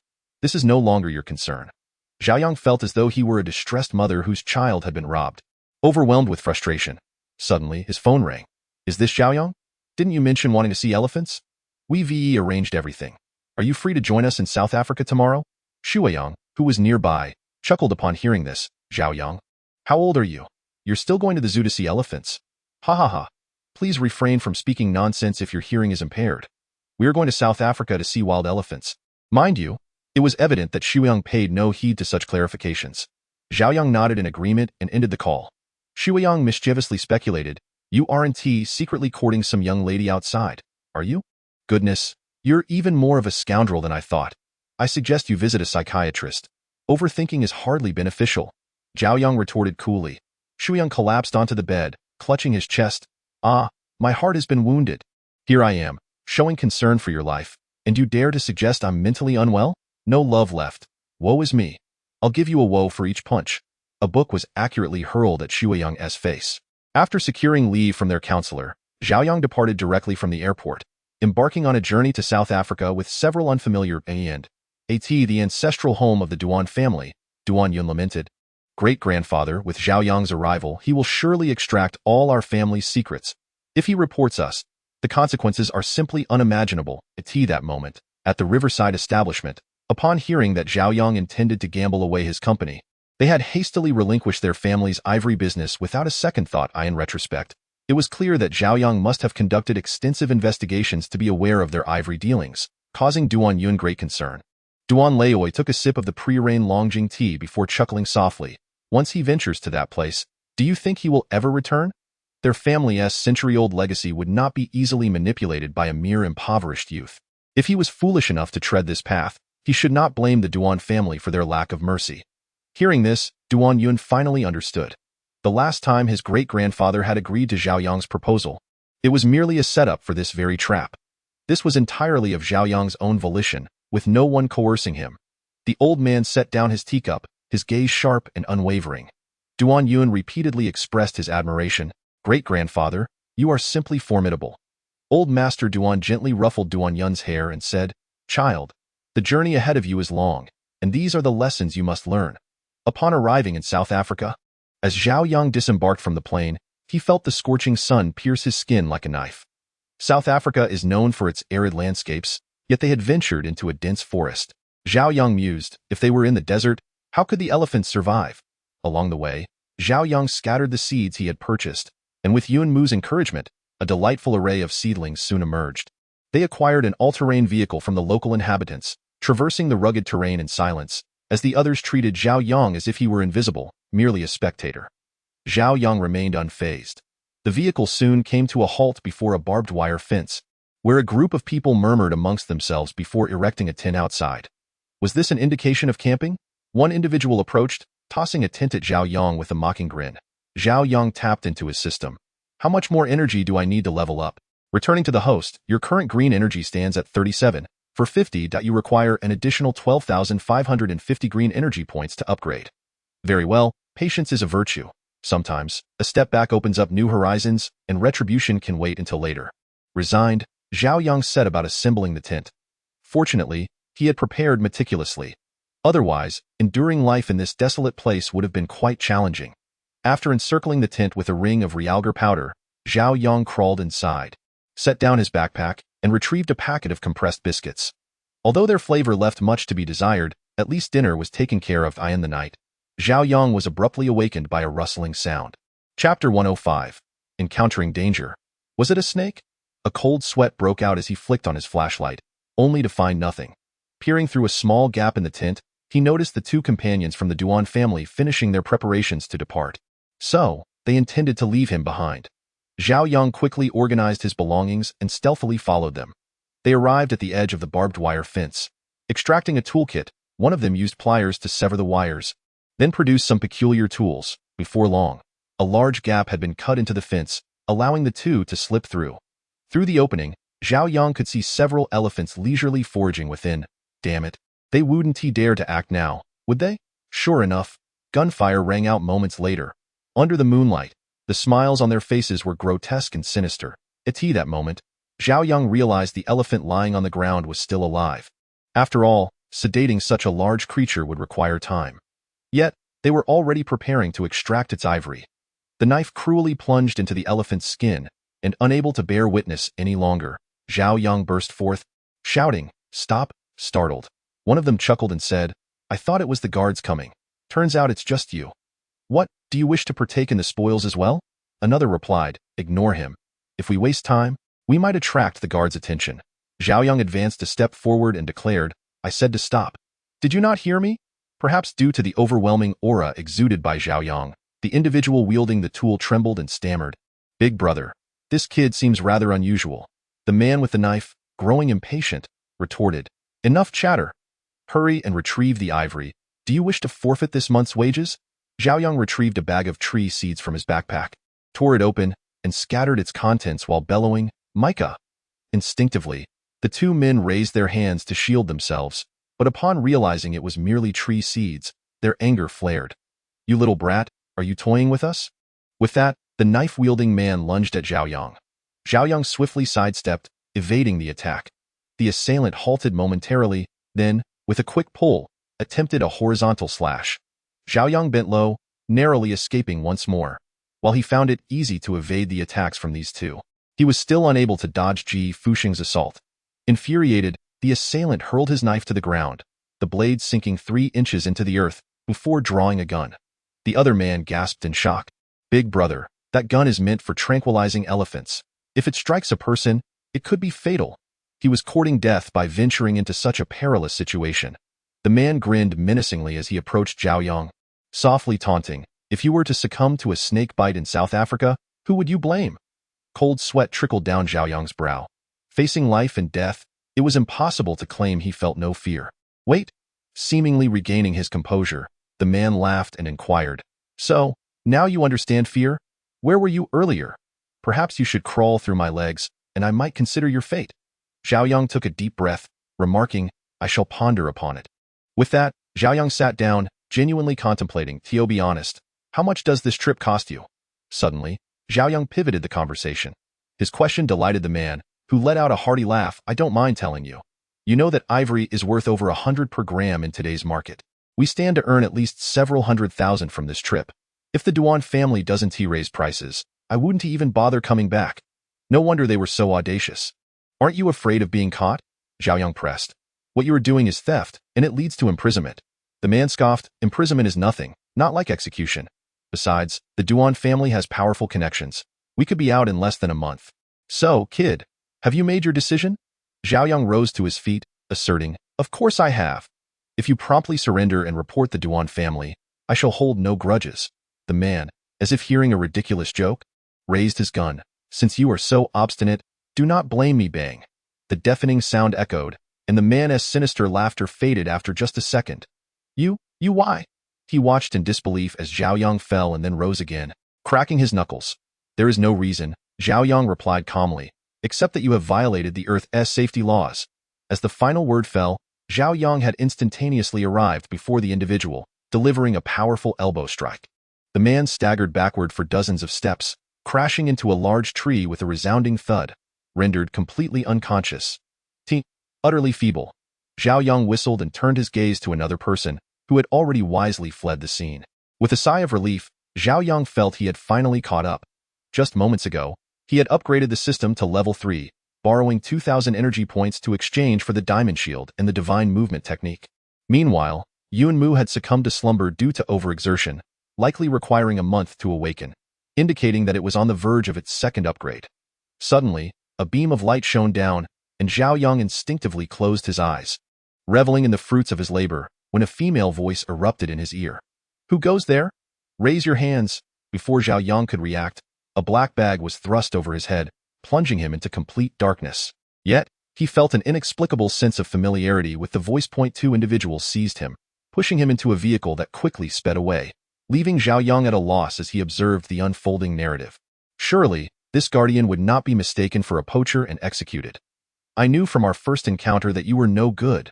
The hood was removed, and upon adjusting to the blinding light, Zhao Yang found himself staring at the furious face of Chen Xian. It made sense now. No wonder the voice sounded so familiar.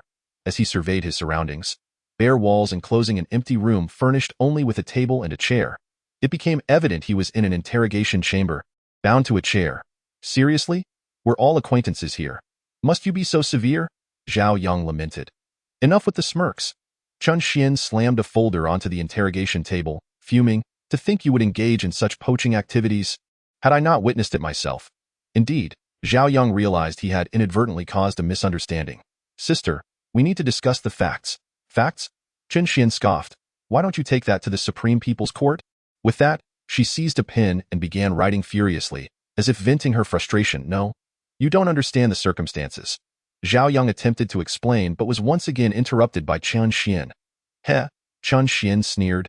"You commit such heinous acts and still wish to elaborate on the specifics." "Zhao Yang, I never imagined you to be this kind of person. Zhao Yang felt overwhelmed. I was apprehending those two poachers, and you didn't see that I had already taken one down? Who knows if you were not colluding over the spoils? Qin Xian maliciously speculated. Zhao Yang, exasperated, retorted. Of course we were not colluding over the spoils. Look, you're already defending yourselves, yet you deny being in cahoots. Qin Xian slammed her pen onto the folder, glaring fiercely. Sister, where's your focus? Zhao Yang, typically not one to be verbose, had now completely abandoned any resistance, resigning to let reality speak for itself. Why have you fallen silent? Did I hit the nail on the head? Qin Xian, reveling in her perceived cleverness, couldn't help but feel triumphant. Alas, Zhao Yang raised his hands in exasperation. You never listen to me. No matter how much I explain, it's all in vain. It would be far better to find a more leisurely way to unwind. I am utterly exhausted. With that, Zhao Yang leaned back in the chair. Who gave you the audacity? Qin Xian trembled with anger, yet the interrogation room did not explicitly prohibit prisoners from resting in chairs. Furthermore, deep down, she still hoped that Zhao Yang was innocent. But why did he have to be so difficult? Sister Xian, quickly release him. The results are out. An environmental officer rushed in. What is all this fuss about? Qin Xian asked impatiently. The environmental officer revealed a hint of embarrassment. Sister Xian, you should come and check the surveillance footage. Zhao Yang let out a sigh of relief. At last, he could clear his name. He felt more wronged than doed. Qin Xian stepped outside. Soon, someone came to untie him and release him. I sincerely apologize. We acted out of anger. I hope you can overlook it, an African environmental officer said in somewhat halting Mandarin. Zhao Yang shook his head. In that situation, he would have undoubtedly apprehended both individuals without hesitation. With a hint of hesitation, Zhao Yang inquired, is ivory smuggling a common occurrence? How many incidents typically happen in a month? He looked at the African environmental officer, concerned about potential language barriers. To his surprise, the officer quickly replied, such incidents occur at several elephant conservation centers, primarily because they are not particularly severe, so higher authorities do not intervene. However, recently, the African environmental officer sighed. Then, he shifted his tone, saying, but your earlier tactics against them were truly impressive. If we hadn't slowed down the footage, we wouldn't have noticed. Zhao Yang replied somewhat disgruntled, your Mandarin is quite good. If they had spoken in English, he might not have understood them at all. Well, since our country often dispatches peacekeeping forces here, we've taken to practicing Mandarin for better communication. To be honest, I quite enjoy the country's culture. Peacekeeping forces, it seemed that referred to Qin Xian and her team. The African environmental officer led him to a monitoring room, where footage of his courageous confrontation with poachers was being replayed, and everyone wore expressions of admiration, except for one person. Qin Xian rushed over. Tell me, why are you skipping university to come to South Africa? Do I really have to say? Zhao Yang replied, looking troubled. Speak. A glimmer of determination sparked in Zhao Yang's eyes. Isn't it because you came to South Africa for peacekeeping? As your boyfriend, how could I not come? A collective gasp filled the room. Wait, this is Qin Xian's boyfriend? No wonder he is so capable. Qin Xian has a boyfriend now. I'm heartbroken. You? Qin Xian clenched her fists, silently reminding herself to remain calm. She could not afford to lose her temper.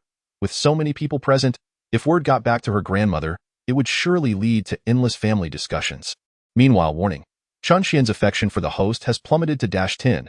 Triggering an A-level task. It is imperative to elevate the affection to a positive value within a week. Success will yield 100x green energy points, while failure will accelerate the host's aging. Oh no. I completely forgot about this.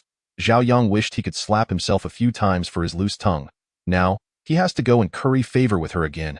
How humiliating. He quickly bowed and said, I apologize, everyone, I misspoke just now, and I hope you can keep today's events confidential. The others wore expressions of understanding. Naturally, they empathized. After all, the young couple had traveled thousands of miles to meet in secret. How could they possibly interfere with their romance? What do you understand? Qin Xian's fingers cracked ominously. This is wonderful, the African environmentalist earlier remarked. I was worried that we wouldn't have enough rooms to accommodate everyone. Since you two are a couple, you wouldn't mind sharing a room, would you? Of course that I do mind. I can pitch a tent.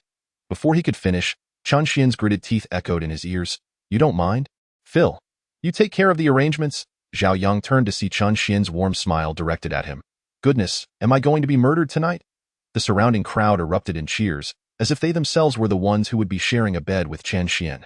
After Zhao Yang received commendations from the department, everyone returned to their quarters for the night. Zhao Yang followed Qin Xian at a leisurely pace, his emotions swirling in complexity.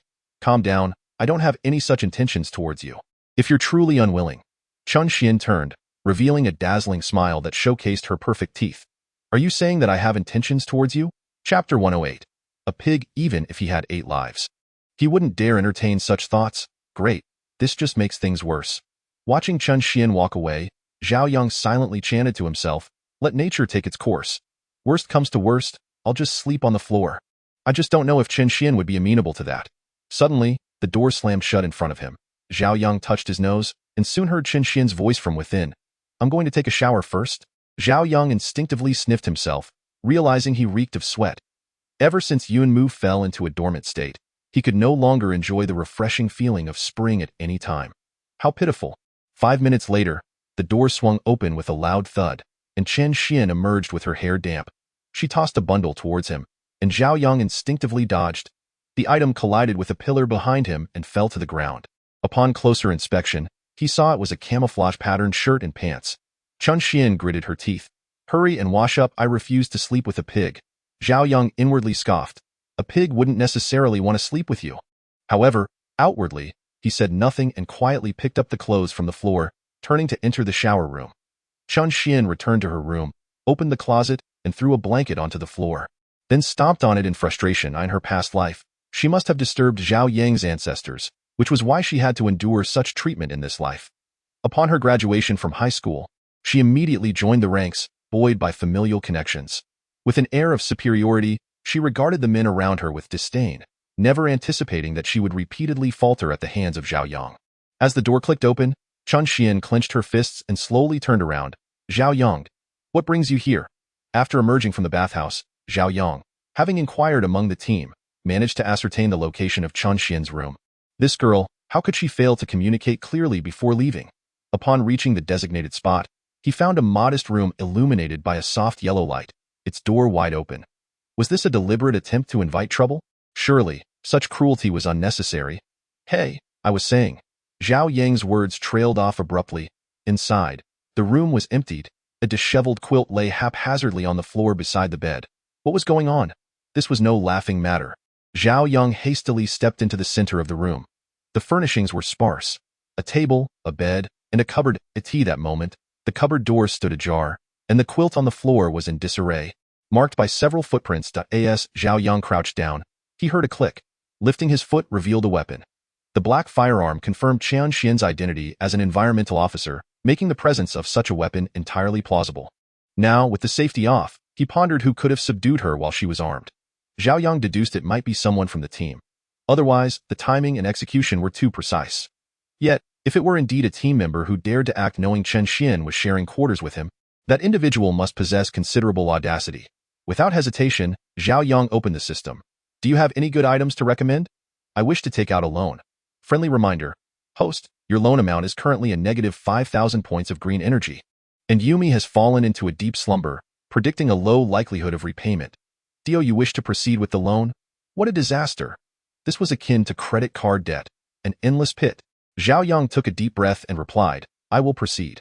Ding, congratulations, host. You have successfully taken out a loan of 2,000 points of green energy, which has been exchanged for the ability to detect entities within a 5-kilometer radius. Both the usage and cooldown time are 2 minutes. Enjoy your experience. Instantly impoverished, Zhao Yang retorted with irritation, get lost. Just as he reached the doorway, the roar of police sirens pierced the air. Zhao Yang stopped a passerby and inquired, what is going on? What happened? You arrived just in time. Get in the car. Li Yang has made off with your wife. For reasons unknown, a peculiar sensation washed over him. Without a second thought, Zhao Yang jumped into the vehicle. Momentarily disregarding thoughts of his wife, he asked, who is Li Yang? Chapter 109. Survival by Chance. Li Yang. The man in the front passenger seat looked at him with admiration. He is quite the figure in our military district. A former Special Forces operative, he seems to have landed here after a mishap. Somehow, he has taken a liking to our environmental officer. As he spoke, the fellow cast a sympathetic glance at Zhao Yang. Zhao Yang replied, please refrain from regarding me with such eyes.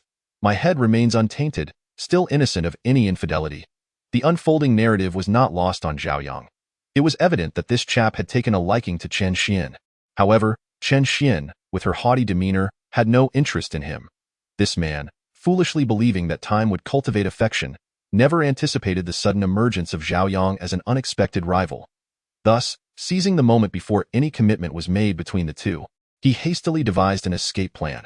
While mulling over this predicament, Zhao Yang directed, "To the left." The driver chuckled. "How can you be so certain it's left? If it's actually right, we shall regret it for eternity." The source of his confidence lay in the fact that he had recently purchased a navigation system. "To be candid, my wife and I share a telepathic connection. It would be a disgrace to forego a bargain." The two gentlemen in the front seat wore expressions akin to having swallowed something foul, realizing their own folly. How delightful it was to witness the plight of the singletons. "Accelerate more," Zhao Yang urged. The fellow's speed was commendable, yet they risked exceeding the limits. This was a dense jungle area, and speed was not feasible. "Blast it," Zhao Yang resolved, stomping his foot to activate the system. Loan, purchase basic racing skills. The system internally lamented, "In this day and age, even loans are audacious." "Stop." A flash of white light illuminated his mind, and Zhao Yang instantly formulated a counter-strategy. "What's up?" the front seat companions inquired. Turning back, a smile crept across Zhao Yang's lips. "Exit the vehicle. Allow me to demonstrate some advanced maneuvers." The moment the car halted, before the front seat passengers could comprehend, Zhao Yang seized them like an eagle capturing its prey, tossing them into the back seat. He then pressed the accelerator to the floor, and the vehicle roared to life, hurtling forward. "Ah, brother, remain calm. This is a standard police car, not an off-road vehicle." The duo screamed in terror, their voices swallowed by the wind rushing through the open windows. Meanwhile, Zhao Yang reveled in the exhilaration of racing. 10 minutes later, the two vehicles rapidly closed the gap. Li Yang glanced into the rearview mirror, scoffing. "Surprisingly, they spotted us quite swiftly, and they've managed to catch up so quickly." He revved the engine and pressed the accelerator, the car launching forward like an arrow released from a bow, swiftly increasing the distance. Zhao Yang let out a cold snort. How dare they attempt to flee with such audacity? He pressed the accelerator firmly. The two passengers in the back seat were now in a daze. Li Yang noted that the pursuing police car was relentless, akin to a tick that could not be dislodged. Truly a nuisance. Chen Xian, seated in the passenger seat, discreetly glanced sideways. The speedometer had already reached 150 miles per hour. Which brave soul at the police station was driving with such reckless abandon? Suddenly, a sharp 90-degree bend appeared ahead, and a smirk tugged at Li Yang's lips. Let's see if they dare to continue the chase. Rather than decelerating, he pressed the accelerator harder, the car tilting at a 60-degree angle, and then the vehicle executed a Z-shaped swerve before crashing back onto the ground. Zhao Yang promptly followed suit. The curve, the brakes. Zhao Yang's eyes sparkled with excitement. "Environmental officers, hold on to the car's handrail. We are about to take off with that." Zhao Yang pressed down hard on the accelerator. They vowed that if they survived this ordeal, they would surely burn several incense sticks in gratitude for their ancestors' protection. Survival hinged entirely on luck, while death was a mere whim. After 5 more minutes, Li Yang finally came to a halt, his police car, battered and bruised, blocking Zhao Yang's path. Li Yang exited the vehicle, chuckling. "I thought it was someone reckless. Turns out it's just you." Zhao Yang smirked. "Am I really that unexpected?" Chapter 110. The system's commentary. Li Yang scoffed. "If it weren't for the off-road vehicle running out of fuel, do you think you could have caught up with me? It appears fate is not in your favor. Even if the car had fuel, he could always take out a loan to buy a mid-range racing car and still prevail." Zhao Yang mused. "System OS, MMP, can you please stop thinking about loans? Can you even afford to pay it back?" Li Yang approached menacingly. "You don't actually think catching up to me will force me to surrender, do you?" Zhao Yang retreated. "Come on, can you not phrase it that way? It's quite misleading. I am an upright person. What pursuit are you talking about?" He was armed. From within the car, a half-conscious environmental officer's voice emerged. Another officer, trembling, extended his weapon. "Don't worry, brother, I'm here to support you." Given their current state, they were hardly a threat. "I have a weapon," Zhao Yang said, producing a handheld weapon he had found by Chen Xian's bedside. He twirled it around, then remarked, "But there's one issue. I've only ever handled air weapons. You think I can operate this?" "Of course not. That could lead to fatalities." Zhao Yang knocked on the system. "I'm sorry, but due to your recent excessive spending, the store function has been disabled." "Damn. How ruthless."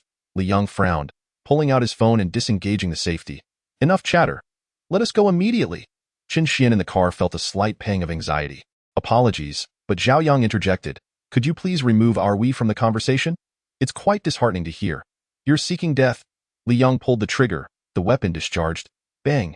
Yet, before him, Zhao Yang had mysteriously vanished. That moment.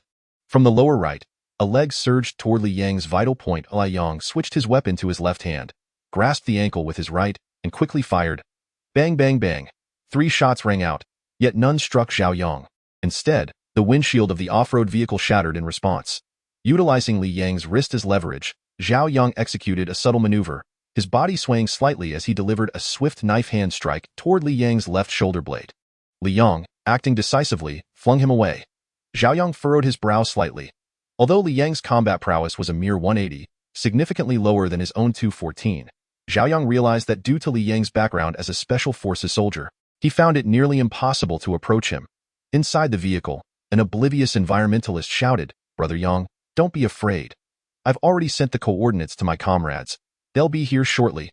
The moment those words escaped his lips, Li Yang's expression darkened. He raised his weapon and unleashed a barrage of fire towards the police car that had just arrived.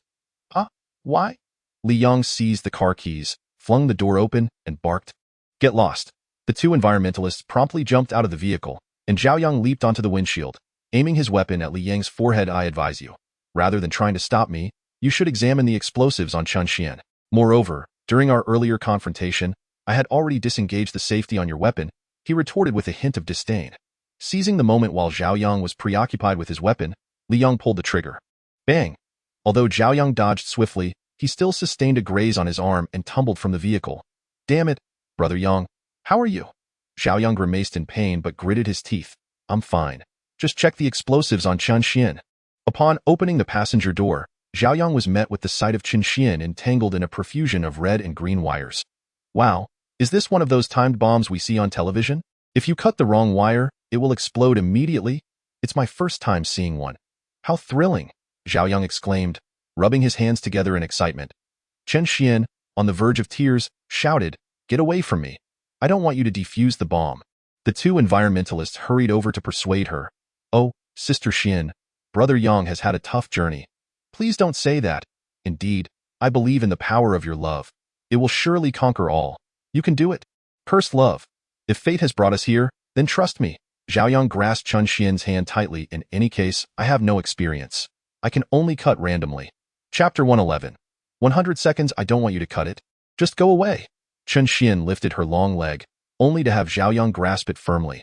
"All right, enough of this." As he said this, Zhao Yang's voice was strangely calm. Chen Xian was momentarily taken aback. There were only 100 seconds left until the bomb would detonate. "We must hurry," Zhao Yang declared as he began to untangle the wires. He had no idea how the bomb was structured. A small square box had both red and green wires protruding from it, and the wires binding Chen Xian were so haphazardly arranged that they offered no clear means of escape. As Zhao Yang yanked at random, he surprisingly managed to create a gap. The other 2 environmentalists, seeing this, immediately joined in to assist him. In no time, they had pulled a segment of wire, relocating the bomb box 3 meters away. "Why are there so many wires?" Zhao Yang exclaimed in frustration. Chen Xian, glancing at the rapidly changing numbers, resignedly said, "There's no time left. You all should leave." The 2 environmentalists quickly took cover, yet Zhao Yang remained rooted in place. "What are you standing there for? Hurry up and get out." Chen Xian stared at Zhao Yang, her eyes misting with tears, and no matter how ineffectual she felt, she would never drag others down with her. She had contemplated 1,000 ways to end her own life, yet she never envisioned departing this world in such a mundane manner.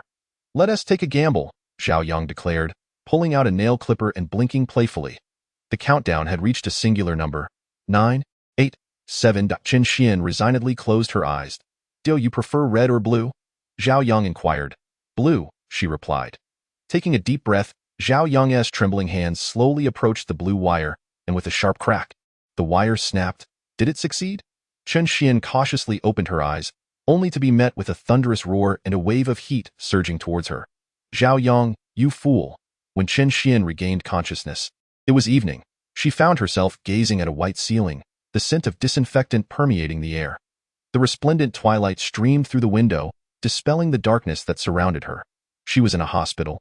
Alive, not dead? Memories began to resurface, and she recalled that Zhao Yang had shielded her in that moment. If she had survived, did that imply? Gripping the 4-needle in her hand, she stumbled out of the room. "Patient in bed 23, you can't leave yet."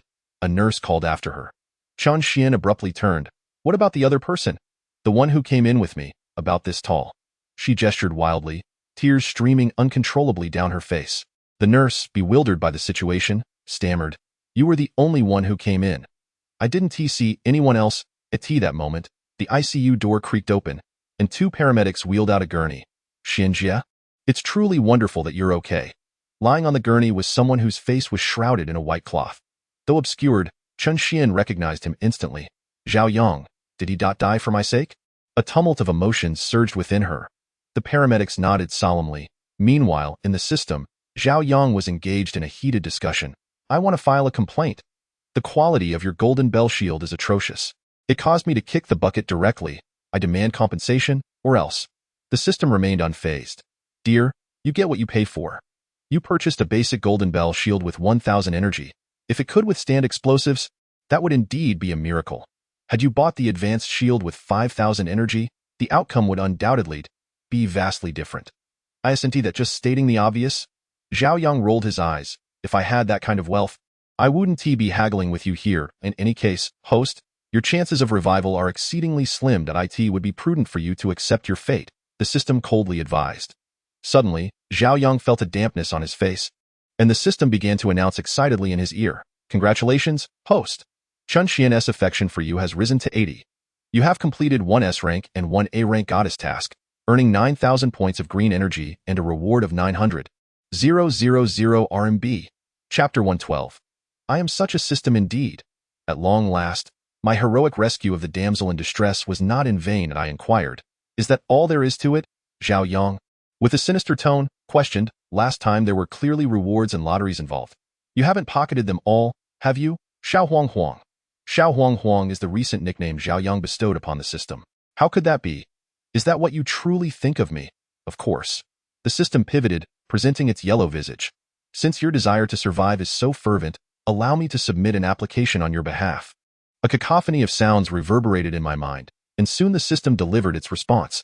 The higher-ups have indicated that you must complete 2S-level tasks to restore your normal life. And what about my current situation? You may now take out a loan for a revitalizing pill. If you manage to complete 2S-level tasks within a month, this pill will be granted to you free of charge. With only the interest to pay, 1S-level task had already nearly cost him his life. 2 would surely leave him as mere bones.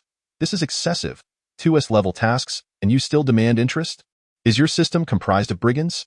The system calmly elucidated. The host may not fully comprehend the value of the revitalizing pill.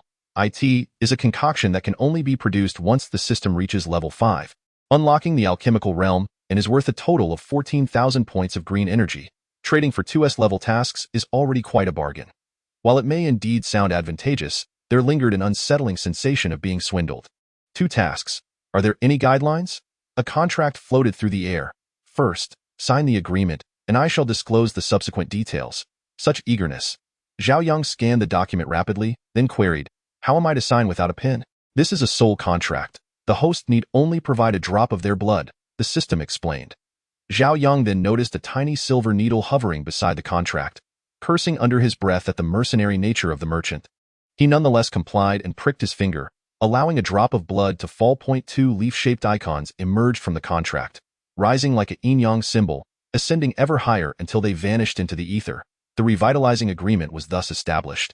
Regardless of the apparent disadvantage, as long as life remained, all could be redeemed. Meanwhile, in the realm of reality, Chen Xian gazed sorrowfully at the lifeless Zhao Yang, a wave of grief washing over him. He touched the cold hospital bed frame, a tear escaping his eye. Yang Gu was a good man. Xianjia, please find solace in your grief. 1 environmentalist hastily remarked. This time, Chen Xian did not contest it. Suddenly, the white sheet before them was flung aside, and someone sat up abruptly, laughing heartily. You've all been fooled. I, Hu Han San, have returned. Chen Xian exclaimed. You? An environmentalist gasped in disbelief. This is absurd. The ECG had just flatlined. Yang Gu, what sort of sorcery is this? Seeing Chen Xian's face drain of color, Zhao Yang quickly jumped down to clarify. I'm sorry, I didn't mean to deceive you. Alas, I have just elevated this sister's favorability to 80. It must not diminish, however. To my surprise, Chen Xian immediately struck Zhao Yang across the face and then tightly embraced him. What is the meaning of delivering a slap followed by a sweet date? The other two environmentalists, upon witnessing this situation, hastily dispersed. Apologies, Brother Yang. I suddenly remembered I have some matters to attend to, so I shall take my leave now. Indeed, you two should engage in meaningful conversation. Those capable of verbal discourse should refrain from physical confrontation. Although Chun Xian's face was etched with fury, Zhao Yang found it perplexing that his favorability remained unchanged. Well, I did not intend to deceive you. I have only just awakened in this regard. Zhao Yang spoke the truth. Reflecting on his two S-rank missions, he inwardly lamented how he had been so foolishly blinded at that moment, not daring to retaliate. Why did he choose to stand in front of me back then? Qin Xian asked, seemingly off topic. How should I phrase this? Zhao Yang pondered before responding. Perhaps it is because you are a girl. Chapter 113. A man who faces challenges head-on. Surely, one cannot simply watch a girl perish before him. That would be utterly unmanly. All right, I understand. Chun Xian nodded and inquired, if it had not been me that day, would you have acted the same way, disregarding your own life? After a brief pause, noticing Zhao Yang's silence, she continued speaking to herself. All right, I understand. Wait, what exactly do you comprehend? Could you please clarify? Such ambiguous responses left him unsettled. Yet, Chun Xian did not afford Zhao Yang the chance to pose that question. After asking what she wished to know, she remained silent and turned to leave. Zhao Yang's awakening could only be described as a medical miracle. In just one day, a dozen doctors examined his condition. Inquiring about his health, he found it rather tiresome and mused that it would have been more comfortable to rest in a hospital bed. Had he known feigning illness would garner such attention, he would have done so, for at least someone would have been there to care for him. As both patients were in stable condition, they were discharged 3 days later, on the day of their release. An unusual rain fell in the South African region, alleviating the oppressive heat. The same two environmentalists came to collect them. It was only then that Zhao Yang learned their names. One was Yimingza, and the other was Yishui Dong. The two were brothers, which explained their striking resemblance. What are your thoughts on the events that transpired? Chun Xian inquired nonchalantly from the jeep. Why, Yishui Dong chuckled. Brother Yang has truly outdone himself.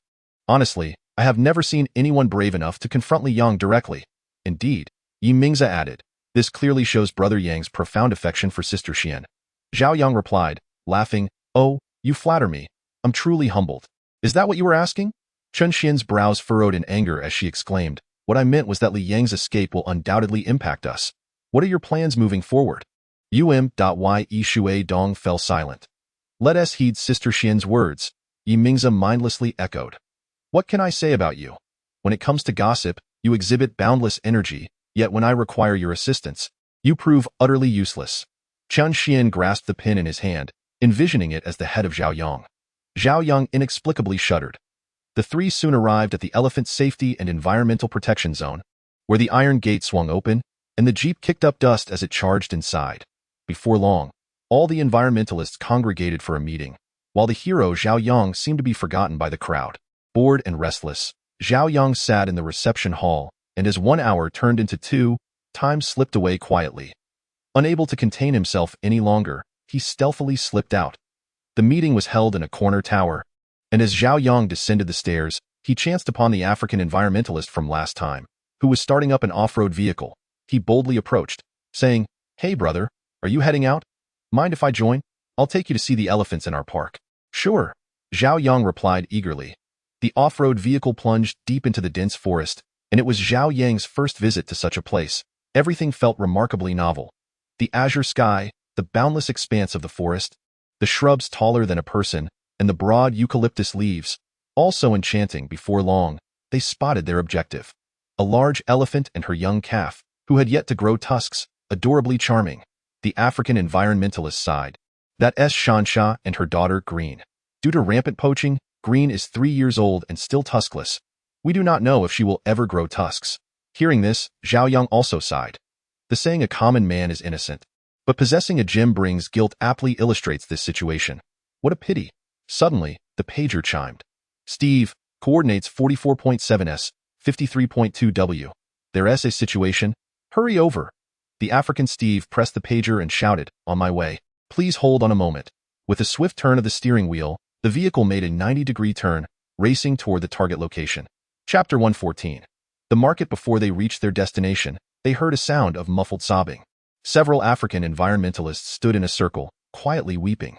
Zhao Yang pried open a gap to see a lifeless elephant lying on the ground, its face brutally severed by poachers, a truly harrowing sight. Zhao Yang's fists unconsciously tightened. These poachers truly deserved condemnation. If their own parents or wives were subjected to such treatment, one could only wonder how they would feel. Was there still hope for salvation? Steve shook his head helplessly. He took a photograph and drew a cross over his chest, then led Zhao Yang away.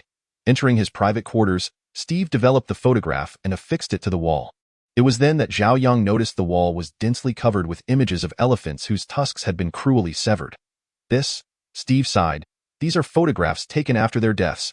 Each time such a tragedy occurs, I document it and place it on the wall as a reminder to remain vigilant, but the results are always disheartening. Zhao Yang, puzzled, inquired, is it a lack of proper facilities, or not insufficient manpower? Indeed, there are, Steve remarked, somewhat perplexed.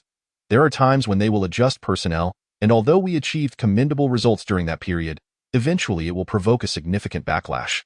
Zhao Yang gently brushed his fingers over the battered photographs. Nodding in acknowledgement, I believe I should understand the reason. Steve grasped his shoulder, his impatience evident as he inquired, what is the reason? It is the market, Zhao Yang replied, his gaze directed out the window. With such a substantial market share, your restrictions equate to a scarcity in the market. A prolonged shortage will inevitably lead to a rise in prices, and consequently, there will be those reckless enough to go to any lengths to seize the ivory. Steve comprehended, his expression tinged with frustration. You make a valid point, but must we allow them to harm the elephants in such a manner? Of course not, Zhao Yang asserted through gritted teeth. We must curtail the escalation of this situation. His attention returned to the photographs. May I have these images? I vow to utilize them for a righteous cause. Steve nodded in agreement, even offering a computer.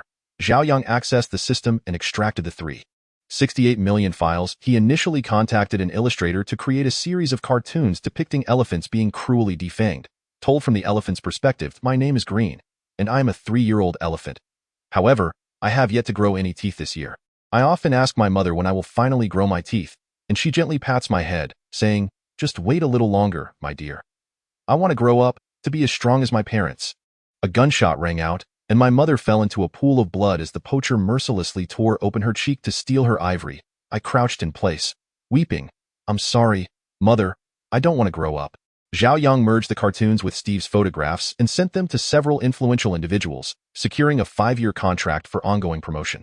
Finally, he opened a live stream on a certain platform, selecting a lesser-known host, and promptly sent out a super rocket. On this platform, a super rocket costs 2,000 yuan, which also signifies an 800 yuan tip for the host.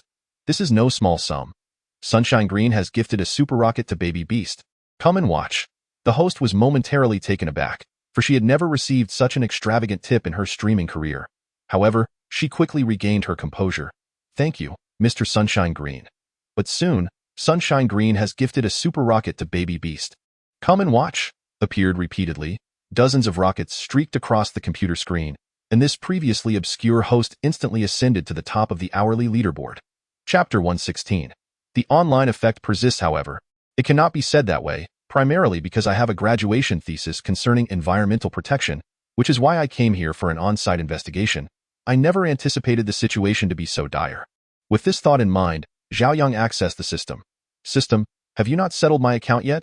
After exerting such great effort, there surely must be some response. Host, due to the ongoing online effect, your account has not been settled as of now. Very well, I hope for a favorable outcome. In any case, do exercise caution upon your return. Li Yang is still on the run, and he is quite a formidable character. Be wary of any potential retaliation upon his return. Chen Xian's words served as a reminder to Zhao Yang, who nodded solemnly before contacting Ji Fuxing via WeChat to have him come and pick him up. Zhao Yang's inability to contend with Li Yang stemmed from his lack of combat experience due to infrequent engagements. However, Ji Fuxing was different, being a professional assassin with a combat prowess rating of 500. On the eve of Zhao Yang's departure, the personnel from the Ministry of Environmental Protection organized a farewell party in his honor. According to local customs, a group of people lit a bonfire, forming a circle to dance and revel together. After the gathering, Zhao Yang exchanged pleasantries with Steve. Rest assured, I will definitely come to visit you when I have the time. Supporting the inebriated Chen Xian, Zhao Yang returned to his room. The moment he closed the door, he felt 2 piercing gazes upon him. What is the matter? Hadn't he offended Chen Xian recently? Why was he being regarded with such looks? Chen Xian propped his chin on his hand. What kind of person do you see me as? Impulsive, irritable, and capricious. None of these could be articulated. Who knew what Chen Xian was truly contemplating? A principled individual. This should pose no problem. My favorability rating shouldn't decrease, right? To his surprise, beep, warning. Chun Xian's favorability rating towards the host has dropped to 60, deducting 2,000 points of green energy from the host. Current green energy stands at minus 1,500 points. Please be advised. What the hell? Why? At that moment, Chun Xian also rose unsteadily from the bed, staggering over to block Zhao Yang in front of the closed door with his arm. You're lying, Chun Xian said hazily. You must think I am unreasonable, capricious, and troublesome. Zhao Yang raised an eyebrow, quite self-aware of his own self-assessment. However, I like you. What the hell? Zhao Yang was taken aback, stunned by this confession, and introspectively questioned when this had transpired. How had he been oblivious to it? In truth, if you believe it is merely because I saved you, then you need not. Chun Xian chuckled, the strong scent of alcohol wafting in Zhao Yang's ear. I have liked you for quite some time, not solely because you saved me this time. Emotions are indeed a wondrous thing, ensnaring one without notice. Zhao Yang gently pried Chun Xian's hand away. I think you've had a bit too much to drink. Perhaps I should prepare some sobering soup for you? Beep, warning. Chun Xian's affinity for the host has plummeted to 50, resulting in a deduction of 1,000 points of green energy from the host, leaving the current green energy at minus 2,500 points. Please be informed. Why? Why has there been a deduction? Is the system malfunctioning? Yet, the system offered no response. He could only helplessly shake Chun Xian's shoulder. Sister, please remain calm. Do you truly despise me?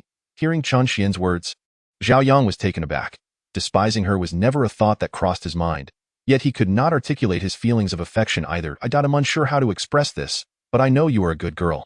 It's all right. Chun Xian's gaze gradually lowered, and then, as if making a decision, she stated, since you do not harbor any dislike towards me, I shall take this as a chance. Ding. Congratulations to the host. Chun Xian's affinity for the host has increased to 70, and the host has gained 2,000 points of green energy, bringing the current total to minus 500 points. Please be informed. Zhao Yang let out a sigh of relief. Each harbored their own thoughts as they settled down for the night. The following morning, upon opening his eyes, Zhao Yang found that Chun Xian had vanished from the room. What is happening? Chapter 115. Spectators of the Tycoon to thank you. The super rocket continued unabated. Yang Guanglevese rewarded the streamer with a super rocket, urging everyone to come and witness it. The crowd of spectators gradually swelled. Where did this Tycoon come from? This is astounding, wow. Still going strong. Tycoon. Let's be friends, Tycoon. Do you need any human-shaped ornaments? After a relentless barrage lasting several minutes, Zhao Yang finally ceased his onslaught, gently tapping the streamer's chat window to express his intentions. The streamer smiled faintly and said, I believe everyone is curious about the origins of this Tycoon fan. In response to this Tycoon friend's request, I will now play a video for you all. The video presented in PPT format showcased a series of frames depicting elephants having their tusks extracted. The scenes were heart-wrenching and evoked deep sorrow. Oh my. So many elephants. This is tragic. Do those who purchase ivory trinkets not have nightmares at night? How pitiful. I could almost cried. I must bring my friends to see this. As the video neared its conclusion, the streamer finally spoke up, her voice choked with emotion. The phrase no purchase, no slaughter rings painfully true. I hope everyone takes heed and spreads this message. Spread it? It must be spread. Well said. No purchase, no slaughter. Streamer, I must follow you. This was merely a minor episode on a certain platform, soon to be overshadowed by other streamers. Yet the tens of thousands who entered the live stream during those fleeting minutes would disseminate this message, leading to exponential impact. Indeed, within a matter of days, this video spread like a virus across major media and social networks, drawing widespread attention to the situation in South Africa. It is undoubtedly him. It must be Zhao Yang. He is intentionally attempting to undermine our family's ivory business. Great-grandfather, you should never have allowed him to accompany the family to South Africa. Duan Yun trembled with anger. The moment he arrived in South Africa, such circumstances arose. Who else could it be? Yuner, how can you speak to great-grandfather like that? A beautiful woman reproached. Father, children often speak thoughtlessly. Please do not take offense, she said gently as she turned to speak to the elderly Duan. The old man stroked his beard and chuckled. I must say, I underestimated this child. Although Zhao Yang had no intention of boasting, Steve was quite the chatterbox, and soon everyone at the environmental station was aware of Zhao Yang's heroic deeds. Your belongings, Chun Xian said as she tossed a bag onto the table. Zhao Yang opened it to find his backpack and some daily necessities. How wonderful! He had been pondering how to return without his passport, and this was indeed a tremendous help. As he inspected his belongings, he joyfully remarked, I was worried I wouldn't be able to find these things. Qin Xian replied disdainfully. What is so hard to find? Didn't you just crawl out of the dog hole you cut before? It wasn't me who cut it. Zhao Yang suddenly had a stroke of inspiration and asked, Did you help me find it? This made Chen Xian appear not entirely unsympathetic. Upon hearing Zhao Yang's question, Chen Xian's face flushed instantly as she stammered. Who helped you find it? It was just coincidental, just by chance. Observing her flustered words and expressions, Zhao Yang nodded, considering it an acknowledgement of her statement. I saw the video you made. Thank you, Qin Xian said sincerely. Zhao Yang smiled. It was nothing. I merely did my small part. By the way, when are you returning to Z country? In a little while. Qin Xian raised an eyebrow. Why? Are you leaving first? Zhao Yang nodded. I must return. Graduation is approaching, and there is much to prepare. With that, he patted his backpack. Chen Xian rolled her eyes. Then why did you come to South Africa for leisure? Are you just burning money? He merely intended to fulfill his mission. Chapter 117. Returning home, the roar of a car engine echoed from outside, and Zhao Yang opened the door to see the window slowly rolling down, revealing Chen Xian's pristine, flawless face. She removed her sunglasses and imperatively stated, Hurry up and pack your bags. Get in the car. I'll take you to the airport. Thus, Zhao Yang embarked on his journey back home. Upon disembarking the plane, he immediately sensed an unusual gaze upon him. Pretending to look at his phone, he discreetly glanced behind and, as expected, spotted Li Yang fully armed, following closely behind him. Chen Xian was indeed right. Zhao Yang stowed his phone and squeezed into the bustling crowd, where Li Yang would find it challenging to make a move. Make way! Make way! Thank you! An irate lady exclaimed. Do you have no manners? Charging through a place like this, you've just scratched my newly bought bag. As Zhao Yang shouted apologies, he surged toward the denser part of the crowd. Finally exiting the airport, he hailed a taxi. Just as he was about to enter, a shadow suddenly emerged, delivering a forceful kick to the car door. Zhao Yang instinctively dodged, and the door was instantly sent flying. What the hell? Exclaimed the irate taxi driver. Are you out of your mind? Li Yang, unconcerned with the commotion, hastened a few steps to catch up with Zhao Yang, and the two swiftly engaged in a confrontation. Their movements were rapid, and their appearances rather appealing, quickly drawing the attention of numerous onlookers at the airport. Are you two putting on a show? The taxi driver fumed as he approached. Regardless of the circumstances, you must compensate for my damages, or I shall call the police. Call the police. Li Yang's lips curled into a smirk, his piercing gaze directed toward the taxi driver. The driver felt an inexplicable shiver run down his spine. This man's stare was utterly terrifying, he thought to himself. Regardless, it was indeed you who damaged my vehicle. Li Yang stepped forward, cracking his knuckles with a series of ominous sounds. The taxi driver instinctively took 2 steps back, stammering, Why you can't do this? You can't just destroy my car and then assault me. Li Yang smiled, in the next moment. His foot was poised dangerously close to the driver's nose. Had the force been any greater, his nasal bone would surely have shattered. This force was intercepted by the arriving Zhao Yang, whose hand trembled slightly from the impact. A bead of cold sweat trickled down his forehead. Fortunately, he had made it in time. Li Yang scoffed, sweeping his foot to the right, landing a kick squarely on Zhao Yang's face, sending him crashing to the ground, rolling several times. Damn, Li Yang, having successfully struck, followed up with another kick, prompting Zhao Yang to hastily raise his hand in defense. Sweat dripped down his face. Ji Fuxing, are you dead or what? If you don't show up soon, I'll dock your pay. Zhao Yang bellowed internally. Why didn't you just stay put and wait for me? A cool voice suddenly interjected. A savior has arrived. Zhao Yang mustered his strength and forcefully pushed Li Yang away, swiftly retreating behind Ji Fuxing. Goodness, had I stayed put, I'd have probably been killed on the spot. Zhao Yang panted. Glancing at Ji Fuxing's displayed power level of 800, his heart gradually settled. Indeed, one can tell the difference with a true assassin. Spending 100,000 a month is truly worth it, Li Yang mocked. I thought you had summoned a capable ally, but it turns out to be a mere child. Zhao Yang, are you perhaps? Ah? Unbeknownst to him, Ji Fuxing had appeared behind him, delivering a precise strike that sent Li Yang crashing to the ground. Professional, indeed, Ji Fuxing remarked, giving the unconscious Li Yang a gentle kick. What should we do with him? Call the police. Zhao Yang nodded. Li Yang had unlawfully kidnapped Qin Xian and had also manufactured explosives without authorization. Either charge was sufficient for a military tribunal. As for the aftermath, that was beyond their concern. Zhao Yang glanced down at the sprawled Li Yang, chuckling softly. This serves you right for underestimating your opponent. Look, you've been knocked out. The two then took notes on the incident before hailing a taxi back to campus. Your recent combat prowess seems to have significantly improved. How about we engage in some rigorous training together another day? Chapter 118. I am the employer. Zhao Yang shivered at the thought of devilish training. During that period, almost everyone unaware of the truth believed he was relentlessly beaten by Su Lei every day, emerging with a bruised visage that was hardly bearable to behold. It is true that while my combat level stands at 214, facing opponents with a skill level exceeding 150 proves rather challenging. Fine, fine. Let us at it, but next time to break your dog leg. Ji Fuxing replied coldly. Zhao Yang struggled to assert, I am the employer. You know, could you not afford me a modicum of respect? Certainly, for an additional fee, 500,000 a month. What a remarkably agreeable tone. Zhao Yang glanced at his system balance showing 1.48 million and let out a deep sigh. Why do I have the impression that you are in desperate need of funds lately?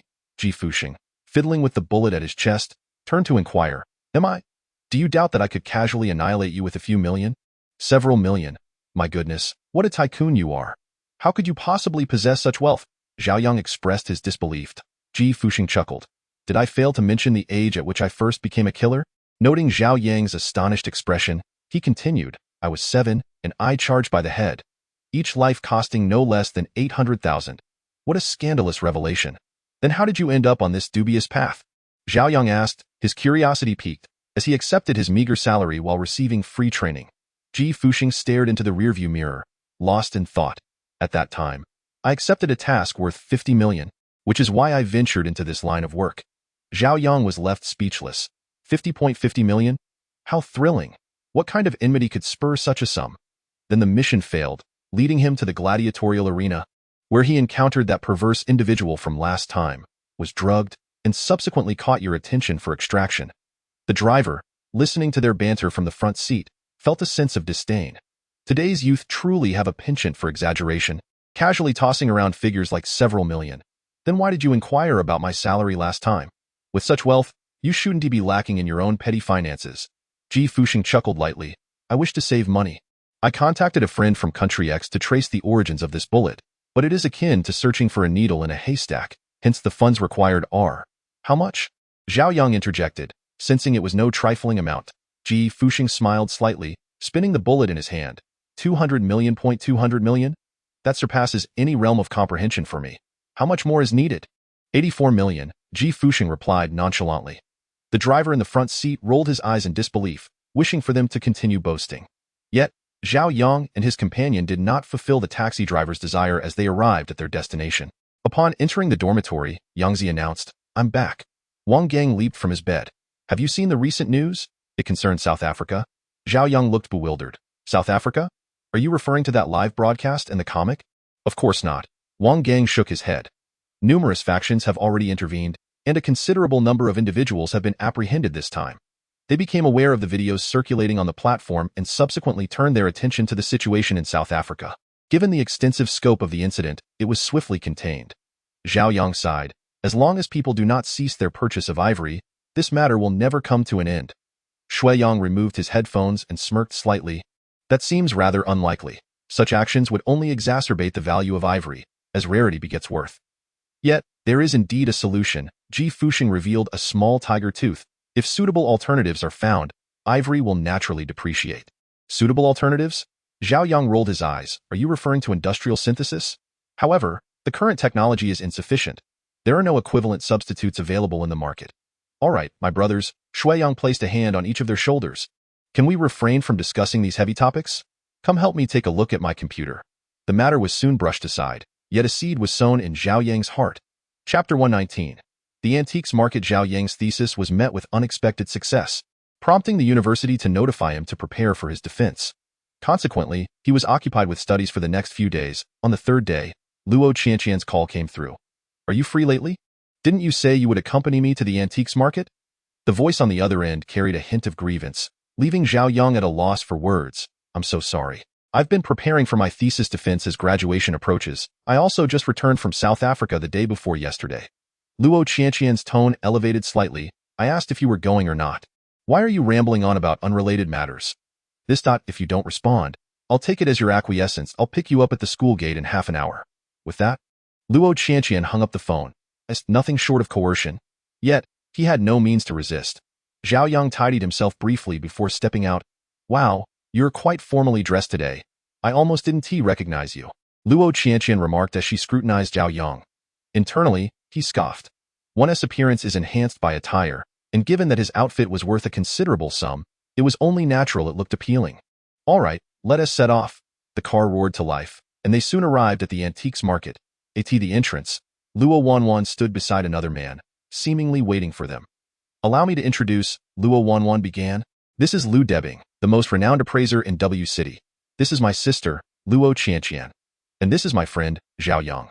Zhao Yang extended his hand, but the master merely cast a cold glance before turning away. What an arrogant individual! Luo Qianqian tugged at his sleeve and explained.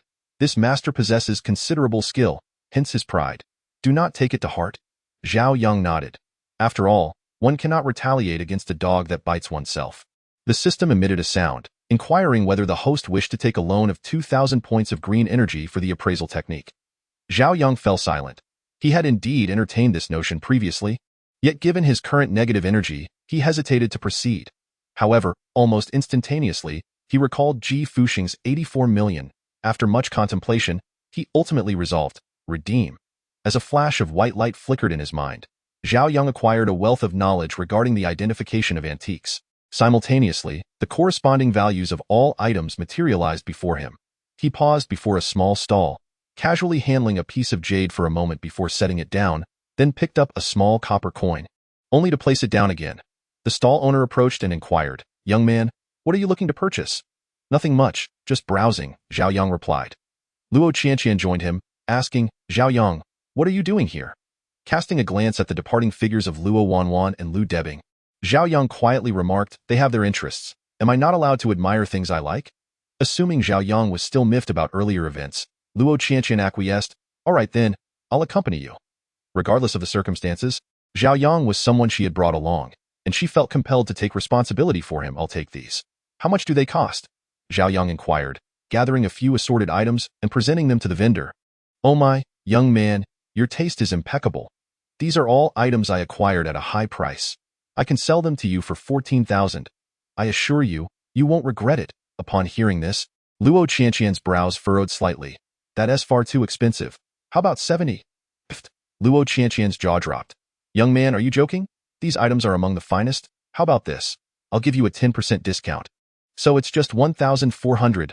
Luo Qianqian's expression grew even more perplexed. What on earth was Zhao Yang up to? 100. "If you don't accept, I'll leave." The vendor seemed reluctant to concede. "But these truly..." Zhao Yang stood up, his expression impassive, prompting the vendor to panic. 100, just 100 it is. Here is the money." Luo Qianqian swallowed hard, astonished by his prowess. She too wished she could. Chapter 120. Of course. It's for the purpose of wealth. After departing the stall, Luo Qianqian hurried to catch up with Zhao Yang, asking, "What do you intend to do with those?" As Zhao Yang discarded the worthless trinkets into a trash bin, leaving only a piece of jade and a copper coin, he responded, "Why? It's for the purpose of acquiring wealth." Luo Qianqian cast a disdainful glance at him. "To be frank, if that were the case, she would sever her own head. Then why did you throw those away? If you didn't like them, why buy them at all?" Zhao Yang placed his hands on Luo Qianqian's shoulders and spoke earnestly. "My dear, have you ever heard the phrase price gouging? If I had shown excessive fondness for those two items, it would have been impossible to negotiate such a low price." Luo Qianqian, having gained some understanding, was simultaneously filled with doubt. "Are you so certain that these two items will fetch a good price?" She could hardly believe that Zhao Yang possessed such extraordinary luck. With a roll of her eyes, she remarked, "If you are so confident, I shall do you a favor and take you to the appraisal shop." Deep down, Luo Qianqian suspected that Zhao Yang had undoubtedly been deceived, and she hoped to dissuade him from entertaining futile thoughts that might drive him to madness. Zhao Yang readily agreed to accompany her. The owner of the appraisal shop was a gentleman nearing 60, with a few streaks of gray in his hair, yet he still exuded vitality. "Uncle Ji." He turned around and exclaimed, "Ah, is that you, Luo girl? What brings you here today? Have you come across a treasure?" Luo Qianqian shook her head. "Not me, Uncle Ji, but my friend here. He has found two items and wishes for your expertise." At this moment, Zhao Yang stepped forward respectfully and performed a slight bow. "Good day, Mr. Ji. I am Qianqian's friend, and today I have two items I would like you to examine." Mr. Ji nodded approvingly, then donned his spectacles and said leisurely, "Show them to me, and I shall take a look." The first item Zhao Yang presented was a copper coin. The elder took the coin, first inspecting it under the light, then tapping it with a tool, and finally tasting it. He then placed the coin into a small box and declared, "Young man, you have indeed found a genuine article, a Xuanji Tongbao, an ancient currency from the Tang dynasty. I can offer you 20,000 for it. What do you say?" 20,000? Luo Qianqian gasped in astonishment, unable to believe Zhao Yang had fortuitously stumbled upon a genuine item. "Uncle Ji, we are acquaintances? You can't take advantage of us. I recall you paid 38,000 for that ancient copper coin for my sister last time." Mr. Ji chuckled, "You rascal, always turning your elbow outward. Very well, I shall also offer you 38,000 for this coin." Upon hearing this, Luo Qianqian turned to Zhao Yang and made a face. "You still have one more. Hurry and bring it out." Zhao Yang promptly retrieved a piece of ancient jade he had just acquired. Mr. Ji took a glance and remarked, "This is merely a subpar scrap with some cracks. It is worth at most a few dozen." "How could this be?" Luo Qianqian felt a pang of disappointment. However, Zhao Yang remained calm and composed, saying, "Mr. Ji, might I trouble you to examine it more closely?" Upon hearing this, Mr. Ji began to scrutinize the jade once again. Suddenly, it seemed he grasped something, and he picked up a cutting machine to begin working on it. "What is happening?" Luo Qianqian pondered, feeling perplexed. Half a minute later, the cut jade was revealed before Luo Qianqian and Zhao Yang, its surface radiant and translucent, a sight to behold. Mr. Ji chuckled with glee, his beard trembling. "This is exquisite Hetian jade, and judging by its age, it may date back to the Tang dynasty, truly a rare find." Luo Qianqian was taken aback. Zhao Yang's luck was indeed extraordinary. Could it be true, as he claimed, that he possessed profound knowledge in this domain? "What is your assessment of the value of this exquisite jade?" 400,000, Mr. Ji declared with finality. "Hold on," Luo Qianqian interjected, interrupting their conversation. "I still don't understand why this top-quality Hetian jade is wrapped in scraps." Chapter 121. Striking gold. Mr. Ji chuckled heartily. "This is because wealthy families of your, fearing attention from others, would specially request jade craftsmen to cover it with inferior jade. Who would have thought that you, young man, would unearth it?" Zhao Yang smiled quietly, choosing not to speak. Upon hearing Mr. Ji's explanation, Luo Qianqian grasped the situation. "Then surely, 40,000 is too low?" Mr. Ji shot her a reproachful glance and asked, "What do you believe it could fetch?" 60,000, and not a penny less, Luo Qianqian declared, crossing her arms. Zhao Yang widened his eyes in disbelief. "This little piece is worth 60,000. Come on, Mr. Ji is only asking for 40. Luo Qianqian turned to him, bewildered. How could anyone begrudge their own pocket-esque gain? Zhao Yang bowed slightly, stating earnestly, "It is already a burden to ask Mr. Ji to evaluate these trinkets. I cannot allow him to suffer a loss. After all, I will need his expertise for future endeavors." Mr. Ji nodded with a smile, recognizing the wisdom in maintaining connections and friendships. It is a principle seldom understood by many, and equally rare is the individual who remains unmoved by such substantial profit. This young man's future is undoubtedly promising. Upon exiting the appraisal hall, Luo Qianqian patted Zhao Yang on the shoulder, exclaiming, "You are quite remarkable. How did you ascertain the value of these items? You managed to acquire a genuine artifact." She had never witnessed anyone so fortunate. Zhao Yang felt a twinge of awkwardness. "Well, it's hard to say. Perhaps it is just a kind of intuition? Dreadful intuition." Luo Qianqian rolled her eyes. "Please, I'm not interested in hearing that." Suddenly, Zhao Yang seemed to recall something and asked, "Have we lost track of your sister? Where did they go? How could one be so oblivious?" Luo Qianqian pouted, "Isn't it obvious? It's south the same place as last time. My sister has suffered several losses, so now she is out seeking retribution.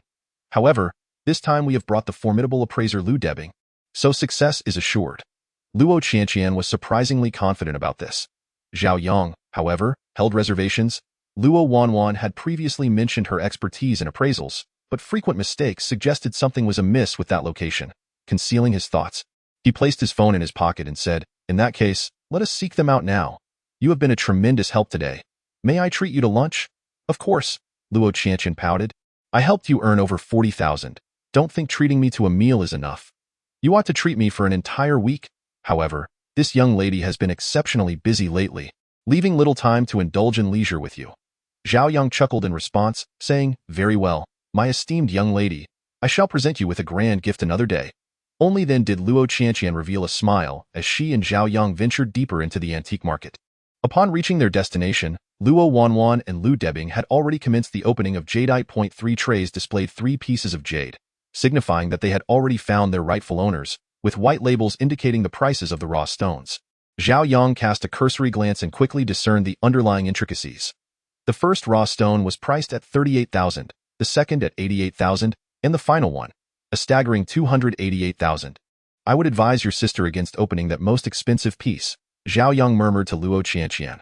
Luo Qianqian, somewhat puzzled, inquired, why? Just a hunch. That was truly the only excuse he could muster. But you must understand, that is Master Lu Debing we are speaking of. How can you possibly question his expertise? You might not be well versed in this field, but Master Lu has never made a mistake in his endeavors. Luo Qianqian responded, her confusion evident. If you trust me, perhaps you should let your sister. Just then, Luo Wanwan approached them with a gentle smile, asking, you have arrived. Have you stumbled upon any treasures? Merely some inconsequential trinkets? Zhao Yang humbly replied, wow, how can you be like this? Your humility is over the top. Luo Qianqian retorted angrily, you clearly bought a plethora of small items for a mere 100, only to exchange them for 400,000 in the end. The thought of it made Luo Qianqian grit her teeth, lamenting her own lack of such fortune. 400,000. Luo Wanwan exclaimed in astonishment. Realizing he could no longer keep it under wraps, Zhao Yang explained, it was primarily due to opening a piece of Hetian jade. That is indeed a rare find. Luo Wanwan nodded thoughtfully, and a place so rife with both genuine and counterfeit. To uncover a piece of Hetian jade is truly remarkable. By the way, it seemed you were just speaking of me. This left Luo Qianqian momentarily speechless. Zhao Yang clenched his teeth and said, that 288,000 raw stones certainly has issues. Could you perhaps forego it? Luo Wanwan, taken aback, asked, what is the reason? There is no reason, he replied. The cutting surface of the 288,000 raw stone is entirely green. To forego such an exquisite piece would indeed be a pity. Luo Wanwan shook her head. I apologize, though I genuinely wish to trust you. Master Lu Debing is, after all, the professional in this domain, so I must regretfully decline. Although Zhao Yang felt a twinge of discomfort, he understood her position.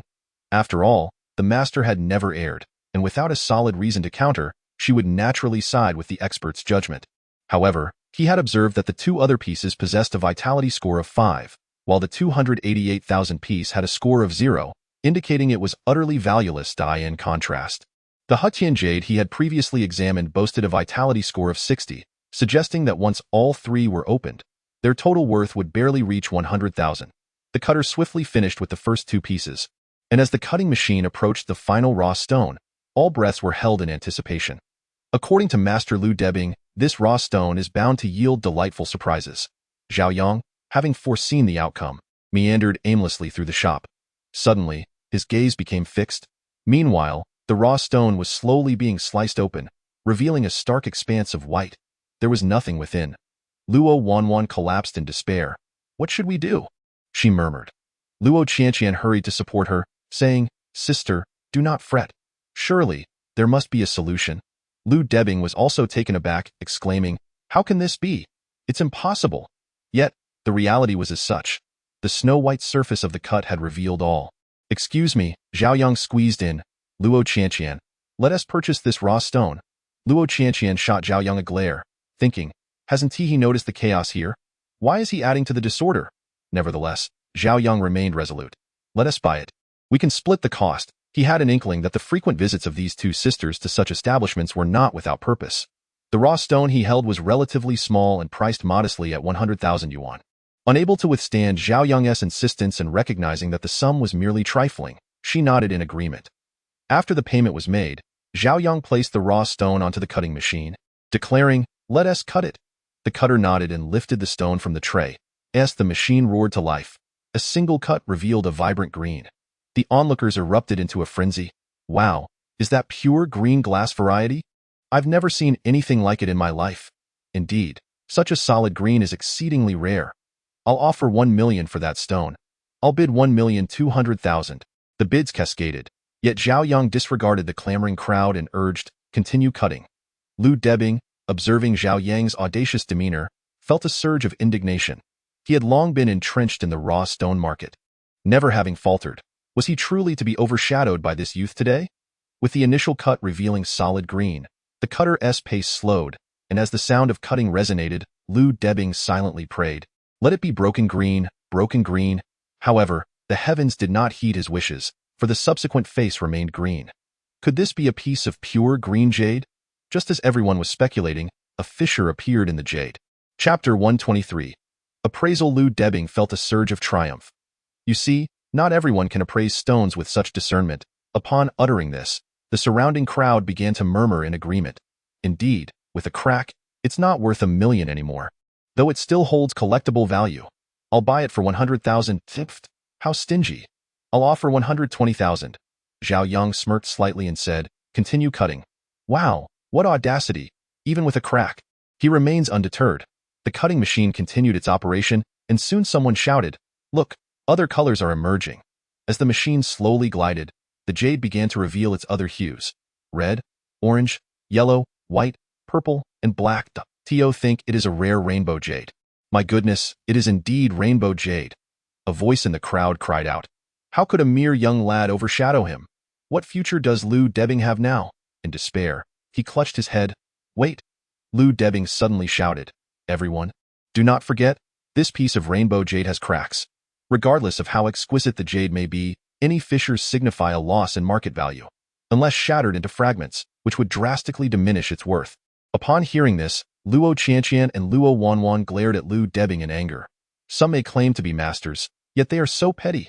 Zhao Yang, however, remained unfazed. He picked up the jade that had been cut with the machine and, with a smile, remarked, Master Lu, one may indulge in reckless eating, but one cannot speak recklessly. This is no mere crack. Not a crack, but... Lu Debing's words trailed off as if something had seized his throat. Others noticed the anomaly as well, shouting, that is not a crack. It is the boundary line where two colors converge. Zhao Yang smiled, jesting, a jade worth 10,000 cannot possibly be trivial. Indeed, this is remarkable. I offer 80 million, young man. I must have this jade. Old Wu, you cannot snatch this from me. I will bid 90 million, 95 million, 100 million. The price continued to soar. Suddenly, Luo Wanwan stepped forward, stating, I apologize, but this jade will be retained by Wanqian Jewelry. If anyone is interested, do feel free to follow our new jewelry products. Upon hearing there was no hope, the onlookers gradually dispersed.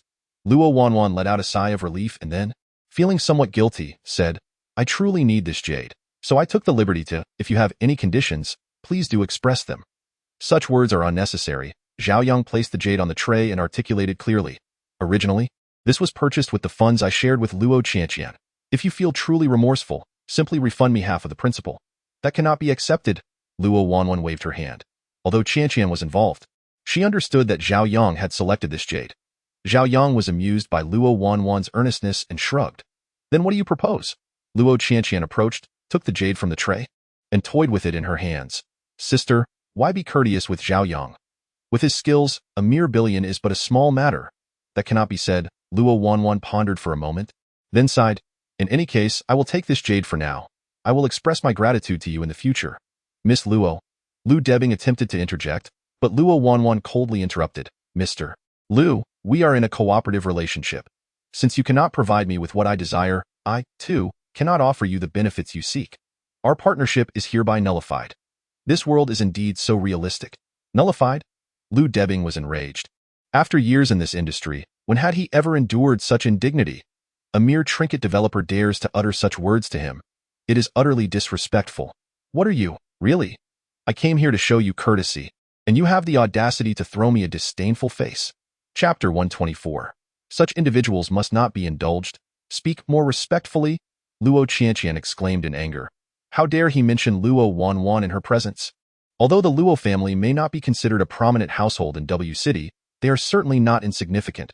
Lu Debing, despite being a somewhat renowned appraiser, spoke so brazenly in front of the Luo family, which was rather audacious. Lu Debing has thoroughly lost face this time, and he boldly tore off the facade, saying, What do you mean my words are impolite? You first signed a contract with me, then secretly brought a pretty boy along, clearly conspiring with the shopkeeper to design me. Design you? Luo Qianqian laughed in anger. What do you think you are? We have no time to waste on you. And besides, what benefit would designing you bring us? Lu Debing's eyes turned bloodshot. I don't care what your intentions are in any case. You will pay my appearance fee today, whether you like it or not. Oh, attempting to impose your will? Luo Qianqian raised an eyebrow. Today, I shall refuse to pay, and I am curious to see what you can do about it. Zhao Yang sighed. It seemed an altercation was unavoidable today. Fine, fine. Lu Debing nodded, saying, Since you insist on courting disaster, do not blame me. Trembling, he took out his phone and made a call. Brother Feng. This is Lu Debing. Yes, I'm at the antique market. Hurry over. Luo Qianqian felt a twinge of fear and took a step back, scoffing. Do you really think I will obediently stand here waiting for you to summon help? Sister, Zhao Yang, let us leave. As she spoke, she searched for an escape route. Lu Debing stood at the exit, blocking their way. What are you afraid of? Weren't you quite bold? Don't hide. Unless you pay my appearance fee, no, it should be doubled, then I will let you go. And you must declare to the world that this colorful jadeite was discovered by me. Bah? Luo Qianqian spat. He wore an expression of entitlement, as if everything were a matter of course. It seemed he had indulged in such behavior frequently in the past. Luo Wanwan clenched her fist. Qianqian, why don't we better to avoid trouble? Zhao Yang stepped in front of the two, shaking his head. Such people must not be indulged. The more you cater to them, the more they relish controlling others. Luo Qianqian nodded, agreeing with this sentiment. What can you do to me? Lu Debing scoffed at Zhao Yang's petite frame. Zhao Yang delivered a punch to Lu Debing's chest, sending him flying backward, colliding with a pillar in the market and crashing to the ground, immediately spitting out blood. You? Lu Debing managed to utter a word before falling silent. Zhao Yang smiled. Remember, when encountering such individuals, the only solution is to respond with violence. Luo Qianqian screamed. So cool? A series of footsteps approached, and Luo Qianqian tugged at Zhao Yang's shirt corner, whispering, It seems that this fellow's accomplices have arrived. We should make our exit. After all, those who recognize the times are the true heroes. Initially, Zhao Yang shared her sentiments, but upon seeing the newcomer, he immediately altered his decision and no need. Some individuals simply do not grasp the gravity of their actions unless they are taught a lesson. A moment of leniency will only invite endless troubles. Brother Feng, you're here. Yang Go, what brings you here? You could have informed me in advance so I could send someone to assist you. Zhou Feng bent slightly, adopting a demeanor akin to that of a subordinate. Lu Debing, incredulous, interjected, Brother Feng, what are you saying? Yang Go. I've never heard of such a thing. Zhou Feng remained silent, merely awaiting Zhao Yang's response. Zhao Yang yawned nonchalantly, I was just out for a stroll. Besides, I had no idea this was your territory. Had I known someone was trailing me, I would have felt rather constrained. This current arrangement is preferable. Brother Feng. Lu Debing continued to struggle. Zhou Feng lifted his gaze. Yang Gu, has this individual offended you? Do you require my assistance in teaching him a lesson? Lu Debing was left bewildered. What exactly is this man's background? Isn't Brother Feng a local tyrant? Why? Zhao Yang chuckled lightly. There's no need to be overly harsh. Just enough to ensure he knows his place when he ventures out in the future. Chapter 125. Missed opportunities. Zhou Feng nodded in agreement. Zhao Yang then turned his attention elsewhere. Since there's nothing more to discuss, I shall take my leave. I leave this individual to your discretion. I hope I shall not see him boasting before me again. With that, Zhao Yang approached Luo Qianqian and Luo Wanwan, saying, All right, let us depart. It was only then that Lu Debing realized the gravity of the situation. He knelt on the ground, repeatedly bowing his head. Yang Gu, I'm sorry. I was wrong. Please spare me this once. Zhao Yang glanced back. Opportunities are not equally bestowed upon everyone. You have forfeited your chance. My apologies. Once in the car, Luo Qianqian finally regained her composure, her heart racing. Oh my goodness, you nearly scared me to death. I thought I was done for. Zhao Yang, you're truly remarkable. Even that tiger brother feared you last time, and now Brother Feng does too. Luo Wanwan chimed in. We were truly fortunate to have you with us this time. Bearing such precious items inevitably attracts envy, and it was impossible to avoid drawing attention. Receiving praise from two beautiful women made Zhao Yang somewhat bashful as he replied, It was merely a trifling effort. You are too kind. I truly did not do much. The driver in the front seat turned around. Where to next, ladies? To the company. As the car roared to life, Luo Qianqian persistently inquired, You still haven't explained why those people are afraid of you. Zhao Yang tilted his chin slightly, because I am handsome. Humph. Luo Qianqian rolled her eyes. If you want to say, then forget it. Regardless, Zhao Yang, you truly rendered invaluable assistance this time. Luo Wanwan said with a gentle smile. With a hearty laugh, Zhao Yang exclaimed, It is my utmost privilege to serve such a beautiful lady. Suddenly, he shifted the topic and inquired, What is the purpose behind your diligent quest for jadeite? You have already visited the antique market twice. The two sisters exchanged a knowing glance, realizing they could no longer keep the truth hidden, and thus confessed, primarily, our competitor has acquired a piece of multicolored jadeite, and the industry is set to host a jewelry showcase. Our family, the Luo family, holds a reputable position in society, so we certainly cannot be outshone. Zhao Yang, comprehending the situation, remarked, Had I known you possessed such prowess, I would have sought your help directly. Luo Qianqian sighed and, with a hint of perplexity, asked, given your capabilities, why did you not assist us last time? It resulted in a significant loss for us. Zhao Yang awkwardly replied, well, at that time, my system was still at a basic level, lacking in resources. I had the intention, but not the means. Luo Wanwan shook her head, saying, Qianqian is simply straightforward. Please do not take it to heart. In truth, it was nothing serious. I was just not in the best state last time. Zhao Yang sighed, after all, we are friends. I could never wish you ill. Moreover, it is not in my nature to turn a blind eye when you face difficulties. Luo Qianqian nodded, acknowledging Zhao Yang's perspective, yet her curiosity remained. Is it truly necessary to consider one's state of mind when assessing antiques? You cannot possibly be superstitious, Qianqian, Luo Wanwan emphasized, prompting Qianqian to finally quiet down.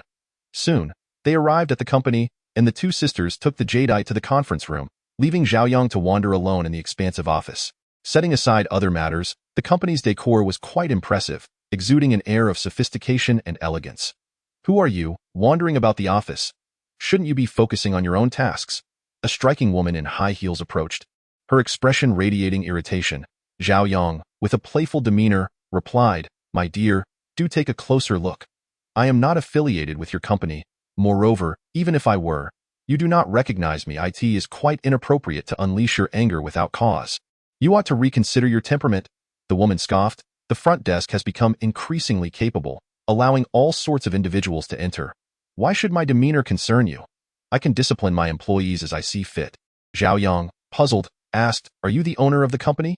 That does not seem likely. Her haughty tone underscored her displeasure. Zhao Yang offered a slight smile, remaining non-committal. Just then, Luo Wanwan emerged from the conference room and inquired, what brings you here? I was merely taking a casual look around. There shouldn't be any confidential matters, right? Zhao Yang winked. Luo Wanwan chuckled at Zhao Yang's jest. Of course not. I was merely concerned that you might get lost in such a large office. Zhao Yang surveyed his surroundings. Indeed, compared to other companies, Wanqian jewelry was remarkably vast. Perceiving the thoughts swirling within Zhao Yang's mind, Luo Wanwan elucidated. Although we are currently just a modest jewelry shop, both Qianqian and I possess the confidence to expand and strengthen it. Thus, we resolutely decided to purchase this location. Zhao Yang, taken aback, exclaimed, purchase?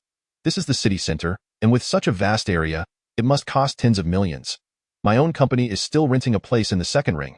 However, recalling Luo Wanwan's affluent background, Zhao Yang quickly found solace. After all, how many in W City could casually buy millions worth of raw materials? Indeed, Luo Wanwan nodded.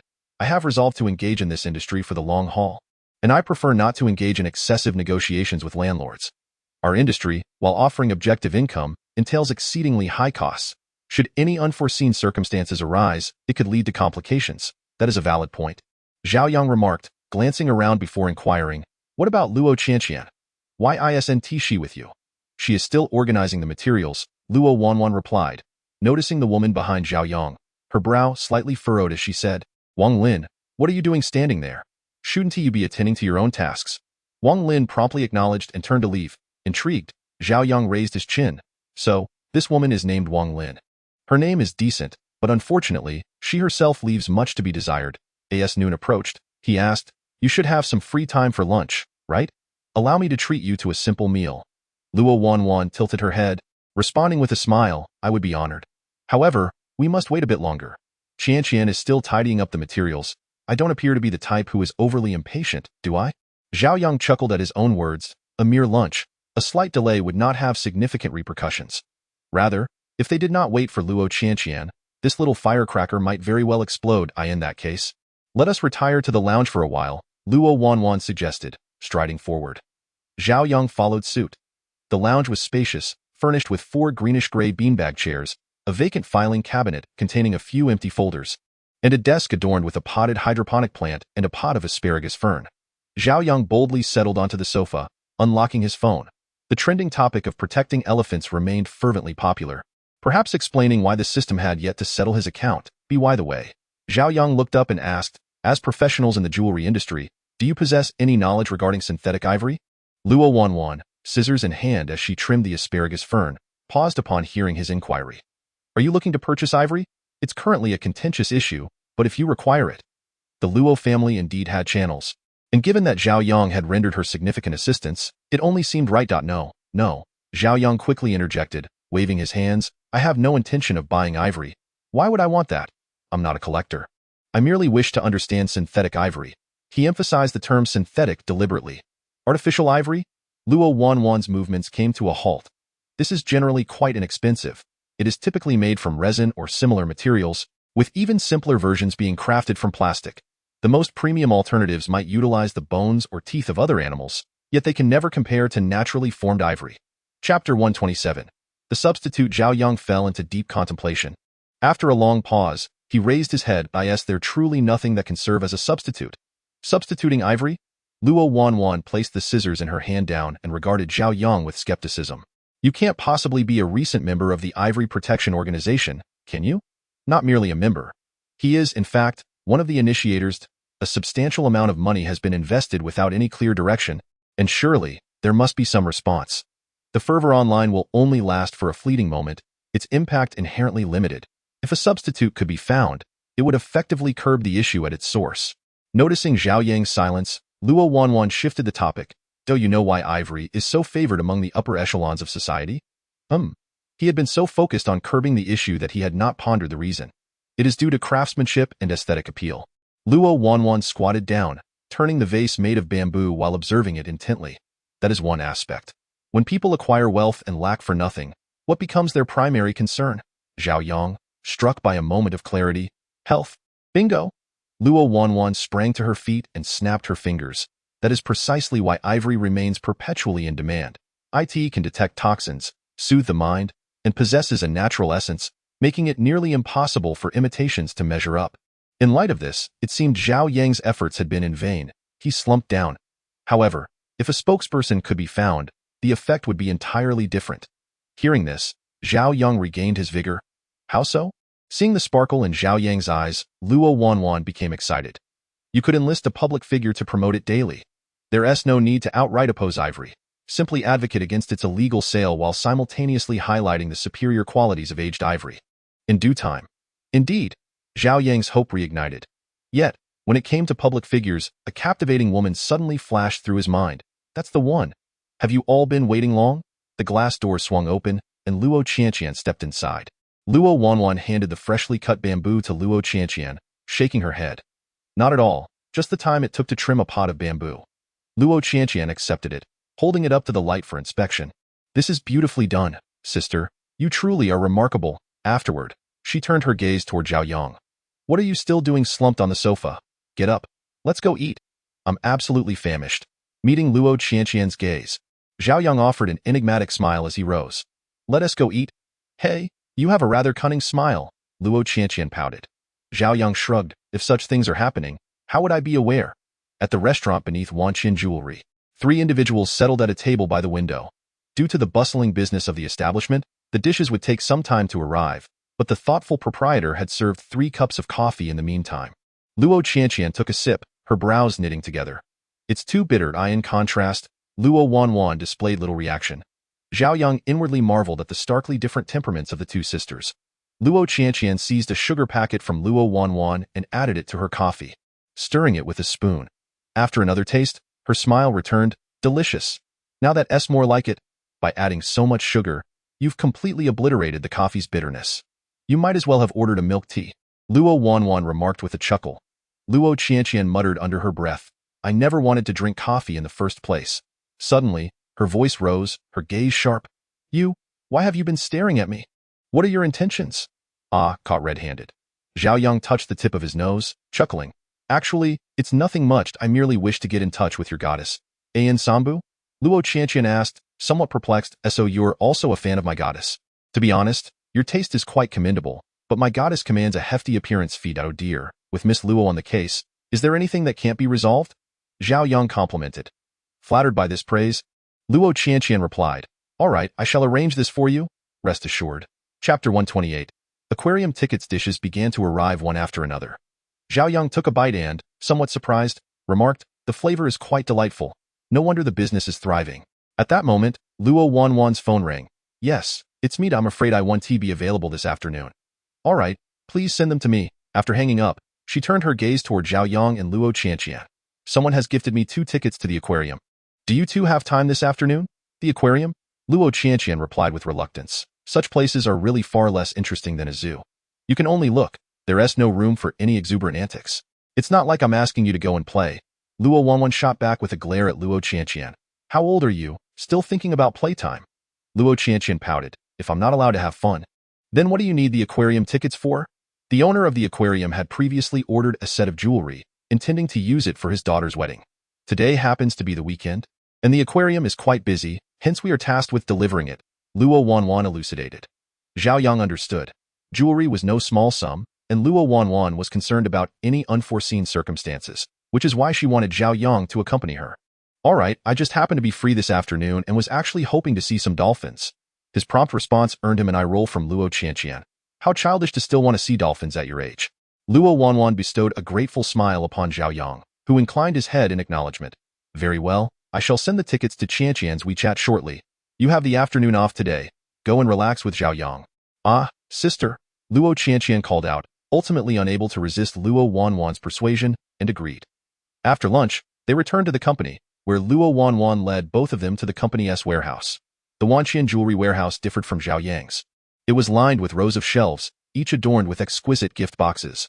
Stopping before a golden gift box, Luo Wanwan opened it, and the intricate jewelry sparkled brilliantly, dazzling Zhao Yang's eyes. It was a set of gold adornments, featuring intricate filigree work and set with vibrant red jade, each piece reflecting the refined taste and aspirations of its owner.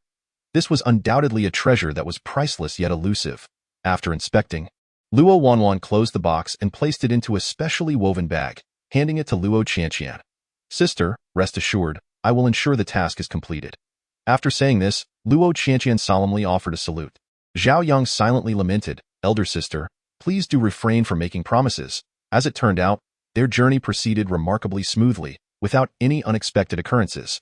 Upon presenting their tickets, the two entered through the main gate with great confidence. What is your position in the company? Surely, such matters as delivering jewelry should be handled by a professional, Zhao Yang inquired, puzzled. He had previously observed this individual organizing meeting materials, and now taking on this task, he found himself questioning their profession. Luo Qianqian shot him a glare. What do you think? Perhaps, just a gopher? Zhao Yang ventured tentatively. Get lost. Upon reaching the aquarium's office, they chanced upon the boss, Yu Zhaonian, embracing a woman, who audaciously perched herself on his lap. Noticing their gaze, she neither flinched nor averted her eyes, clearly accustomed to such antics. Zhao Yang was taken aback. Yet, Luo Qianqian, unfazed, walked over, placing the gift box on the counter, and chuckled softly, Boss Yu, this is the item you ordered from our Wanqian jewelry. Please verify it. Why Yu Zhaonian opened it, and the radiant jewels filled the small office, prompting his repeated commendations. Very good, just the effect I desired. However, the woman interjected, coyly remarking, Mr. Yu, this set of gold adornments must be quite expensive. You wouldn't be thinking of something else, would you? Where are you going with this, my sweet? Yu Zhaonian chuckled, wrinkles gathering on his face. This is the dowry I am preparing for my daughter. I see, the woman said, her eyes shifting mischievously. Then, next time, you must buy me a set even more exquisite than this one. More exquisite than this? Chapter 129. As you wish. This set had already consumed a significant portion of his fortune. How could he possibly procure something better? Nevertheless, maintaining a cheerful facade, he responded, very well, whatever you wish. Zhao Yang and Luo Qianqian felt a wave of nausea and quickly said, Since Yu has already verified the items, we shall take our leave. Yu Zhaonian nodded. Thank you both for making this trip. I've already instructed that all your expenses here today are on the house. Luo Qianqian, disinterested in pleasantries, walked out directly, while Zhao Yang expressed his gratitude and hurried after her. I must say, your business acumen leaves much to be desired. Zhao Yang stood beside Luo Qianqian, teasingly remarking, in society, you encounter all sorts of individuals. Such behavior is rather commonplace. If you were to take offense at every little thing, wouldn't you miss out on numerous business opportunities? Luo Qianqian trembled with indignation, exclaiming, all men are worthless. Oh, please don't condemn the entire lot based on one experience. At this rate, you might end up unmarried. Just look at me, I'm quite principled. Zhao Yang raised an eyebrow. Birds of a feather. Luo Qianqian turned away, uttering those 4 words. The aquarium was vast, bustling with people, mostly family units, parents with children or couples, making their distant separation a rarity. Finally, An elderly lady could no longer restrain herself and chimed in. Look at you. A girlfriend needs to be pampered. How can you act this way? No, this fellow is not my boyfriend. You wouldn't understand that. What does it matter if he isn't your fault? In matters of romance, shouldn't a big man be accommodating to a young lady? The elderly woman interrupted him, as if she had heard the most absurd tale. Zhao Yang was still struggling, insisting, but she isn't my girlfriend. The elderly woman's brow furrowed deeply. Young man, that's quite excessive. How can you consider breaking up over a trivial matter? I must have a word with you. Auntie, Luo Qianqian interjected, unable to contain herself. We are not in a romantic relationship, and my anger has nothing to do with him. Upon hearing this, the elderly woman became even more animated. I have been through much. What is there not to understand? You two are simply too young and impulsive. You'll surely regret it later. Just look at your girlfriend, defending you in this moment. It's clearly your fault. You should quickly apologize, Zhao Yang. Thought this aunt must be suffering from a severe communication barrier. However, there was no other option. Their voices were too loud, and more people were beginning to cast their gazes in their direction. He did not wish to be surrounded and put on display. I'm sorry, Qianqian, I was wrong. Please forgive me. His words were sincere, and his demeanor was earnest. The elderly lady instructed from the side. No, you need to specify what exactly you did wrong. Zhao Yang was frustrated. He hadn't done anything wrong. What kind of misfortune was this? Look at you, completely unaware of your mistakes. This apology is far from sincere. And you haven't even brought a gift to express your regret. How careless, the elderly woman pressed on. Even in a genuine couple's quarrel, who the hell thinks about buying gifts at a time like this? He felt an urge to scream. Luo Qianqian couldn't help but chuckle, approaching Zhao Yang and gently taking his arm, saying, Darling, just treat me to a cup of milk tea. Zhao Yang. Why does it feel like a chill runs down my spine? He awkwardly replied. Okay, let's go then. Thank you, Auntie. As Luo Qianqian spoke, she wrapped her arm around Zhao Yang's and they left. The elderly woman watched the pair depart, her face beaming with satisfaction, embodying the essence of doing good deeds. Once they reached a less crowded area, Luo Qianqian released Zhao Yang's arm and, disregarding her image, burst into laughter. Ha ha ha, look at you, having your day of reckoning. Zhao Yang chuckled helplessly. Is it really that amusing? In response, a more boisterous laughter erupted. With a sigh, Zhao Yang conceded, as long as she was happy. Suddenly, Zhao Yang felt a warmth in his palm. Yunmu emerged, her diminutive form gradually expanding until she enveloped the aquarium. The sound of weeping infiltrated Zhao Yang's mind. Chapter 130. The weeping of marine creatures. I feel so miserable. Woo, and I am so exhausted. When will these days come to an end? I long to return home. Woo. What on earth is happening? Shouldn't Yunmu not be able to recover for another month? And what are these voices in my mind? With a sense of trepidation, Zhao Yang accessed the system. The system's once smiling yellow face morphed into one of sorrow. Yunmu hailed from the ocean, and her kind had only produced one such being in tens of thousands of years. Thus, the plight of these marine creatures awakened Yunmu, interrupting her upgrade. Consequently, what Zhao Yang heard was, in fact, the lamentations of the animals within the aquarium. The cacophony of cries was overwhelming and tragic, standing in stark contrast to the laughter of the adults and children outside. Stop laughing, Zhao Yang exclaimed in anger. Luo Qianqian stood up, bewildered. Are you upset? I'm sorry. I didn't mean to mock you. Zhao Yang shook his head. I wasn't referring to you.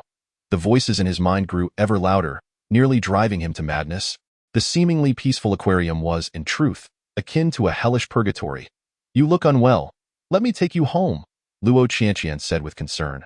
Zhao Yang declined, steadying himself against the tempered glass wall of the aquarium. Gazing at the creatures within, he discovered that when he concentrated on one particular animal, he could perceive the rise and fall of that species, their experiences materializing as vivid images in his mind. I am a tropical fish. I once thrived alongside my companions, but one day we were captured and confined here. I watch my friends perish one by one. I fear that my time is limited as well. I am an orca. I was captured here when I was very young, and now 70 years have passed. I am in this cramped space. I have no friends, no family. I can only perform. I am a dolphin. My kind enjoys guiding stranded terrestrial creatures back to shore, but for this very reason, I have been imprisoned here. Though I possess a naturally smiling visage, I am far from happy. The substances on the lips of female creatures cause me harm. Zhao Yang felt as though an eternity had passed, yet in reality, it was merely a fleeting moment. Yunmu gradually diminished in size, landing in his palm as a mark. leaving behind a single drop of blue tear that swiftly crystallized. Yunmu had wept. What a farce of an aquarium. It is nothing less than a prison for marine life. At that instant, the weeping voices in his mind vanished.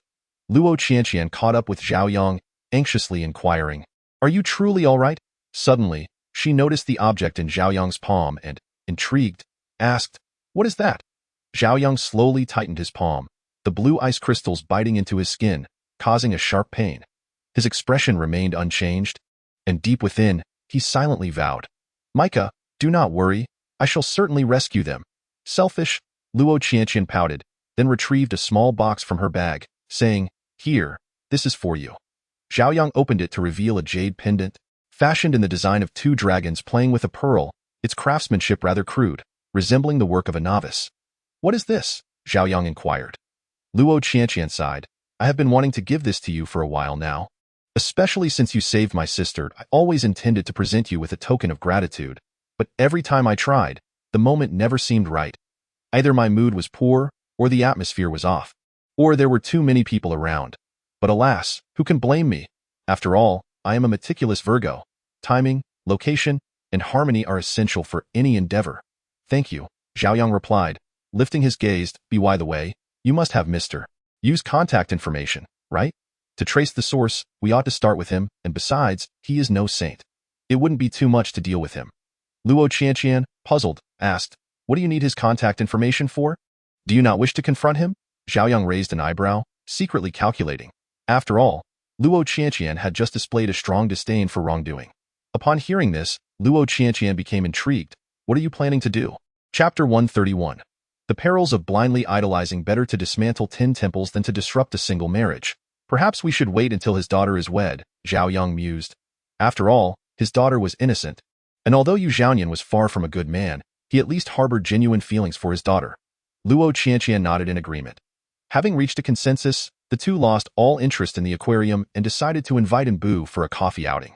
Following recent events, Nbu held a favorable opinion of Luo Qianqian and tacitly accepted her self-proclaimed title of number 1 FANDI in the CAF.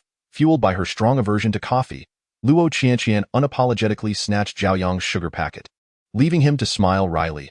"Actually, this place serves milk tea," Zhao Yang kindly reminded her. Luo Qianqian pouted. "Of course, I know that. The menu is right here. I am not blind.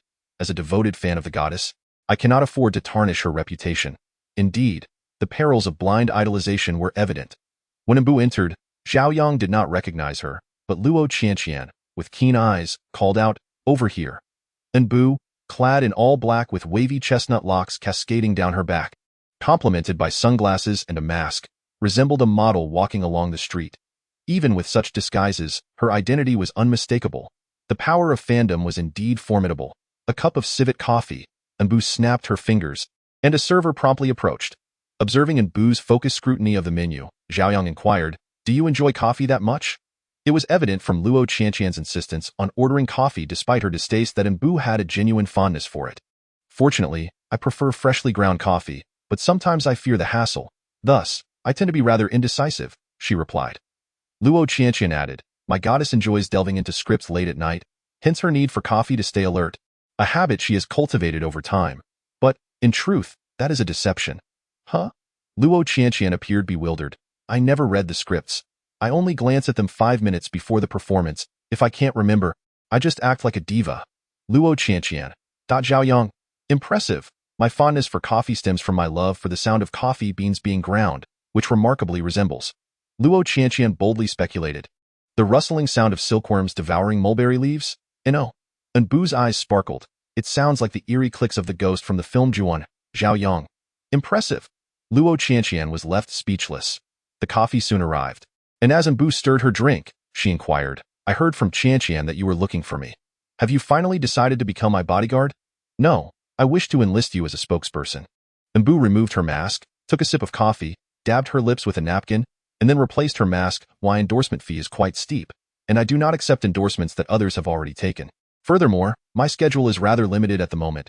Zhao Yang frowned. "I will find a way to manage the funds. This endorsement is for a public service advertisement. If it bothers you, I can have the previous Weibo influencer withdraw. If that fails, I can come to your filming set. Nbu's manicured nails tapped on the table, The blue and white colors adorned with a golden cartoon cat at the tips, a public service advertisement? I must say, I've never seen anyone go to such lengths for one. Zhao Yang pulled out 2 napkins. In the past, I had 2 uncles involved in illegal ivory trading, and they were ultimately killed in Africa. How tragic. Thus, I must do this public service advertisement to protect the environment and cherish life. Boo-hooed.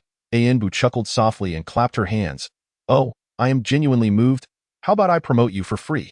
How could that be appropriate? A pleasant collaboration, oh great star. Zhao Yang extended his right hand. Anbu lightly tapped with 2 fingers. You silver-tongued man, articulate your reasons clearly, and I shall grant you this opportunity. Otherwise, it is off the table. Zhao Yang felt overwhelmed, pondering where to begin. Even if he presented the system, would anyone believe him? Chapter 132. How could it be such a person? In truth, there is no substantial reason. I recently spent some time in South Africa, where poaching is rampant. Anbu shrugged. So? Has this stirred your inner saint? I truly did not perceive you as such, Zhao Yang. Is that the crux? In any case, I wish to undertake this endeavor. Although it does not pertain to personal gain, I am willing to contribute in this manner. Upon hearing this, Anbu's demeanor softened. The way you phrase it makes it seem as though I would be remiss to not assist you in this matter. As if it were a disservice to society. Zhao Yang hastily flattered. Oh, not at all. You are a superstar. Such esteemed figures need not concern themselves with the gazes of others. Wouldn't you agree? Luo Qianqian also chuckled. Anbu, just agree to him. I can vouch for his character. You can vouch? Anbu laughed. What is your relation to him that you would dare make such a claim? Clearing her throat, she interjected, friends, merely friends. Having said this, Luo Qianqian's face flushed crimson, and she feigned sipping tea, lowering her head. In any case, please present your request. I shall certainly accommodate what I can, Zhao Yang replied sincerely, lifting his gaze. Anbu removed her glasses. Since you have laid your cards on the table, I shall speak plainly as well. I will not accept any public service advertisements.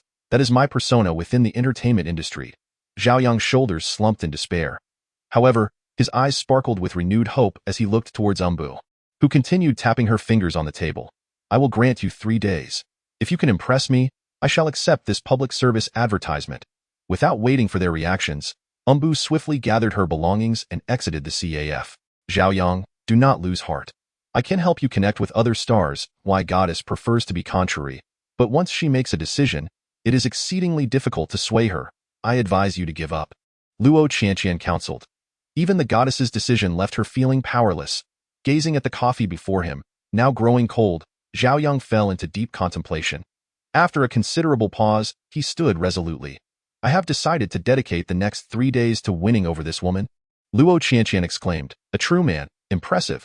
Having arranged everything at school, Zhao Yang, utilizing Luo Qianqian's connections, successfully infiltrated the film crew.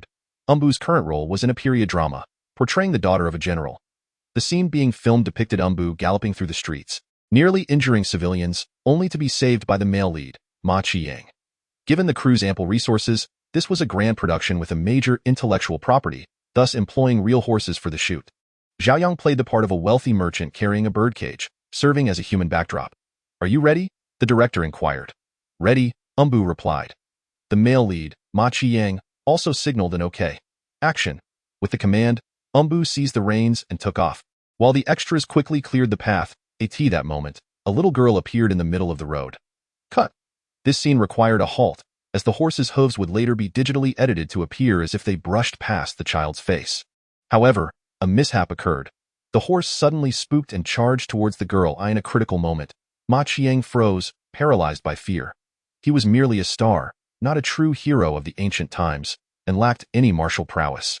Just then, a figure darted from among the extras, swiftly embracing the little girl with one arm and gripping the reins with the other to steady the horse. After a few struggles, the horse finally calmed. Bravo! Applause erupted spontaneously from the onlookers. The director approached. Young man, your reflexes are impressive. Are you one of our extras? Zhao Yang nodded. What is your name? All of us are part of the same production team. And this is my duty.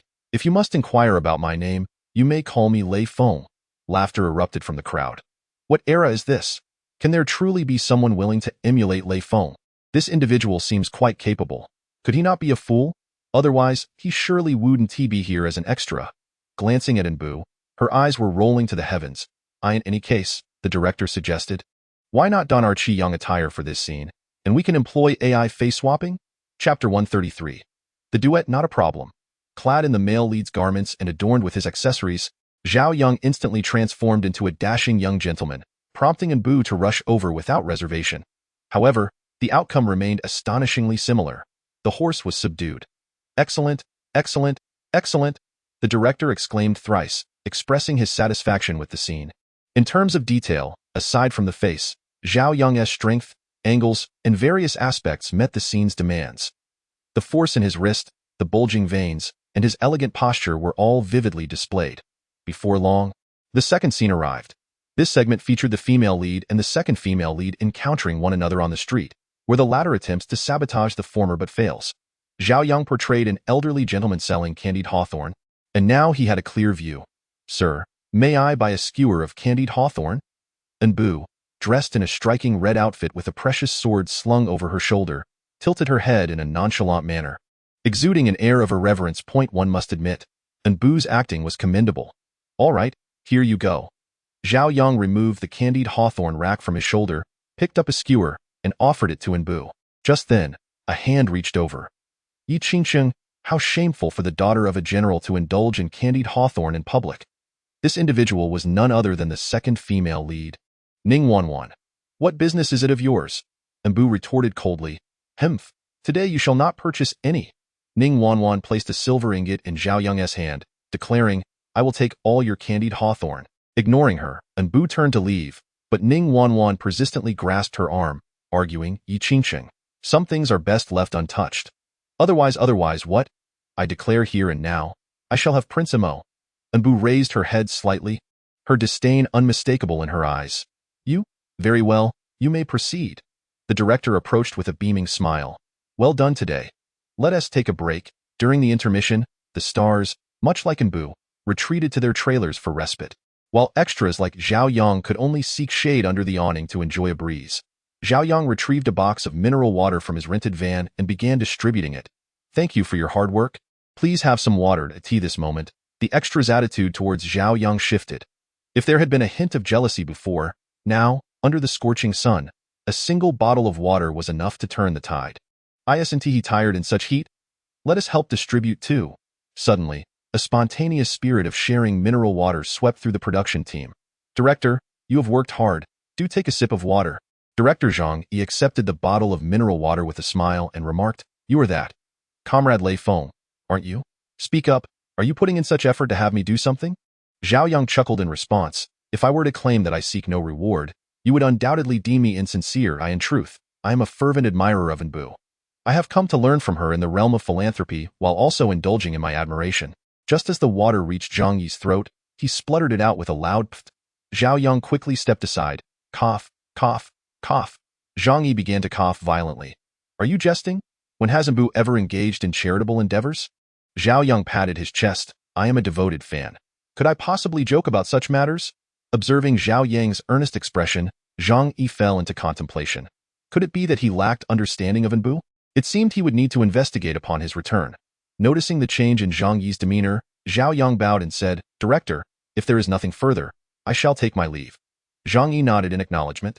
In the afternoon, the shooting took an unexpected turn as Nbu, perhaps true to her words of only spending 5 minutes reviewing the script, began to struggle with her lines, frequently forgetting them and making mistakes. Cut, cut, cut. Nbu, what is the matter? This is a film set. Could you not exhibit a modicum of professionalism? Nbu replied indifferently, My apologies. I seem to have forgotten my lines. Zhang Yi thought to himself. He endures. If such an actor were to engage in philanthropy, he, Zhang Yi, would willingly sever his own head. By the time the afternoon shoot concluded, only minimal progress had been made. Meanwhile, Zhao Yang, unburdened by the need for extras, was diligently tending to several small animals on set. Chapter 134. Playing the diva once again, Nbu exhibited her diva behavior. One could only wonder how such a woman became a leading star. A woman, visibly agitated, approached. Indeed, it must be due to some unsavory connections. Wouldn't you agree, little Lei Feng? As conversations flowed, the extras became more familiar with one another, affectionately referring to Zhao Yang as little Lei Feng. Well now, Zhao Yang clapped the remnants off his hands and replied, I am not the one involved. How could I possibly know? However, gossiping about others behind their backs is rather unbecoming. With that, Zhao Yang's gaze narrowed slightly.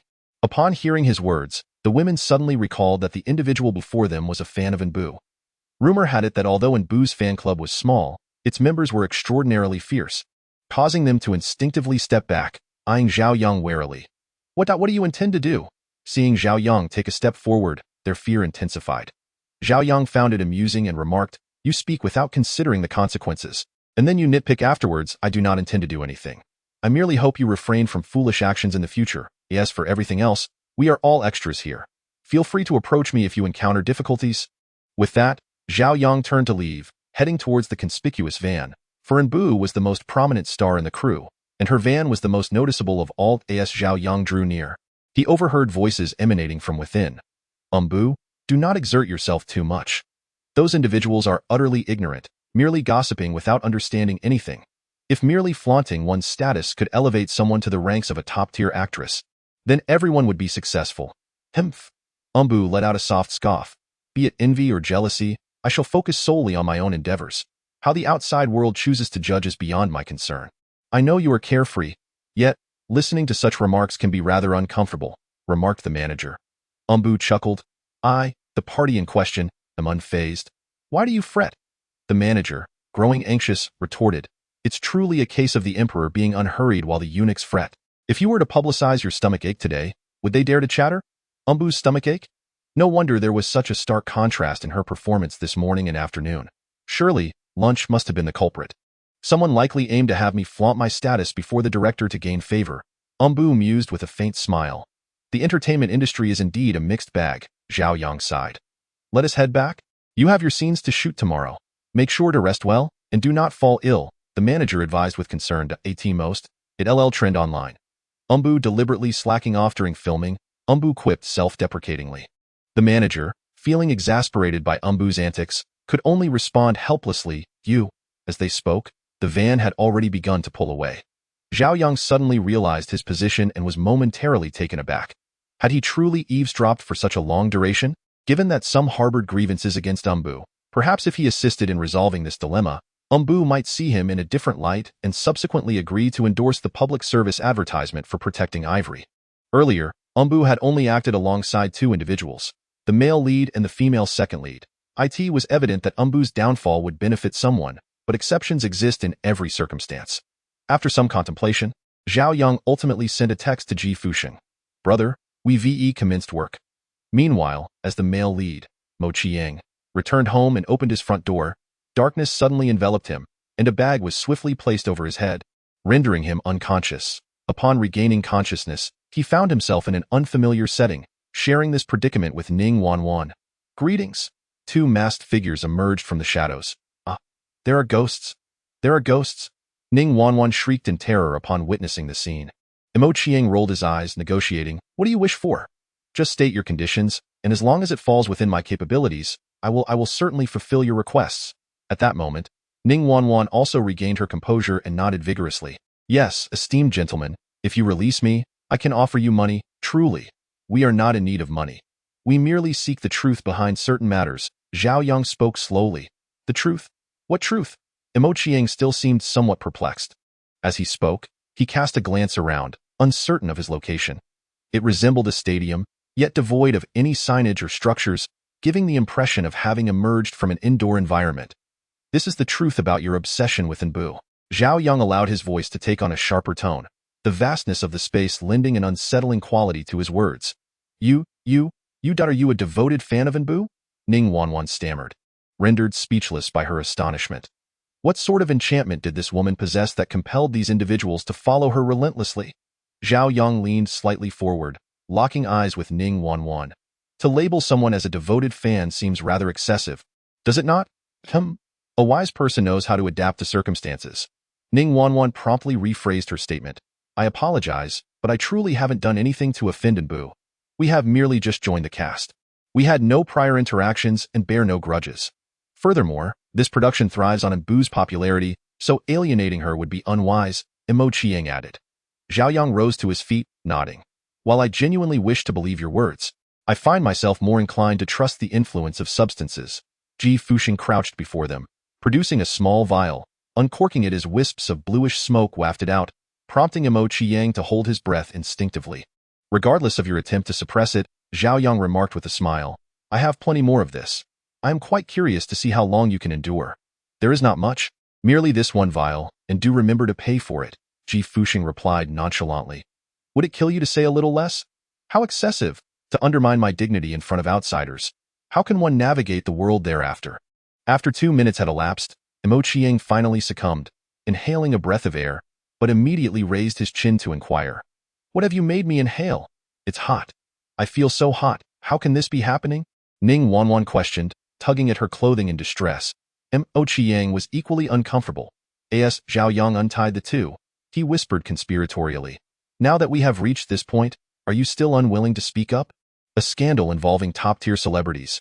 Should this hit the headlines, it would surely cause a stir on Weibo. You? Mo Qiang gritted his teeth.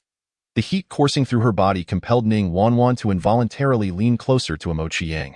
Yet she halted abruptly. She had just embarked on her career and could not afford any scandalous news. If a scandal broke, her path to stardom would be irrevocably shattered. I in tears, she exclaimed.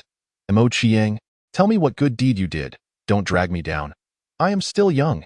Mo Qiang gritted his teeth. This woman?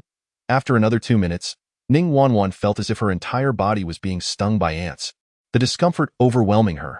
She stifled her discomfort, sobbing. I'm sorry. I was envious of Nbu's beauty and talent, so I slipped something into her meal at noon today. But I realized my mistake. And I swear it won't happen again. Please, do not let this spread. All right, indeed. Not to spread it. Did you not consider the consequences of your actions? Zhao Yang inquired, a smile on his face. Ning Wanwan felt an increase in her discomfort. Give me the antidote. Zhao Yang chuckled. One person has yet to confess. Mo Qiang and Ning Wanwan approached with an air of confrontation. Confess quickly. Do you wish for my demise? In an instant, the marks of 2 slaps appeared on Mo Qiang's face. Already weakened by the effects of a drug, his body was in a state of discomfort. Despite the weight of Ning Wanwan's blow, it inexplicably stirred within him a flicker of illicit desire. I confess, I felt discontented after being rebuffed by Nbu, so I added cold medicine to the water she drank, rendering her drowsy and unable to perform properly. That is all. You truly are a perfect match, Zhao Yang remarked nonchalantly. Very well, I shall facilitate your union. With that, Zhao Yang departed from that wretched place, while Ji Fuxing captured the moment on his phone. Later that evening, as Nbu was about to drift into slumber, her phone unexpectedly received an anonymous email. Upon opening it, she was confronted with the image of Ning Wanwan and Mo Qiang. Observing their candid exchange, Nbu merely smiled indifferently, setting her phone aside before succumbing to sleep. The following morning, Zhao Yang arrived at the film crew, carrying a batch of saplings to plant. The filming was taking place in W City Film and Television City, where the environment was quite favorable for the survival of the trees.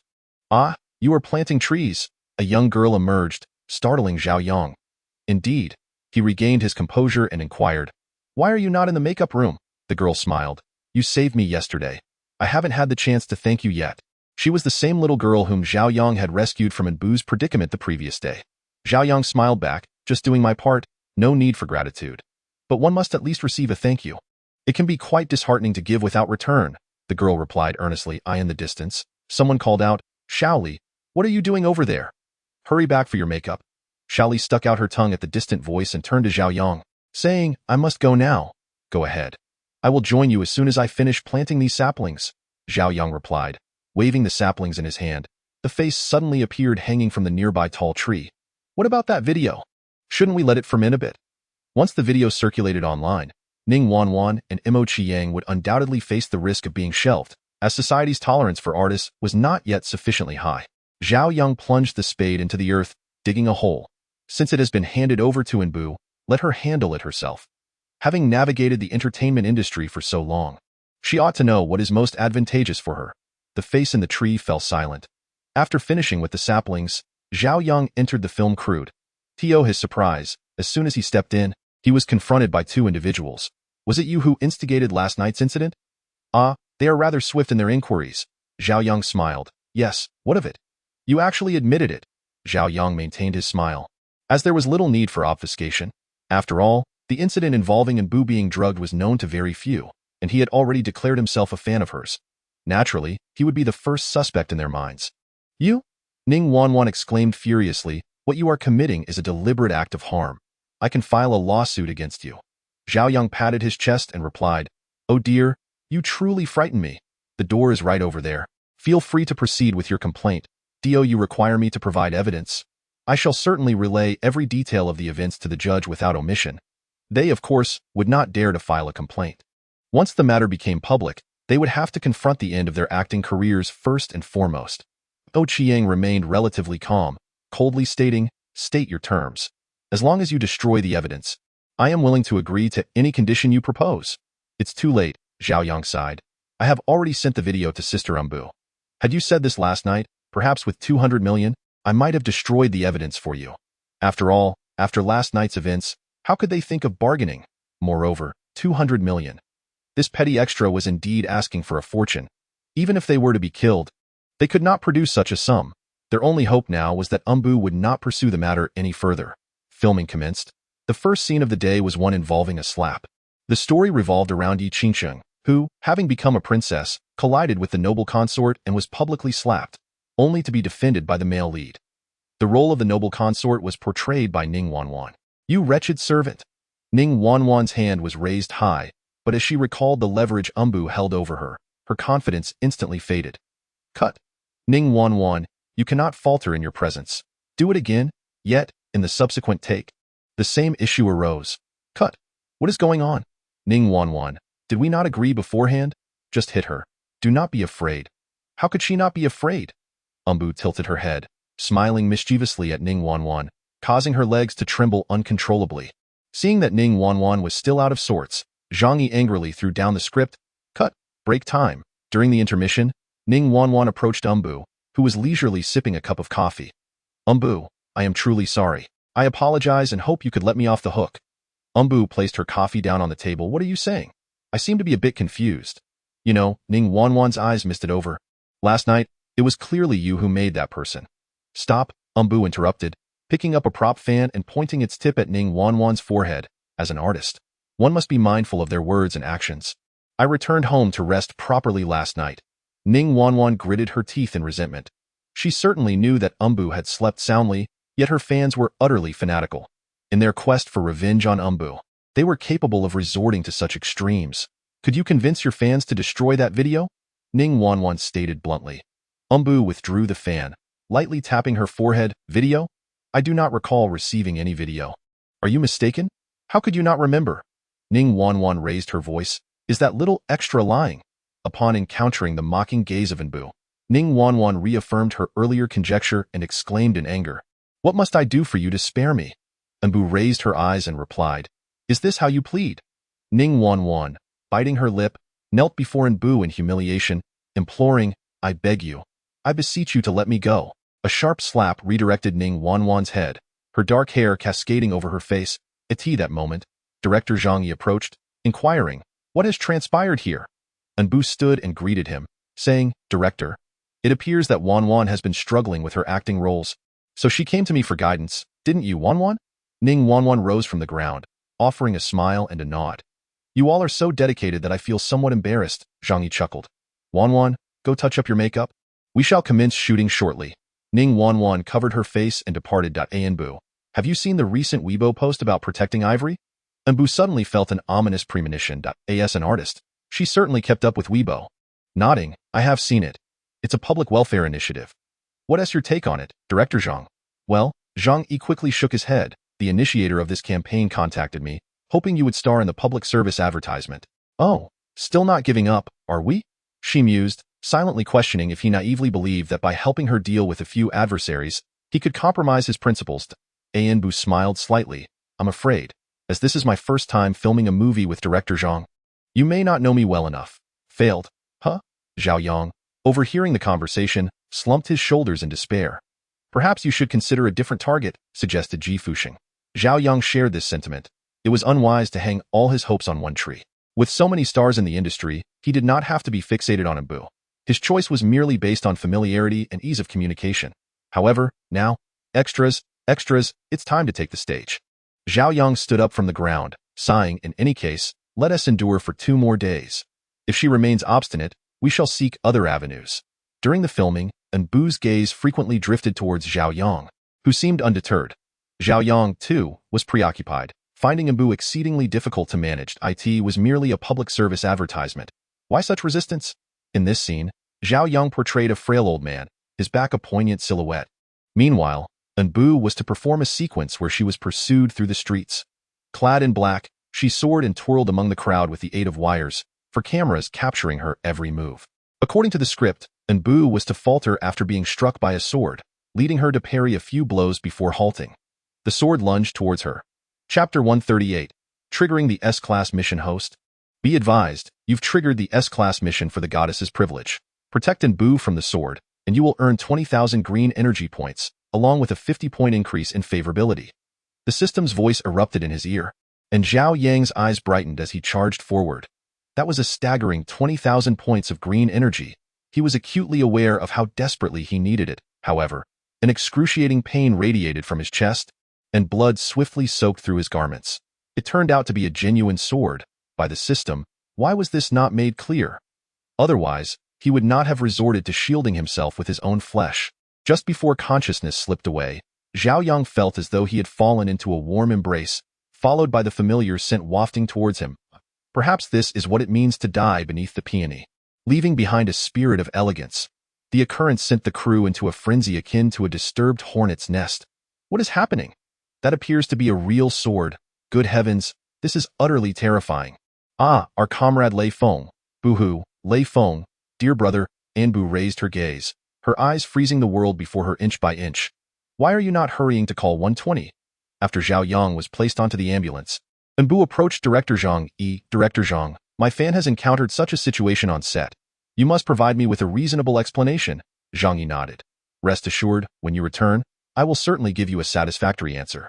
Nbu boarded the ambulance, the doors closed, and it sped towards the city hospital. As Zhao Yang lay on the operating table, Nbu reached out to Luo Qianqian, standing outside the operating room, awaiting news. Meanwhile, Zhao Yang's consciousness had returned to the system. Xiao Huang, have I perished? A broad smile emoji turned towards him. Dear, you are not dead yet. Your body is currently undergoing surgery, and I believe you will recover soon. That is good to hear. By the way, have I completed my task? That amounts to 20,000 points of green energy. How many trees must one plant and how much garbage must one collect in ordinary circumstances? Apologies, the system explained blandly. Due to your excessive exertion, Nbu slipped into a self-hypnotic state, triggering the goddess's sorrowful memories, thereby preventing the distribution of the task rewards. This is outrageous. Wait, sorrowful memories? The seemingly carefree woman, Nbu, actually harbors sad recollections? Surely this is a jest. With nothing else to do, Zhao Yang inquired. May I ask why the favorability rating for other girls only yields 100 points of green energy, while Nbu receives 400 points? The enormous screen gradually opened.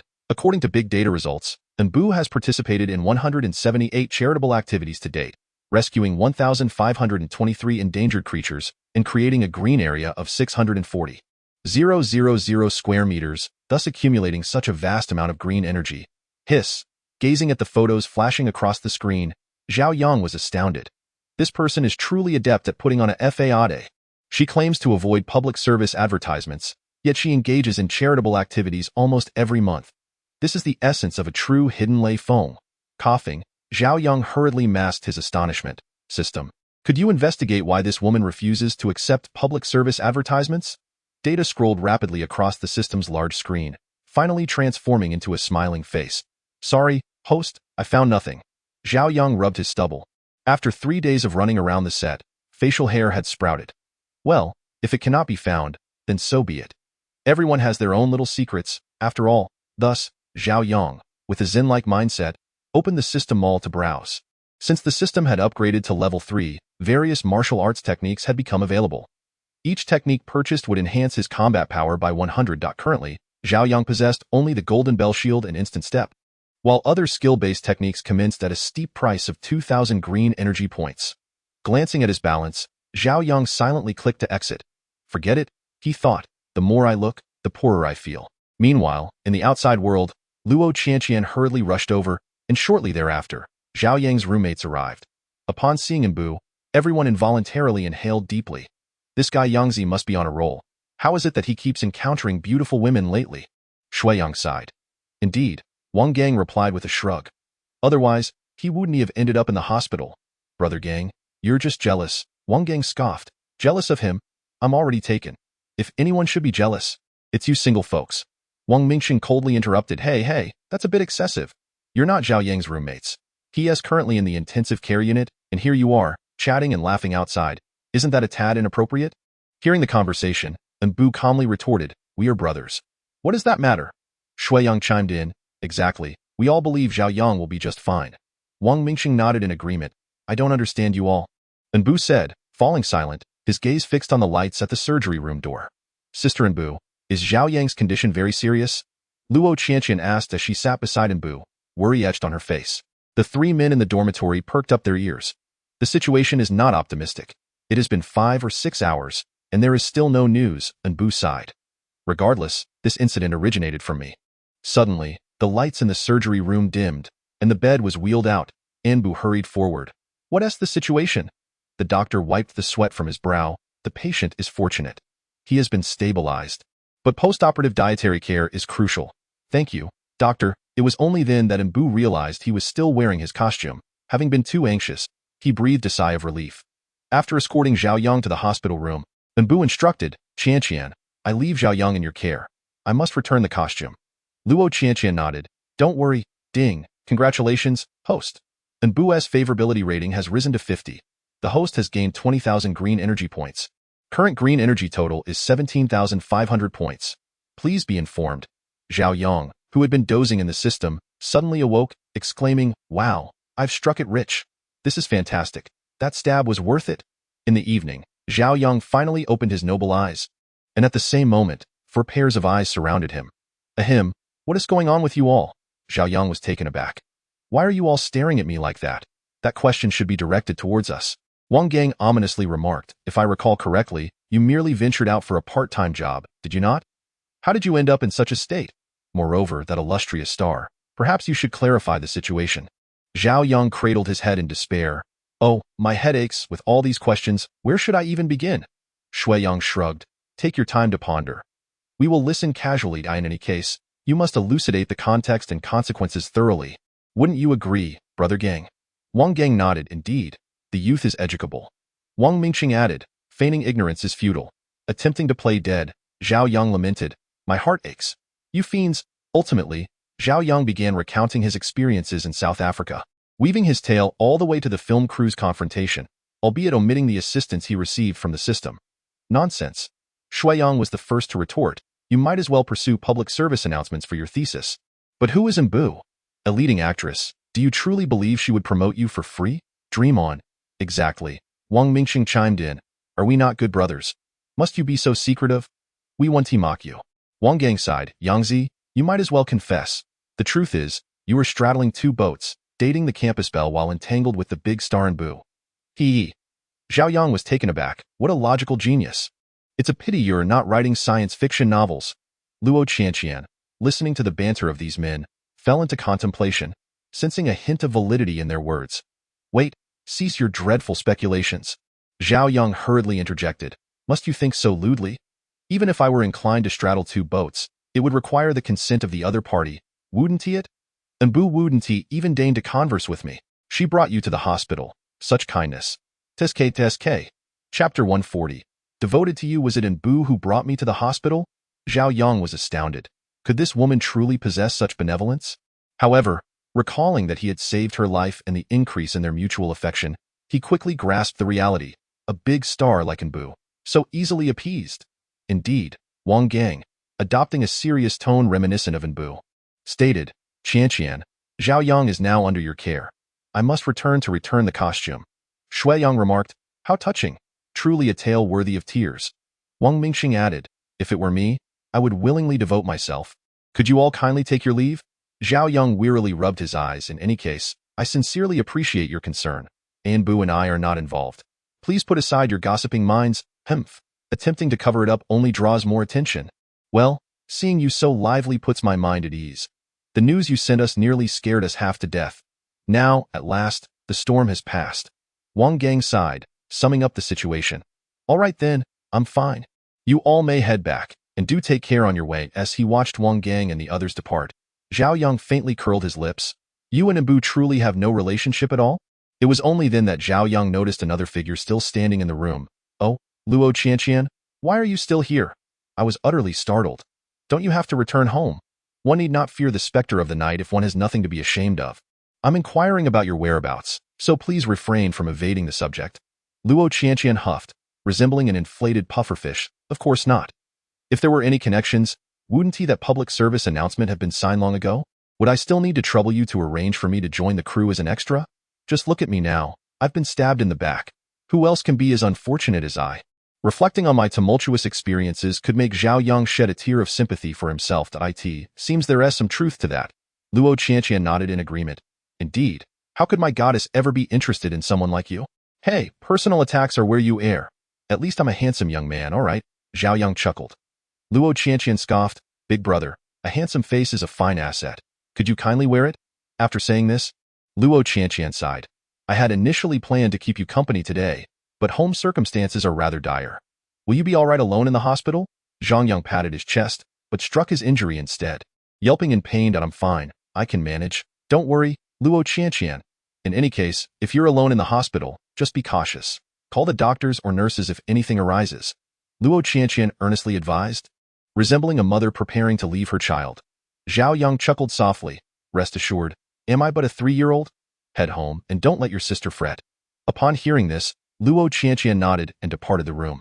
Once everyone had taken their leave, a smile gradually reappeared on Zhao Yang's face. With so much green energy amassed, what should he exchange it for? Perhaps techniques, for there are simply too many. And acquiring excess without focus is less beneficial than not learning at all. In truth, just 1 or 2 life-preserving methods would suffice. As for some rare elixirs and poisons, while their effects are indeed remarkable, they are prohibitively expensive, and Zhao Yang felt reluctant to part with his resources.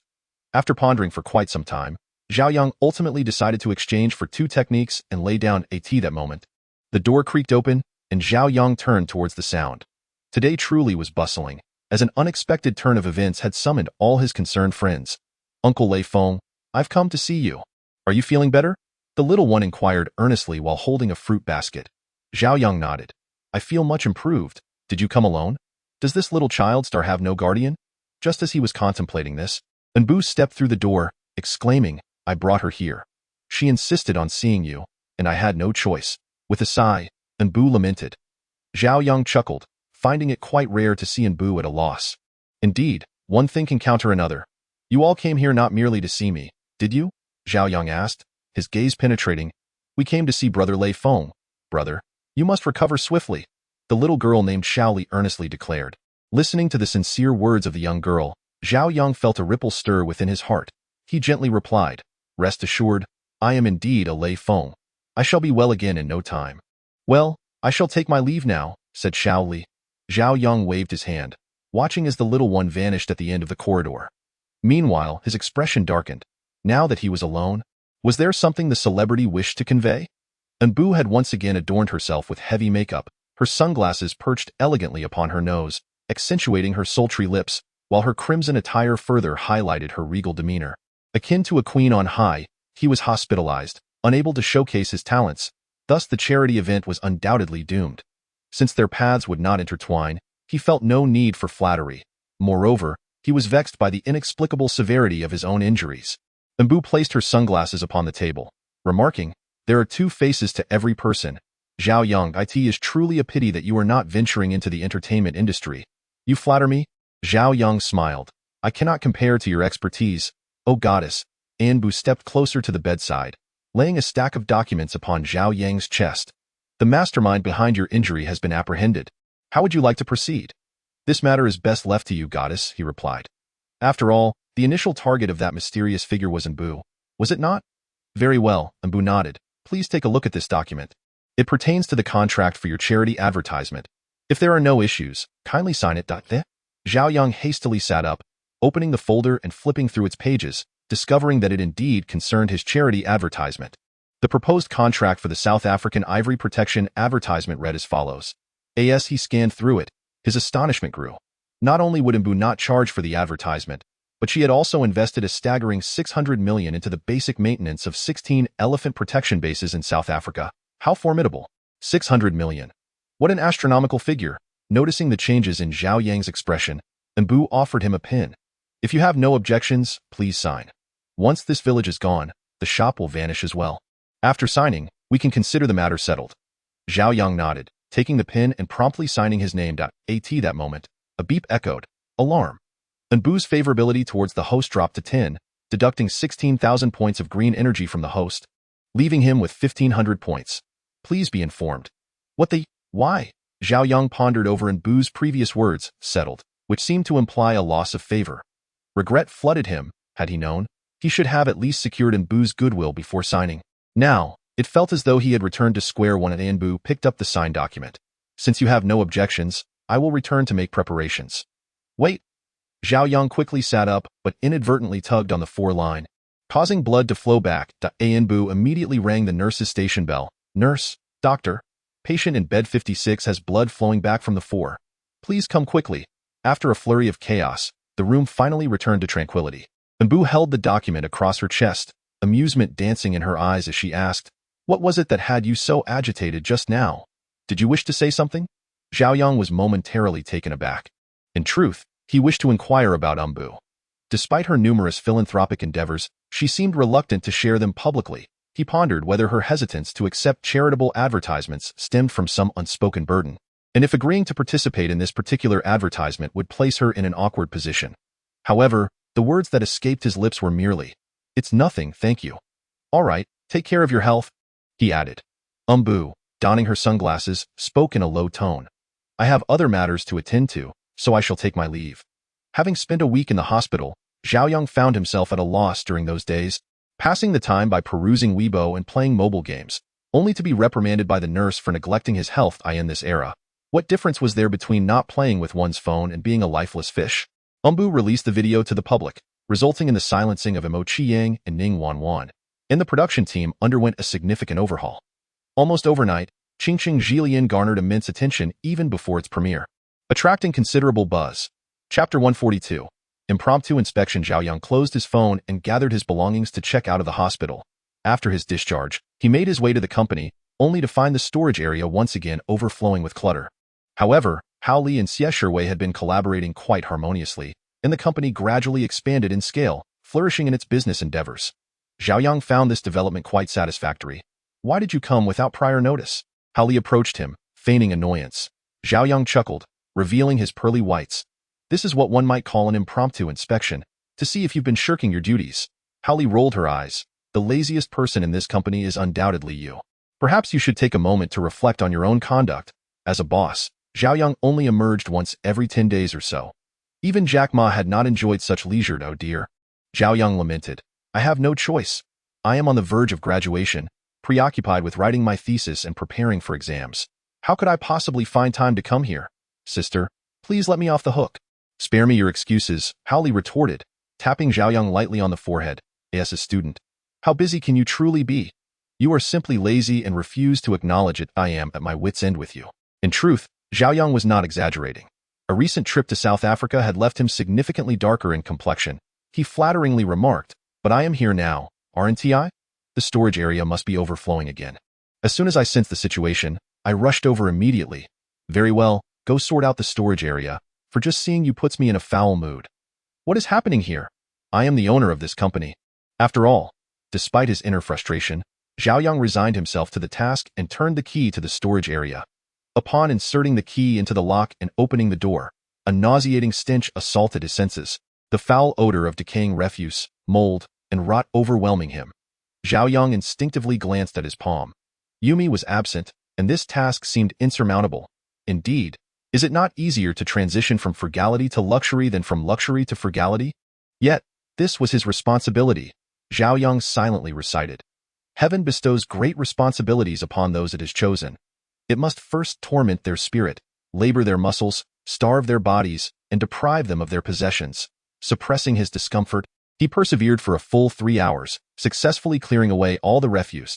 A voice from the system swiftly resonated. "In this reclamation, you have acquired 50 points of gray energy, 200 points of green energy, and 520,000 currency. You wish to eliminate the gray energy?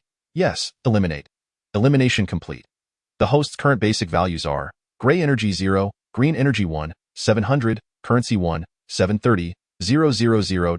Please continue your efforts. After toiling tirelessly for an entire afternoon, Zhao Yang found the meager 200 points of green energy rather disheartening, less than what could be garnered from planting merely 2 trees. With a sigh of resignation, he closed the warehouse doors one by one and returned to the company. All done, he announced. Howley, lifting her gaze from a pile of documents, remarked, "You only added 2 warehouses this time. Why do you seem more fatigued than last?" "That is because Yunzi is not here. When Yunzi is around, reclaiming waste is almost a pleasure. Without her," Zhao Yang felt his stomach churn once more. "In any case, sisterly, could we install air conditioning in the warehouses? Cleaning them out is simply toxic." Hao Li's eyes widened in astonishment. "Surely you did not forget to wear a gas mask?" A crackling sound echoed in Zhao Yang's mind as he lamented his oversight. Recognizing his silence, Hao Li gave him a thumbs up, exclaiming, "Zhao Yang, what a man! You managed to avoid poisoning. Such constitution is truly exemplary among men." Zhao Yang felt like crying. He had not wished for this reliance on Yunzi, which had led to this predicament. He was quite disheartened. Cough, cough. Hao Li said with a serious demeanor, "Regarding your suggestion of air conditioning, it is simply not feasible. If you do the math, 1 central air conditioner for a warehouse costs about 500 in electricity per day. For 10 warehouses, that amounts to 5,000, which totals 50,000 over 10 days, and over a year, it would exceed 1 million in electricity costs. We also have salaries and external expenses to consider. As the general manager, one must understand the cost of household necessities. We need to be more frugal." Chapter 143. Are we really this poor? Zhao Yang felt at a loss for words. Is our company truly this impoverished? He thought, on the verge of tears. Hao Li circled her ballpoint pen in contemplation. Relative to others, our company is still quite affluent. However, funds must be allocated judiciously. Zhao Yang nodded in agreement. Since the company had been entrusted to Hao Li, he refrained from questioning her decisions. "Sisterly, if there is nothing else, I shall take my leave," he said, waving goodbye. "Wait." Hao Li stood up and hurried to catch up with him. "There is an Earth Care conference next week.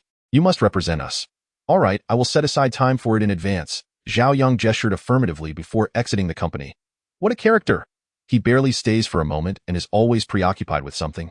Hao Li fumed inwardly as she returned to her desk to attend to paperwork. The warehouse was vast, and the rent was exorbitant. If only she could connect with a pulverizing factory. Not to mention W City, even a province had very few pulverizing factories. After leaving the company, Zhao Yang made a phone call to Luo Qianqian.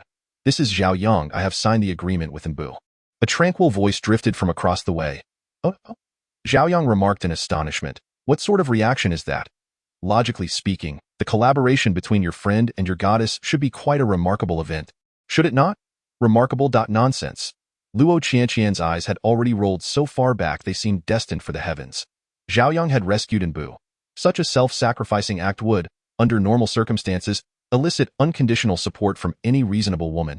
Yet, the source of Luo Qianqian's unbridled ire remained a mystery, her dissatisfaction with Zhao Yang palpable. "Ha," she scoffed. Her myriad thoughts distilled into 2 succinct words. "You didn't summon me merely to flaunt, did you?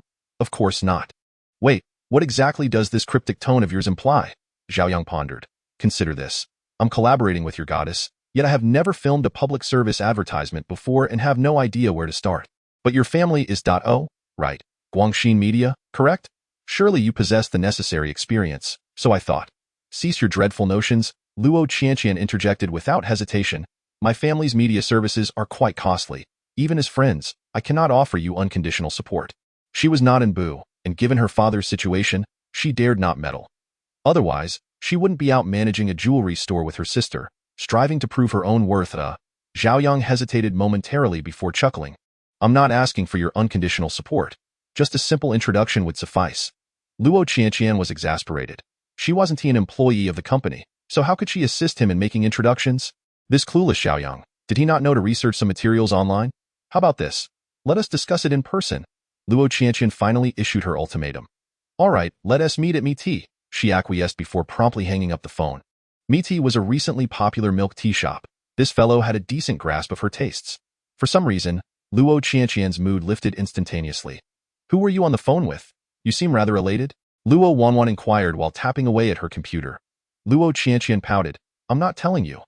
Luo Wanwan paused momentarily, feigning indignation. "Ah, I see. The girl has grown up and harbors her own little secrets. But even if you refuse to disclose it, I already know the answer. It's Zhao Yang, isn't it?" In an instant, Luo Qianqian's ears flushed crimson. Was their connection that evident? Luo Wanwan placed a document printed from the printer before her sister and stated, "Since your thoughts are clearly not on work, I believe your presence here is of little use. It would be best for you to return home early." "Sister," Luo Qianqian fumed. Luo Wanwan stood, raising her hands in a gesture of surrender. "You're calling me 1T, alter the facts. Rather than quarreling with me, it would be wiser to confront reality." Chapter 144. As sharp as ever, her sister remained as incisive as ever. At the entrance of As Zhao Yang stepped through the door, he immediately spotted Luo Qianqian seated gracefully within.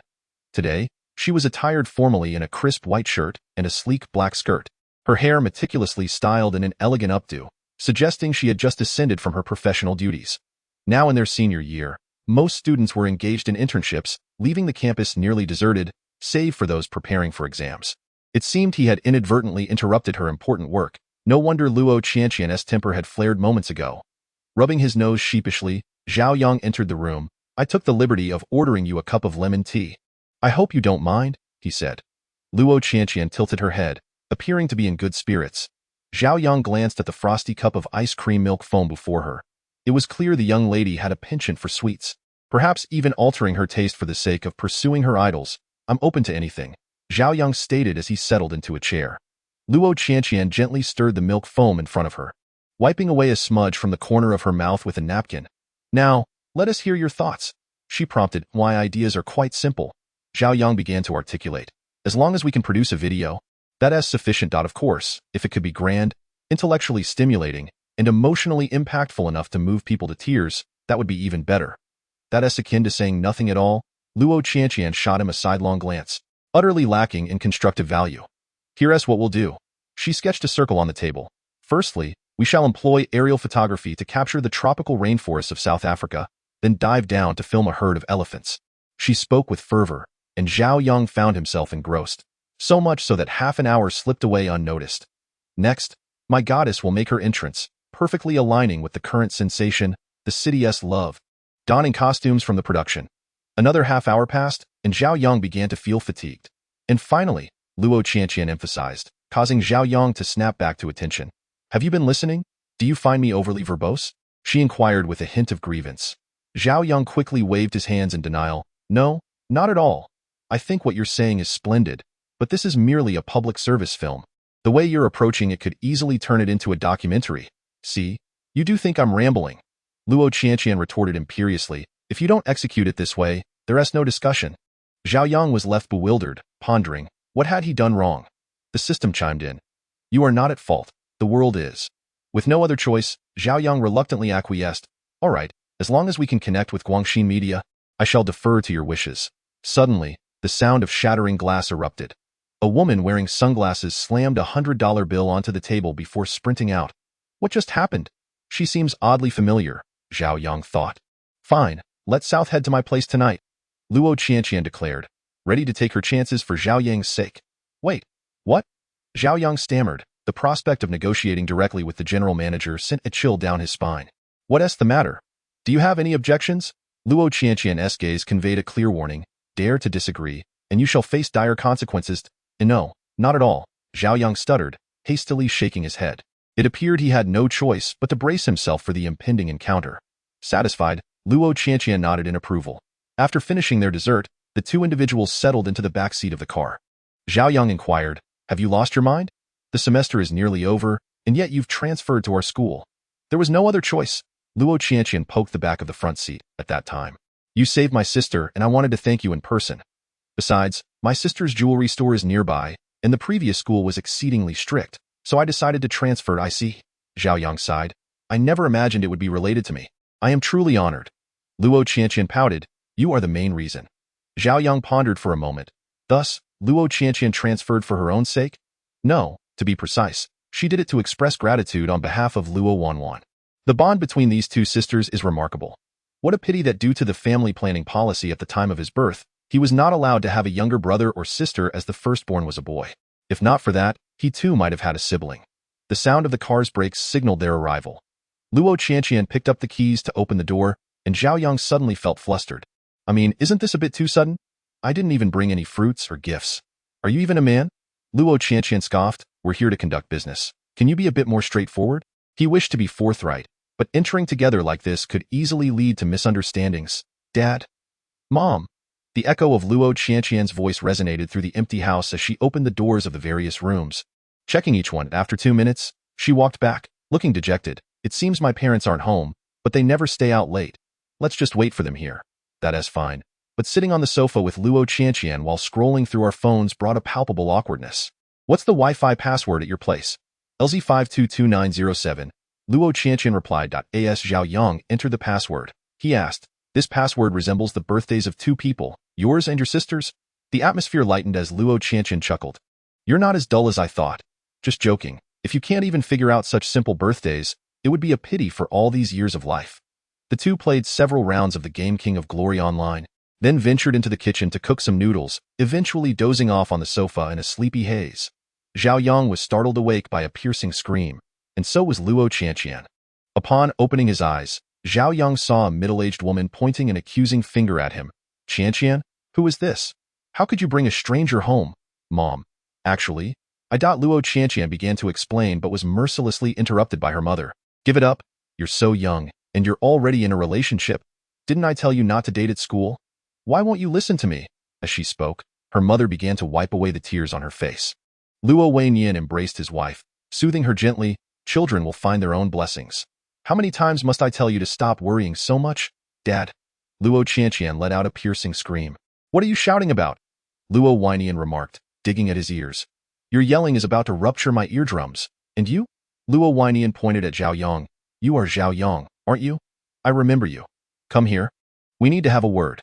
Zhao Yang hurriedly followed him. The two settled at the corner of the sofa, and Luo Wanyan grasped Zhao Yang's hand, speaking earnestly. Since you previously saved Wanwan, I have looked into you. You are a good lad, and I would be quite pleased to have you as my son-in-law. However, do you not have feelings for Wanwan? Zhao Yang was taken aback, utterly bewildered. Uncle, please don't misunderstand. Just as Zhao Yang attempted to clarify, he was abruptly interrupted by Luo Wanyan. You need not explain, I understand. But considering that you both are still students, is it not a tad premature to ponder such matters? Why does this family have such a penchant for interrupting others? And their imagination seems to run wild. Before Zhao Yang could respond, Luo Wanyan continued, since you both are mutually enamored, my wife and I would not wish to act as obstacles. So let us simply support your union. That cannot be, Yi Xiuji interjected, approaching with a choked voice. Let us not discuss anything else. Our Qianqian has been pampered since childhood. If you lack a car and a home in the city center, it would be unrealistic for you to marry her. Mom, we really... Luo Qianqian struggled, yet her mother ruthlessly interrupted. No matter how deeply you love one another, without the support of the material world, your marriage will not be happy. Even if your father and I provide assistance, it would only be temporary. My dear child, we must think long-term. How about this, Zhao Yang? After graduation, you can come work at Guangxin Media. After you've gained some experience, I will hand over the shares to you, proposed Luo Wanyan. Zhao Yang was taken aback. Had he already been dubbed Little Yang? And shares were to be given away? How desperate was their daughter to marry? Enough! Luo Qianqian exclaimed in fury. We came here to discuss business. Finally, she voiced it, and it felt relieving. Business? What business? Yi Xiuji pressed, her anxiety palpable. This girl had spent so many years in school without a partner, and now that she had finally caught one, it turned out to be something else. Zhao Yang calmly clarified. I wish to leverage Guangxin Media as a platform to launch a public service advertisement, which is why I asked Qianqian to facilitate the introduction. I sincerely apologize for the misunderstanding. Though Zhao Yang feigned embarrassment, he bore no trace of it on his face. The relentless pressure from the elderly couple was overwhelming. Otherwise, he would have clarified matters long ago. Recognizing it was a business matter, Luo Wanyan paused for a moment and gently patted Yi Xiuji's shoulder. Xiuji, please prepare some tea for our guest. What was this sudden shift of demeanor? Very well, then let us discuss work matters properly, Zhao Yang stated, sitting up straight and outlining his intentions. The tea was promptly served. Luo Wanyan took a sip and remarked, although you are a friend of my daughter, matters concerning the company must be conducted with utmost professionalism. I must make this clear from the outset. Zhao Yang nodded, understanding this point. However, he wondered why everyone perceived him as someone attempting to gain favors. Both Luo Qianqian and Luo Wanyan seemed to think so. Did he have a face that suggested he was seeking to take advantage? If you desire optimal results, in addition to television, outdoor screens must also be utilized for advertising. If filming is included, let me calculate, he said, pulling out a calculator. For the South African documentary, the labor cost would be 10,000, filming another 10,000, and travel expenses 5,000, totaling 25,000. Afterward, let's estimate the expenses for celebrity shooting, set design, and post-production at 50,000, along with another 50,000 for Weibo promotion.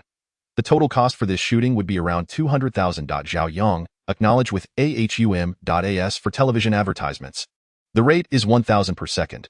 Your documentary is approximately 20 minutes long, divided into 4 segments for airing, which amounts to 300,000 per month, totaling 3,600,000 for a year. Adding the outdoor screens and post-production promotion, the annual expense would be around 4,500,000. How many years do you intend to book in advance? 4,500,000? Is that not exorbitantly high? Zhao Yang exclaimed, glancing at his balance of 1,730,000, swallowing his frustration. He merely wished to create a public service announcement. Could I perhaps reserve for just 1 month to gauge the results? If the outcome is favorable, I would then consider booking for 3 to 5 years. Luo Weinian nodded, appreciating the young man's prudence balanced with ambition. While you may have reservations elsewhere, rest assured that my firm is the finest in W City for Guangxin media. Let us establish a 5-year contract. I will offer you a discount of 15 million, ensuring you will not incur any losses. It's still possible for him to claim he lacks funds? Luo Weinian patted Zhao Yang's shoulder, saying, if you lack even this bit of determination, it would surely disappoint me. With no money to speak of, Zhao Yang swallowed his words. As for the deposit, let us start with 20%, which amounts to 3 million. The remaining 12 million can be repaid over 4 years. Rest assured, I will ensure everything is executed splendidly. With that, Luo Weinian retrieved his laptop from his briefcase and swiftly drafted a contract. Presenting it to Zhao Yang, if there are no objections, please sign. Will the deposit be made via card or Alipay? Luo Weinian's rapid succession of actions astonished Zhao Yang, who reluctantly signed his name. Although he did have long-term plans, this investment spanned 5 years, leaving him uncertain about when he would receive returns. He opened the system interface. Loaned, he had become increasingly adept at securing loans. How much does the host require? The system's cold voice carried an inexplicable excitement. 2 million. Understood. Please hold on. Meanwhile, Luo Weinian's sharp gaze scrutinized Zhao Yang, pondering whether this young man could even muster 3 million. Zhao Yang smiled. Please wait a moment. I just sent a text waiting for the company to transfer the funds. As they were conversing, a voice message from Alipay chimed in. 2 million yuan has been credited to your account. The speed at which the funds were raised was astonishing. Even a small to medium-sized enterprise could hardly amass such a sum in so short a time. Luo Weinian's gaze shifted dramatically. Aren't you still in university? Are you perhaps managing a company as well? Zhao Yang nodded affirmatively. I have a friend overseeing the operations. I will join them directly after graduation. Currently, my friend is managing everything in this regard. Zhao Yang was indeed being forthright. Are you operating on a shareholding system? The shareholding system allows individuals to possess shares within the company and to benefit from dividends. Zhao Yang shook his head. I merely asked a friend to keep an eye on the schedule. I haven't yet considered the matter of shares. Here too, Zhao Yang was being candid. Luo Weinian was utterly astonished. He had previously investigated Zhao Yang, discovering he was merely a child from the countryside. Yet here he was, possessing the audacity to embark on entrepreneurship. Contemplating this, he nodded approvingly. Very well, very well. The night has grown quite late. Why not stay over at my place for the night? It was imperative to seize the opportunity to win this young man over. Yi Xiuji, having been married to Luo Weinian for many years, understood his intentions with a mere glance and promptly agreed. Indeed, this is the first time Qianqian has brought a friend home. We have plenty of guest rooms. I shall prepare one for you. And no need to trouble yourself, Auntie, Zhao Yang replied, shaking his head. It's quite safe in the city at night. And besides, I'm a boy. Uncle, let me transfer the 3 million to you instead. That's not urgent, Luo Weinian waved dismissively. A trifling 3 million is of little consequence. Even if you don't give it to me. It's no matter. On a different note. While at school, have you had a girlfriend? The earlier conversation had certainly not suggested this. Even Zhao Yang, though somewhat slow on the uptake, sensed the oddity in Luo Weinian's words. The way Luo Weinian was looking at him now was akin to a father-in-law regarding a prospective son-in-law. I think I shall first transfer the 3 million to uncle, Zhao Yang thought. Feeling quite flustered. Unable to resist Zhao Yang's insistence, they swiftly exchanged Alipay details, and Zhao Yang proceeded to send the money. A familiar mechanical sound emanated from Luo Weinian's phone, indicating that the 3 million had successfully arrived. Since you've put it that way, I won't press you to stay. Qianqian, why don't you see your friend off? Luo Qianqian acknowledged with a soft "oh" and rose to her feet, as she escorted Zhao Yang to the door. Luo Weinian spoke in a low voice. We'll finalize the specific shooting details in a few days. I'll contact you by phone then. All right, Zhao Yang replied, and he and Luo Qianqian exited the villa. Due to having lingered too long indoors, it was now completely dark outside, with a few scattered stars hanging in the sky, creating an atmosphere of profound silence. And why parents have this kind of personality. I hope you won't take offense, Luo Qianqian suddenly broke the silence. Oh, not at all, Zhao Yang replied, slightly tilting his head back and resting his hands behind it. I actually find your uncle and aunt quite warm and welcoming. Luo Qianqian pouted. You know exactly what I meant, don't you? Zhao Yang gently patted the head of the silly girl, his fingers gliding through her delicate and smooth hair. What are you pondering? Your parents are worrying for your sake. There's no need for you to feel excessively pressured. Just let things unfold naturally. Meanwhile, Luo Qianqian sighed, in any case, I have exerted my utmost effort to assist you. If you fail to present a commendable result, you needn't bother showing your face to me again. I shall ensure the task is accomplished. Approaching the vehicle, Luo Qianqian opened the door. Hurry inside.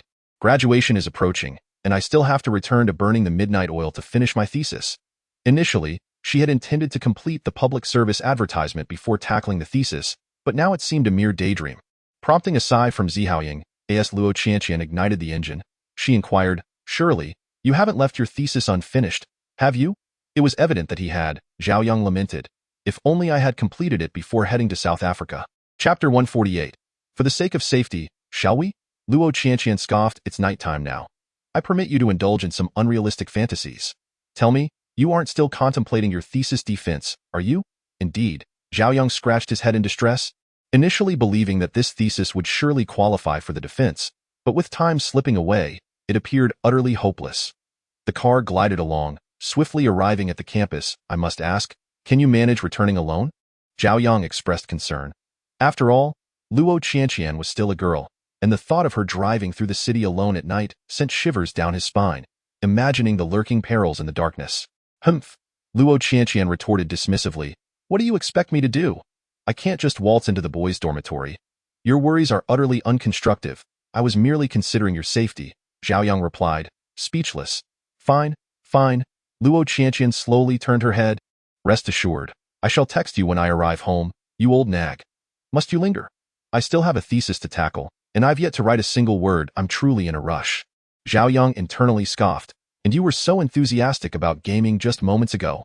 However, he only dared to think this in silence. Upon exiting the vehicle, he gave a fierce gesture towards the receding car. Just as he stepped out, he ran into an old acquaintance. Oh, if it isn't our Zhao Yang, the pretty boy. What is this? Just escaped from under our school flower's skirt, and you've already found a new catch? Fuming, Zhao Yang retorted, Su Lei, clean up your language. Indeed, it was true that absence makes the heart grow fonder. Su Lei clapped his hands together. What is this? You have the guts to act but lack the courage to own up. I may not know everything, but I'm well aware of your sordid deeds. How you ensnared Li Yuan and how you wooed my girlfriend, I know it all, he ranted indignantly, yet Zhao Yang paid him no heed, for his attention was entirely captivated by the young man beside Su Lei. His combat prowess had reached a formidable level of 300, and under Su Lei's watchful gaze, he had no time to seek help from Ji Fusheng. Yet, he was acutely aware that he was no match for this young man. Does your girlfriend also need me to flirt with her? This single utterance ignited Su Lei's fury. Following their previous encounter, he had sent someone to investigate Lin Yinyan, only to uncover that this wretched woman had long since grown weary of solitude, adorning herself with a plethora of green hats. So, you were aware all along. You are all in cahoots, merely reveling in my misfortune. Zhao Yang, rendered speechless, retorted, Do I appear to be someone with such idle hands? Besides, there is nothing in your life that piques my curiosity. Some individuals are perpetually self-centered. Yet, in this moment, Su Lei was blinded by rage. Chang Yuan, show him a bit of what you're made of. Zhao Yang took to his heels, for a wise man knows when to retreat. The disparity in strength was not to be underestimated. In mere seconds, Zhao Yang found himself caught. The brute known as Chang Yuan seized him by the nape and hurled him to the ground. Dazed and disoriented, Zhao Yang opened his eyes to see the man's long legs sweeping towards him with the evening breeze. In a split second, Zhao Yang grasped the man's ankle, halting his advance. Perhaps taken aback that someone could withstand his assault, the man let out a light chuckle then, with a swift spin, He delivered 2 resounding kicks to Zhao Yang's chest. Zhao Yang sprang to his feet, fists raised, charging forward, only to miss entirely. The man had already leaped several meters away. Interesting, but your meager strength is still too juvenile to contend with me. Undeterred, Zhao Yang launched several more attacks, only to find the man exceedingly elusive. At times, he appeared within reach, yet suddenly re-emerged 10 meters away. Indeed, 100 points of combat power is no trifling matter. With a resounding thud, Zhao Yang was once again knocked to the ground, and the man taunted, "Pitiful creature, what are you still struggling for? You might as well admit defeat and bow to Brother Lei. It would spare you some physical suffering." Chapter 149. Deception. Haha. Zhao Yang burst into laughter. Su Changyuan regarded him with curiosity. Had he said something amusing? Yet Zhao Yang offered no explanation, silently opening a window in his mind. "System, are you there?" "Lone." Half a second later, the expression in Zhao Yang's eyes underwent a dramatic transformation. Su Changyuan's leg was upon him in an instant, yet somehow, Zhao Yang managed to dissipate the force behind it, retreating slightly to create distance. "What is happening?" Su Changyuan stumbled, nearly losing his balance. In contrast, Zhao Yang exhaled a breath of stale air, his hands moving to adopt the initial posture of Tai Chi. Haha. Su Lei chuckled. "You wouldn't be at your wit's end, resorting to Tai Chi to fool me, would you?" Zhao Yang retorted with a cold snort. "Is our nation's essence merely fodder for your mockery?" It was not entirely Su Lei's fault. Many universities now teach such basic postures in physical education classes, symbolizing strength and health. However, Zhao Yang was not exchanging for mere rudimentary stances in the system. Su Changyuan swiftly closed the distance, striking down with an open palm, but Zhao Yang, with graceful ease, redirected the blow, executing a move known as grasping the bird's tail, landing a forceful slap on Su Changyuan's back, causing him to spit out a mouthful of blood. What the hell? Despite exerting all his strength, it felt as though he were striking against cotton. Su Changyuan, unwilling to yield, executed another sweeping kick, only for Zhao Yang to step upon his ankle, maliciously grinding down. In truth, one could hardly blame Zhao Yang. Such is the fundamental nature of combat, and who could anticipate the sudden appearance of a foot? After several exchanges, Su Changyuan found himself utterly exhausted, while Zhao Yang remained remarkably composed, gradually assuming his stance. The essence of Tai Chi. When he is strong, he is strong. A gentle breeze caresses the mountain ridge. When he is obstinate, he is obstinate. The bright moon illuminates the great river. Yet, to Su Lei's eyes, this all appeared exceedingly strange. There must be something sinister at play. "Zhao Yang, you must be practicing some nefarious technique." "Just wait." Zhao Yang retracted his offensive, feeling a sense of despair. Is it truly so difficult to acknowledge another's excellence? However, Su Lei did not hear this. Upon realizing he could not prevail, he fled in terror, his composure shattered in a genuine confrontation. Zhao Yang might not necessarily be Su Changyuan's match, but the sudden and peculiar nature of Zhao Yang left him confounded, momentarily placing him at a disadvantage. Presently, his combat power registered at 314, and against Su Changyuan's 300, victory was not guaranteed. It was akin to his previous encounter, where his 214 paled against Li Yang's 200, all due to the latter's formidable practical abilities. Lost in thought, the system's dispassionate voice cut through his musings. "Host, your current green energy stands at -2000, with an amount of -200000. Please settle your debts promptly to avoid accruing interest." Damn, how it tarnished the experience. Frustrated, Zhao Yang returned to the dormitory, only to find the door locked. He had missed his chance, all thanks to Su Lei, who sought trouble for no reason. Nevertheless, considering that the scoundrel might also be loitering outside, Zhao Yang felt a slight sense of balance restored. "Hello, could you please open the door?" He knocked for about 10 minutes before the old man sluggishly arose to unlock it. "Why are you back at this hour? Off gallivanting again?" The old man grumbled, slightly irritable from being roused. Many students now return late at night, often in a state of disarray or intoxicated. Those like Zhao Yang, who could still engage in coherent conversation, were indeed rare. "Why apologies? I lost track of time at a friend's house," Zhao Yang replied earnestly. As the saying goes, one should not strike a smiling face, and as a fourth-year student, such behavior was not uncommon. The old man offered a few admonitions before allowing Zhao Yang inside. The dormitory was enveloped in darkness, punctuated by the rhythmic sounds of snoring. Zhao Yang powered on his computer and began working on his incomplete paper. Midway through, fatigue overcame him, prompting him to splash some water on his face. Finally, at 3 in the morning, he completed his paper. Stretching his limbs, He saved the document and shut down his computer. Where have you been today? A voice emerged from behind him. Chapter 150. Small fish, huh? Ugh. Just as Zhao Yang was about to exclaim, he was silenced by a hand over his mouth, inadvertently causing him to wince in pain from a wound he had sustained. Ji Fuxing released Zhao Yang, who steadied himself and lowered his voice, asking, "Why do you inquire? I noticed you seemed injured, so I wanted to check." Zhao Yang touched his forehead, realizing it was indeed a bit sore. Likely from the scuffle with Su Changjiyuan. "Do you need me to help you find a venue?" Ji Fuxing inquired. No. Zhao Yang replied, waving his hands repeatedly. "They're merely a few insignificant small fry." Upon hearing this, Ji Fuxing's gaze subtly dimmed. "Then I shall take my leave." Zhao Yang watched Ji Fuxing's retreating figure, pondering the peculiarity of the young man. However, overwhelmed by fatigue, he dismissed the thought, climbed into bed, and quickly succumbed to sleep. The following morning, Zhao Yang sought out his advisor to submit his thesis before joining the Guangxin media team for their journey to South Africa once more.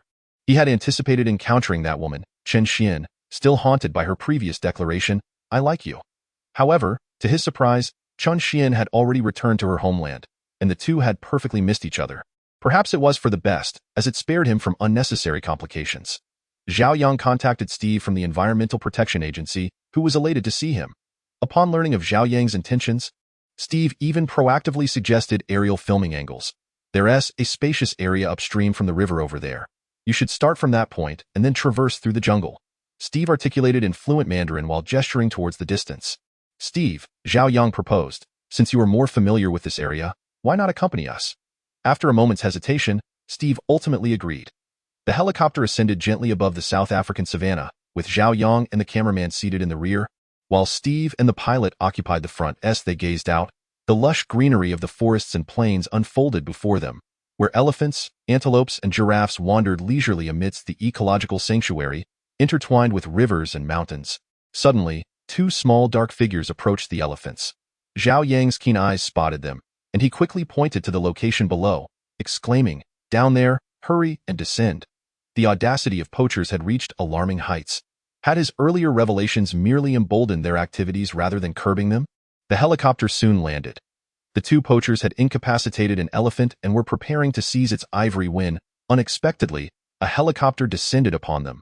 A shadow leapt from the aircraft, and within moments, both men were felled to the ground. Upon regaining consciousness, they found themselves at the Environmental Protection Department. What a world we live in. Now they patrol with helicopters? How ruthless. They felt no fear, instead engaging in banter. Steve, furious, declared, "You are guilty of ivory theft, violating the law."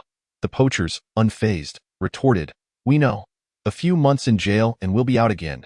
It's still a profit." Their laughter echoed as if imprisonment was a mundane affair. "Do you admit to your crimes?" Steve inquired.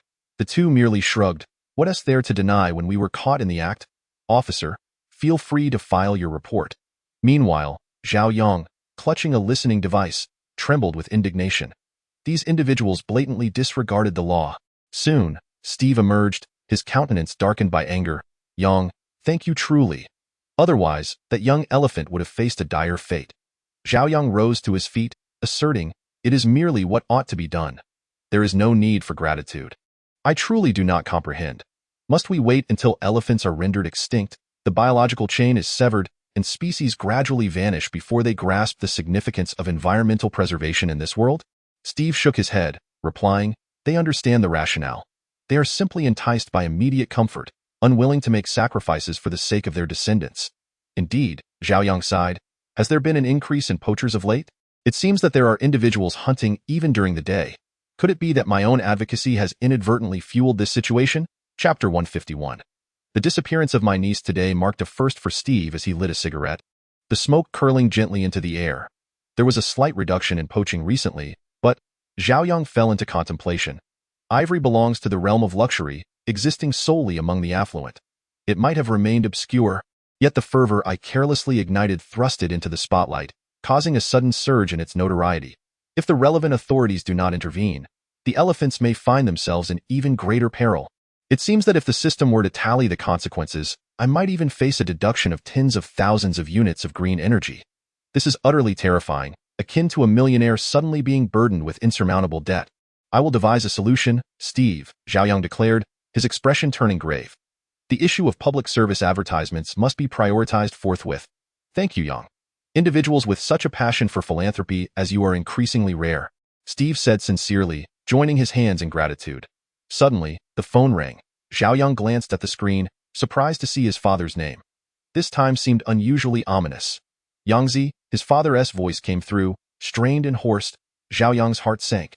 Could something have gone awry? Dad, please do not panic. Speak slowly. What has happened? Your cousin Tingting has been missing since the day before yesterday. Please take a leave of absence and return home, Zhao Hui choked out. How could his niece vanish so suddenly? Zhao Yang's mind raced with uncertainty, yet he simply acknowledged his father and ended the call. What is it, Yang? Steve inquired, noticing the shifting expressions on Zhao Yang's face, perplexed. It appears there may be some troubling news. Zhao Yang requested a cigarette from Steve, lighting it and saying calmly, it concerns family matters. Might I ask for your assistance with the filming here? Since I am not particularly occupied, once I escort those two poachers to the South African Environmental Bureau today, I shall handle the rest. Steve confidently patted his shoulder. Zhao Yang expressed his heartfelt gratitude and promised to visit when time permitted, also mentioning the previous discussion about funding several billion for the South African Reserve. The two conversed for an extended period until the sky had completely darkened, at which point they returned to their respective rooms. The following morning, Zhao Yang boarded a plane back to his hometown, arriving just as noon struck. The scorching sun felt as if it could strip away one's very skin. The roads leading to his childhood home were still under renovation, forcing the vehicle to halt at the end of a concrete pathway. Zhao Yang paid the fare and disembarked, lugging his luggage behind him. After a 20-minute walk along the gravel road, Zhao Yang finally arrived at the doorstep, though it was not his own home, but rather that of his uncle. Yang has returned. An uncertain remark was made by someone, and then a heavy silence enveloped the gathering. Zhao Yang approached his father, placed his belongings down, and inquired, Dad, what on earth is going on? Zhao Hui glanced at his son, his voice hoarse as he replied, First, take a shower. I will explain everything shortly. The village is quite different from the outside world. They still rely on solar water heaters. Zhao Yang struggled to adjust the water temperature and instead opted for a quick rinse before emerging. Now, please speak, he urged. Zhao Hui sighed, perhaps it is best if your uncle explains. Zhao Yang's uncle, Zhao Yang, is a quintessential farmer. Years ago, an accident involving a hand-operated tractor resulted in a broken leg due to brake failure, and he now survives on government subsidies. His wife, Yume, a teacher, could not endure the strain and divorced him 2 years ago. Their daughter, Yuan, had gone missing just a few days prior while out shopping with Yume. Despite extensive inquiries among the villagers and townsfolk, there has been no trace of her. She is not a small child. How could she just vanish? Zhao Yang asked. Have you reported her missing? Zhao Yang shook his head. It has only been 2 days. Initially, we thought she was merely sulking, so we did not take it seriously enough to alert the authorities. How could you be so foolish? Such a significant matter, and you haven't reported it. Zhao Yang's frustration surfaced. His father stepped forward and grasped Zhao Yang's arm firmly. We were inexperienced and thought you, being a university student, would resolve it once you returned home. What does being a university student matter? I cannot dig 3 feet into the ground to find her, Zhao Yang exclaimed, at a loss for words. Zhao Yang approached, attempting to calm him. My dear nephew, please refrain from anger. Discuss with your uncle how we might address these issues. First, we should file a report in town. The rest, uncle, you can explain to me on the way, Zhao Yang asserted as he rushed outside. His father followed closely behind. Yang Zi, I just borrowed the car from your uncle. You should drive with him to town. This arrangement suited Zhao Yang, who nodded and accompanied his uncle to the backyard. Inside the car, Zhao Yang asked, Where exactly did Yuan go missing? In town. Her mother was trying on clothes, and when she stepped out, the child had disappeared. Zhao Yang sighed, expressing his despair. Suddenly, the car came to an abrupt halt. By the time Zhao Yang realized what had happened, Zhao Yang had exited the vehicle. Through the window, Zhao Yang spotted a woman standing by a utility pole, clutching a stack of printed A4 sheets. Zhao Yang followed suit and got out of the car. Please share some with me. I need to head to town immediately to post these, Zhao Yang said. Why Yume initially remained silent but erupted in anger upon hearing his words. What are you pretending to be so kind for? Do you want to scold me? Go ahead. It's not like you haven't done it before. Zhao Yang felt a sense of discomfort, mindful of Zhao Yang's presence.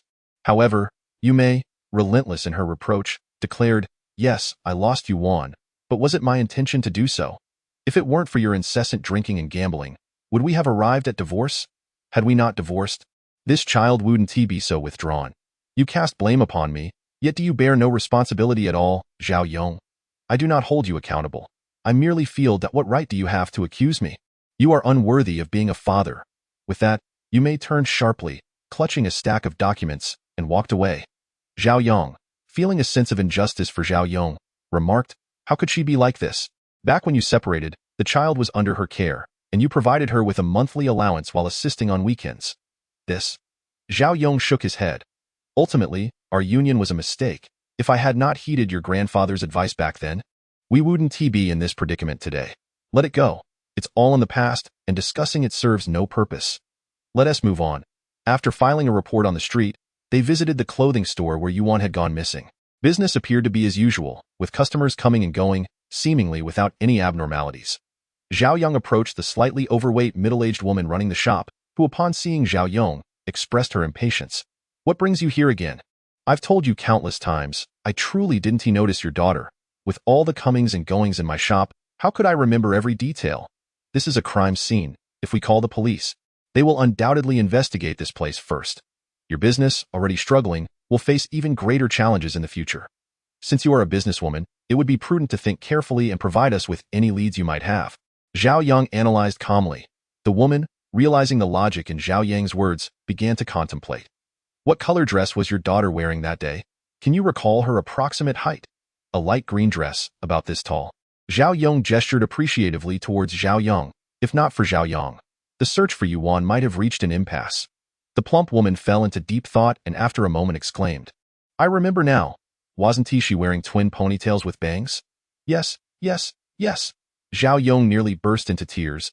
He had never imagined they would actually uncover a clue. I recall that little girl was quite delicate in appearance, which left an impression that at first, her mother was trying on clothes while she stood at the entrance. Later, someone called her, and she left on her OW and, Do you remember who that person was? Zhao Yang inquired. Unfortunately, I cannot recall. As they were quite distant, I assumed it was the child's father, so I paid little attention, especially with the business in the shop. Zhao Yang interjected, Was it a man? Yes, I found it odd that the couple entered the store separately. In any case, the man did not show his face. I only heard his voice. Discovering a clue can be far more distressing than not finding one at all. Zhao Yang could clearly see that Zhao Yang's expression had begun to change. All right, I understand, Zhao Yang said as he took out a pen and inscribed his name and phone number on a poster. In any case, should any new information arise, please do not hesitate to contact me. The stout woman nodded in agreement. After completing the registration on the street, Zhao Yang returned home with Zhao Zhong. Just as they parked the car, Zhao Wei called for Zhao Yang and Zhao Yong to join him for dinner. Zhao Yang turned to Zhao Yong and said, Uncle, you and Dad go ahead and eat. I need to make a quick visit to Aunt Yu. Aunt Yu, of course, referred to Yumei. Upon arriving at Yumei's residence, the woman shrieked at the sight of Zhao Yang. What do you want? All the men from the Zhao family are the same. Not one of them is worth a dime. Her hair was a tangled mess, resembling wild weeds, her eyes bloodshot and sunken, giving her the appearance of a complete lunatic. Aunt, Yujun has not yet been found. Could you please try to remain calm? If you still wish for your daughter to return home, I kindly ask for your cooperation. Yumei finally seemed unable to contain herself and broke down in tears. Zhao Yang patiently waited for her to finish crying before explaining, May I take a look at Yujun's room? There may be some clues inside. Go have lured Yujun away. One must possess two essential elements, her trust and a prior connection. At last, Yumei refrained from obstructing him. As Zhao Yang entered Yujun's room, he began to survey the surroundings. Like any typical young girl, the walls were adorned with posters of contemporary celebrities. The room contained a bed, a desk, and a bookshelf. In front of the desk was a poster inscribed with the words, Life should be lived with urgency. Gallop forward with vigor, and success will surely follow. Yujun was such an obedient child. How could she have vanished without a trace? When I asked her to wait for me before, she never left, Yumei lamented, her voice choking with emotion. Aunt, please refrain from crying for a moment. Think carefully. Has Yujun exhibited any unusual behavior in recent days? Zhao Yang asked, exasperated. What good does crying do? After a brief pause, Yumei managed to quell her tears and pondered aloud. Yujun has always been well-behaved and understanding. There hasn't been much to trouble me, however. Lately, she has often sighed or locked herself away in her room. Appearing quite despondent, when I inquired, she remained silent. I wish I had paid her more attention. As she spoke, Yumei began to weep once more. Zhao Yang opened a drawer and discovered a notebook with a leaf pattern cover nestled inside. Secured with a combination lock, a diary. He picked up the notebook and raised it towards Yumei, saying, I'll take this back to examine it and return it to you tomorrow. Yu Mei pressed her lips tightly together, wanting to tell Zhao Yang that it was private and off-limits, but upon reflecting on her missing daughter, she realized there was little worth clinging to. Seeing that Yu Mei remained silent, Zhao Yang interpreted it as consent and swiftly departed from her home like a gust of wind. Later that evening, Zhao Yang returned to his home, diligently attempting to unlock a password. Yet, after numerous futile attempts, he ultimately exchanged 1,000 points of green energy for a lock-picking technique from the system, successfully opening his notebook. Yangzi, you must be exhausted from running around all day. You haven't had dinner yet. Your mother has prepared a bowl of dumplings for you, so hurry and eat them while they're hot. She made them fresh. Zhao Hui entered Zhao Yang's room, carrying a bowl of dumplings. Thank you, Dad, it's getting late. You should head back and rest, Zhao Yang replied, accepting the dumplings with a smile directed at Zhao Hui. Chapter 154. Diary. Zhao Hui ruffled Zhao Yang's hair, uttering no words, and quietly exited the room. Zhao Yang placed the dumplings on the bedside table, opened his notebook, and began to read intently. April 1, 2019, sunny today. My classmates jested that my parents had reconciled, but I found this joke utterly devoid of humor, ended up quarreling with them. It seems I am ill-suited for such celebrations. May 7, 2019, sunny. My brother Zhao Yang returned home today, bringing along many people from the city, including a prominent businessman. I must study diligently, aspiring to achieve success like my brother Yangzi. May 8, 2019, rainy today. I engaged in a heated argument online with a certain individual. They demanded an apology from me, threatening to gouge out the eyes of a stray cat. That cat is already pitiable with a broken leg. How could it survive without its sight? This must be pivotal. Zhao Yang straightened his posture, propping a pillow behind him, and turned the page. May 9, 2019, rainy. Ultimately, the cat's eyes were gouged out. They deemed my apology insincere, using chopsticks to pierce the cat's eyes, even sending me a video of the horrific act. Blood flowed incessantly, and I was furious. May 11, 2019, sunny. I collaborated with online friends to create a post exposing this individual's heinous actions. He is nothing but a cat abuser, and such people deserve to be imprisoned. May 28, 2019, sunny today. I received an anonymous text message. The sender knew my name and my home address, demanding that I apologize in person, threatening to leave the dead cat at my doorstep if I did not comply. I am terrified. The diary entries concluded here, and Zhao Yang could envision the unfolding events. The person lurking in the shadows was truly ruthless. Suddenly, the system's voice resonated in his mind. Ding, congratulations, host. You have triggered the A-level environmental quest for stray animals. Resolving it will yield 5,000 points of green energy. Failure to resolve it will result in a deduction of 5,000 points of green energy. Do you accept? Zhao Yang found this amusing. Even without the system, he would have intervened. Accept. Without hesitation, he pressed the acceptance button, set down the weighty notebook, and picked up the blue floral bowl resting on the bedside, beginning to devour the dumplings ravenously. The following morning, Zhao Yang arrived at Yu Mei's house. Upon seeing him, Yu Mei rushed over, inquiring, "Have you discovered anything?" Zhao Yang waved his notebook, replying, "The password remains locked." Perhaps, Yu Mei hesitated for a moment. I should fetch something to pry it open. Yu Mei, an intellectual by nature, had always harbored a sense of superiority, often looking down upon others. Yet, at this moment, for the sake of her daughter, all pretensions had faded away. Zhao Yang shook his head, remarking, "It's likely lacking in constructive content. I suggest you open Yuan's computer. I shall check if there is anything unusual within." Unless he was utterly certain, Zhao Yang was reluctant to make any frivolous promises to anyone. Yu Mei remained silent as she turned and entered the room, powering on Yuan's computer. Simultaneously, Zhao Yang returned Yuan's notebook to its rightful place. Since Yu Mei occasionally used Yuan's computer for her own matters, she was familiar with the password. Zhao Yang feigned a thorough search, sifting through folder after folder, and finding it rather tedious. Yu Mei soon departed. No sooner had Yu Mei left than Zhao Yang accessed Yuan's QQ account. Upon entering the space, he immediately encountered a pinned post detailing the cruel slaughter of stray cats. Zhao Yang quickly added that QQ account as a friend, only to discover that the account had already been suspended. This was troublesome. Zhao Yang dialed a number to Ji Fuxing. "There is something I need your assistance with." "What is it?" It was rare to witness Zhao Yang in such a serious light. "I have a QQ number. Can you trace the individual associated with it?" After a brief silence, Ji Fuxing's voice came through, somewhat muffled. "It's a bit challenging, but I will do my utmost." "All right, I await your news," Zhao Yang replied before hanging up. Just after ending the call, Yu Mei re-entered. "So, what is the outcome? Any discoveries?" Chapter 155. Initiating the mission. Zhao Yang closed QQ and shook his head. Yu Mei, in despair, sank onto the bed, tears streaming down her cheeks. Zhao Yang wished to console her but feared he might not fulfill the promise he had made. Thus, he opted to leave instead. As the third day approached, Zhao Yang came seeking Zhao Yang. "How are things? Any news?" Zhao Yang shook his head. With a sigh, Zhao Yang turned to speak with Zhao Hui. Shortly thereafter, Zhao Hui entered. "Uncle S' stance is that you are still in university and should not allow these matters to interfere with your studies. He has asked me to persuade you to return." Zhao Yang smiled. "And what is your father's opinion?" Zhao Hui glanced at Zhao Yang's expression before responding. "Father believes that since we are family, when such matters arise, we should lend a hand whenever possible." Despite the previously strained relations between their families, Zhao Yang looked up. "Since it's father's wish, I shall support you. Please refrain from informing uncle for the time being, and grant me a bit of time. Yuan's situation is perilous, and I do not wish for them to harbor false hopes only to be disappointed later." "All right, I will heed your counsel." Zhao Hui acquiesced.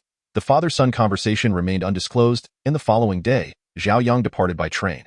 Through Ji Fuxing's investigation, they discovered that the individuals they were tracking frequently operated around T-City.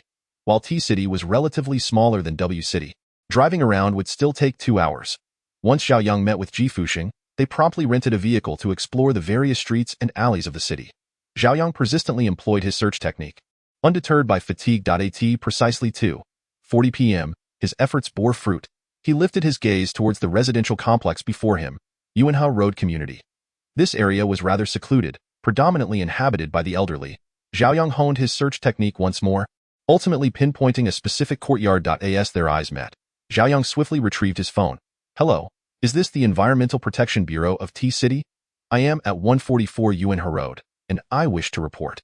Meanwhile, Ji Fuxing leapt with feline agility onto the rooftop of the residence, executing a graceful inversion. He produced a small device, puncturing a minute hole in the frosted glass of the first floor. Placing a camera atop it, the interior of the house was instantly revealed on Zhao Yang's phone. Through the lens, 6 or 7 youths were frolicking with a group of kittens, albeit all were disfigured. Some missing limbs, others lacking tails, and some even eyes.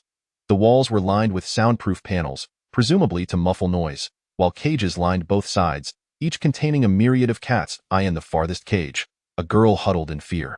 The boys, grinning maliciously, dragged her out. "You Juan, you've been observing us care for the kittens for days. You must have learned something, right? Come now, don't be afraid. Let your brother teach you, Deno? Please." The girl's terrified screams pierced the air, shrill and heart-wrenching, yet utterly muffled by the thick soundproofing.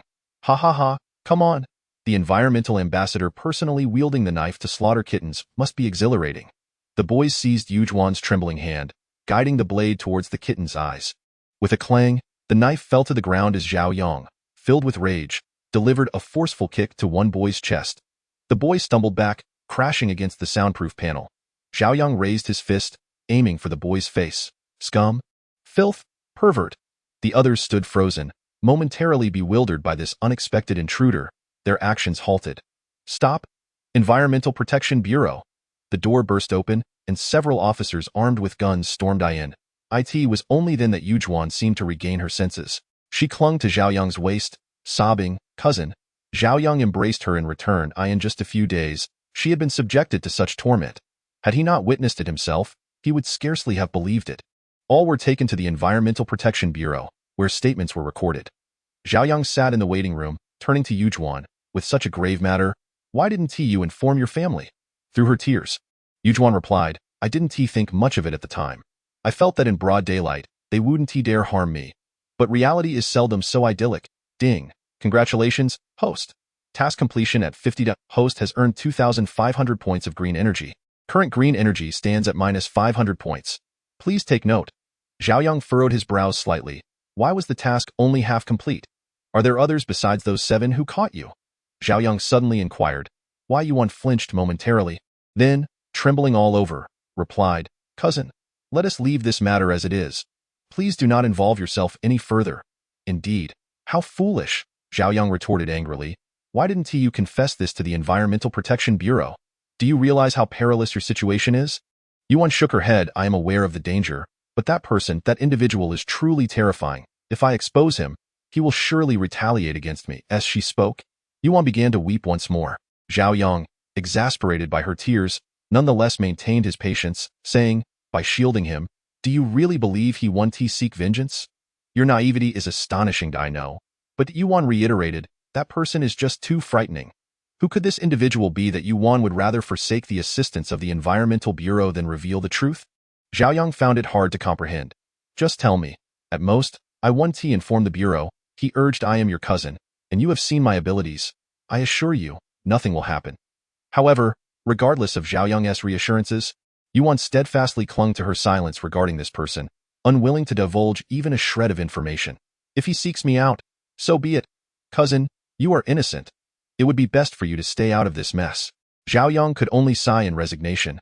Then I can assist you no further. Take care of yourself. I will send you back this afternoon. Wai Yuan nodded in agreement. Just then, an environmental officer emerged and, upon seeing Zhao Yang, immediately broke into a smile. Young man, you have been of tremendous help this time. With those moves, are you a professional? Zhao Yang shook his head. I've merely dabbled in some martial arts. By the way, what will happen to those apprehended? The officer sighed. Although the circumstances are quite serious, they are all minors. However, the abduction aspect will be dealt with severely. Satisfied with the answer he sought, Zhao Yang smiled up. By the way, who is this little girl to you? She is my cousin, Zhao Yang succinctly replied. The environmental officer marveled. You are from W City, aren't you? To have tracked them down to T City so swiftly is truly impressive.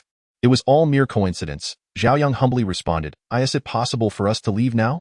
After all, her family is still waiting for her to return. He gestured towards the disheveled Yuan. The officer nodded. Of course, do you need us to provide transportation? That would be greatly appreciated. Although they had previously rented a vehicle, the Bureau's car was comparatively safer. The three swiftly returned to their hometown. Zhao Yang first called his father. Zhao Hui, Yuan has been found. How should we handle her now? Should we take her to Uncle S or to you, May S? What? Yuan has been found. Zhao Hui's voice suddenly rose by a few degrees before calming down again. Well then, Yangzi, why don't you take her to our home first? I will notify Uncle and you may to come over shortly. All right. Zhao Yang hung up the phone, expressed his gratitude to the environmental officer, and then alighted the vehicle with Ji Fuxing and Yuan by this time. Evening was approaching, and the rural path was devoid of any presence, save for the sound of their footsteps and the chirping of insects by the roadside. As Zhao Yang walked for a while, an unsettling feeling crept over him. It seemed he had been to this place before. System? Zhao Yang tapped on the small window. Chapter 157. Customer service unavailable. Apologies. System maintenance in progress. Customer service is currently unavailable. The shop and exchange functions remain operational. Loans are not supported. The indifferent voice of the system echoed back, with everything at his disposal being negative. What was the difference between being unable to secure a loan and having the system shut down? Zhao Yang exited the system and glanced at Ji Fuxing beside him. Initially, he had thought that Ji Fuxing, with a combat power of 800, would be utterly fearless. However, when Ji Fuxing met his gaze, he trembled and asked, are we encountering ghosts at a ghost wall? OMG. This seemingly formidable individual is afraid of ghosts? Zhao Yang nodded, lighting a cigarette. Would you like one? Ji Fuxing took it with a slight tremor and inquired, what should we do? Zhao Yang took a deep drag and replied, we can only proceed step by step. Once I finish this cigarette, we will set off. As dusk gradually enveloped everything in impenetrable darkness. They found themselves still wandering in circles. Cousin, Wai Yuan, utterly terrified, spoke with a quivering voice, what should we do now? Zhao Yang felt a pang of panic himself. However, he had to maintain an air of composure, for among the three of them, he was the only reliable one at that moment. Let us turn on our phone flashlights, and once I finish these 3 cigarettes, we will leave. We'll back each other up. No one should be afraid. Zhao Yang raised the cigarette pack in his hand as he spoke. Ji Fuxing and Yuan nodded silently, entrusting their backs to Zhao Yang, who promptly leaned against them. 3 beams of light from their phones shot towards the sky as Zhao Yang took a deep breath and began to smoke. Suddenly, one of the beams extinguished, followed by another. Zhao Yang felt a shiver run down his spine and asked, what is happening? Yuan replied, There's no power. Ji Fuxing echoed, me too. Zhao Yang was filled with dread. He tossed the cigarette to the ground and declared, today, I refuse to be cowed by this. He had never believed in ghosts or deities, scoffing at the idea of worshipping them. Yet the current situation was a stark mockery of his disbelief. They continued to wander in circles. Ding dong. A text message arrived. Zhao Yang opened his phone to find an unfamiliar number with a single message. This is merely the beginning, Zhao Yang. Immediately afterward, his flashlight also flickered out. Who could this person be, capable of causing such a spatial closure? If Zhao Yang had initially felt a tinge of fear, Upon realizing it was a human orchestrating this, he found himself emboldened, fear dissipating entirely. Let us take one final stroll. This time, they managed to exit smoothly, and by the time they returned home, it was already 5 in the morning. Why have you only just returned? Zhao Hui inquired with a hint of reproach. Why Yuan hurriedly explained, Uncle, please don't blame Zhao Yang. We intended to arrive home much earlier, but we encountered a mysterious barrier on our way back. Upon hearing this, Zhao Yang's mother began to weep. Oh dear, what have I done to deserve this? Yang, you must listen to me this time and pay a visit to the ghost granny. In the eyes of the villagers, the ghost granny is an elderly woman who has opened her third eye. Zhao Yang had visited her once and found her tales to be nonsensical. Thus he held no belief in her. However, given their recent experiences, Zhao Yang had no choice but to comply. By noon, Zhao Yang's mother had made all necessary arrangements and took the 3 of them up the mountain. The ghost granny resided in a dilapidated temple halfway up the slope. Zhao Yang's mother fervently prayed and recounted the recent tribulations of Zhao Yang and Yuan. The ghost granny, with an air of mystique, counted on her fingers and said, There is a grove of trees on the desolate hill at the eastern edge of the village, a dwelling place for mischievous spirits. If you burn that grove, your troubles will be resolved. Damn, those trees are the ones he planted himself. Indeed, superstitions are to be avoided. Zhao Yang's mother sincerely expressed her gratitude, placed her offerings upon the incense table, and slipped a red envelope to the ghost granny before she herself began to burn paper money in an iron pot within the dilapidated temple. All mischievous spirits, stay away. Do not provoke my son, Zhao Yang. As soon as they exited the temple, Zhao Yang's mother exclaimed furiously, Let us go. Chapter 158. It's a level task in the sweltering midday heat. Could it be that his mother had succumbed to those absurd tales and decided to chop down the trees? Mom, Zhao Yang grasped her arm. Where do you think you're going in this weather? Where else? Zhao Yang's mother retorted impatiently. Of course, I'm going to cut down those trees by the roadside on the desolate hill. I felt something was amiss for years. How could tiny saplings sprout in such barren land? There must be spirits involved. Zhao Yang was at a loss for words. Those are the trees your son planted, you know? Please, try to remain calm, Ding. Congratulations, host. You have triggered the environmental system's level task. Upon completion, you will receive 2,000 points of green energy. Failure will result in a 1-month freeze of the marketplace. Please be aware that a freeze on the marketplace. Zhao Yang was indifferent to that, even without a freeze. He had no green energy to exchange. However, those trees were ones he had planted, and it would be a pity to cut them down. Mom, those trees were surely planted by the higher-ups. They cannot be recklessly chopped. Zhao Yang attempted to salvage the situation. Upon hearing this, Zhao Yang's mother wiped her tears and began to weep. I don't care who planted them. My son is in this state. And what harm is there in me chopping down a few trees? Mom, Zhao Yang elongated the word. He had not done anything severe. It was merely an encounter with a mysterious barrier. Moreover, recalling the text message, Zhao Yang felt a surge of indignation, suspecting that the barrier might have been artificially created. Dear girl, that ghostly old woman did not specify how much we should burn. A symbolic gesture of incinerating a small amount should suffice. Otherwise, we might inadvertently trigger a forest fire, which would be quite troublesome, Yuan remarked. Zhao Yang's mind whirled, and he conceived an idea. Why Yuan is correct. If we burn over 1,000 trees, the environmental authorities will surely detect it, and we might find ourselves summoned for a chat. Zhao Yang suggested. Perhaps it would be wiser for me to break off small branches from each tree on the desolate mountain and conduct a collective burning. Zhao Yang's mother pondered for a moment, finding some merit in his proposal, and thus refrained from opposing it. When Zhao Yang and Yume arrived at Zhao Yang's home, they found him engaged in setting ablaze a large bundle of verdant branches, which crackled vigorously under the application of gasoline. Zhao Yang, where is my daughter? Where is Yuan? Yume knelt before Zhao Yang, grasping his hand, her voice tinged with panic. She had feared the loss of her daughter, only to be met with an unexpected turn of events. Zhao Yang, startled, nearly spilled gasoline onto Yume as he jumped. Just then, Yuan emerged from the house exclaiming, Mom, Yume, a second-grade elementary school teacher, had always viewed her mother with deep respect. She had never witnessed her mother in such a disheveled state, akin to a beggar on the streets. Yuan. Yume rushed forward, enveloping Yuan in a tight embrace, causing her to stumble slightly, while simultaneously catching sight of Zhao Yang behind her. In just a few short days, he appeared to have aged several years.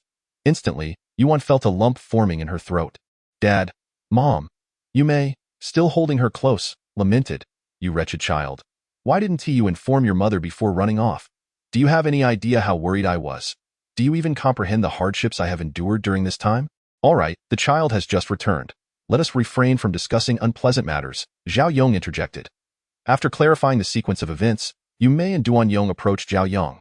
We are truly grateful to you. Yangzi, without your assistance, your aunt and I would have been at a complete loss. Zhao Yang smiled lightly. It was merely a small effort on my part. During lunch, the two guests remained at Zhao Yang's home, where his mother joyfully slaughtered a chicken and rode her electric bike to the market to procure some marinated dishes. At the table, Yu Mei remarked, your chicken is rather small. Why would you kill it? Zhao Yang's mother waved her hands dismissively. What does it matter? As long as Wanner is back, I would gladly sacrifice 10 more. You are far too gracious. Yu Mei suddenly shifted the subject, inquiring. I saw Zhao Yang burning branches. What were you all doing? Chapter 159. Remarriage. Aware that Yu Mei was a woman of skepticism, Zhao Yang's mother refrained from elaborating further, simply stating, they encountered a ghostly barrier last night. So I thought to burn some branches to dispel the malevolent spirits. Zhao Yang sighed. The older generation held firm beliefs that were impervious to reasoning. Hearing this, Yu Mei fell silent in matters concerning others. She found herself devoid of any opportunity to intervene. At that moment, Zhao Yang abruptly remarked, how is the job search I asked you to assist me with coming along? Zhao Yang was addressing Zhao Yang's father, Zhao Hui. Zhao Hui let out a sigh, saying, jobs are scarce these days. And considering your limited mobility, it will be even more challenging. I worry that you might find it difficult to humble yourself enough for work in a garment factory. There's nothing to be ashamed of. Zhao Yang replied, I have faced shame before, especially after my breakup with Yu Mei, which led to Wanner being kidnapped. Recently, I have pondered quite a lot. At my age, it is indeed time to seek stable employment. Zhao Hui nodded in agreement. Why, Yu Mei interjected. We have decided to remarry. The impact of her words was akin to that of a bombshell. Why, Yuan exclaimed in surprise. Dad, Mom, Zhao Yang continued. I hope our family can live harmoniously together from now on, without any disputes. It's perfectly acceptable for each of us to take a step back. He acknowledged that in the past, he had been overly assertive, promising to be more accommodating in the future. Yu Mei added a remark. Zhao Yang glanced at Yuan, who was so moved that she was rendered speechless, her head bowed and softly sobbing. Though no one had directly insulted her, the peculiar gazes from her classmates made her feel as if they were mocking her for being a child without a father. Little did she know, this unfortunate turn of events would lead to the resurrection of her fractured family. Zhao Yang stood up, raising his glass. In that case, Uncle and Aunt, Yuan, I congratulate you both and wish you a future filled with happiness. Upon hearing this, everyone rose to clink glasses. After a while, Yuan stood up, shyly raising her glass. Cousin, I truly thank you for this. Without you, Wanner might have met a grim fate. Zhao Yang also stood. We are family. There's no need for such formalities. The two families exchanged pleasantries for an extended period before finally finishing their lunch, gradually dispersing in small groups. After the meal, Zhao Yang, Yu Mei, and Yuan each returned home, while Zhao Yang prepared to head back to school. Zhao Yang's mother placed a jade pendant around his neck. She advised, be cautious when you're out alone. You are no longer a child, and try not to make your parents worry. Zhao Yang remained silent, captivated by the jade pendant hanging before him. The value displayed an astonishing 100,000. Staring at the cascade of zeros in the air, he felt a wave of dizziness wash over him. Suddenly, a hand playfully slapped the back of his head. You little rascal, I'm talking to you. Are you listening? Rubbing his head, Zhao Yang replied, Mom, if you're going to scold me, at least don't scold yourself. It's all your fault, his mother retorted, rolling her eyes. Chuckling foolishly, Zhao Yang asked, Mom, where did you get this jade?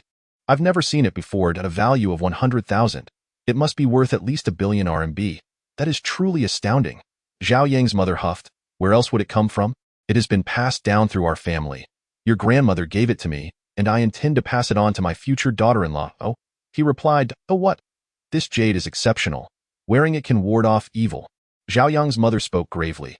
Zhao Yang inquired, Mother, how much do you think this piece of jade from our family is worth? Instantly, Zhao Yang's mother's brows furrowed. I warn you, young man, do not entertain any foolish ideas. This jade has been passed down through generations. Do not even mention tens of thousands, nor millions or tens of millions. It is not for sale, do you understand? Zhao Yang hurriedly covered his ears. I understand. I understand. Such a precious item, surely, while invaluable, is also beyond the market. Moreover, since it is a family heirloom, it will undoubtedly remain untouched. Chapter 160. You can't hide anything from you having made the necessary preparations. Zhao Yang set off. Zhao Yang's elder brother, Zhao Zhong, initially intended to accompany him to the town, but Zhao Yang declined. I have a little brother with me. If your electric scooter runs out of battery midway, it would be quite troublesome. Well, I can just push it back, Zhao Yang replied. All right, Zhao Yang sighed, your legs have just undergone surgery. We must ensure that no complications arise. Only then did Zhao Yang relent. Upon reaching the village's edge, Ji Fuxing asked, where are you planning to go? Haha, Zhao Yang chuckled. It seems there is nothing you cannot discern. Ji Fuxing rolled his eyes. The intention was so blatant that if he failed to notice, it would be quite foolish. Zhao Yang took out his phone to show Ji Fuxing a threatening message received the previous night. Can you find any clues from this? A text message? Ji Fuxing frowned. This might prove somewhat challenging, considering the multitude of channels through which messages can be sent, and given the time that has elapsed, it is likely. Never mind, just look into it casually. If he intends to retaliate, let him come. I shall not fear him, Zhao Yang replied nonchalantly. As they conversed, they unwittingly arrived at the foot of the mountain, where they spotted a dilapidated shrine halfway up. Ji Fuxing suddenly understood. System, loan. Apologies, system maintenance in progress. Zhao Yang exclaimed in frustration, stop feigning ignorance. The system has already triggered a task, and you have the audacity to claim you are undergoing maintenance? Host, you have already taken out numerous loans? This is for your own safety, the system replied, I know my own limits. Very well. They soon reached the shrine's entrance, and after a moment of hesitation, Zhao Yang stepped inside. The shrine was modest yet spacious. With yellow-green drapes hanging on either side, a row of candle holders stood directly ahead, their flames flickering, and behind the holders was an incense altar, with a statue of Guanyin positioned behind it. Old Granny Ghost was situated just behind the Guanyin statue. Why do the people below not prostrate themselves? A cultured voice emanated from behind the statue. Indeed, his mother always knelt upon her arrival here. While it was inconsequential for him to accompany her, being alone and expected to kneel was somewhat displeasing to Zhao Yang. I have not come to pray. I am here to conduct business, he replied. A strange laughter echoed from behind the statue, causing the candle flames to sway. To conduct business with the divine. You possess quite the audacity. Zhao Yang stood tall. If I lacked courage, I would not have come here at all. Very well, praised the ghostly matriarch. In that case, you may pass through the first curtain and proceed to the back hall. Zhao Yang raised an eyebrow. Taking a few steps forward, he lifted the first curtain, only to discover a concealed door behind it. Its hue closely matched that of the curtain, rendering it nearly imperceptible. Just as Zhao Yang intended to push the door open, it swung inward, revealing a woman who whispered, "Come in." She appeared to be in her mid-20s, clad in white, emanating an aura of coolness. Following her, Zhao Yang ventured further inside. Although it was summer, a chill permeated the air, eliciting a sense of intrigue within him. Soon, however, clarity dawned as he entered the back hall, brightly illuminated, where an air conditioning unit worked diligently. The decor of the hall bore no distinction from that of an ordinary household, save for the presence of antique furnishings. At the center sat an elderly lady, clutching a string of prayer beads, adorned in a funeral garment, her wrinkled visage framed by deeply set eyes. Upon Zhao Yang's arrival, she smiled and said, "Young man, you and I are destined to meet, which is why I permitted your entry. You may now present your business proposition." Zhao Yang scoffed. These individuals merely employed vague language to deceive uneducated rural women. How brazen to flaunt their pretensions before him. The decor here is satisfactory, suggesting you are not in dire need of finances. However, it is customary to accept additional offerings, is it not? I request that when you accept the villagers' gratitude, you instruct them to plant a tree, and refrain from encroaching upon our local greenery, if you please. Chapter 161. A tree for 1,000 O, I see. Allow me to introduce myself first. My surname is Su, and this is my granddaughter, Su Jiao. The ghostly matriarch, no, at this moment, she ought to be referred to as Lady Chun, gestured towards the woman who had guided them in. Zhao Yang nodded and continued, I am Zhao Yang, Lady Chun. What are your thoughts on this matter? It is indeed possible. Her eyes glimmered with cunning as she inquired, but what benefits do you offer in return? How persistent? I can provide a deposit of 1 million initially, and for each tree planted, I will give you 100. No, how about 500? Lady Chun, donning an ancient-style armor, rapped the wooden table, producing a rhythmic thud. The deposit must be 2 million, and for each tree, 1,000. Furthermore, take my granddaughter to develop in W City. How ruthless, Lady Chun. It is not that I am unwilling, but I am still a university student. Taking a girl to school with him seemed rather peculiar. Moreover, he instinctively glanced at Su Jiao, who remained silent with her head bowed, appearing even more aloof. Having such a companion made him feel somewhat uneasy. I am well aware. The matriarch shot Zhao Yang a knowing glance. Not only do I know you study in W City, but I am also aware that you have established a company there. Goodness, this was exceedingly strange. He had never disclosed such matters to anyone, let alone someone he preferred to avoid. Could it be that this elderly lady possessed some extraordinary abilities? It seems that the elderly lady, sensing Zhao Yang's thoughts, cheerfully remarked, "You need not overthink. It's merely a piece of information. With dedication, you will undoubtedly uncover the truth. For now, I shall arrange for Su Jiao to stay at the company, and once I graduate, I will bring her along, if that is acceptable." "No need for that." Su Jiao knelt beside her grandmother and pleaded, "Grandmother, allow me to remain by your side. If I were to leave, what would you do in the future?" The elderly matriarch gently cupped her granddaughter's face and sighed. "You cannot stay in this small mountain village forever. It would stifle you and your talents." However, Su Jiao interrupted, "No, grandmother, please do not say that. Let me accompany you on this final journey." With a reluctant nod, the elderly lady acquiesced. "Very well then, the deposit is 200,000. Each tree is 1,000 monthly. I shall have Su Jiao handle the payments. Do you have anything else to add?" "This. What does this have to do with him?" He initially believed he was fully prepared, yet it turned out the other party had meticulously planned more than he had. After a moment's hesitation, Zhao Yang uttered a simple agreement. "All right, but I have a condition." Only then did the elderly lady raise her gaze to Zhao Yang. "What is your condition?" She had already consented to Zhao Yang's unreasonable requests, yet he still dared to present conditions. "Each month, we must finalize 10 deals. Otherwise, I refuse this collaboration." Any project necessitates returns, and he could not afford to lower his stance excessively. The elderly lady chuckled, "What if I agree to 20 deals a month? Rest assured, during my lifetime." With her words, Zhao Yang found himself at a loss for a retort. "Shall we sign a contract then?" "No need for that." She shook her head. Jiao, please fetch the contract I printed earlier. Su Jiao nodded and retrieved 2 copies from the coffee table. As she scanned through them rapidly, Zhao Yang felt an increasing sense of alarm. The contents were strikingly similar to what they had previously discussed. Indeed, many matters in this world cannot be judged solely by conventional wisdom. After both signed, Su Jiao presented 2 ink pads before Zhao Yang and the elderly lady. Zhao Yang, puzzled, inquired, "Do we really need to leave our fingerprints?" Su Jiao shot him a sidelong glance. The elderly lady laughed, "I may be an old woman, but I cannot outmaneuver you young folks.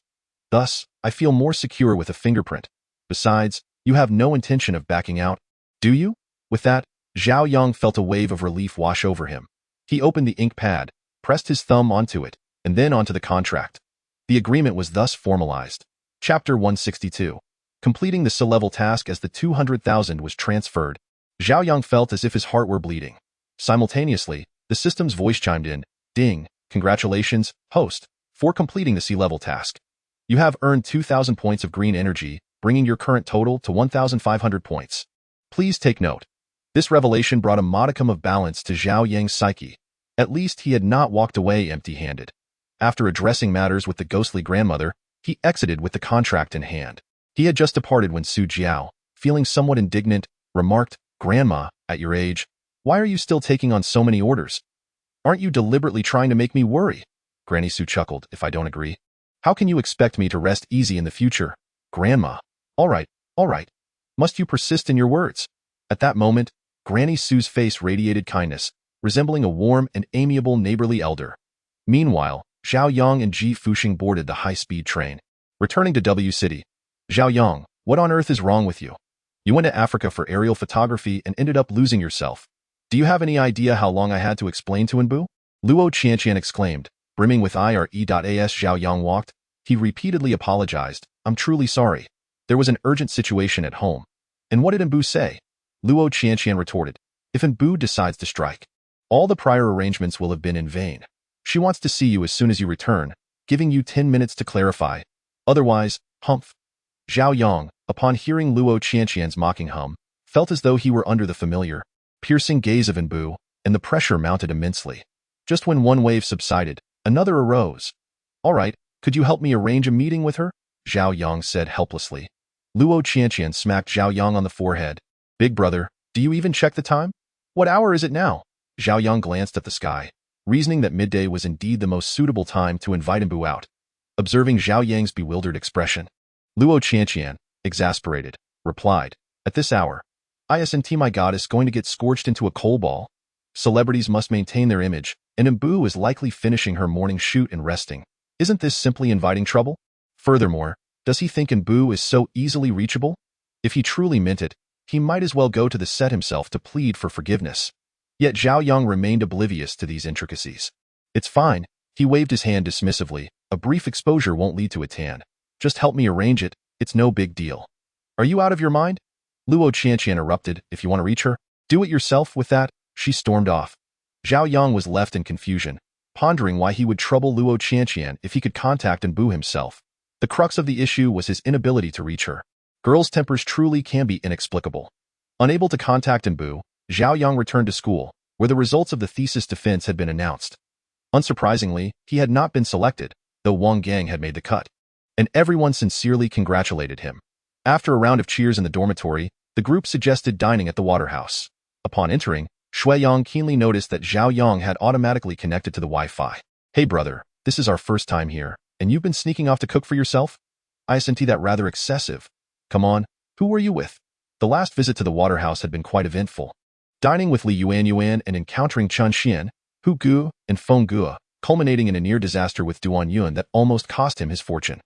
Reflecting on this, Zhao Yang couldn't help but chuckle. Hey, my friend, that's a bit excessive, isn't it?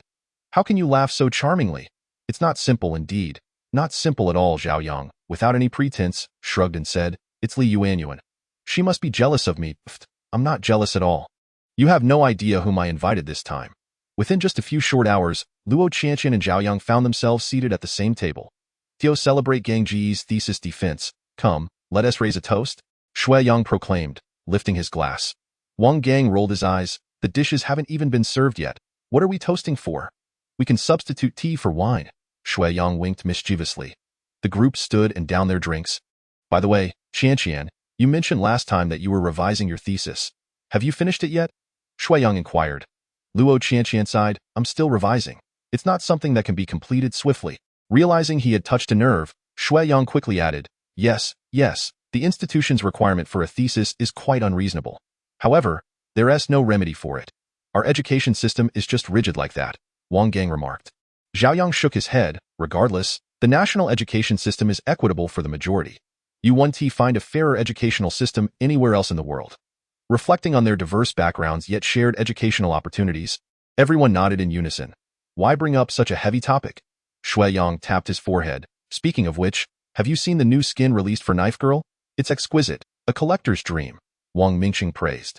And the price is equally exquisite. It hurts, Wang Gang lamented. Zhao Yang, having not played games in a while, felt a bit bewildered. He searched online and discovered a strangely familiar aesthetic in the promotional artwork featuring the anime-style Knife Girl. Doesn't this girl seem a bit familiar? Zhao Yang raised his phone and asked. Indeed, she is my anime wife. Are you envious? Shui Yang replied boastfully. Zhao Yang retorted, I was being serious here, it's Nbu. The model is based on her face and style. Luo Qianqian stated matter-of-factly. Nbu? Isn't she your goddess? Shui Yang paused, then asked, Have you purchased it? If not, I might just gift it to you. Luo Qianqian arched an eyebrow at Zhao Yang. Look at her, and then look at you.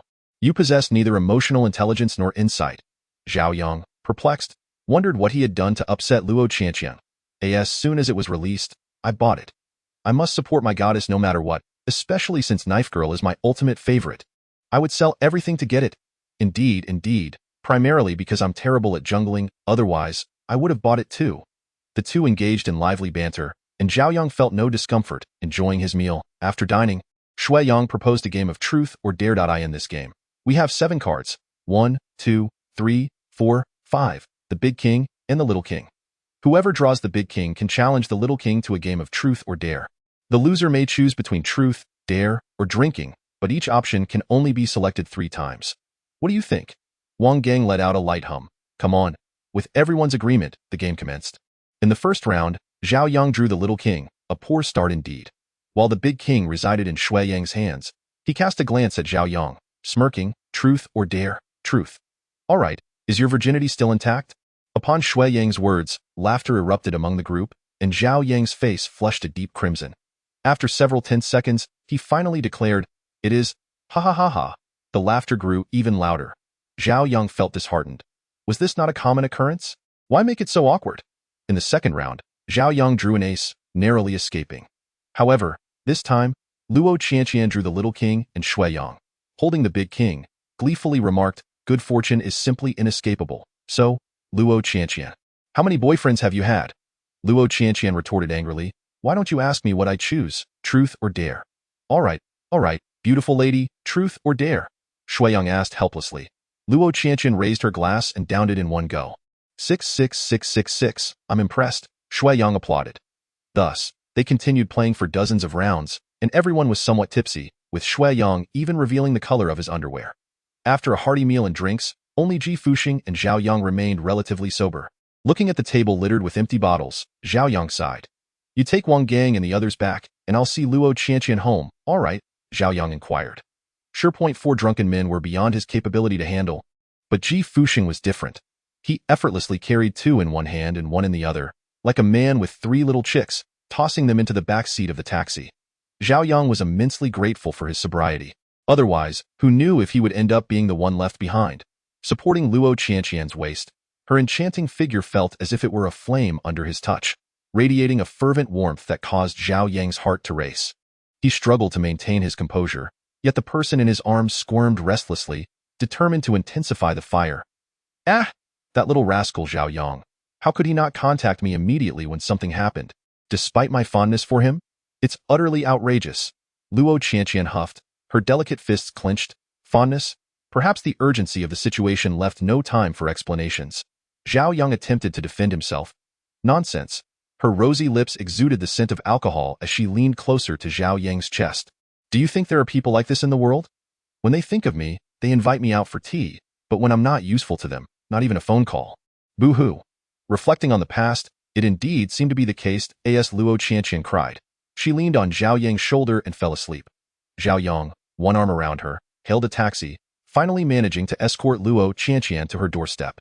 As he pressed the doorbell, there was no response. Zhao Yang furrowed his brow and gently patted Luo Qianqian's face, urging her to awaken. Wake up! Did you bring your house keys? Luo Qianqian winced in pain, letting out a soft moan as she tossed her small bag into Zhao Yang's embrace. Here, take it all. Zhao Yang, taken aback, grasped Luo Qianqian with one hand while rummaging through her bag with the other. After searching twice, he found no trace of the elusive keys. Surely, she wouldn't have left without them, he pondered, exasperated. Where are the keys? He inquired. Luo Qianqian released his grasp, spread her arms wide, and spun around in a playful manner, exclaiming, they're on me, come and find them. Her tone resembled that of a child yet to mature. With a resigned sigh, Zhao Yang couldn't help but notice her knee-length skirt accentuating her exquisite figure, causing his throat to dry and his heart to race. Yet, the keys remained elusive. Forget it, he thought, clutching Luo Qianqian's identification card. I suppose we shall make do at a hotel for the night. Meanwhile, within the confines of the villa, as they watched the pair depart, Yi Xiuji exhaled a sigh of relief. Finally, they are gone. I was so worried that Zhao Yang would discover the fingerprint lock. Now you can rest easy, Luo Weinian remarked, wrapping his arm around his wife. Let us get some sleep. If Zhao Yang were privy to the entire truth, he would surely be furious, lamenting that desperation for marriage could lead to such a predicament. After waiting for an extended period without sight of a taxi, Zhao Yang reluctantly relied on his navigation to reach a nearby hotel close to Luo Qianqian's home. After surrendering their identification cards, the hotel proprietress regarded Zhao Yang with a disapproving glare, as if scrutinizing a criminal. In such circumstances, it was indeed challenging to avoid misunderstandings. With a resigned expression, Zhao Yang paid the fee and entered the room. The accommodations featured a standard setup with a single bed, a sofa beside it, a television and table facing the bed, and a bathroom on the right side. As soon as he set Luo Qianqian down, she collapsed into slumber. Zhao Yang, feeling helpless, hurried to cover her with a blanket, only to have her kick it off. Go away, she protested. What an unruly individual. As Zhao Yang prepared to cover her once more, he noticed Luo Qianqian tugging at the collar of her clothing, her face displaying agitation. It's so hot, unbearably hot.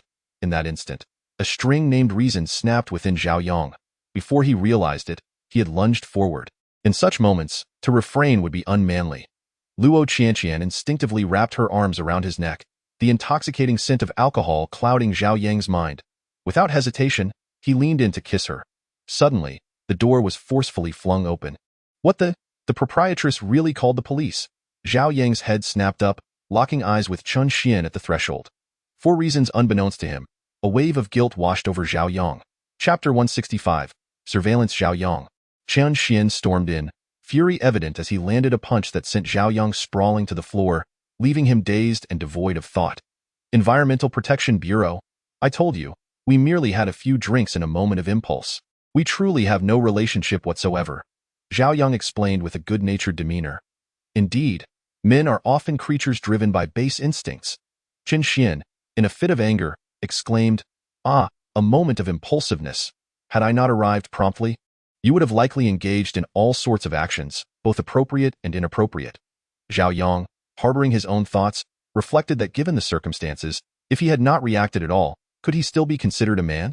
Noticing Zhao Yang's silence, Chen Xian continued, "Should you openly confess to your actions, we shall detain you on the grounds of indecency." With that, Chen Xian exited. Zhao Yang sighed, pondering whom to blame. Was it not his own fault for feeling uneasy and opting for a single room? Fortunately, the following day, as Luo Qianqian regained consciousness, she promptly went to the police station to clarify, stating they were merely friends and that she had been inebriated the previous night, with Zhao Yang only seeking to assist her. Thus, after a brief night, Zhao Yang was released on bail. Throughout their journey, both remained taciturn. Despite her drunken state the previous night, there were still fragments of memory she could recall. What would Zhao Yang think of her? Would he perceive her as a wayward girl? After a prolonged silence, it was Luo Qianqian who broke the ice. "I drank too much last night and behaved inappropriately. Please don't be angry." "Oh, not at all," Zhao Yang quickly replied. "I was also impulsive last night. I hope you won't hold it against me." Recalling their intimate actions from the night before, Luo Qianqian felt her cheeks flush uncontrollably, and she shyly remarked, "I've arranged for you to meet in Bu tomorrow at 5 in the afternoon, at the CAF beneath Wan Qin Jewelry." "All right," Zhao Yang nodded. "Also, my sister wishes to meet you. Whenever you have a moment, feel free to drop by. As she spoke, Luo Qianqian observed Zhao Yang's reaction. He displayed little response, his mind still preoccupied with the previous encounter that felt like a dream. The individual had mentioned it was merely the beginning. He wondered what else was to come. "Sure, I'll make time to visit," Zhao Yang replied nonchalantly. Although he had not yet engaged in his thesis defense, the approval of his thesis signified the conclusion of his university journey. Behind them, at the Environmental Protection Bureau, Chen Xian clenched his fist tightly, realizing it was imperative for him to take the initiative. Upon parting ways at the bureau entrance, Zhao Yang returned to his dormitory, where a group of friends gathered around him. "What happened last night? What transpired?" Zhao Yang sighed. "I spent the entire night at the Environmental Protection Bureau. Let me catch some sleep." "The Environmental Protection Bureau?" Shui Yang exclaimed. "Wait, weren't you supposed to take Luo Qianqian home? How did you end up at the bureau?" Zhao Yang recounted the events of the previous night, prompting Wang Gang to spontaneously applaud. "What a talent! Tell me, why did the proprietress file a report?" "Yangzi, be honest, was your behavior too lewd?" "Certainly," Shui Yang chimed in. "There are plenty of couples staying at hotels. Why would they arrest you specifically?" Zhao Yang fell into deep contemplation. Why was it that he was singled out? Did he possess a face that seemed destined for crime? In the afternoon, Zhao Yang ventured alone to the hotel. The establishment was rather empty, exuding an eerie stillness. Upon seeing him, the hotel proprietress was immediately struck with fear, stammering, "Why weren't you arrested? How have you returned?" Zhao Yang furrowed his brow and asserted, "I am innocent, which is why I have been released. May I inquire as to why you reported me?" The proprietress gazed at Zhao Yang with a look of perplexity, exclaiming, "Innocent? How could that possibly be?" She opened the computer on her desk and navigated to a web page, saying, "Take a look at this. Is this person not you?" Upon seeing the image, Zhao Yang was taken aback. The individual depicted was none other than himself. When had he become a subject of intense scrutiny? However, in but a moment, the website refreshed, and the previous page was no longer visible. Zhao Yang could almost fathom the hand behind this maneuver. Aside from Chen Xian, he could think of no other. Yet, their rapport had seemed amicable. There was no reason for Chen Xian to engage in such behavior. Could it be that he had misjudged the situation? After thanking the proprietress, Zhao Yang hailed a taxi and made his way to Wangquan Jewelry. Perhaps due to it being a day of rest, the jewelry store was particularly bustling, with even a few pairs of customers occupying the benches outside. As Zhao Yang pushed open the door, he was greeted by the furious voice of a woman emanating from the right side. "What is the matter with your Wangquan Jewelry?" she fumed. "What sort of designs are these? Can they even be presented in public? I'll have you know, I've already paid a deposit." Just then, two sales clerks were making their way towards the entrance and passed by Zhao Yang, disdain evident in their remarks. "Humph, can't even spend money yet, still nitpicking. I have the utmost disdain for such people." One added, "Indeed, thank goodness Sister Wang's temperament is good. If it were me, I certainly wouldn't be able to tolerate this insufferable individual." Zhao Yang cast a sidelong glance at the woman on his right. Today, she was clad in impeccably tailored professional attire, her hair neatly pulled back and secured with a black ribbon, complemented by a pair of rimless glasses that made her appear quite formidable. Was she really easy to deal with? He chuckled inwardly, recalling vividly how she had once mercilessly criticized him. Upon closer inspection, the woman causing the uproar turned out to be a familiar face, none other than Yu Zhaoyan's assistant from the aquarium where Zhao Yang had delivered jewelry previously. As he glanced over, he saw Wang Lin maintaining her trademark smile, revealing 8 gleaming teeth. "We have designed 16 different styles. Is there truly none that you find satisfactory?" With a mocking laugh, Luo Yaya retorted, slamming a stack of design drafts onto the table. "These monotonous designs. How dare you claim they represent 16 distinct styles?" Wang Lin's expression remained composed, yet the clenched fists beneath the table betrayed her simmering anger. This woman was insatiable. "What improvements would you like us to make?" Wang Lin asked, her tone laced with irritation. If this continued, she would soon lose her composure and eject her from the premises. Yet, Luo Yaya, oblivious, tapped her crimson nails rhythmically on the stack of designs. After a moment, she opened one of the drafts and suggested, "How about enlarging this diamond slightly? This section could also feature an openwork design. And could we perhaps set this in gold?" Wang Lin rolled her eyes, as diamonds inherently symbolize purity and should ideally be paired with platinum or silver. Who has ever seen a glistening diamond resting upon a golden base? However, Wang Lin could not voice her frustrations aloud. Instead, she asked with feigned politeness, "Miss Luo, do you have any more options? You people truly lack an understanding of customer needs." Suddenly, Zhao Yang's voice interrupted, as he approached Wang Lin and carelessly remarked, "This bracelet ought to be crafted from multicolored jadeite, adorned with diamonds and gold. That would be truly dazzling, extravagant, and impractical, especially since multicolored jadeite, valued at over 100 million, is not something they could casually utilize." To Wang Lin's astonishment, Luo Yaya wholeheartedly agreed, exclaiming, "Oh my, little brother, you have spoken directly to my heart. Manager Wang, let us proceed with this proposal." Just as Wang Lin intended to interject, Zhao Yang continued, "What more? It would be best to create an entire ensemble from multicolored jadeite for this lovely lady. I am certain that General you would spare no expense for a beauty." Luo Yaya, flattered by Zhao Yang's compliments, promptly grabbed her bag and declared, "In any case, I am attending Yu Qinyu's wedding the day after tomorrow, so you must have the design draft ready tonight. I will have old you come to review it tomorrow." Without waiting for Wang Lin's response, Luo Yaya strode away. Chapter 167. Multicolored jadeite. Due to the presence of many onlookers, Wang Lin lowered her voice. "What mischief are you up to now? Multicolored jadeite is simply beyond their means." Zhao Yang took a seat where Luo Yaya had been, smiling as he replied, "I merely offered my suggestion. I never claimed they could afford it." "You?" Wang Lin exclaimed, exasperated. Zhao Yang looked at the fuming Wang Lin and chuckled. "Surely I count as a guest, right? Is it too much to ask for a glass of water? Is this how Wanqian Jewelry treats unfamiliar customers?" His laughter held a deeper meaning, which Wang Lin interpreted as blatant mockery. She strode over to the water dispenser in her stilettos, filled a cup with water, and then forcefully splashed it in front of Zhao Yang. He quickly grabbed 2 napkins to wipe the splattered water away. "Ah, this represents the hard work of others over several nights. We cannot allow it to be sullied," he added, blowing gently on the design draft he had picked up. For a brief moment, Wang Lin felt a flicker of softness in her heart. As the company's top saleswoman and designer, her professional pride forbade her from faltering in front of a woman like Luo Yaya. Thus, she had stayed up late to produce these 16 design drafts, only to have Luo Yaya dismiss them without a glance. Wang Lin was well aware of Luo Yaya's vanity, which is why she had crafted all the diamond designs with faceted cuts to enhance their appearance. Yet now all of this seemed meaningless. "I say, you are not actually moved, are you?" Zhao Yang exclaimed, astonished. "Your emotional threshold seems rather low. You appear so fierce." Wang Lin wiped away a tear and shot Zhao Yang a fierce glare. What did he mean by looking fierce? That was merely professional demeanor. "Thank you very much." Having inadvertently brought someone to tears, Zhao Yang found himself somewhat at a loss. His intention had merely been to tease the woman. Devoid of any ulterior motives, he wanted to express that sometimes, being overly earnest in one's endeavors can lead to unnecessary frustration. Thus, when it is time to let go, one should indeed do so. If Luo Yaya craves vanity, then one might as well weld the car door shut and drive towards the outskirts of the city. After all, when Yu Zhaoyan comes to see the reasonable price, he would naturally abandon the endeavor, wouldn't he? What I mean to say is, This matter really has nothing to do with you. So why are you so worked up about it? A warm current surged within Wang Lin, for as a top saleswoman and designer, she felt the weight of expectation to resolve everything herself, with no one caring about her fatigue or willingness. What nonsense!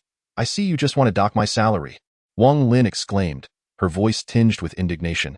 Indeed, a hint of youthful bashfulness crept into the corners of her eyes, reddening them. Zhao Yang, feeling parched, took a sip of the water before him and cleared his throat. Ahem. Well, wealth is but an external possession. One cannot take it with them in death. Li Bai once said, 1,000 pieces of gold may be squandered, yet they will return once more. If you truly feel distressed, I shall compensate you next time. Enough, Wang Lin declared, lifting her cup and draining it in one go. I'm not so petty as to react this way. What brings you here today? Are you looking for General Manager Luo? She's currently in a meeting. Do you need me to summon her? Zhao Yang shook his head and timidly reminded her. I just drank from that cup. Wang Lin shrieked, dashing towards the restroom. All eyes around them turned abruptly, curious about who could provoke Wang Lin to such a state. Who was this person? They managed to make Sister Wang lose her composure. Impressive. I've never seen her like this before, a female voice remarked. Zhao Yang buried his head in his arms, feeling as though he had erred once again.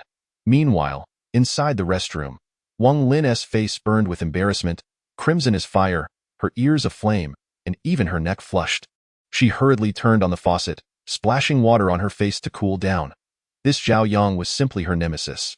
After a quarter of an hour, the inexplicable heat subsided, and Wang Lin emerged from the restroom, approaching Zhao Yang's table. My apologies for my earlier outburst. Chapter 168. Sales champion. At that moment, another female voice chimed in. Zhao Yang. Why didn't you call ahead? It was Luo Wanwan. Zhao Yang promptly stood up. I was worried you might be too busy to attend to someone as insignificant as me. After all, it was unrealistic to think that the general manager of such a grand jewelry store wouldn't be busy. Please, have a seat. Luo Wanwan gestured for him to sit and smiled gently. As long as you are here, I will certainly make time for you. Such words. Witnessing this scene, Wang Lin gathered her design drafts, took a step back and said, General Manager Luo, if there is nothing else, I shall return to my designs. Luo Wanwan nodded. Go ahead. Your performance this month has been commendable, and it seems you will likely be the sales champion once again. Everyone is working hard. Your praise is unwarranted, General Manager, came Wang Lin's response. Wang Lin bowed gracefully before turning to leave. Once she was gone, Zhao Yang relaxed, inquiring, Did the beautiful lady summon me for a reason? Luo Wanwan responded with a slight nod, saying, I prefer the more composed version of you.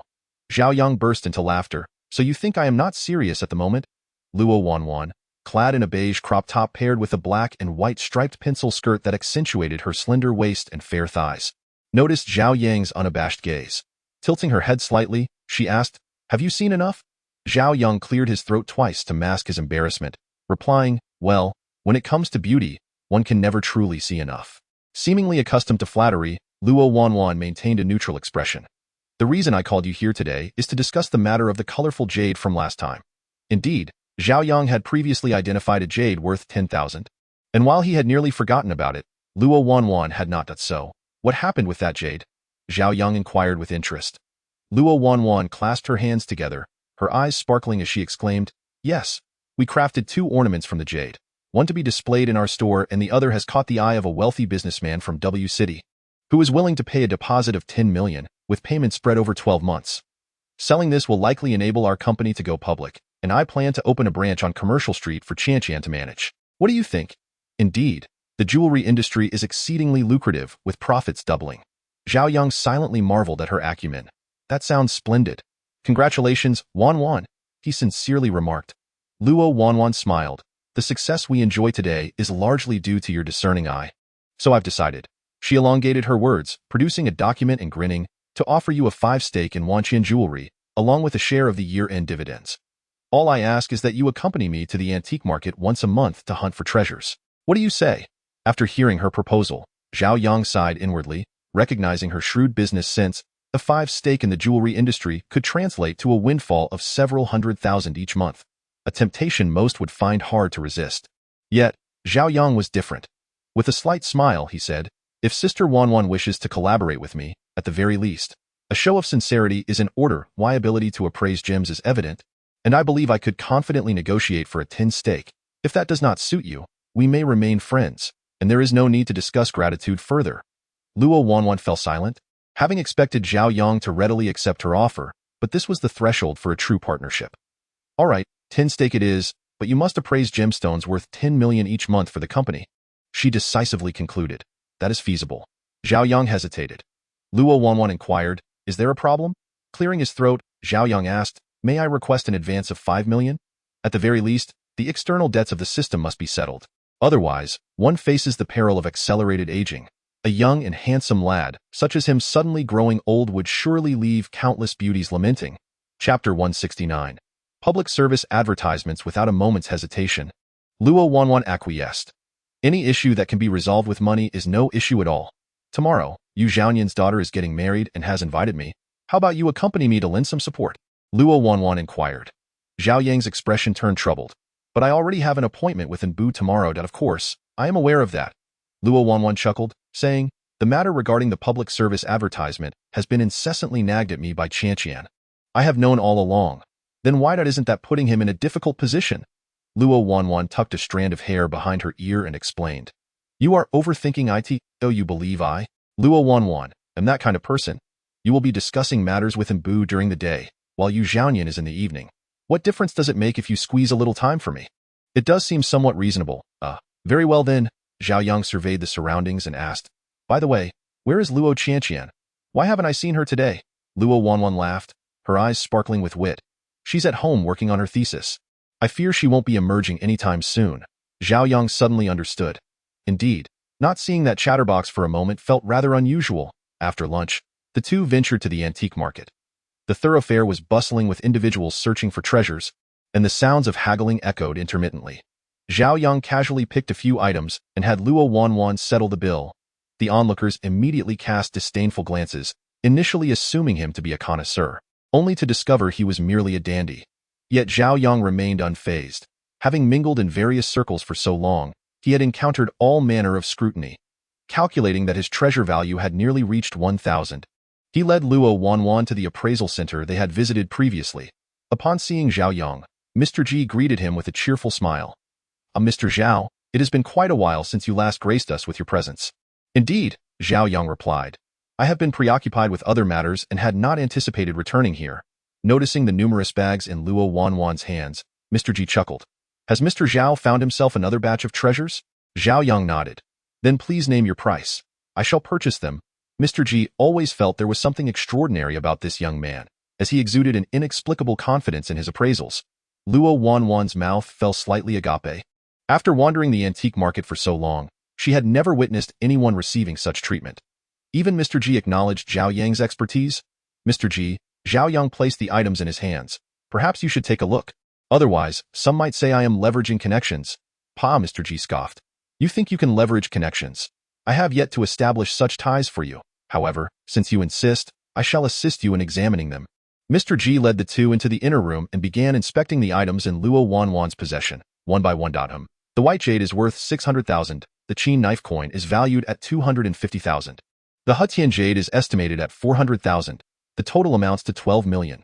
Mr. Ji wiped the sweat from his brow and reached a conclusion. Luo Wanwan was taken aback, foolishly inquiring. So, there isn't a single defective item? Mr. Ji reproached. How could Mr. Zhao procure anything subpar? Upon hearing this, Luo Wanwan's emotions became intricate. She had indeed stumbled upon a treasure. Very well. Will these items be accepted by your Wanqian jewelry? Or shall I sell them to you, old sir? Mr. Ji inquired. Luo Wanwan selected a few pieces of jade, stating, I shall take these few pieces with me, and kindly convert the remainder into cash to be transferred to Zhao Yang's account. Noticing Zhao Yang's bewilderment, Luo Wanwan smiled and said, the 5 million you wish to overdraw is now secured. Zhao Yang thought, why does it feel as though I have made a losing deal? However, he said nothing, instead producing a piece of jade hung around his neck and presenting it to Mr. Ji, saying, this is my family heirloom. I seek your assistance in evaluating it, not for sale. What on earth is a jade worth 50,000 in Baoqi? Mr. Ji took out his tools, tapping and examining it for quite some time before saying, I truly cannot discern its material. Chapter 170. Material. Mr. Ji cannot identify the material? Luo Wanwan was astonished. Mr. Ji is a top-tier appraiser in the industry. If he cannot ascertain its nature, does that imply this piece of jade is worthless? Zhao Yang thought similarly. If this jade is indeed valueless, Then please return it to me, old sir. Who says this jade lacks value? Mr. G retorted, visibly annoyed. I merely have not encountered this type of material before. It is certainly superior in quality, color, and luster compared to all jades on the market. The notion that it surpasses all other jades is quite significant. Zhao Yang scratched the back of his head, feeling somewhat embarrassed as he said, since Mr. G cannot identify it, let it be. Regardless of its worth, it is a family heirloom that I shall not part with. Mr. G nodded in approval. The young man possesses integrity, unclouded by wealth or allure. Commendable. Next time you come, do let me examine it again. I truly have never encountered such a specimen, Mr. G remarked while stroking his beard. Zhao Yang agreed, tidying up matters with Luo Wanwan before departing. It had been another fruitful day. Zhao Yang, having just overdrawn 5 million, shouldn't you treat me to a meal? Luo Wanwan asked. Her tone was gentle, making it hard to decline. Zhao Yang rubbed his nose. I apologize. The overdrawn 5 million has already been spent. He had just repaid the system's debt, and life felt genuinely disheartening. Luo Wanwan was taken aback. 5 million is not a trivial sum. You aren't you in debt to loan sharks, are you? Ahem, a special circumstance. Zhao Yang stammered. Is it not more tragic than being in debt to loan sharks? Loan sharks merely inflate the debt, but his debt, if mishandled, could lead to accelerated aging and potentially dire consequences. In that case, allow me to treat you to a meal. Though Luo Wanwan spoke softly, her tone carried an undeniable assurance. Zhao Yang had no choice but to acquiesce. The restaurant was the same as before, yet he unexpectedly encountered an old acquaintance. Oh, Duan, it's been quite a while. I hope your company has been faring well recently? Zhao Yang inquired cheerfully as he approached. How dare he bring that up? Duan Yun seethed with anger. Were it not for him, how could he have faced a failed financing? Were it not for him, how could he have suffered losses, including a Mercedes, due to the competition from Zhao Yang's company? Truly, President Zhao, you are a person of many forgetful moments. The state of my company is entirely thanks to you. Is it not too excessive for you to make light of my situation here? Upon hearing Duan Yun's raised voice, the patrons in the restaurant turned their attention towards them. Just as Zhao Yang was preparing to retort, Luo Wanwan approached. Isn't this young Master Duan? Duan Yun's eyes lit up. Miss Luo. She was affiliated with Guangxin Media and owned a jewelry store. Her greeting today, could it be that she held an interest in him? Just as he was lost in such thoughts, the next moment struck him like a thunderbolt. Zhao Yang is my friend, and I wonder, has he offended you in some way that warrants such unrefined speech? Luo Qianqian's words made Zhao Yang stifle a laugh. Indeed, intellectuals have a unique way of expressing disdain without direct confrontation. Duan Yun felt an uncomfortable twist in his gut. What extraordinary charm did Zhao Yang possess that drew the attention of all these noble ladies? Furthermore, Zhao Yang was clearly targeting him, yet everyone else approached openly, making Duan Yun feel utterly ineffectual. Thus, he could only force a laugh. Haha, Zhao Yang and I are alumni. We have known each other since school. What I just said was merely a jest. Miss Luo, please do not take it to heart that a jest. Luo Qianqian shot him a glance, warning, malicious slander is something I, Luo Wanwan, will not tolerate for my friends. Should there be a next time, prepare for the repercussions from Guangxin Media. With that, Luo Wanwan and Zhao Yang entered the restaurant. Under normal circumstances, one would feel ashamed in the face of such cold treatment and retreat to a corner. However, Duan Yun was different. With unabashed boldness, he approached them. Are you two dining? Why not join me? Zhao Yang was taken aback. He had never encountered such audacity. Luo Wanwan was equally astonished. Was her stance not clear enough? Having already aligned herself with Zhao Yang, was Duan Yun not merely seeking humiliation? Yet Duan Yun remained oblivious, accustomed to being the center of attention. Even if Luo Wanwan's demeanor was cold and distant, he perceived it as a mere game of seduction. Believing that Zhao Yang's presence was unavoidable. Apologies, but we have some confidential business matters to discuss. Young Master Duan, perhaps you might consider another venue? Duan Yun's face instantly darkened. How dare she? Even those with the thickest skin could recognize the dismissal. For who would discuss business secrets in such a noisy restaurant? Once Duan Yun departed, the two exchanged relieved smiles, both exhaling a sigh of relief. However, their moment of tranquility was short-lived. As Zhao Yang settled into his seat, he caught sight of Duan Yun at the adjacent table, flamboyant as a resplendent peacock. Ah, Miss Luo, what a serendipitous encounter! He chuckled. Indeed, you seem to linger like an uninvited specter.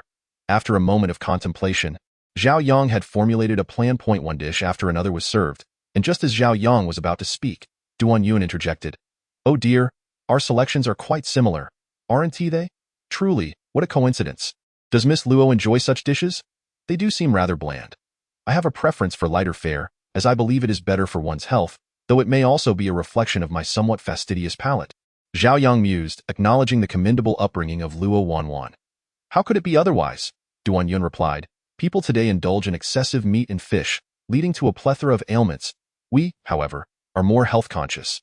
Zhao Yang, feasting on sumptuous meat dishes, could only think, "Thought this fellow is being deliberately provocative." Luo Wanwan smiled in response. Duan Yun, relishing Zhao Yang's discomfort, fancied he had finally gained the upper hand. He picked up a piece of dry pot cabbage and took a bite, bland, utterly lacking in flavor, with an unmistakable taste of inadequately cooked greens. He barely managed to suppress his urge to spit it out.